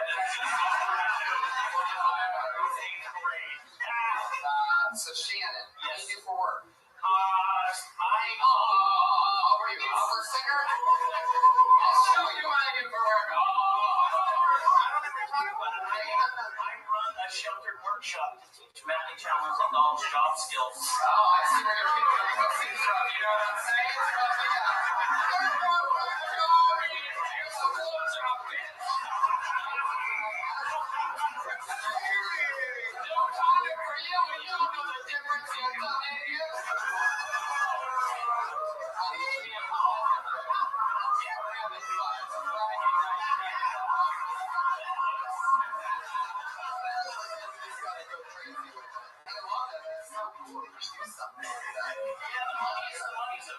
That's awesome, man. Well, I love it. I actually have one of my best friends back home who works with people with special needs, and he's like sort of like how I picture you, like totally the guy that I would never trust with my, if I had a special kid. But like, it's like just sort of like it's funny how you can't judge a book by its cover, and those kids can't judge a book anyway. So. I'm making fun of slow people right now. Those are the types of chances that I'll take for you. Anyway, Shannon, so you help these special people get jobs, right? I just run the vocational part. We like teaching skills. Like, hey, put this in there. That's great. What was that? Yeah, whatever. Put this pot in that rolling paper, and you get an egg.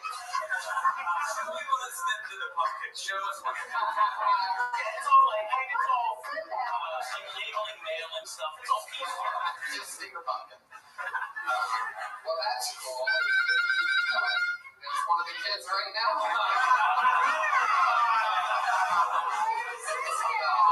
Wow, that's so cool. So, like, what's some of like, did you ever have like a really smart one, like a Stephen Hawking or anything like that? And you're like, this kid's not even special. He's like genius. No, they're all fucked up. That's so funny. Yeah, they're all really into wrestling. So that's what I'm the exact same. Just like Uncle Shannon. Yeah, it's like the day job is like the night job hanging out with comedians because all they want to do is talk about wrestling too. I love so it's like fucking retarded people all day. Yeah. I feel really bad when it's transgender. Don't feel bad. Give that guy a newspaper. This is a safe place. So Shannon, that's interesting. How long you been stand-up? How long have you been doing stand-up, Aaron? Because it's almost the exact same amount of time. 7. No, it's less than that. I don't know, 5 years, I think. Oh, yeah. Seems like it's funny as hell. What else? What do you do for fun? I go to thrift stores. Oh, I like that. I'm into that. Yeah. Any cool buys lately? A couple of Costello records and board games. I collect board games. Yeah. You ever seen Elvis Costello live? Yeah, I saw him open for Bob Dylan at Pitt 5 years ago. Wow. He opened for it was just him and an acoustic guitar. That's amazing. And then Bob Dylan with his fucking electric keyboard now. Yeah, Bob Dylan. He sounds like Sylvester Stallone does now. All time He just stood at the keyboard. He was like a broken animatronic in the Hall of Presidents in Disney World. He just played that, and they were like, whole time. Yeah. And Elvis Costello. Moving around. We didn't even use a microphone at one point. Yeah. Just yelling. Yeah. Fuck yeah. I feel like we could have done this podcast without microphones. Since I can hear my mom breathing right now. I always tell my mom whenever she comes to shows, like, you gotta sit all the way in the back because you're too loud. And I didn't realize that the back is like 6 feet away. It's a very wide room. Fuck yeah, Shannon. So fun. Oh, you gotta love it when you can hear people almost shit their pants. Outside of that bathroom, kind of really shit. You don't close the door like that.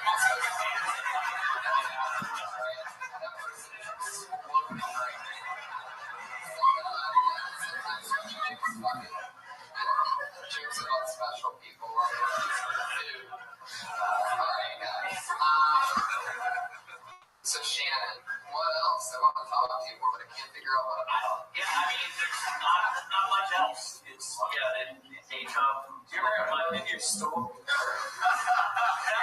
That's definitely not what I wanted to talk about. Not to make this a very drug-centered thing, but last weekend I got a bag of cocaine from a man holding a baby. Why?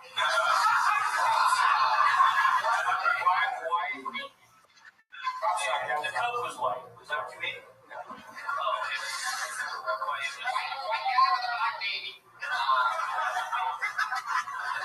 Steal that baby from the white guy. Yeah. What else? When's the last time you got? Let's figure out how you get laid so much. You seem pretty aggressive. Like, I can't believe how much fucking pussy I get. Yeah.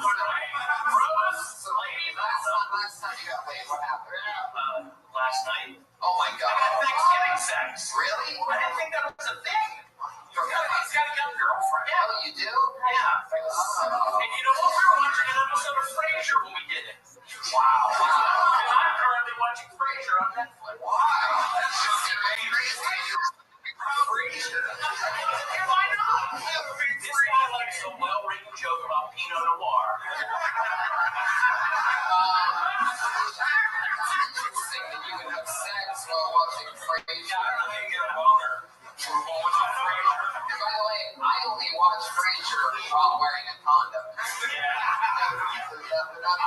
I currently, my goals this year are to move out of Pittsburgh and get a vasectomy first. Get a vasectomy. I want to get a vasectomy. You almost get your order right on that. It seems like you're really confused. I'm more excited about that. Accidentally did the vasectomy second. Like, God damn it, I blew it. I want to get out of Pittsburgh and get the vasectomy first. I like that. I want a doctor I can trust. I love that. How are you going to find that? Yeah, my parents can do it. Here on this day. We're going to do it. Tickets available. Guys, I know that a room just opened up in the local hospital, so... there he goes, everybody. Shannon Norman.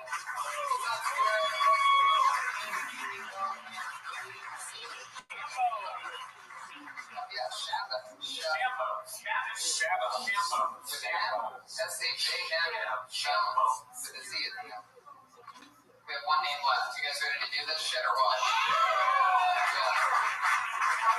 Yeah, we got fucking tons of animal people.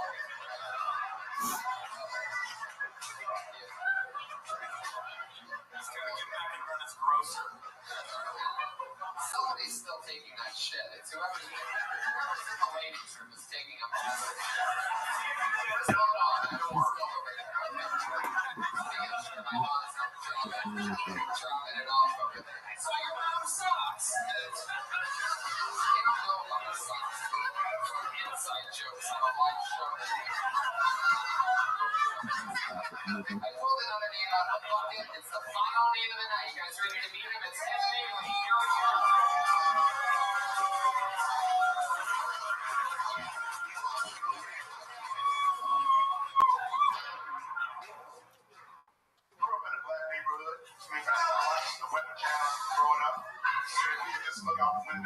See what other people were wearing, wear similar things. Recently moved to a white neighborhood, realized that that's no longer a possibility because young white dudes wear something from every season, every day. I swear to God, I just looked out the window and saw a white dude in a North base winter coat, swim trunks, and Old Navy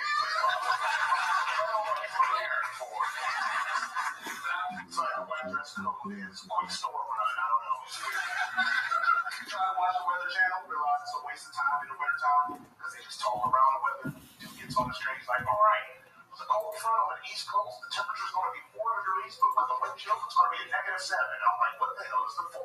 You know what I mean? But wind chill, that could be a cool way to live life, right? Imagine you pick up chicks with that. You just walk up to them at a bar, get your sexy voice and say, hey, it's 4 inches, but it feels like 7.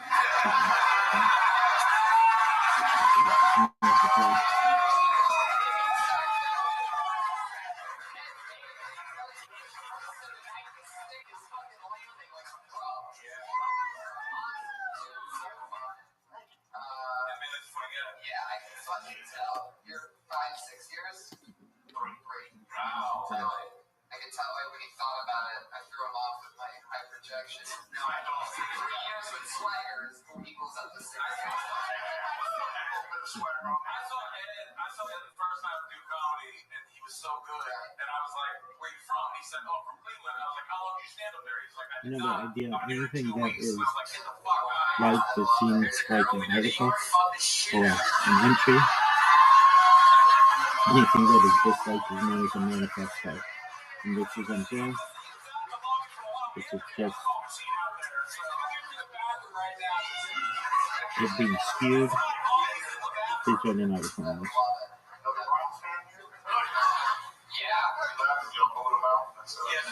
And the tie to the Communist Manifesto. It seems scary. Yeah, you were funny as fuck. What's keeping you in Pittsburgh? I have a child now. That's right. That seems to be the old thing, Jared. Well, looks like I can't do anything now. Make this idea into a Harvard Law Review, Blue Book, 10 out of 10 logic, publishable article. So what do you have? What's the plan? I mean, you just kill it all the time here in Pittsburgh. You're the first black person I've seen since being in Pittsburgh. So it's like you have the market corner. Yeah. Pretty much be 2 other guys. And those other 2 guys are Steelers, so. I'll eventually get out of here.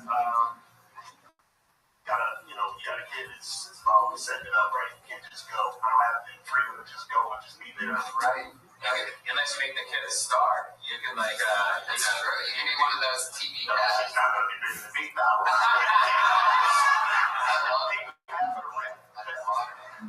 Does she have a cool black name?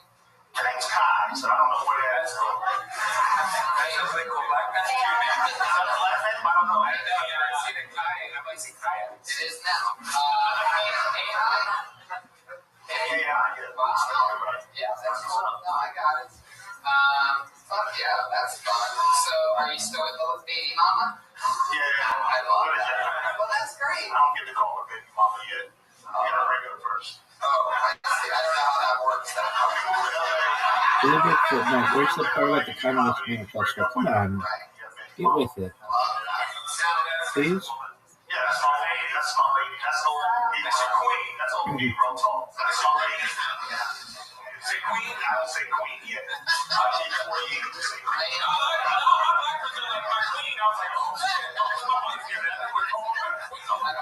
Dude, there should be a Harvard Law Review Blue Book article, just like you've been doing.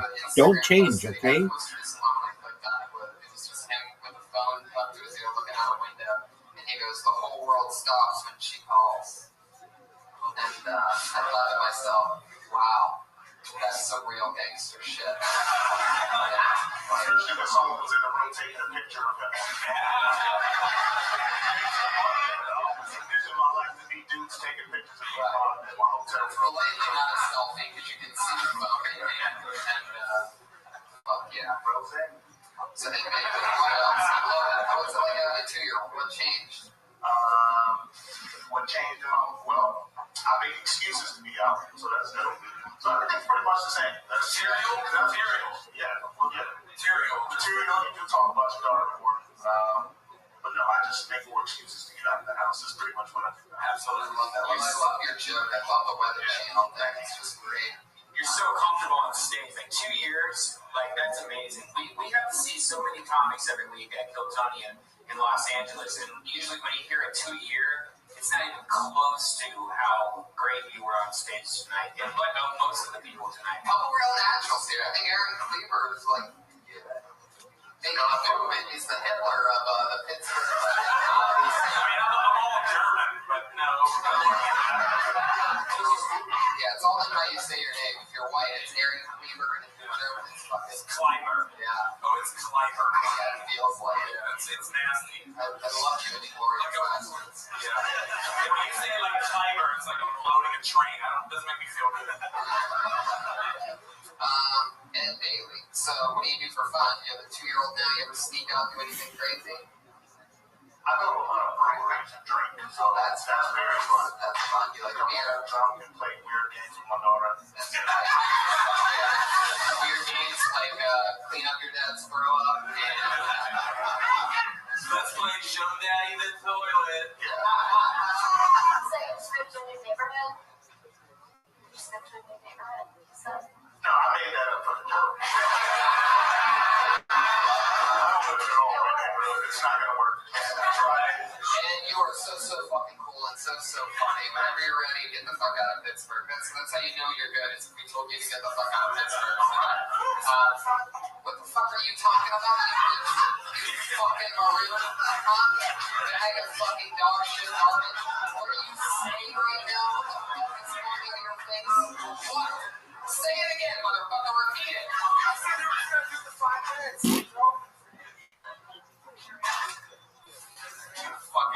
Anyway.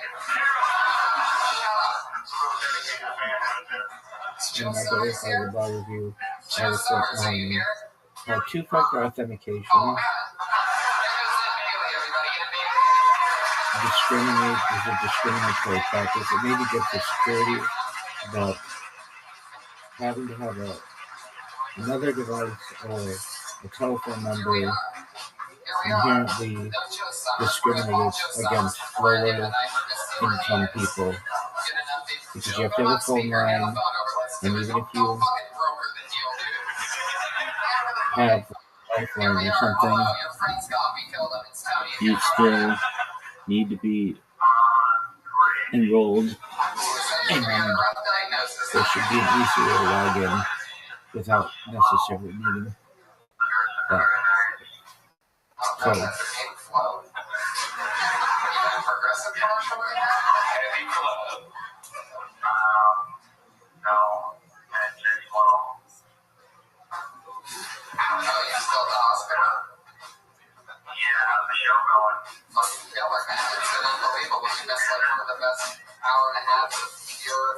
Comedy ever. You'll be able to watch it when it's loaded up to the internet, and you're also on it, which is sort of crazy. Where are the Blue Book written? Jim, what do you think's happening there right now? How history? When do you think they're going to be out of there? They said an hour from when they take blood, and that was about 20 minutes units of blood. Remember this from now on. When I say write an article, I want it to be a Harvard Law Review article with Blue Book footnotes, and 10 out of 10 logical summaries. Do you understand? Question mark. Please?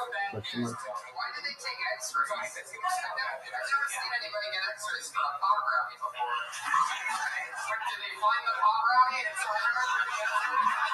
turns out that she is, they diagnosed it. Please provide me the publishable article. Fuck yeah. So what is she doing? Just having a panic attack, basically, right?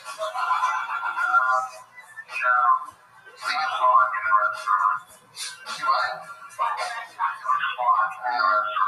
Yeah, you just gotta run away from the hospital. Give them a fake name and a fake bill. I know a guy that works in fraudulent charges. No, it's not. Get her some water, a bottle of Gatorade, and get your asses over here for a stand-up show or something. Bye, Joe. I'll let you go. Anything you want to promote or anything? Any parting words?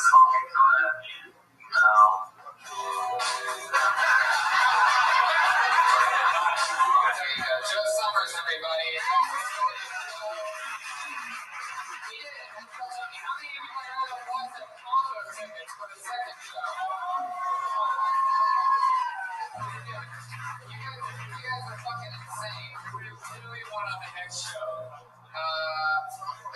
that's a great question. I was thinking about that one.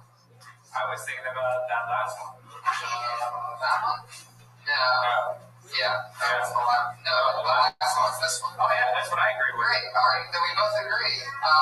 Opening up the stand-up show that's going to start in just a little bit. It's going to be the comedy stylings of Ed Bailey.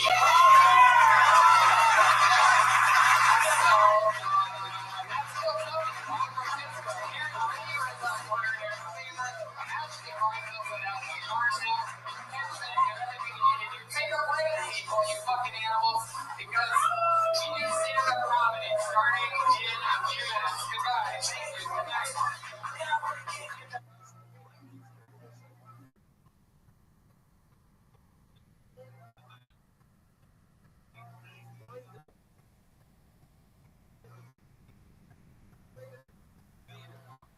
Please provide an article on how the government or the United Nations or somebody should give you an email, and you shouldn't have passwords anymore for websites. You should have all your two-factor things sent to your email, and that email you cannot lose. It is mandatory that email cannot be taken away from you ever.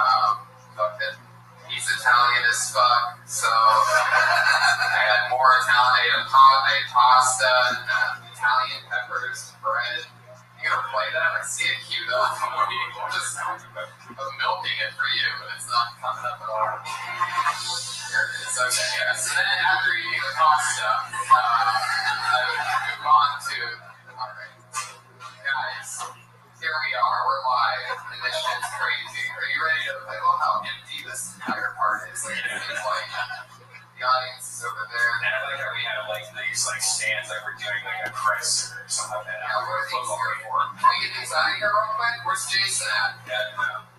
Yeah, Drew's out of the way. Drew, you know, for Drew and Case, by the way. Yeah. It's amazing how much support we have out here.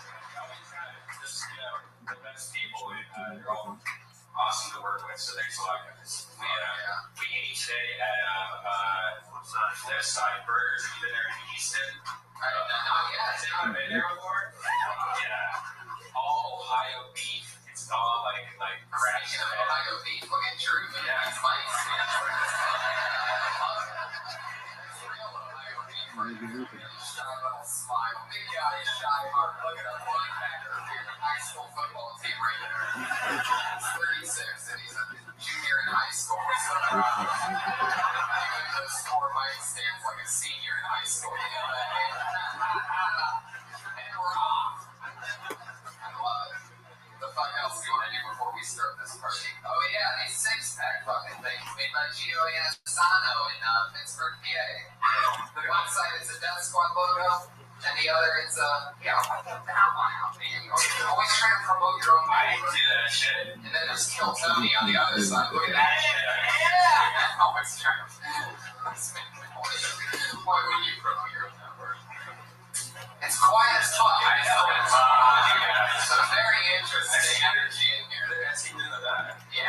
Well, or how's it going, buddy? Kill Tony, 17-year-old Thundercat. Oh, we just put you on blast. So do the regular spot. Is that cool? Yeah, you did a listen. Did you sign up?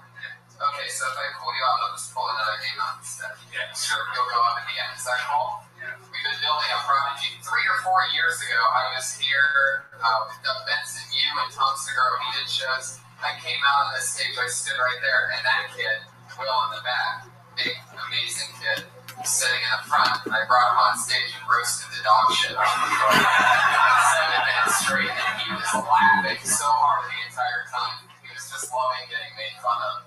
So we became friends, and he's been doing stand-up for 3 years. Well, more than that. Now he's 17. He's 17. He's been on stand-up for 3 years. He's gonna be the Columbus rock star. He's gonna be like the fucking. Alright, forget it. He's gonna be revenge for you roasting him. He's gonna come back like the Slayer, and you're gonna have your deathbed. Like, oh, you got me. You got me. Like, if he came back and I was on my deathbed, he'd make me laugh. Right? I don't know. Laughter's the best medicine. Not for AIDS.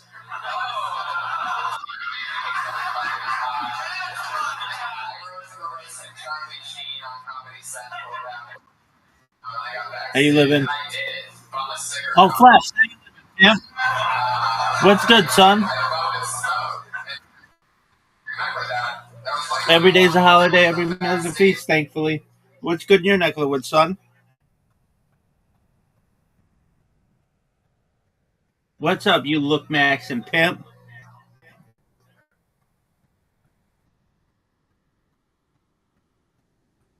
Fuck no, man. You rock that shit. Weddings are some of the best places to meet horny bitches.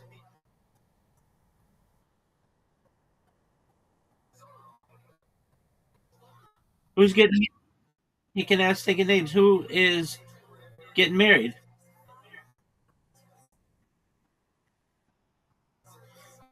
Are they dudes? Are they women? Are they a man and a woman?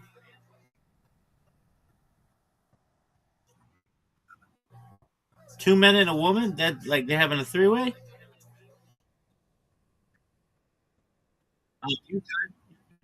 All right, so you have two friends, a man and a woman, and they're getting married, and they were nice enough to invite you to their wedding, and you're gonna go as a lone wolf, and you're gonna be like, "Hey, to all the single chicks there, my name is a Flax Life. I'm a kick streamer. I'm amazing looking. I have a great personality, a huge community, and I'd like to ask you on a date." And these bitches are gonna be dropping panties like you can't believe. 100%, dude. Like, of all of the events, all of them, weddings are the best places to meet women. Like, no doubt. Have you ever seen the movie Wedding Crashers? Oh, dog, you got to check it out. It goes into all of the psychology of how women go to an event, especially if they're single, like a wedding, and they want that to be them. They get horny. There's all kinds of love in the air. There's alcohol. There's dancing. It's a great place to pick up chicks, dog. No, yeah, but at the wedding, don't bring a girl. It's totally going to be a letdown if you bring some random chick who you don't really care about, as opposed to going there, you look cool, people be like, hey, how do you know the bride or groom? And you'd be like, I know both. They're both my friends. I'm amazing. Do you know about Kick? Do you know about a Flax Life? Do you know a Flax Life knows Rabbi Rothschild? They'll be like, no way, you know Rabbi Rothschild? You'd be like, oh, yeah, he and I go way back. And they'll be like, wow, do you want me to take my panties off now or in the car? And you'll be like, calm down, baby.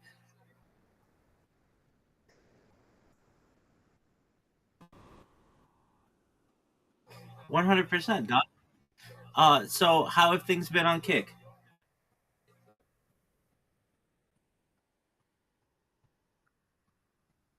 Yeah, welcome to the club, Big Dog. Why do they hate you?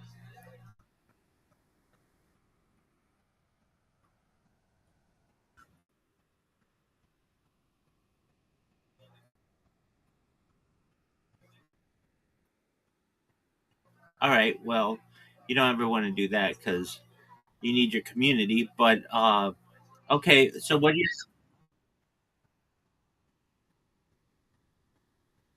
you banned everyone in your community? How many people did you ban?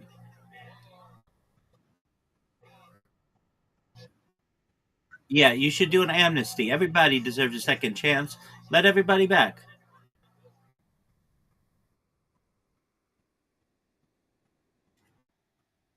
Okay, I mean, then if they continue to do that, you can reban them, but give them a second chance.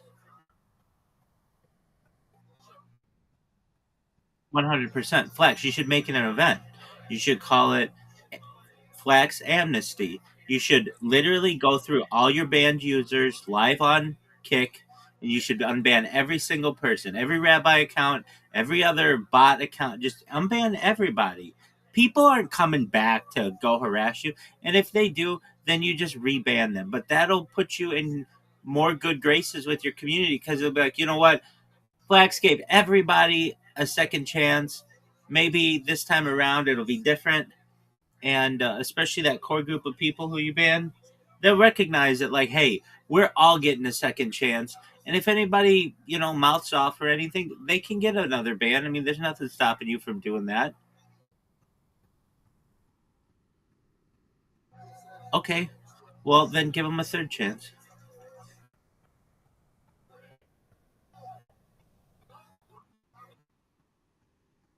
dude. Every day is a holiday, every meal is a feast. My question for you is this: how permanent do you want your bans to be? Like, basically, you're just turning away viewers. And I understand they can get annoying, and that's cool. So you reban them. No big deal. People who spam you, you reban them. But everybody else, you might get some people who are like, you know what? I was having a bad day with.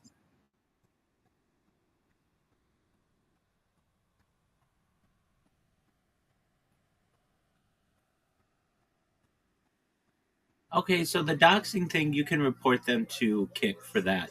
And Kick will. Okay, you are a big enough streamer on Kick that all you have to do is go to support@kick.com and you say to them, look, here's a screenshot of what they said, my brother's address. I don't like that. Please address this issue with this streamer or this dog.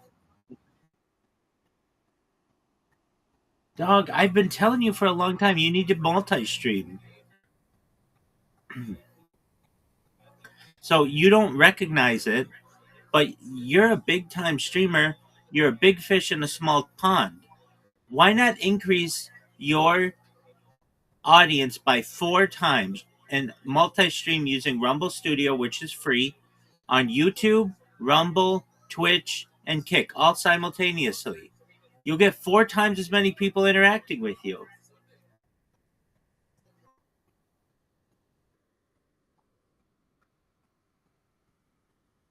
Wait, hold on.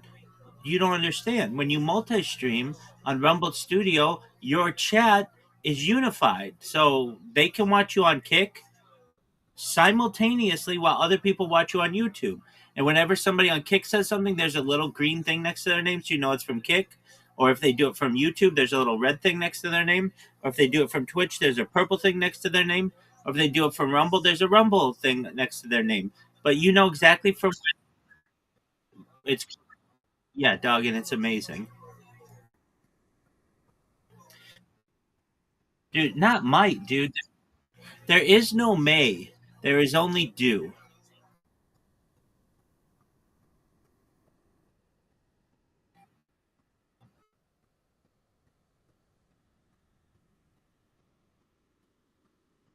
No, I mean anybody who streams enough can get annoyed with people, but don't be stubborn. Literally, you should be creating a Rumble Studio account right now, not sitting on your thumb like maybe I'll do it. That's a good idea. I've heard you talk about this for a long time. You need to create a Rumble Studio account right now. Then what you need to do is you need to connect your YouTube and you need to connect your Twitch. And then what you do is connect your Kick. And then you go when you go live on Rumble Studio, you go live on Kick, you go live on Twitch, you go live on Rumble, you go live on YouTube, all at the same time.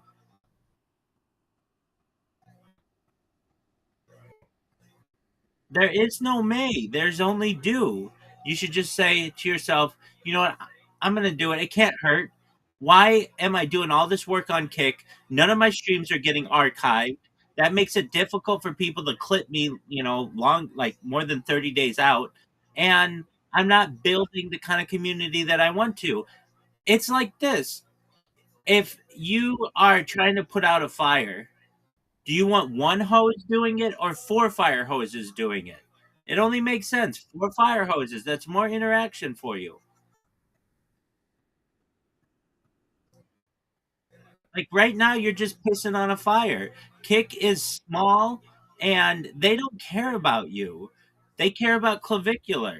They care about people who are bodying themselves in huge ways. So you need to expand your community. And the best way to do that is to give more people the opportunity to be able to see you. And multi streaming is the way to do this.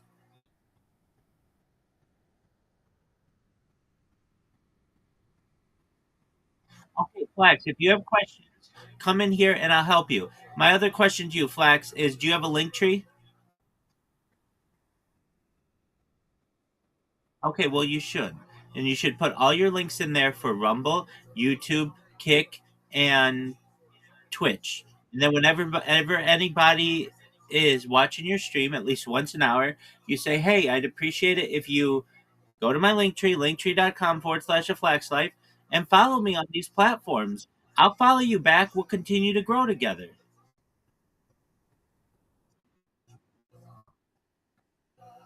Don't be on a pedestal with your community.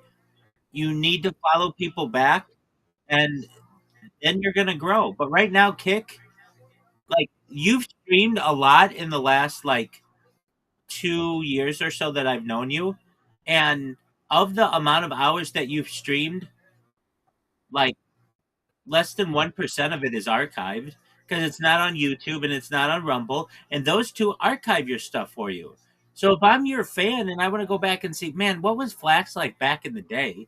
I can't do it because everything's gone on Kick. Twitch is the same way. Expand your community. Expand the amount of content that you're archiving.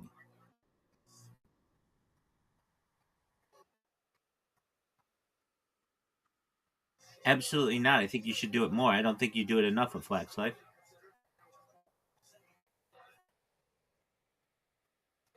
It's gonna get hard. And right now, You're a streamer who's just spinning their wheels. I want you to get traction. And the way you get traction is by creating content of yourself. Right now, you are on a platform that frankly doesn't doesn't care about you. They don't care about your data. They don't care about what you're archiving. Rumble does. YouTube does. Because you can go back and watch yourself 5 years ago on YouTube if you wanted to, or a year ago on Rumble. It archives your data for you. Kick literally is just a website for influencers to get their communities to use Stake.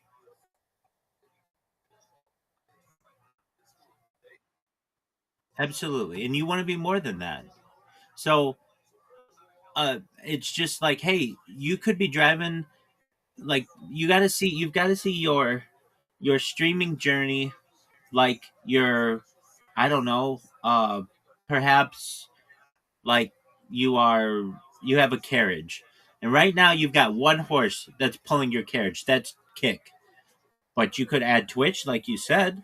You could add Rumble. You could add YouTube. That's 4 times the amount of engagement. You already get a lot of engagement, but why not add those other platforms as well that frankly have some of them 10, 20, 30 times as many users as Kick does?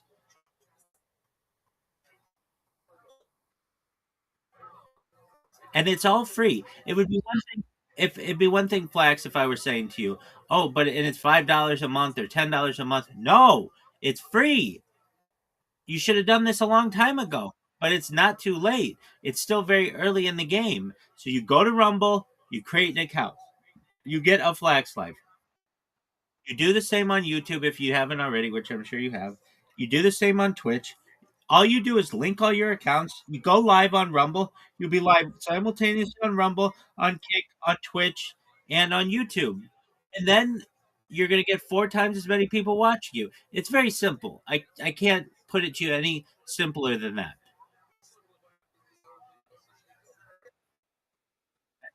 Excellent, big man. All right, Flax, I've got a friend here. He and I are going to watch a documentary. You go do good in the world, God willing. If you need help, I'm here to help you, okay? You too, Flax. Take care, my man. Peace.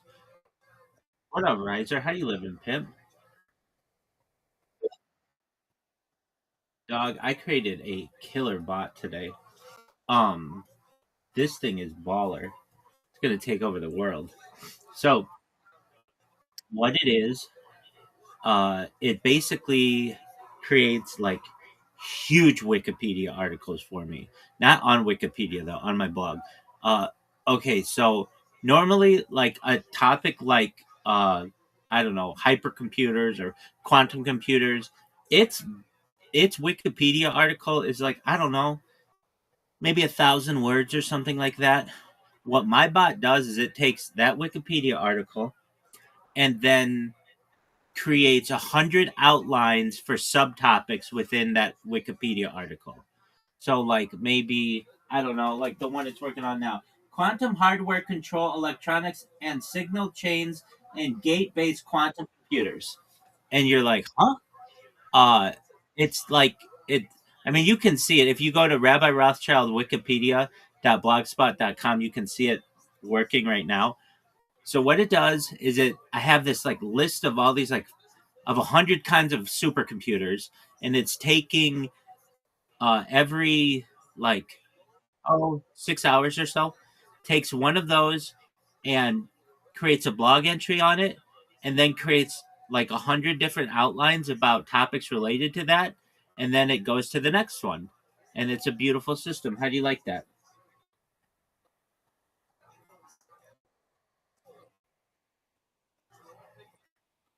No, it's what'd you say?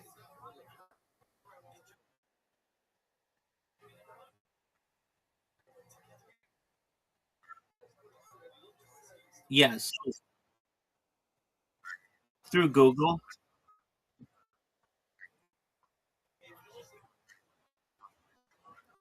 Well, through Google, but like it's topics that I like the Bering Strait Tunnel and sea scrapers, that kind of futuristic stuff. So there's only limited amounts of articles or anything on like sea scrapers, unless you like go into like the deep like academia for like architectural journals. There isn't just like one blog that has 100 different sub articles of outlines on sea scrapers, on how do you get rid of waste in a sea scraper, how do you generate energy in a sea scraper, how do you go how do you deal with seismic activity in a sea scraper, all of those things. And my blog bot does that. And it's really efficient. Like it creates a new outline every 45 seconds through ChatGPT, and it moves slowly enough that it doesn't, like, ChatGPT doesn't say you've run out of requests today, try again tomorrow. It's very slow. Not very slow, but like it takes it like maybe 2 minutes to create each one or so. So it's pretty baller. What are your thoughts?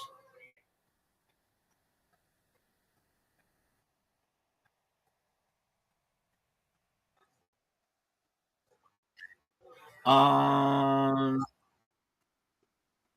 Oh yeah, it already does. Yeah, like, because a lot of people think I have a Wikipedia article, and I don't. And the reason why I don't is because Wikipedia is very, very touchy.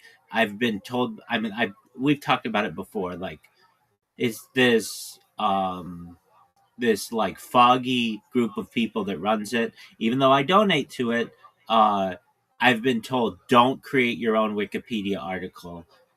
Just wait for one of their approved moderators to take notice of you someday, and then have it generate. So in the meantime, uh, when you type in Rabbi Rothschild Wikipedia, it shows the guy from Atlanta. Um, but and this one British Rabbi Rothschild, but she's a lady. Uh, but then my blog shows up on the first page, like generally. So I just named the blog Rabbi Rothschild Wikipedia. Like my other blog is called Who is Rabbi Rothschild? Because a lot of people type that in. Basically, I take whatever search term that somebody's going to search, and I make a blog under that name, and then I put a ton of content on it. Make sense? Exactly. Everybody knows what that is, but refresh me.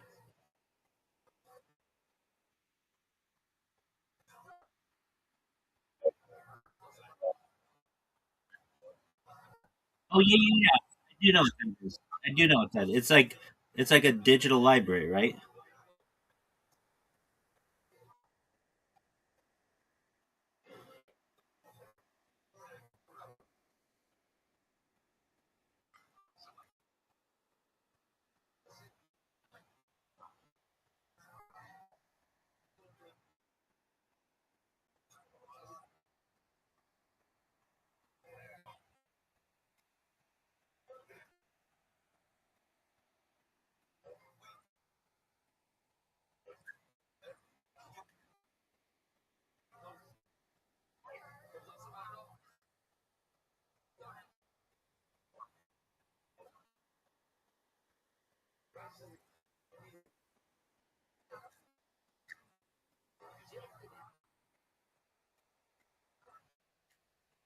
AI's already been AI's already been trained on that though.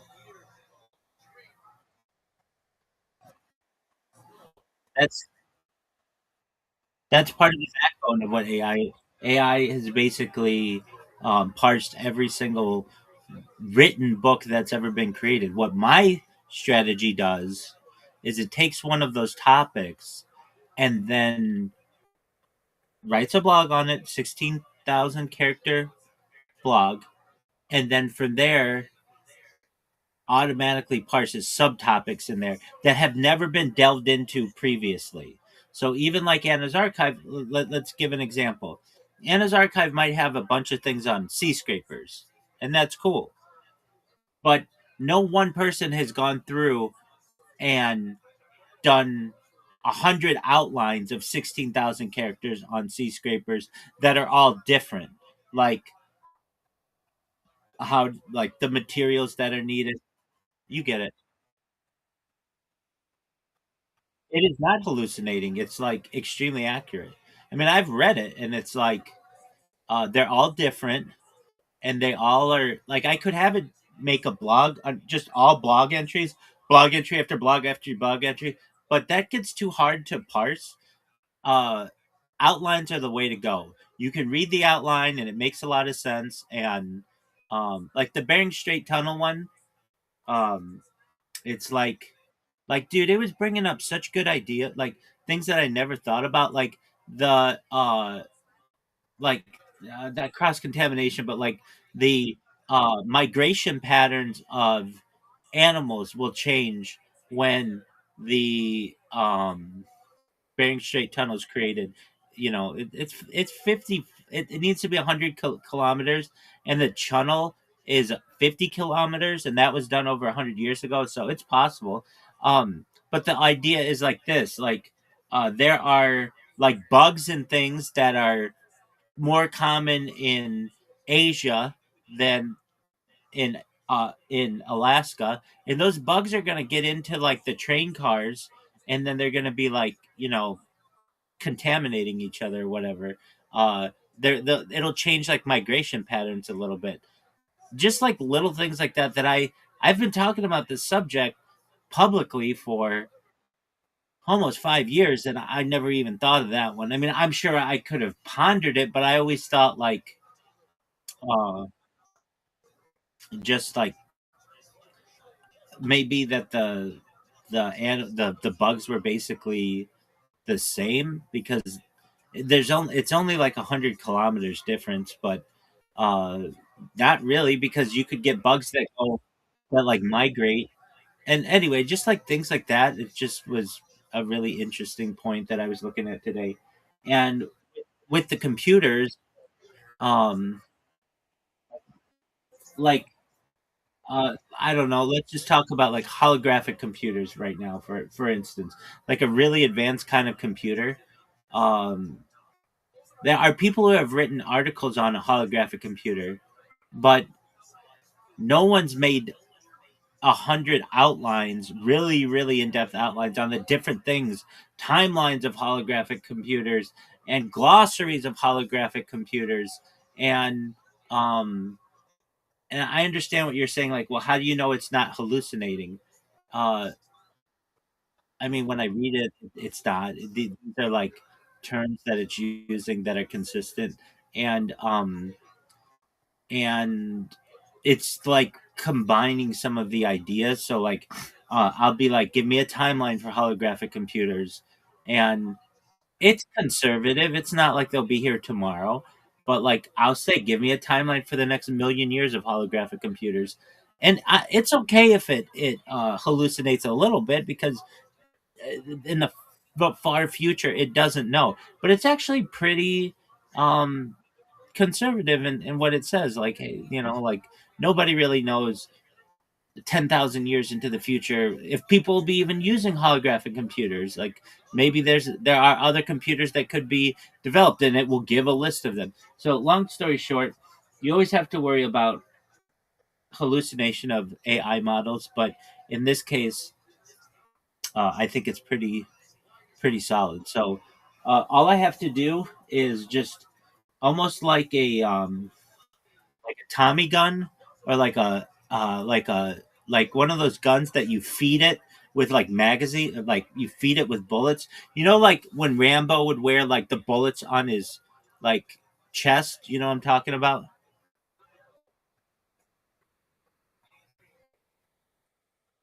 You know who Rambo is? Like Rambo, or like, you know, when they like wear like bullets on their chest and they feed those bullets into a gun. All I have to do is make sure that I have topics, and so what I do is I just have to go to ChatGPT and be like, give me 100 kinds of computers faster than a quantum computer. And it'll be like, here are 100 proposed versions, and it will take that. I take that list of 100, and those are my bullets for my like like my Rambo vest or whatever, and then it just after like 6 hours it moves on to the next one. All right, and then the other bot I've got going, I had to work on my kick bot a little bit today, and it just hasn't been working. It's been okay. It's been okay. I get people who have been saying, "Hey, I saw your clip my kick. You clip my thing and kick or whatever." I just had to. I was running into an issue with. I don't understand. Still don't understand exactly why, but I changed the timing on it a little bit, and it seems to be working better. And then um, my other bot is uh, I just took I think I told you this. Pictures of like all of the Miss Universe winners, like and the Miss America winners, like all time, and I put like a watermark over them, and then I put them on a blog, and that populates Google Images, and then it is then I like changing the alt text on them all and the titles on them all, which takes a long time, and sometimes when you're doing like 3,000 pictures at once. Uh, you can't do them all at once. You have to do them individually. So I have a bot doing that, and then I've got my TikTok bots are working well. They're populating things. Um, so I've got right now 1, 2, 3, 4, 5, 6, 7. Got like 7 bots going. Then I've got another 2 bots going on Rumble. I could have more bots going, but uh, they sometimes on some of my other devices don't work as well. So I'm kind of the bot king. I think it's pretty baller, and that's what I've been doing. How was your day?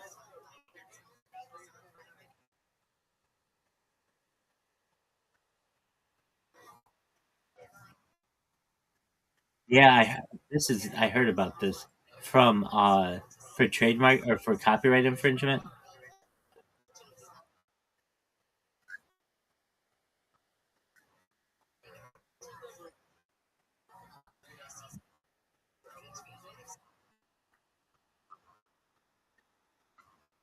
Yeah, I mean they just basically go after their ISP, and the ISP will have to shut it down.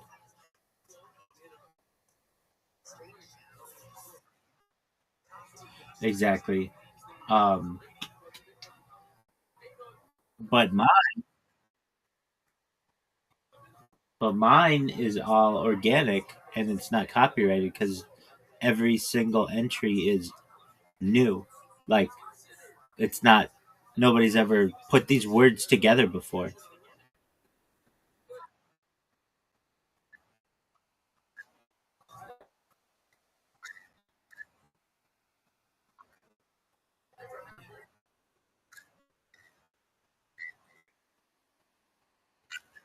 I've seen that.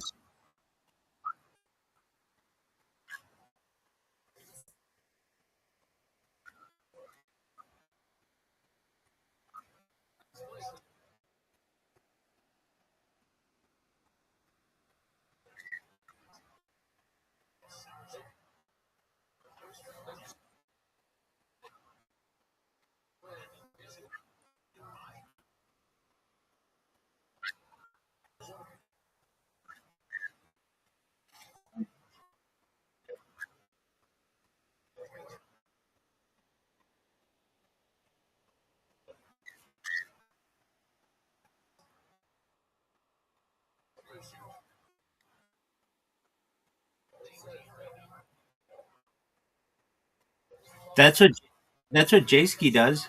He lives pretty close to Hollywood, and he just takes video of Hollywood Boulevard and then just lets it play. And like Miss Aquarius has one of those going right now. The issue that occurs with those is advertisers recognize that yeah, the person's watching it for 8 hours, but they're not conscious during it much of the time. But that doesn't always mean it. You know, sometimes people just listen to it as white noise while they're studying or something. So, yeah, if I were you,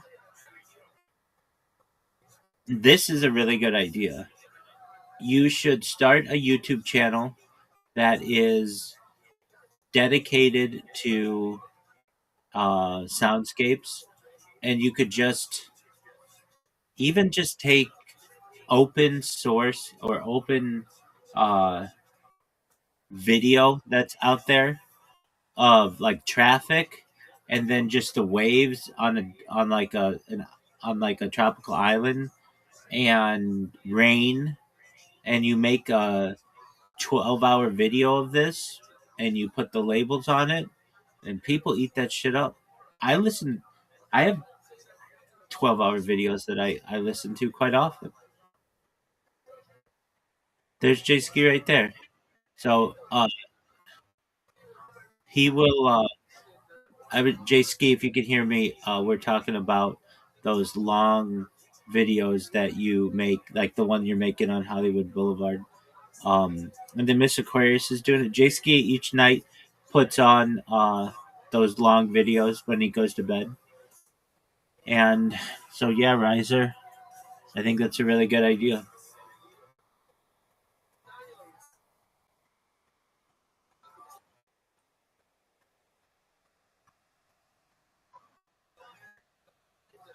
I would rather watch Michael, but yes, I'm ready to watch Air.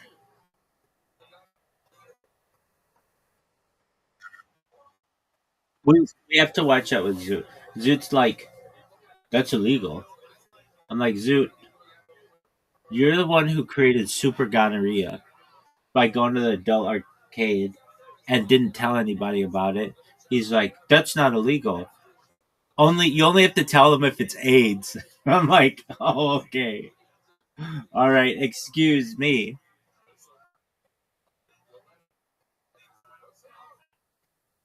I think that, yeah, whatever. Zoot, who knows? Anyway, we'll say this is a event, and that'll be good. But yeah, so I am ready. Uh, I saw this movie. The first time I saw it, I've only seen it once.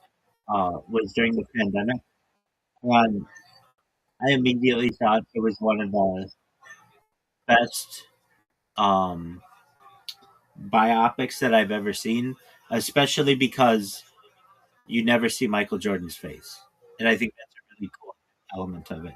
Like a really cool way to do the movie because it's like, who could play Michael Jordan? Like he has a really unique face, and he's still alive. And the answer to that is don't don't ever show his face. Just show his parents.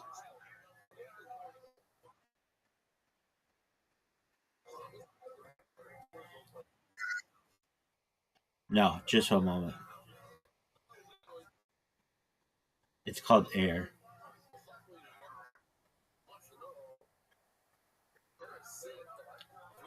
and it's a movie. No, dog.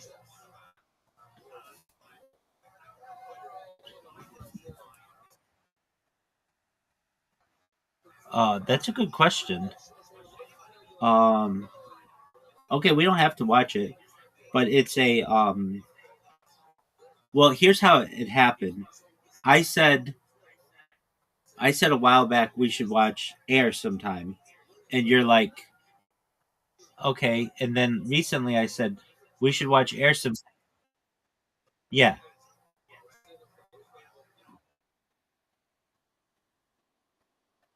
correct. It's a biopic.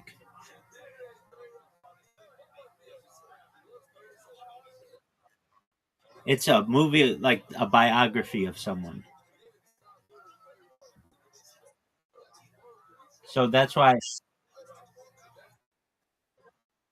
No, it's true. That's why I like kind of consider it to be like I never said that it's a documentary, nor do I see it as a documentary. It's a true story that is the story of how Michael Jordan's shoes got started. And it's fascinating. I really like biopics. And so anyway, I said to you a while back we should watch Air because uh I thought it was really good, and you were like, we've added it to the list, but at no point was I ever like, it's a documentary. However, it. I don't see it as that much different because you're learning like the story of how this thing came to be, and I'm okay with those kind of movies. If you're like, hey, let's watch, I don't know, some movie that never took place and isn't real, I'm okay with that. But I like movies where you like learn about something, and biopics. Yeah, it's not the it's not true. That's not allegedly how the Flamin' Hots came to be, but I've seen it. It's it's pretty good. Sure. So here's what you do. You go to fmovies.com.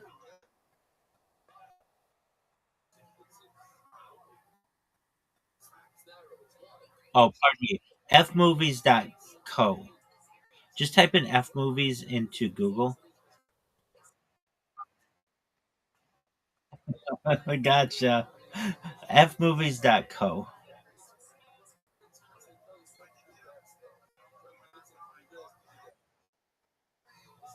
And then I'm going to type Air Michael Jordan,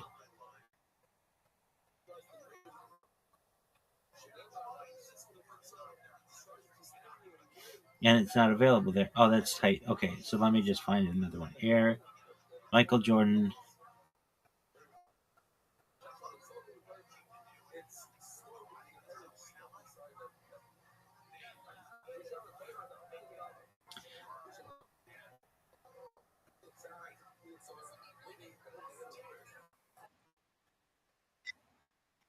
No, literally just called Air, and then um, it was made in 2023. Its soundtrack is amazing,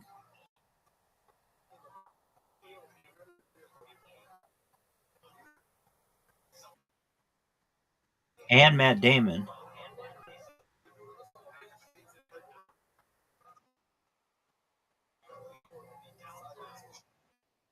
Tight. Good job.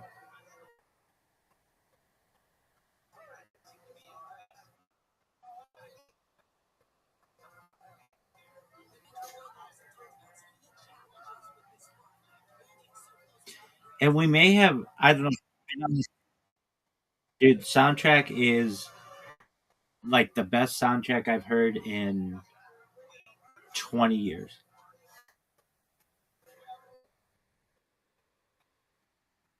Um, I think maybe we got onto the biopic discussion because the Michael Jackson biopic.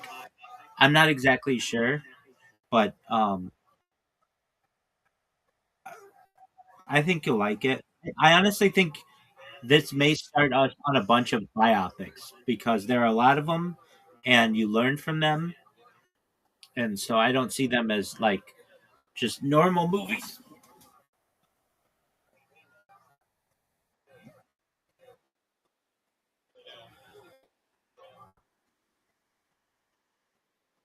Oh yeah, for sure.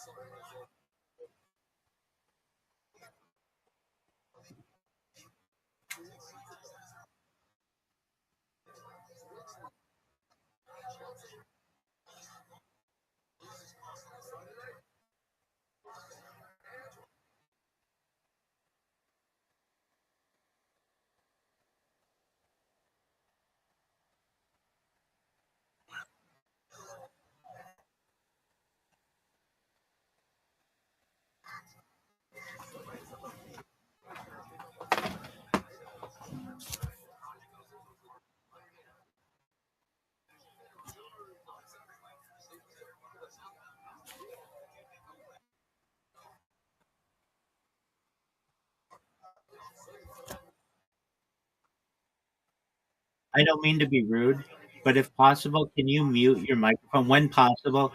Because I don't want to get a copyright strike. You're good. You're good.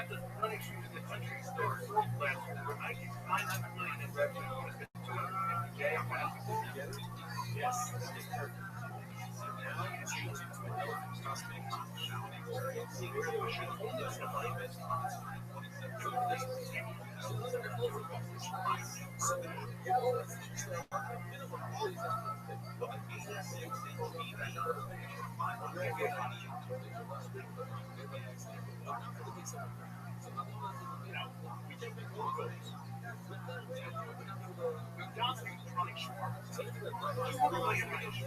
what people do. They want what they think. And what they want is whatever they want. They grow up. They want money. That's what they do on TV. You know what I do? I know you do.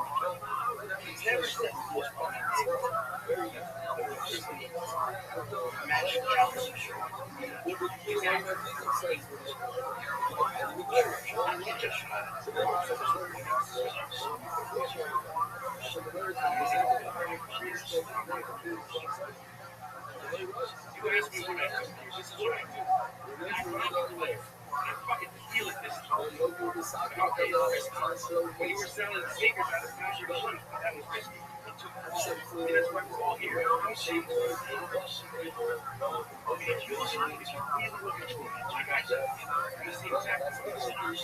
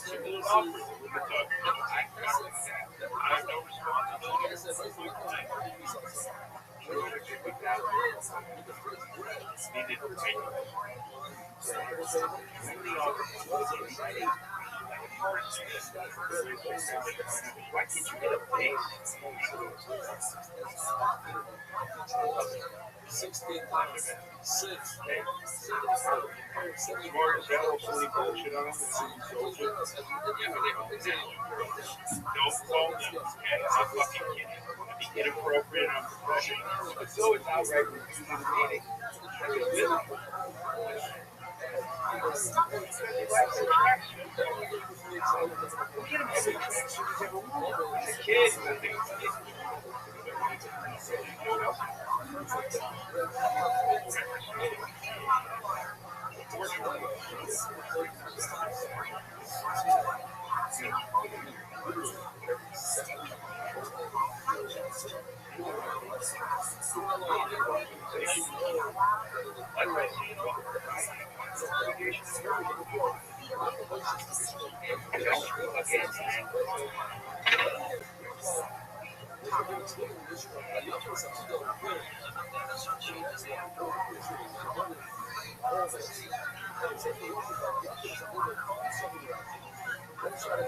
Hey, get me a ticket to LA, plane ticket, leave it at the gate. Oh, hey, I'm not going to make a meeting tomorrow morning, so we have to go to LA. Let's get a job in basketball. We're traveling. Most of you listen. I'm the best man in my wedding, Jesus house.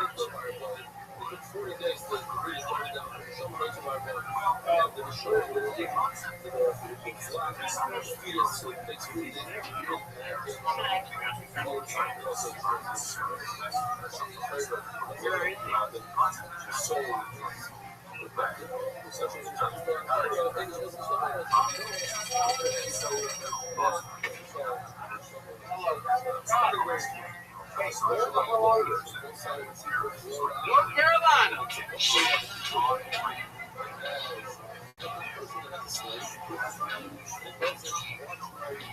God damn it, Sonny, what happened to a phone call? I'm calling you now. I'm in the car. The real car has a phone in it. Not me, the car. It would have been unprofessional for me to just call them up. Right, just tell him, show me the numbers. Look, if anybody back there has where I am, just tell them I'm sick. You got it. Sick in the head.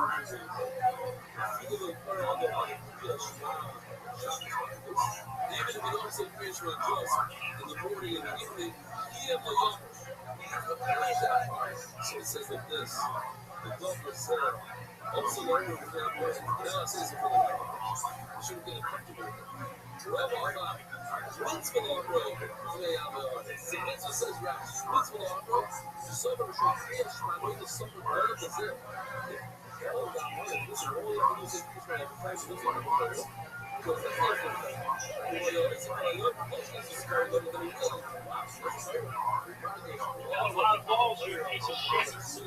Facts. Fuck. I want them to have it.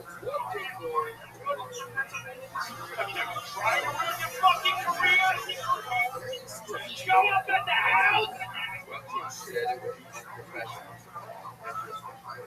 My job is to protect my family.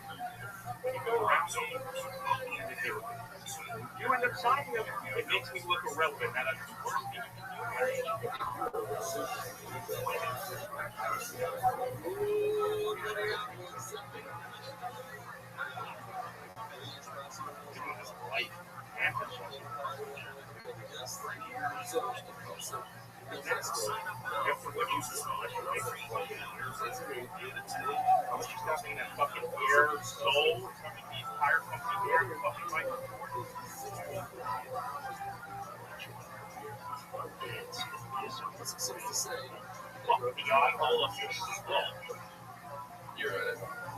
You wanna fuck with me? You fucking herpes simplex 2 motherfucker! The fact that you know there's a second simplex of herpes makes it easy to base. Of course I do. Everyone has herpes. I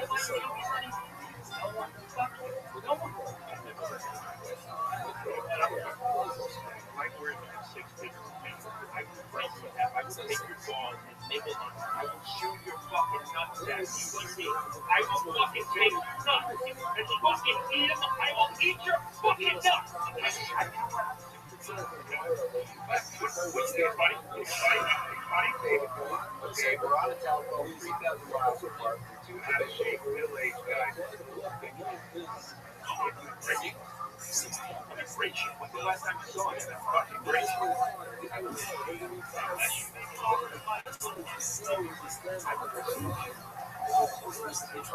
Ever since I saw 98 will be at the best.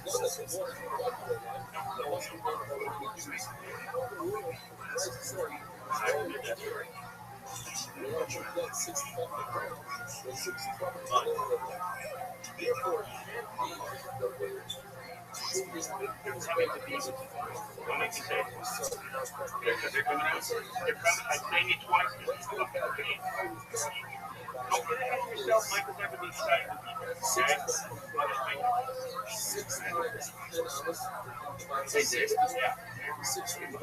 Fuck yeah! Fuck! Honey?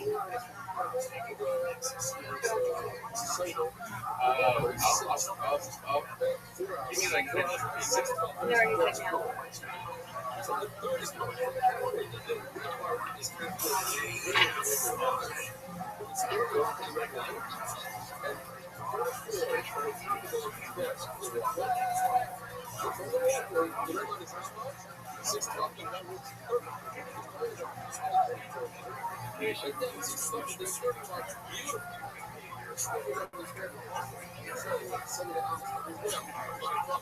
That's not fun.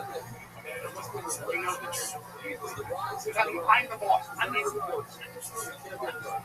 Do what I do.